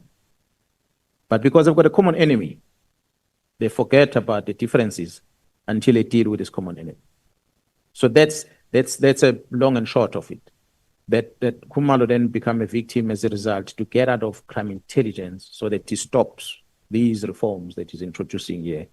And then he stop getting rid of people in crime intelligence because they cannot do without. Their powers are within crime intelligence. If they're out of crime intelligence, they will lose the power. And this side, there's investigation that must be frustrated. If this investigation and those two police officers succumb to the pressure and they stop that investigation and nothing happened, Khumalo was not going to get involved. And if crime intelligence, Khumalo did not touch the people and said, listen, drive the car the way you want to, come to work and do whatever, distribute T-shirts of political parties that were always in police vehicles in however way you want to, visit the building of a political party and walk all the floors of the building however you want to, I'm not going to bother you. Then Khumalo was going to be left alone. His problem was, you don't belong here, I'm sending you somewhere else. That's somewhere else because they need to establish with these ones investigating, who's investigating. Then these ones within crime intelligence are the ones that share the information that the people that are investigating you, they are working from that house. And hence, these houses now are in the media. They are exposed by the ones within crime intelligence that wants to fight for the removal of these people. Based on your evidence that you are putting before us, are you saying to us with this evidence that Minister Mkhwanazi is corrupt? I wouldn't say corrupt per se, although, Honorable Chair and members, because of what has happened, we are now looking at the trust account that the minister owed. That's how deep we go in to find out what is having a trust account, what monies are in there, how did they come in, how they've been dispersed, because there's a trust account that is on his name and the family that they're operating from. We were not going to get there if he didn't start here. He invited us to use our skills as police officers to keep scrapping. And we're going to scrap until we find gold. We won't stop. So that's what we're busy with now. So until we discover these transactions that are happening in that trust account, then we can come back and pronounce on corruption or not. But until then, we cannot talk about corruption because we don't have anything before us that proves any money movements between him and whoever. Yes, we might say Gerald Credit is a money movement that we came to our attention already. But for Minister Mkhwanazi, we can't say that. There is a facilitator, which is Mr. Brown, There is a facilitator, which is a businessman in Northwest. We are looking at them and their accounts. What's happening in those accounts? Is any movement that links back into this trust fund that is owned by the Tuns? And that might benefit the minister in one way or another.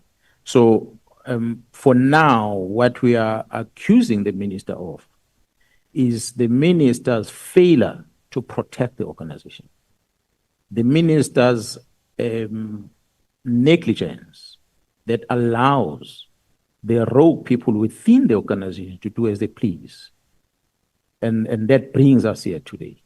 Hence, I said, ministers are given the civilian secretariat to help them. So if you don't use that resource, you've got nobody else to blame but yourself. And that resource was not used. Hence, the letters are written by Chief of Staff to IDEC, and IDEC acts on it. And that just proves that the office of the ministry became dysfunctional. And it became an office that is then used by these criminal people. You tried your best to reach out to the minister for meetings, and he ignores you.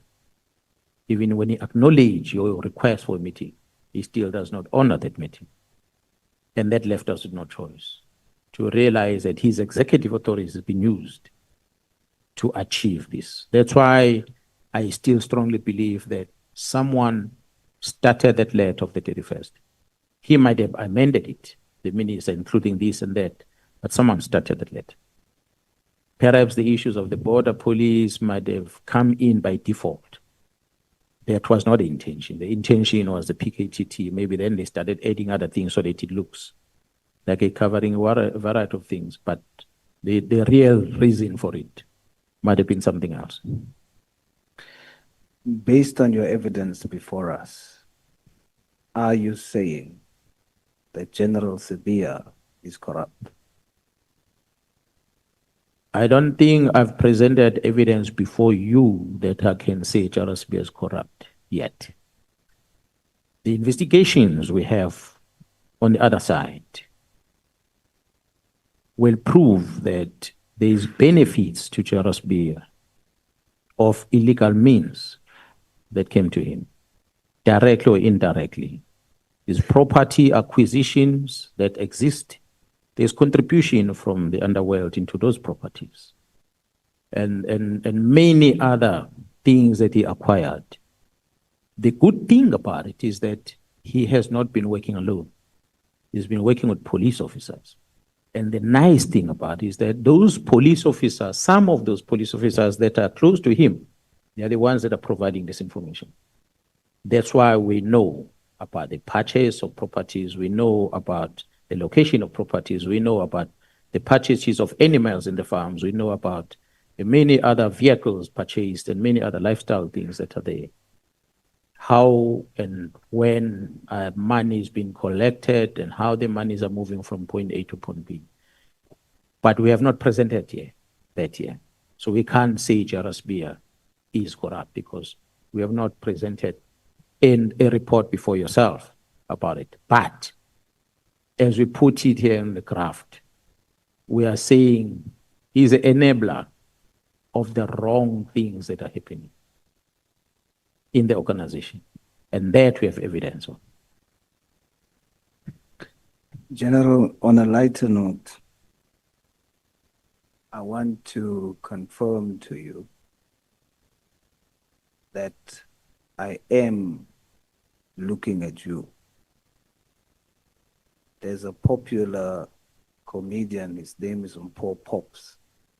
He'll explain to you why sometimes it looks like I don't look at you. And so in that way, I want to say, I thank you. Thank you so much.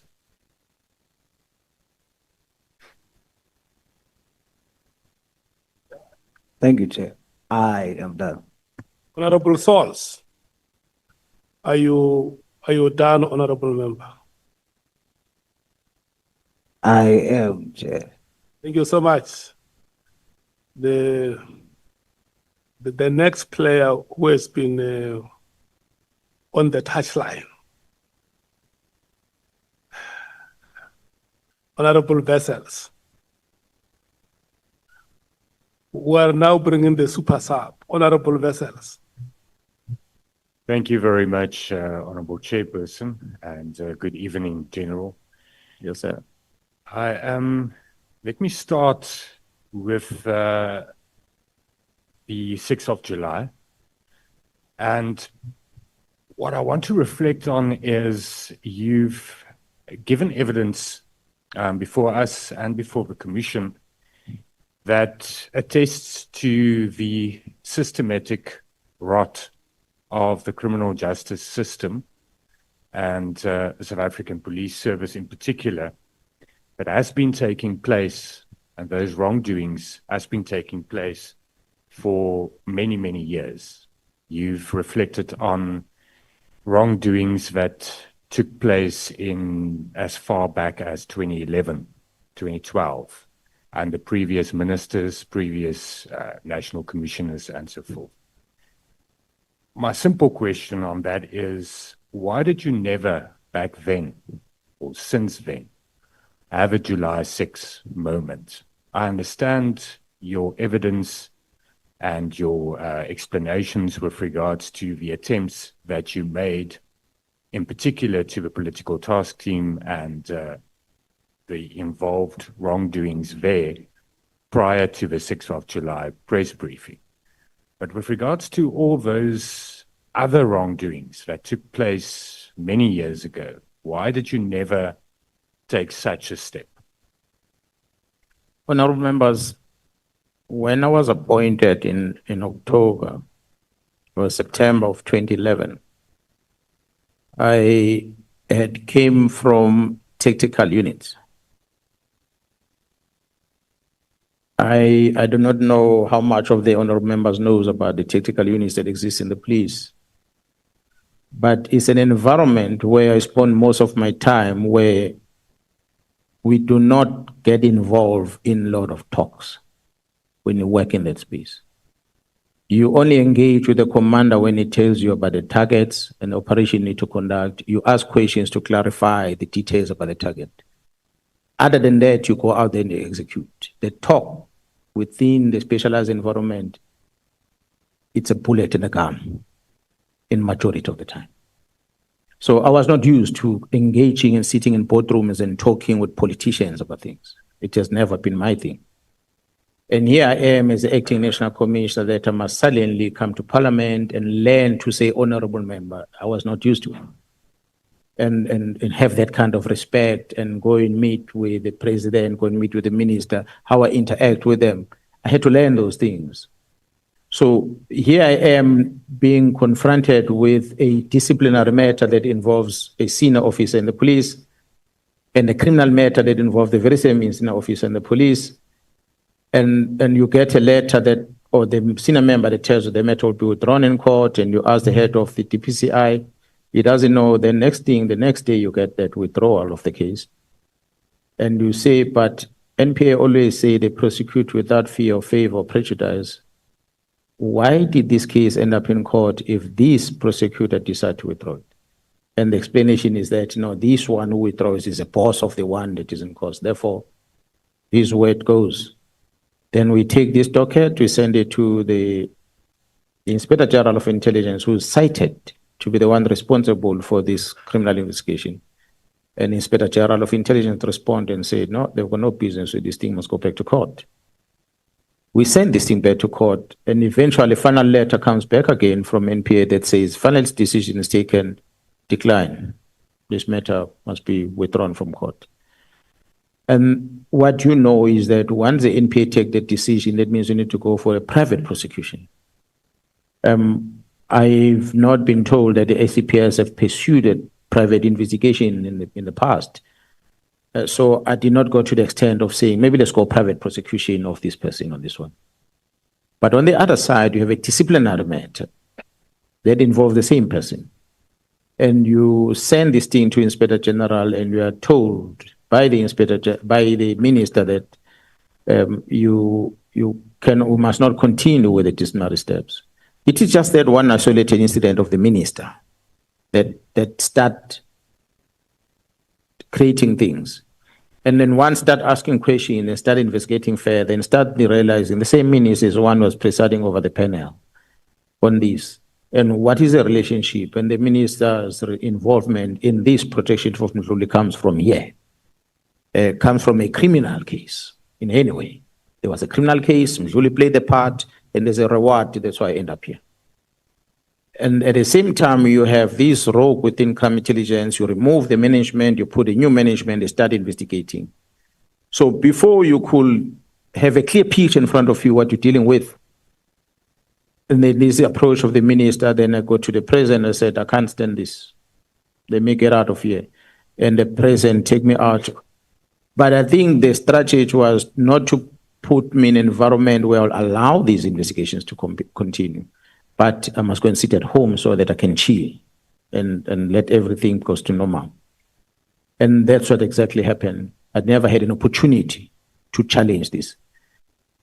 I was in that office for just over half a year. Starting towards the end of the year, there's Christmas, and then January comes, and in June, I end. This one, I'm a veteran senior manager of the police already. And I see the wrong, I understand the process, how it's supposed to be done.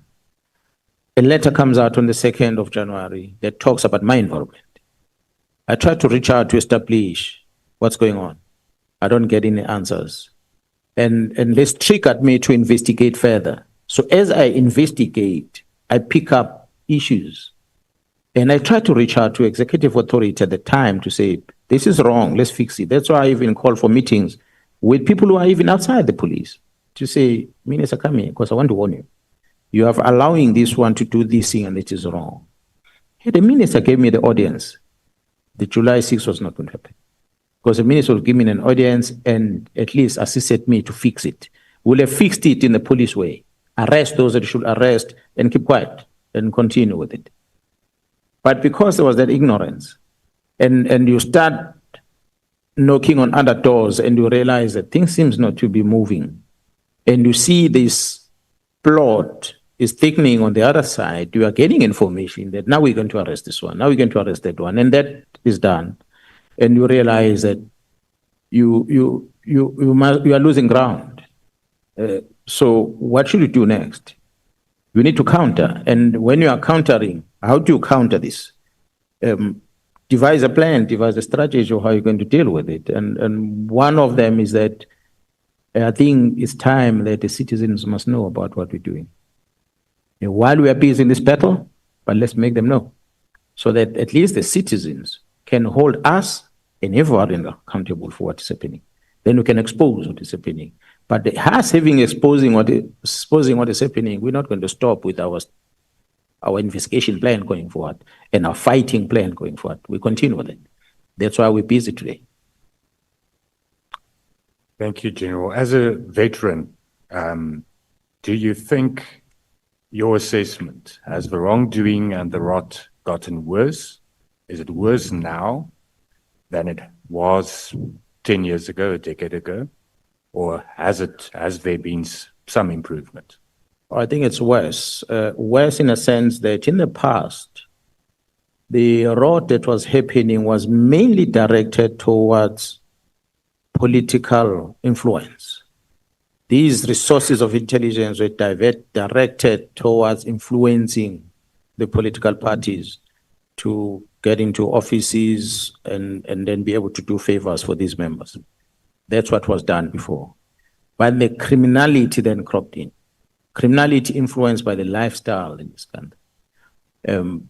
Back then, you were satisfied with a Nokia cell phone. I'm not saying Nokia is not a good brand, but now you're not satisfied with that. You better get a proper Android phone or an iPhone that will satisfy you. Back then you were satisfied by driving a golf vehicle. I'm not saying the golfs are not good nowadays, but the G-Wagon is the vehicle these days. Everyone wants to sit on a G-Wagon. So the moment you change your lifestyle, the more you're going to want money. And the more government makes money available on tenders and people get involved in corruption of tenders, and it allows the police to start investigating these tenders, and these tender bosses paying the police back, and then police turn a blind eye on this criminal investigation, it then allows criminality to continue. So it becomes not political anymore, but criminal benefits that is there. You are no longer doing this thing to make sure that your political party wins elections. You are now doing this thing to make sure that so and so wins a tender, and that tender benefits you in return. Thank you very much for that.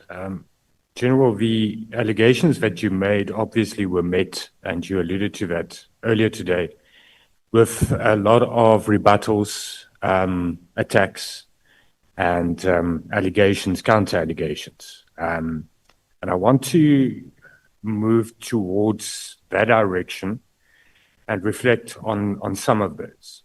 Now, with regards to one of the allegations being made, I want to ask you, following the 2024 general elections, did you, and that now following or after the new minister, Minister Chunu, was appointed as Minister of Police, did you have any contact, any communication with the former minister, Minister Bheki Cele?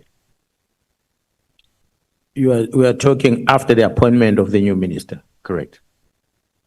We had a farewell for the minister, and I think that was done after he was appointed, this one. We had a farewell in Pretoria. There's been many engagement. The only time that the communication between me and the former minister stopped is when, after he had called me to ask me to go and encourage General Khumalo, who is a district commissioner in Zululand, to resign from the ACPS and go and join him in the city, in the province of Gauteng. And when I established as to what was the reason behind that phone call and that request, it got me angry. That's when I stopped talking to him. I cannot remember the date, but before that, I was still talking to him. Never had issues with the minister. How would you respond to the allegation made that there's still, up until this day, senior ranking police officials or officers that report, so to speak, to former Minister Cele, and takes instructions from him?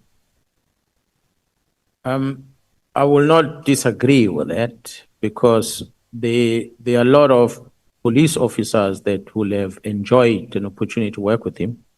There are a lot of police officers that might have benefited in terms of promotion as a result of his influence, maybe, into the organization. So if those police officers still exist that are still engaging with him, I don't see anything wrong with it. He's a person that they were working with. They never had any issues with him, like I never had issues with him until he started inviting me to participate in the wrong. That's when I started having issues with him. But I still met him after that. He met me at the car wash. And even after that, when I was not talking to him, that's when he confronted me straight to come and talk to me about this. The members that are within the South African Police Service, some of them are family members that are related to the minister. So it would be unfair to expect them not to talk to him, because there's nothing wrong they did. My own members in KZN province, if they talk to the minister about anything else, I will not object to that, because they were working with him. They know him. Many of them were protecting him while he was still a minister. And so they share a lot of things. Beside the fact that the very same section 46 I was referring to of the Police Act allows these members to participate in political parties. And the minister is a politician, a political party member, might still be engaging with some of these police officers on a political space that they meet. So there are many reasons for him to still have contacts in the police. Can you confirm, General, following the letter by Minister Chunu on the disbandment of the PKTT, that you did not confide or correspond with former Minister Bheki Cele? In relation to the disbandment of it? Yes. Not at all. I never spoke about it. I'm glad you're asking that question, because it was perceived out there in the media, and we see with Sibiya's communication to the deputy minister here, that the gadgets bought at crime intelligence, it was an instruction of the former minister. This is what is written in black and white. Now I understand why the media was pushing that narrative, because it comes from within the police. But myself, I did not communicate with General Cele about this matter at all. And a matter of fact, I had engaged with some of the people that are not necessarily within the police, but that will know Minister Mkhwanazi very well, to try and influence them to speak to the minister so we can sit up and have a discussion. But that proved fruitless. Thank you. Yes, that's exactly why I'm putting it to you, because it's out there, and I think you should respond to it. And Yep. It's good to get the opportunity to rebut that as Thank well. you.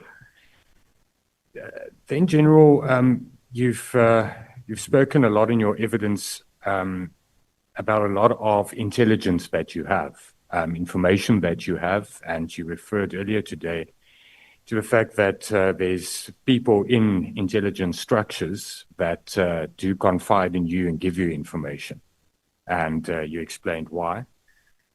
But you then also made mention of the breaches that takes place from within crime intelligence, especially to journalists and to members of parliament, which you alluded to, and with a particular goal of spreading misinformation, discreditation, and so forth.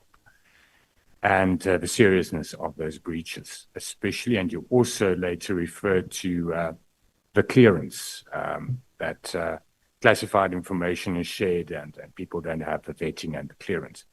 But you also yesterday made mention of the fact that you do not have the necessary security clearance because of the problems at that section. Do you not think that the sharing of that information with yourself is also the same type of breach? Once it's classified and is shared with me, then I'm in position of it's a classified or breach. But the information that I get from the members is plans and strategies that are employed within crime intelligence that are malicious. That's what I get, not the details. For instance, I will not have a vetting profile of a person in crime intelligence, that which is given to someone. I will not have details about the property that was procured that is given out. But the only information I'm going to get is that such an intelligent information was given by so-and-so to this handler lady who took this information to this member of parliament. That's a type of information that I collect that comes to my position. Obviously, the details of those things will end up with a divisional commissioner, and he will share that which is not classified, which we can work on. That's why I said when I presented, there's some of the information here that is classified that I might not be in position of, because I'm not authorized to be in position of, but those that I'm in position of is what I'm authorized to be in position of.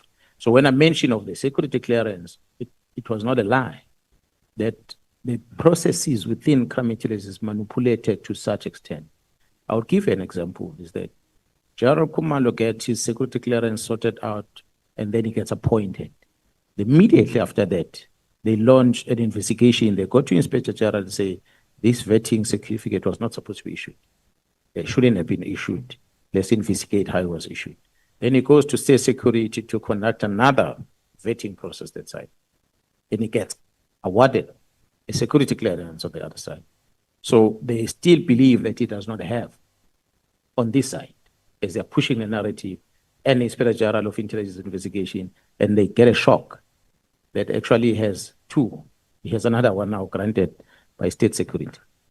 So if they knew about his immediate appointment, they would have frustrated the issuing of the certificate so that he does not get into that office. The people that are that's why you see a lot of these leakages are coming from that vetting office. It's all about the vetting reasons that are going out. So it tells you that that office is compromised in a South African police service. Thank you, General. Then just the Honorable Malema spent time on the allegations that you made with regards to politicians sitting in Parliament. You said that they are involved in syndicates, that there are members involved in syndicates. I just want to reflect on one matter and get clarity on that issue. You then, in your statements to this committee and the statement to the commission, you refer to the two members, Mr. Adams and Ms. Kohler-Barnard. You don't refer to other members, and you answered the Honorable Malema saying that there's investigations taking place with regards to other members. But what I want to check and get clarity on is, when you mentioned this on the 6th of July, you said that they are involved in criminal syndicates. When you said that on the 6th of July, were you referring to Mr. Adams and Ms. Kohler-Barnard amongst others? Or is it a separate wrongdoing? Honorable members, I'm not going to call the two members you're referring to in relation to the criminal syndicate because that investigation is sitting in another level. With the moment I say they're involved in criminality, they means they have not been charged, then I would be unfair to them to say that. Maybe there will only be known members of parliament that are involved with the criminal syndicate once arrests are made.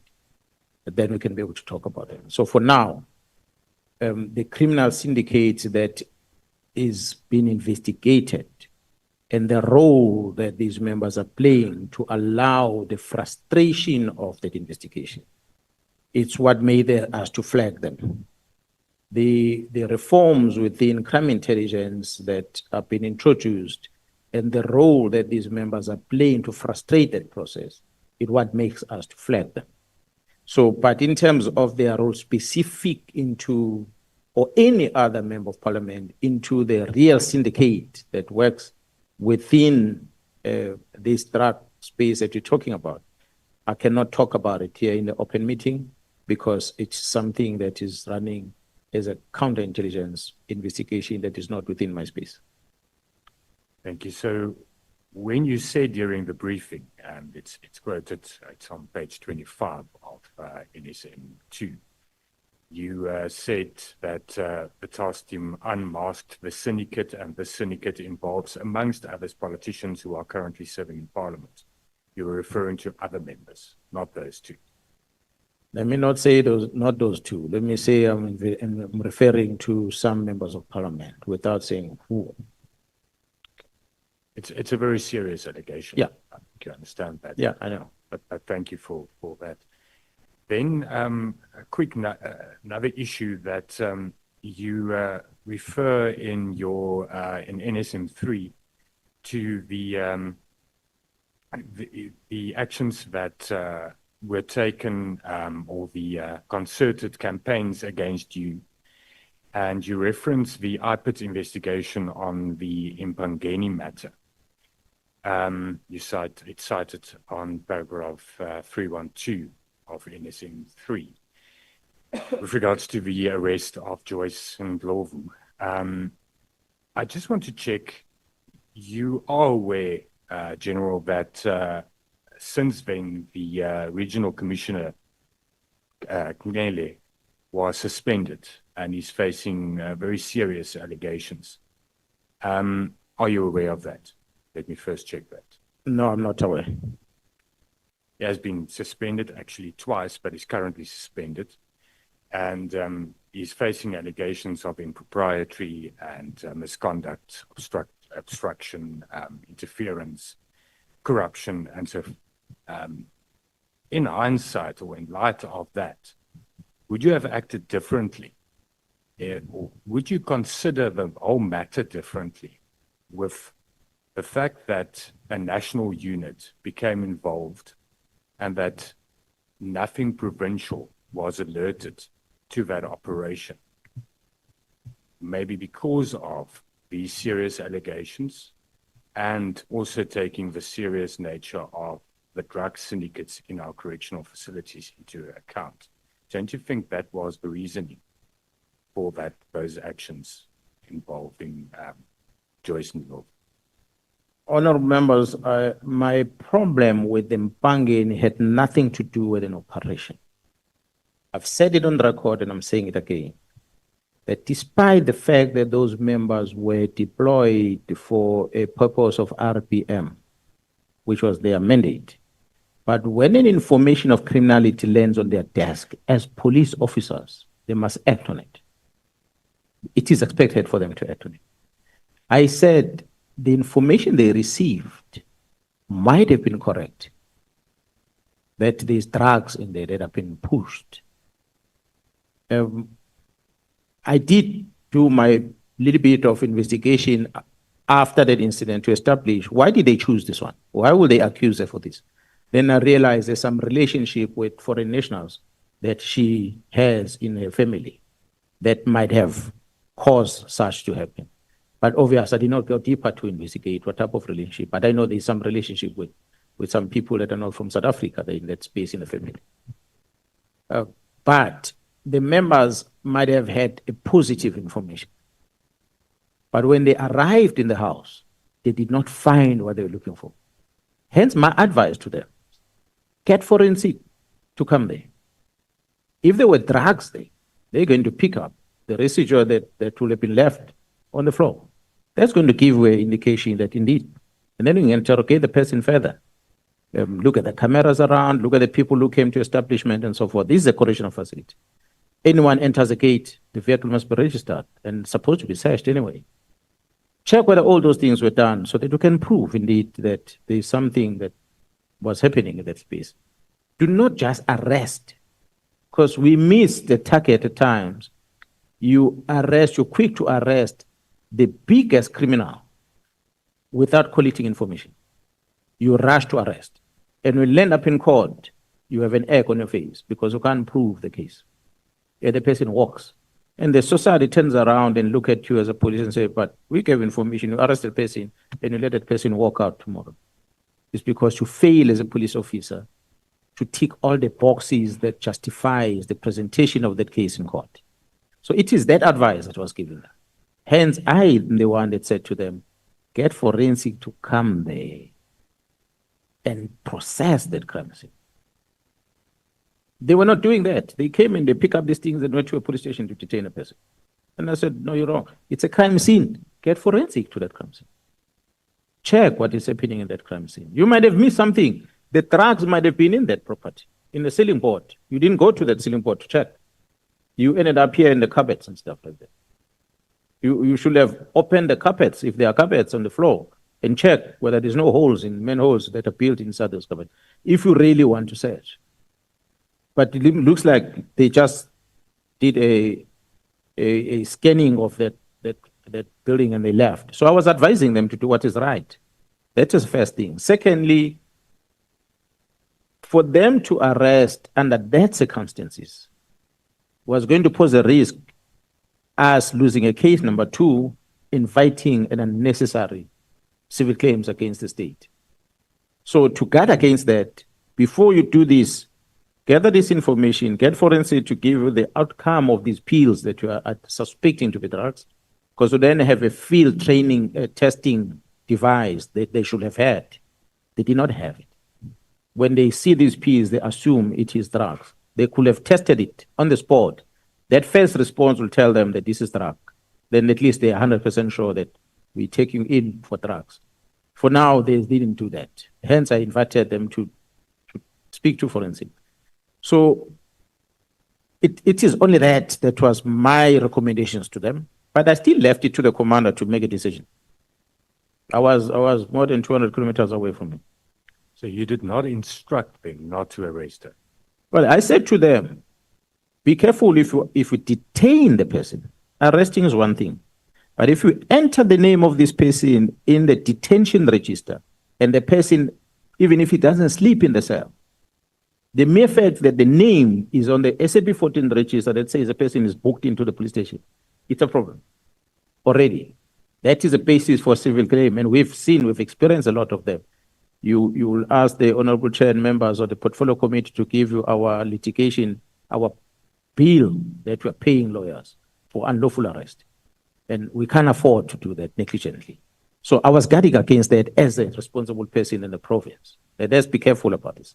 So as a result, they decided not to detain her. Because again, If there was any evidence, she would have been arrested. She was the head of the institution, and I do not believe that she was a flight risk in any way for that. So if there's something within the department that has been found, I do hope and pray is in relation to that which was suspected then. But if it is not, then it's something else, unfortunately. But if it's criminal, you give me a call and I will still process it. The crime is a crime. There's no excuse. But we cannot aggressively treat people bad, even if they're not supposed to be treated bad, because we have information that they are bad. Thank you very much, General. Last question. Honorable Vessels, on my Last question. benevolence, I will allow you to ask your question in light years. Light years means it's a time ahead of a second in speed. Nanoseconds. Thank you. Thank you, Chairperson. Last question is, have you considered, given any consideration to the fact that you might be used as a pawn in some other factional, political, or other battle, and that you are being misused? Have you ever considered this yet? Have you satisfied yourself that it is not the case? Thank you, Chair. Honorable members, I was clear at the beginning. It never crossed my mind that there can be anyone that is accusing me of playing politics on this. But after we made that address and we started getting a response, and one of the first response came from political parties, from Mkhwanazi amongst others, when they started marching. And I did not appreciate that. First, I took it because at the first march, it was a mix of different political parties. But the second march, where they had my photos and everything that was done in Gauteng, I sent a communication to the people of MK. I said, get me out of it. If you want to march for whatever you march for, don't use my face. I don't belong there. And they apologized, they acknowledged. I said, unfortunately, it was too late to tell the other people not to use my face. But I think they stopped after that because I did not want to be associated with it. I was happy with the citizens making noise. Political parties are welcome to make noise. They are members of society as well. But to be used as a face in politics was a problem for me. Since then, what has then happened is people start saying Mkhwanazi for president. I came here yesterday and I said it. I'm a policeman and I know how to be a law enforcement officer, not to be a politician. I've never had a relationship much with politicians. I'm not saying I don't like politicians per se, but the method of operation at times troubles me. That's why I wouldn't want to become one. They arrive in a space where they get to as politicians different than what I do as a policeman. So that's why I said it on the record yesterday. And to those that will dream to have a person of my caliber as a head of state, I'm sorry, maybe it will disappoint the society, but I am what I am. And I will do this job until come March next year. If it's done, it's done. And it ends there. So being associated with a specific political party or being used by these vessels, that's why I learned that there was this allegation that we are close to Cele, the very same Cele that I'm branding in front of you now as a person who's got questionable relationship with Matlala. If I was my close associate, I don't think I would be saying that in public. And many other people that people associate with me. To me, you are good or you're bad. It can't be something in between. If I don't know anything wrong that you have done, then you're a good man. But once you cross the line, you cross the line and there's no turning back. And the people that feed you with information, aren't you being misused by them? Honorable Vessels, we don't have overreach in time. You have exhausted your time, and you were on the benevolence of the chair, and I have been so kind that I even warned you that you are now on borrowed time. May we kindly end it here.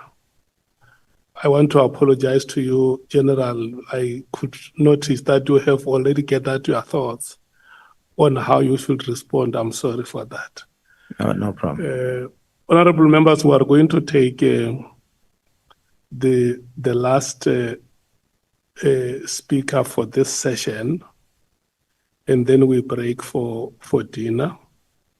And the speaker is Honorable James. Honorable James, you are 10 minutes. Start now. Thank you, Chair. Also be kind to me. Thank you. General, thank you so much for being here today. I sit here and I thank God that they took your dockets. Because if they didn't take those dockets, we wouldn't have been privy to everything that you have told us. I want to start by referencing your media briefing that you had on the 6th of July. And the one thing that stood out for me, that continues to stand out, that shows me that you are not a politician, that shows your patriotism towards this country, is when you spoke. You didn't say their children, you said our children. When you reflected on the impact of drugs and these drug cartels has had on our communities and on our country, General, you said that the drugs are being distributed and they are being distributed all over. And you said that as you were engaging these youngsters that contributes to our crime stats, you have realized that it takes courage to kill. It takes courage to murder. And you said, take away the drugs and they will become good citizens. Those were your words. You said, therefore, we need to get rid of drugs. God works in mysterious ways. You said the wrongdoing of General Mkhwanazi, the Pablo Escobar of South Africa, has led us to this.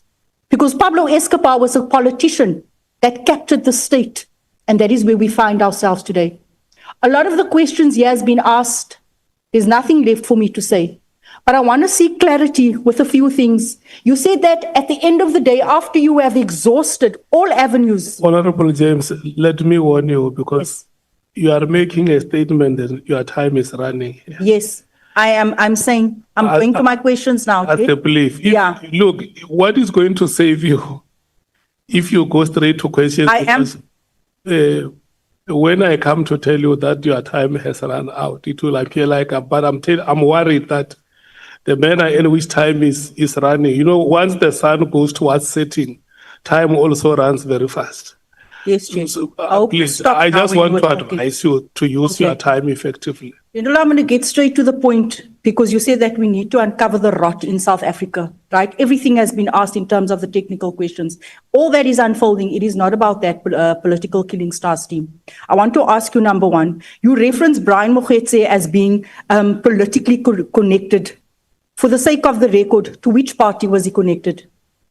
It is my belief that when Brian Mkhwanazi came public and he spoke about being a member of the African National Congress, when the Minister of Police said he's his comrade, meaning that he's a member of the African National Congress, from the records we have at hand on our side, we know him as a member, as a person that maybe used to be, maybe of late is no longer, but he used to participate and being a member within that African National Congress. Thank you, sir. You mentioned that payments were made to the ministers, the ANC ministers' account for the guests to travel. You mentioned January 8th celebration. What is January 8th? The payments were not made to the minister. The payments were made to the account that Mkhwanazi provided to Matlala in relation to the payment of the transportation accommodation of the guest of the minister to the January 8. January 8 is well-known gathering of the African National Congress that takes place the first week of January in a year. And I think it used to be done on the 8th of January. That's why I adopted the name. Although this was not on the 8th of January, it was the weekend after the 8th. Thank you. You referenced political involvement by Chief of Staff Nkabinda, right? You've seen him wearing political T-shirts. Of which party? Of the African National Congress. Do you believe General Sibiya's appointment was politically driven? And if yes, by which party? I wouldn't know from the records we have at hand that the appointment of General Sibiya might have been done with the omission of some crucial evidence that they were supposed to look at. But the appointment is done by the National Commissioner, and I don't know the National Commission of belonging to a political party, so I cannot associate the appointment of CBA with a political party. I quote, "The country, South Africa, will burn," right? As we sit here today, do you believe that our country has been captured? And if so, by which party? I won't say that the country has been captured by party, but the country has been captured by criminals By criminals that are using politicians. that are using politicians. Yeah. From which party? Oh, well, the ones that I know of are from the African National Congress. I don't know if there's others from the other parties. You mentioned as well, I believe the citizens, the families and children of this country are worth fighting for. What drove you to say those utterances on the 6th of July? You also make mention of a bigger investigation. The bigger investigation here is drugs. Can you elaborate on that? And also when you say that you have done your analysis to show that many of the arrests that are being made, it is as a result. How did you do that analysis? Honorable members, we as a police on quarterly basis release crime stats. Within our midst, we've got analysts that will conduct analysis about the crime that has happened. For every arrest we make, we conduct an assessment as to why, the question as to why did you do this? What led into this? And especially with the shooting, the majority of shooting incidents we have in KZN, in the area of Inanda, there's always been that why question. Why these boys do what they do?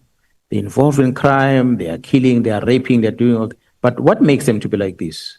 Yes, families might not control them, and until we realize that they don't do these things when they're sober, and they do these things when they're under influence.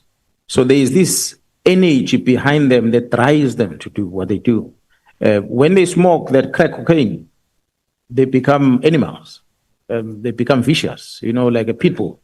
They will not feel any pain. They fear nothing.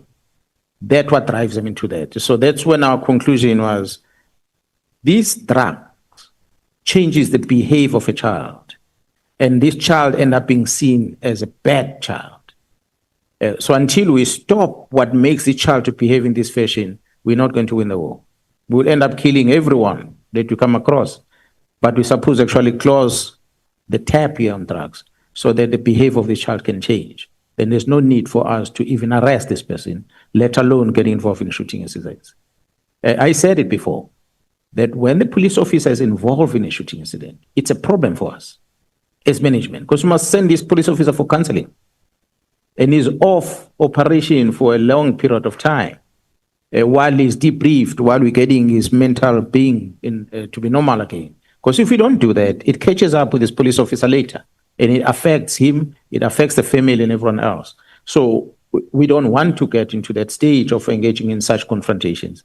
So that's why we identify that the root causes of our problem rest here. We have to do something as a collective on this one. Government must help us also in different departments. Do you think we have a national crisis at hand? Yes, we do. We do. Why I say that is because we have only one scanner in the port that takes about 3,000 containers into the country. We scan less than 10% of them as they come in. God knows what in those containers are. Children have been trafficked. Illicit goods are moving into those containers. We only have one scanner that sees what's inside when that truck travels on that road, on that entry. Do you think that that is intentional? Executive must help us. If portfolio committee and everyone else that helps us to say, how are we prioritizing? What is your plan to deal with drugs? What about this? What about that? And where do you allocate your budget? Then we could be talking now. Instead of when we are saying, why are you buying that property? Why are you using the finance to go and invest in that event? Why don't you buy this resource? You have a truck picking up goods here in Cape Town. It travels from Cape Town with a container until it reaches deep in Johannesburg. It passes 10 roadblocks on the road because there's a lock on the back of that container. It doesn't get searched. Nobody opens it. It leaves Cape Town 1,500 kilometers to Johannesburg without being searched. And we don't have means to do it. And we need budget. It doesn't cost a lot of money to buy these scanners, but there's no will to buy them. And nobody pays attention. You talk. Only now that the management of the police is starting a process of procuring it. But we've been talking about this thing for donkey years. It's only now we were starting to do that. When ATTF back in the days would block the freeway, we went back at the private sector to help us with a breakdown to remove the trucks on the road. We still do today because government doesn't have tow trucks to remove a truck on the road. That's how bad things we have. And you cannot say there's no budget for it. It's us who prioritize it wrong. And when we have to account, those are supposed to hold us account, I think with respect, majority of them don't necessarily know the business we do, that are sitting as parliamentarians that must hold us accountable. If you don't understand the business of the department that you are managing, you take Mkhwanazi, you say he must be a member of parliament and he must hold a department of minerals and energy accountable. I've got no clue what it takes to start a mine. So I want to hold people accountable about their safety and everything in the mine because I have no clue. So bring a member of parliament to be a member of the committee, portfolio committee of police, and he does not know anything about the police. So you won't hold the police accountable because he will ask the wrong questions, not the right questions. And then we get away with, and we look as if we are doing something and yet we're not doing anything. Thank you, General. Do you want to please explain to us what is the difference for purposes of the record and just to clear it with South Africans as well, the difference between intelligence, the division within SAPS, intelligence and counterintelligence?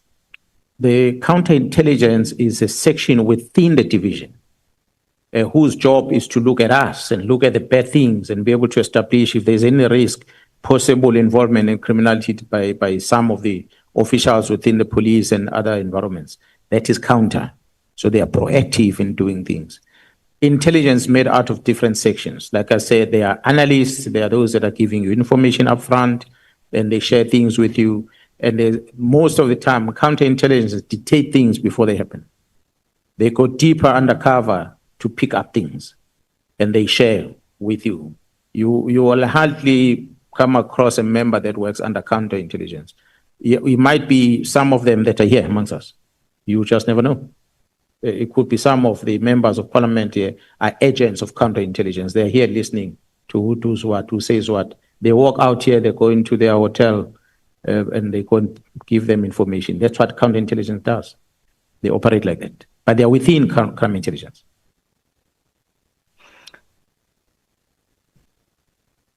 I want to ask, we know a lot about the composition, the mandate, the motivation, the case types, the dockets, how many there were, about the political killing stars team, right?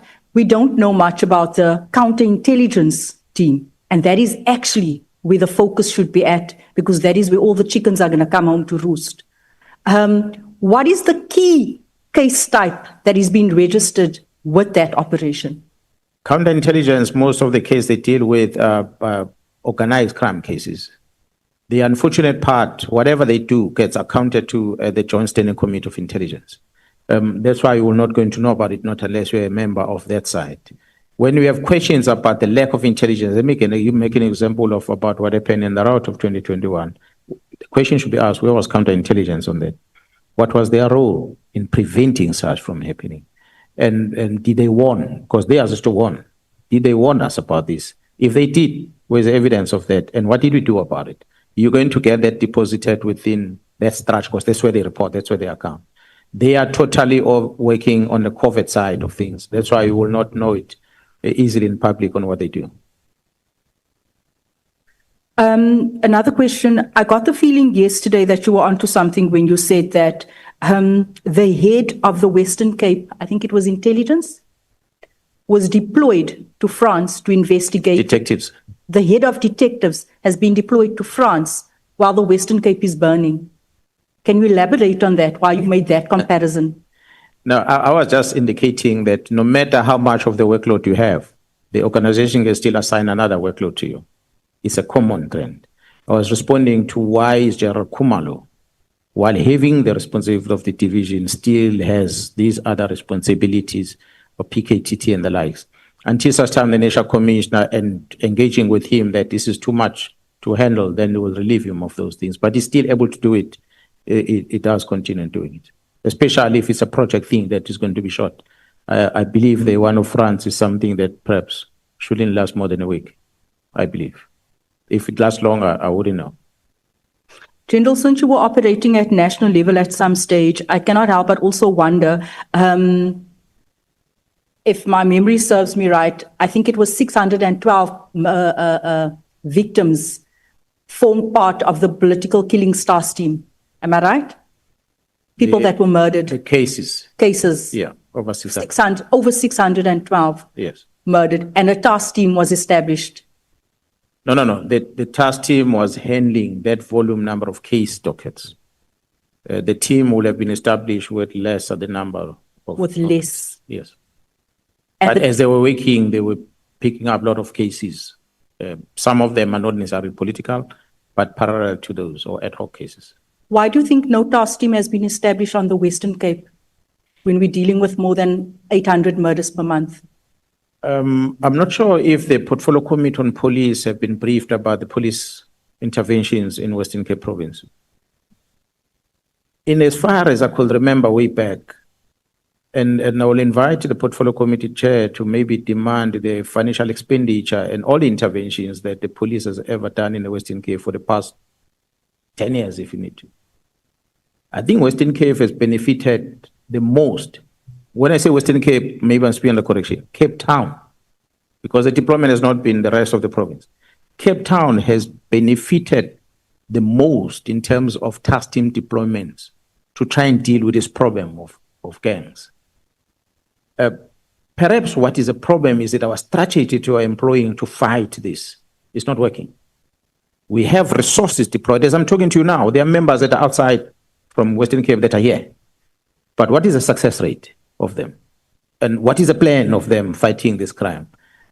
Are you observing, is there any feedback coming to the committee with regard to the results that they're achieving? So those are the things that need to be interrogated. But the interventions are done extensively here in Western Cape.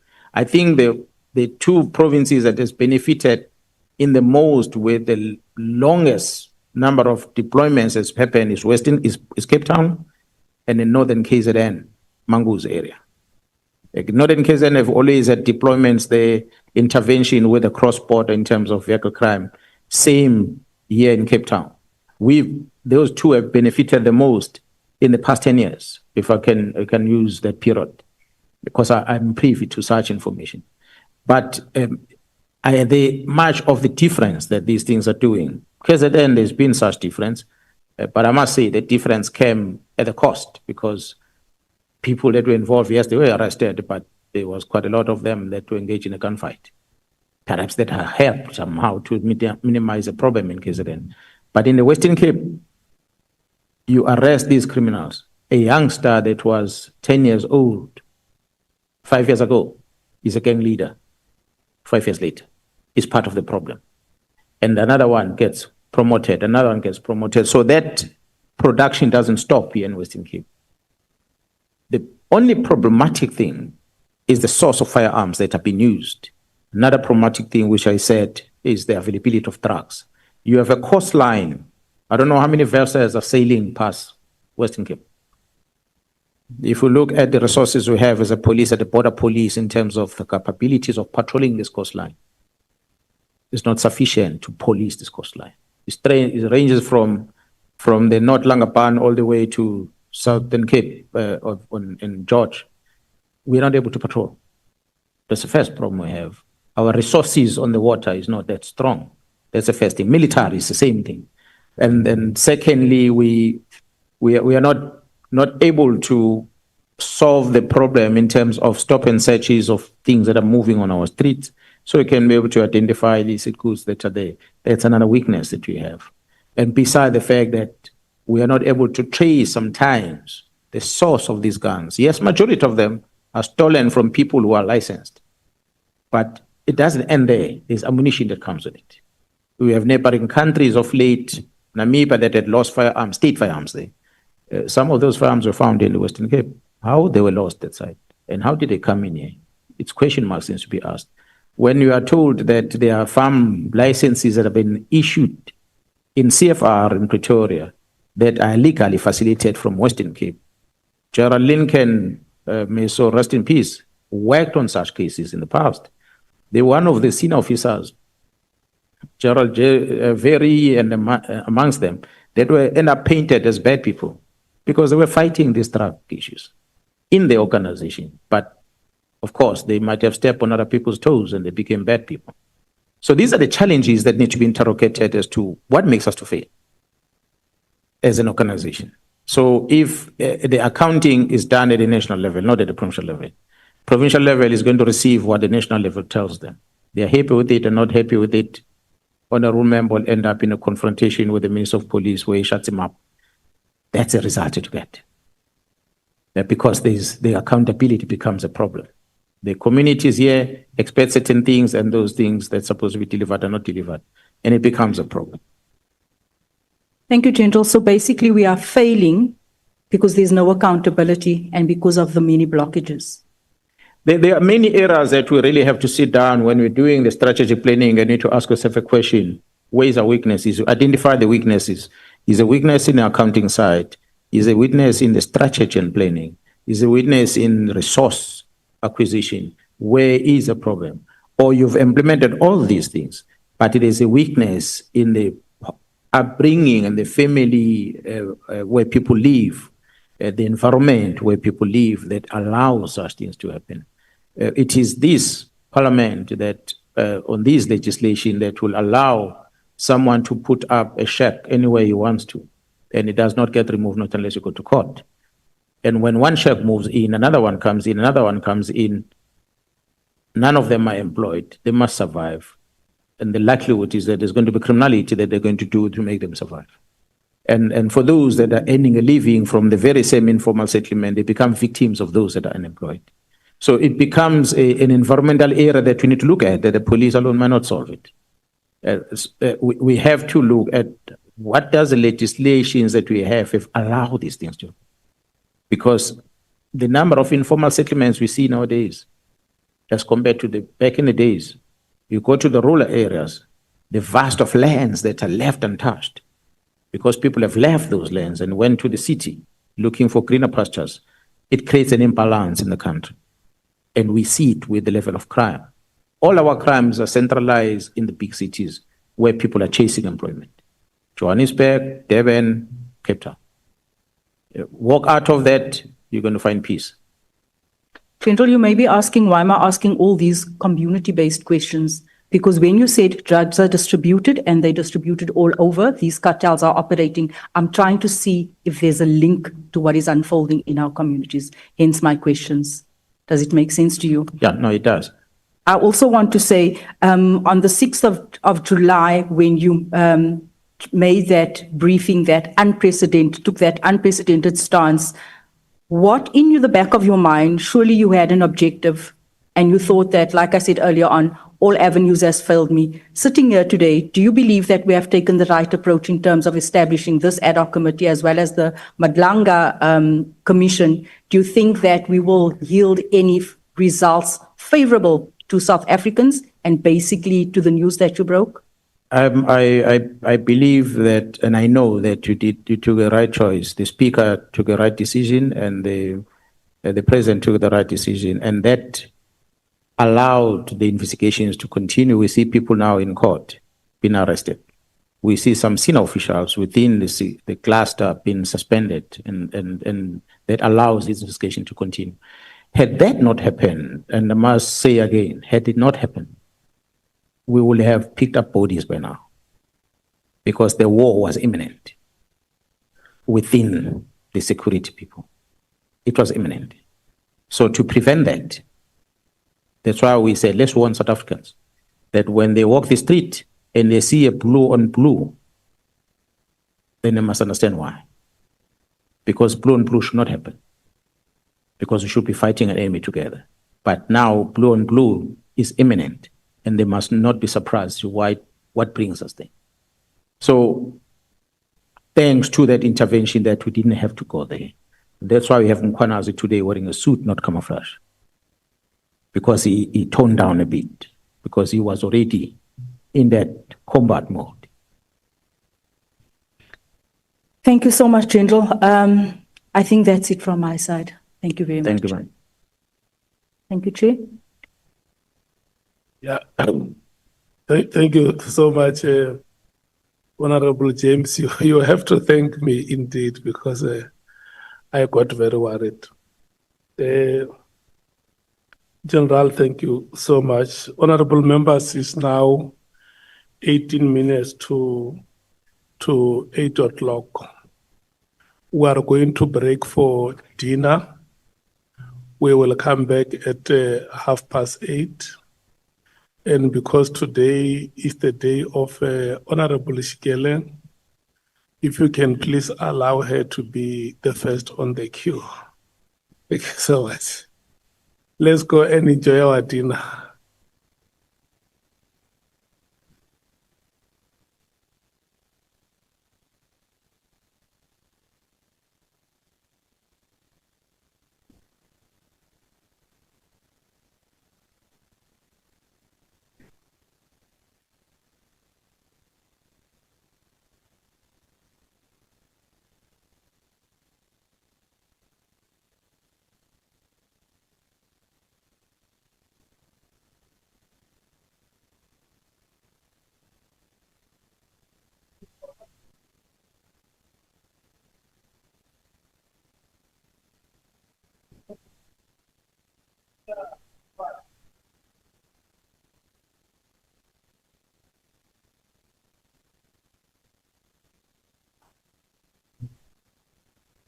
We're coming back.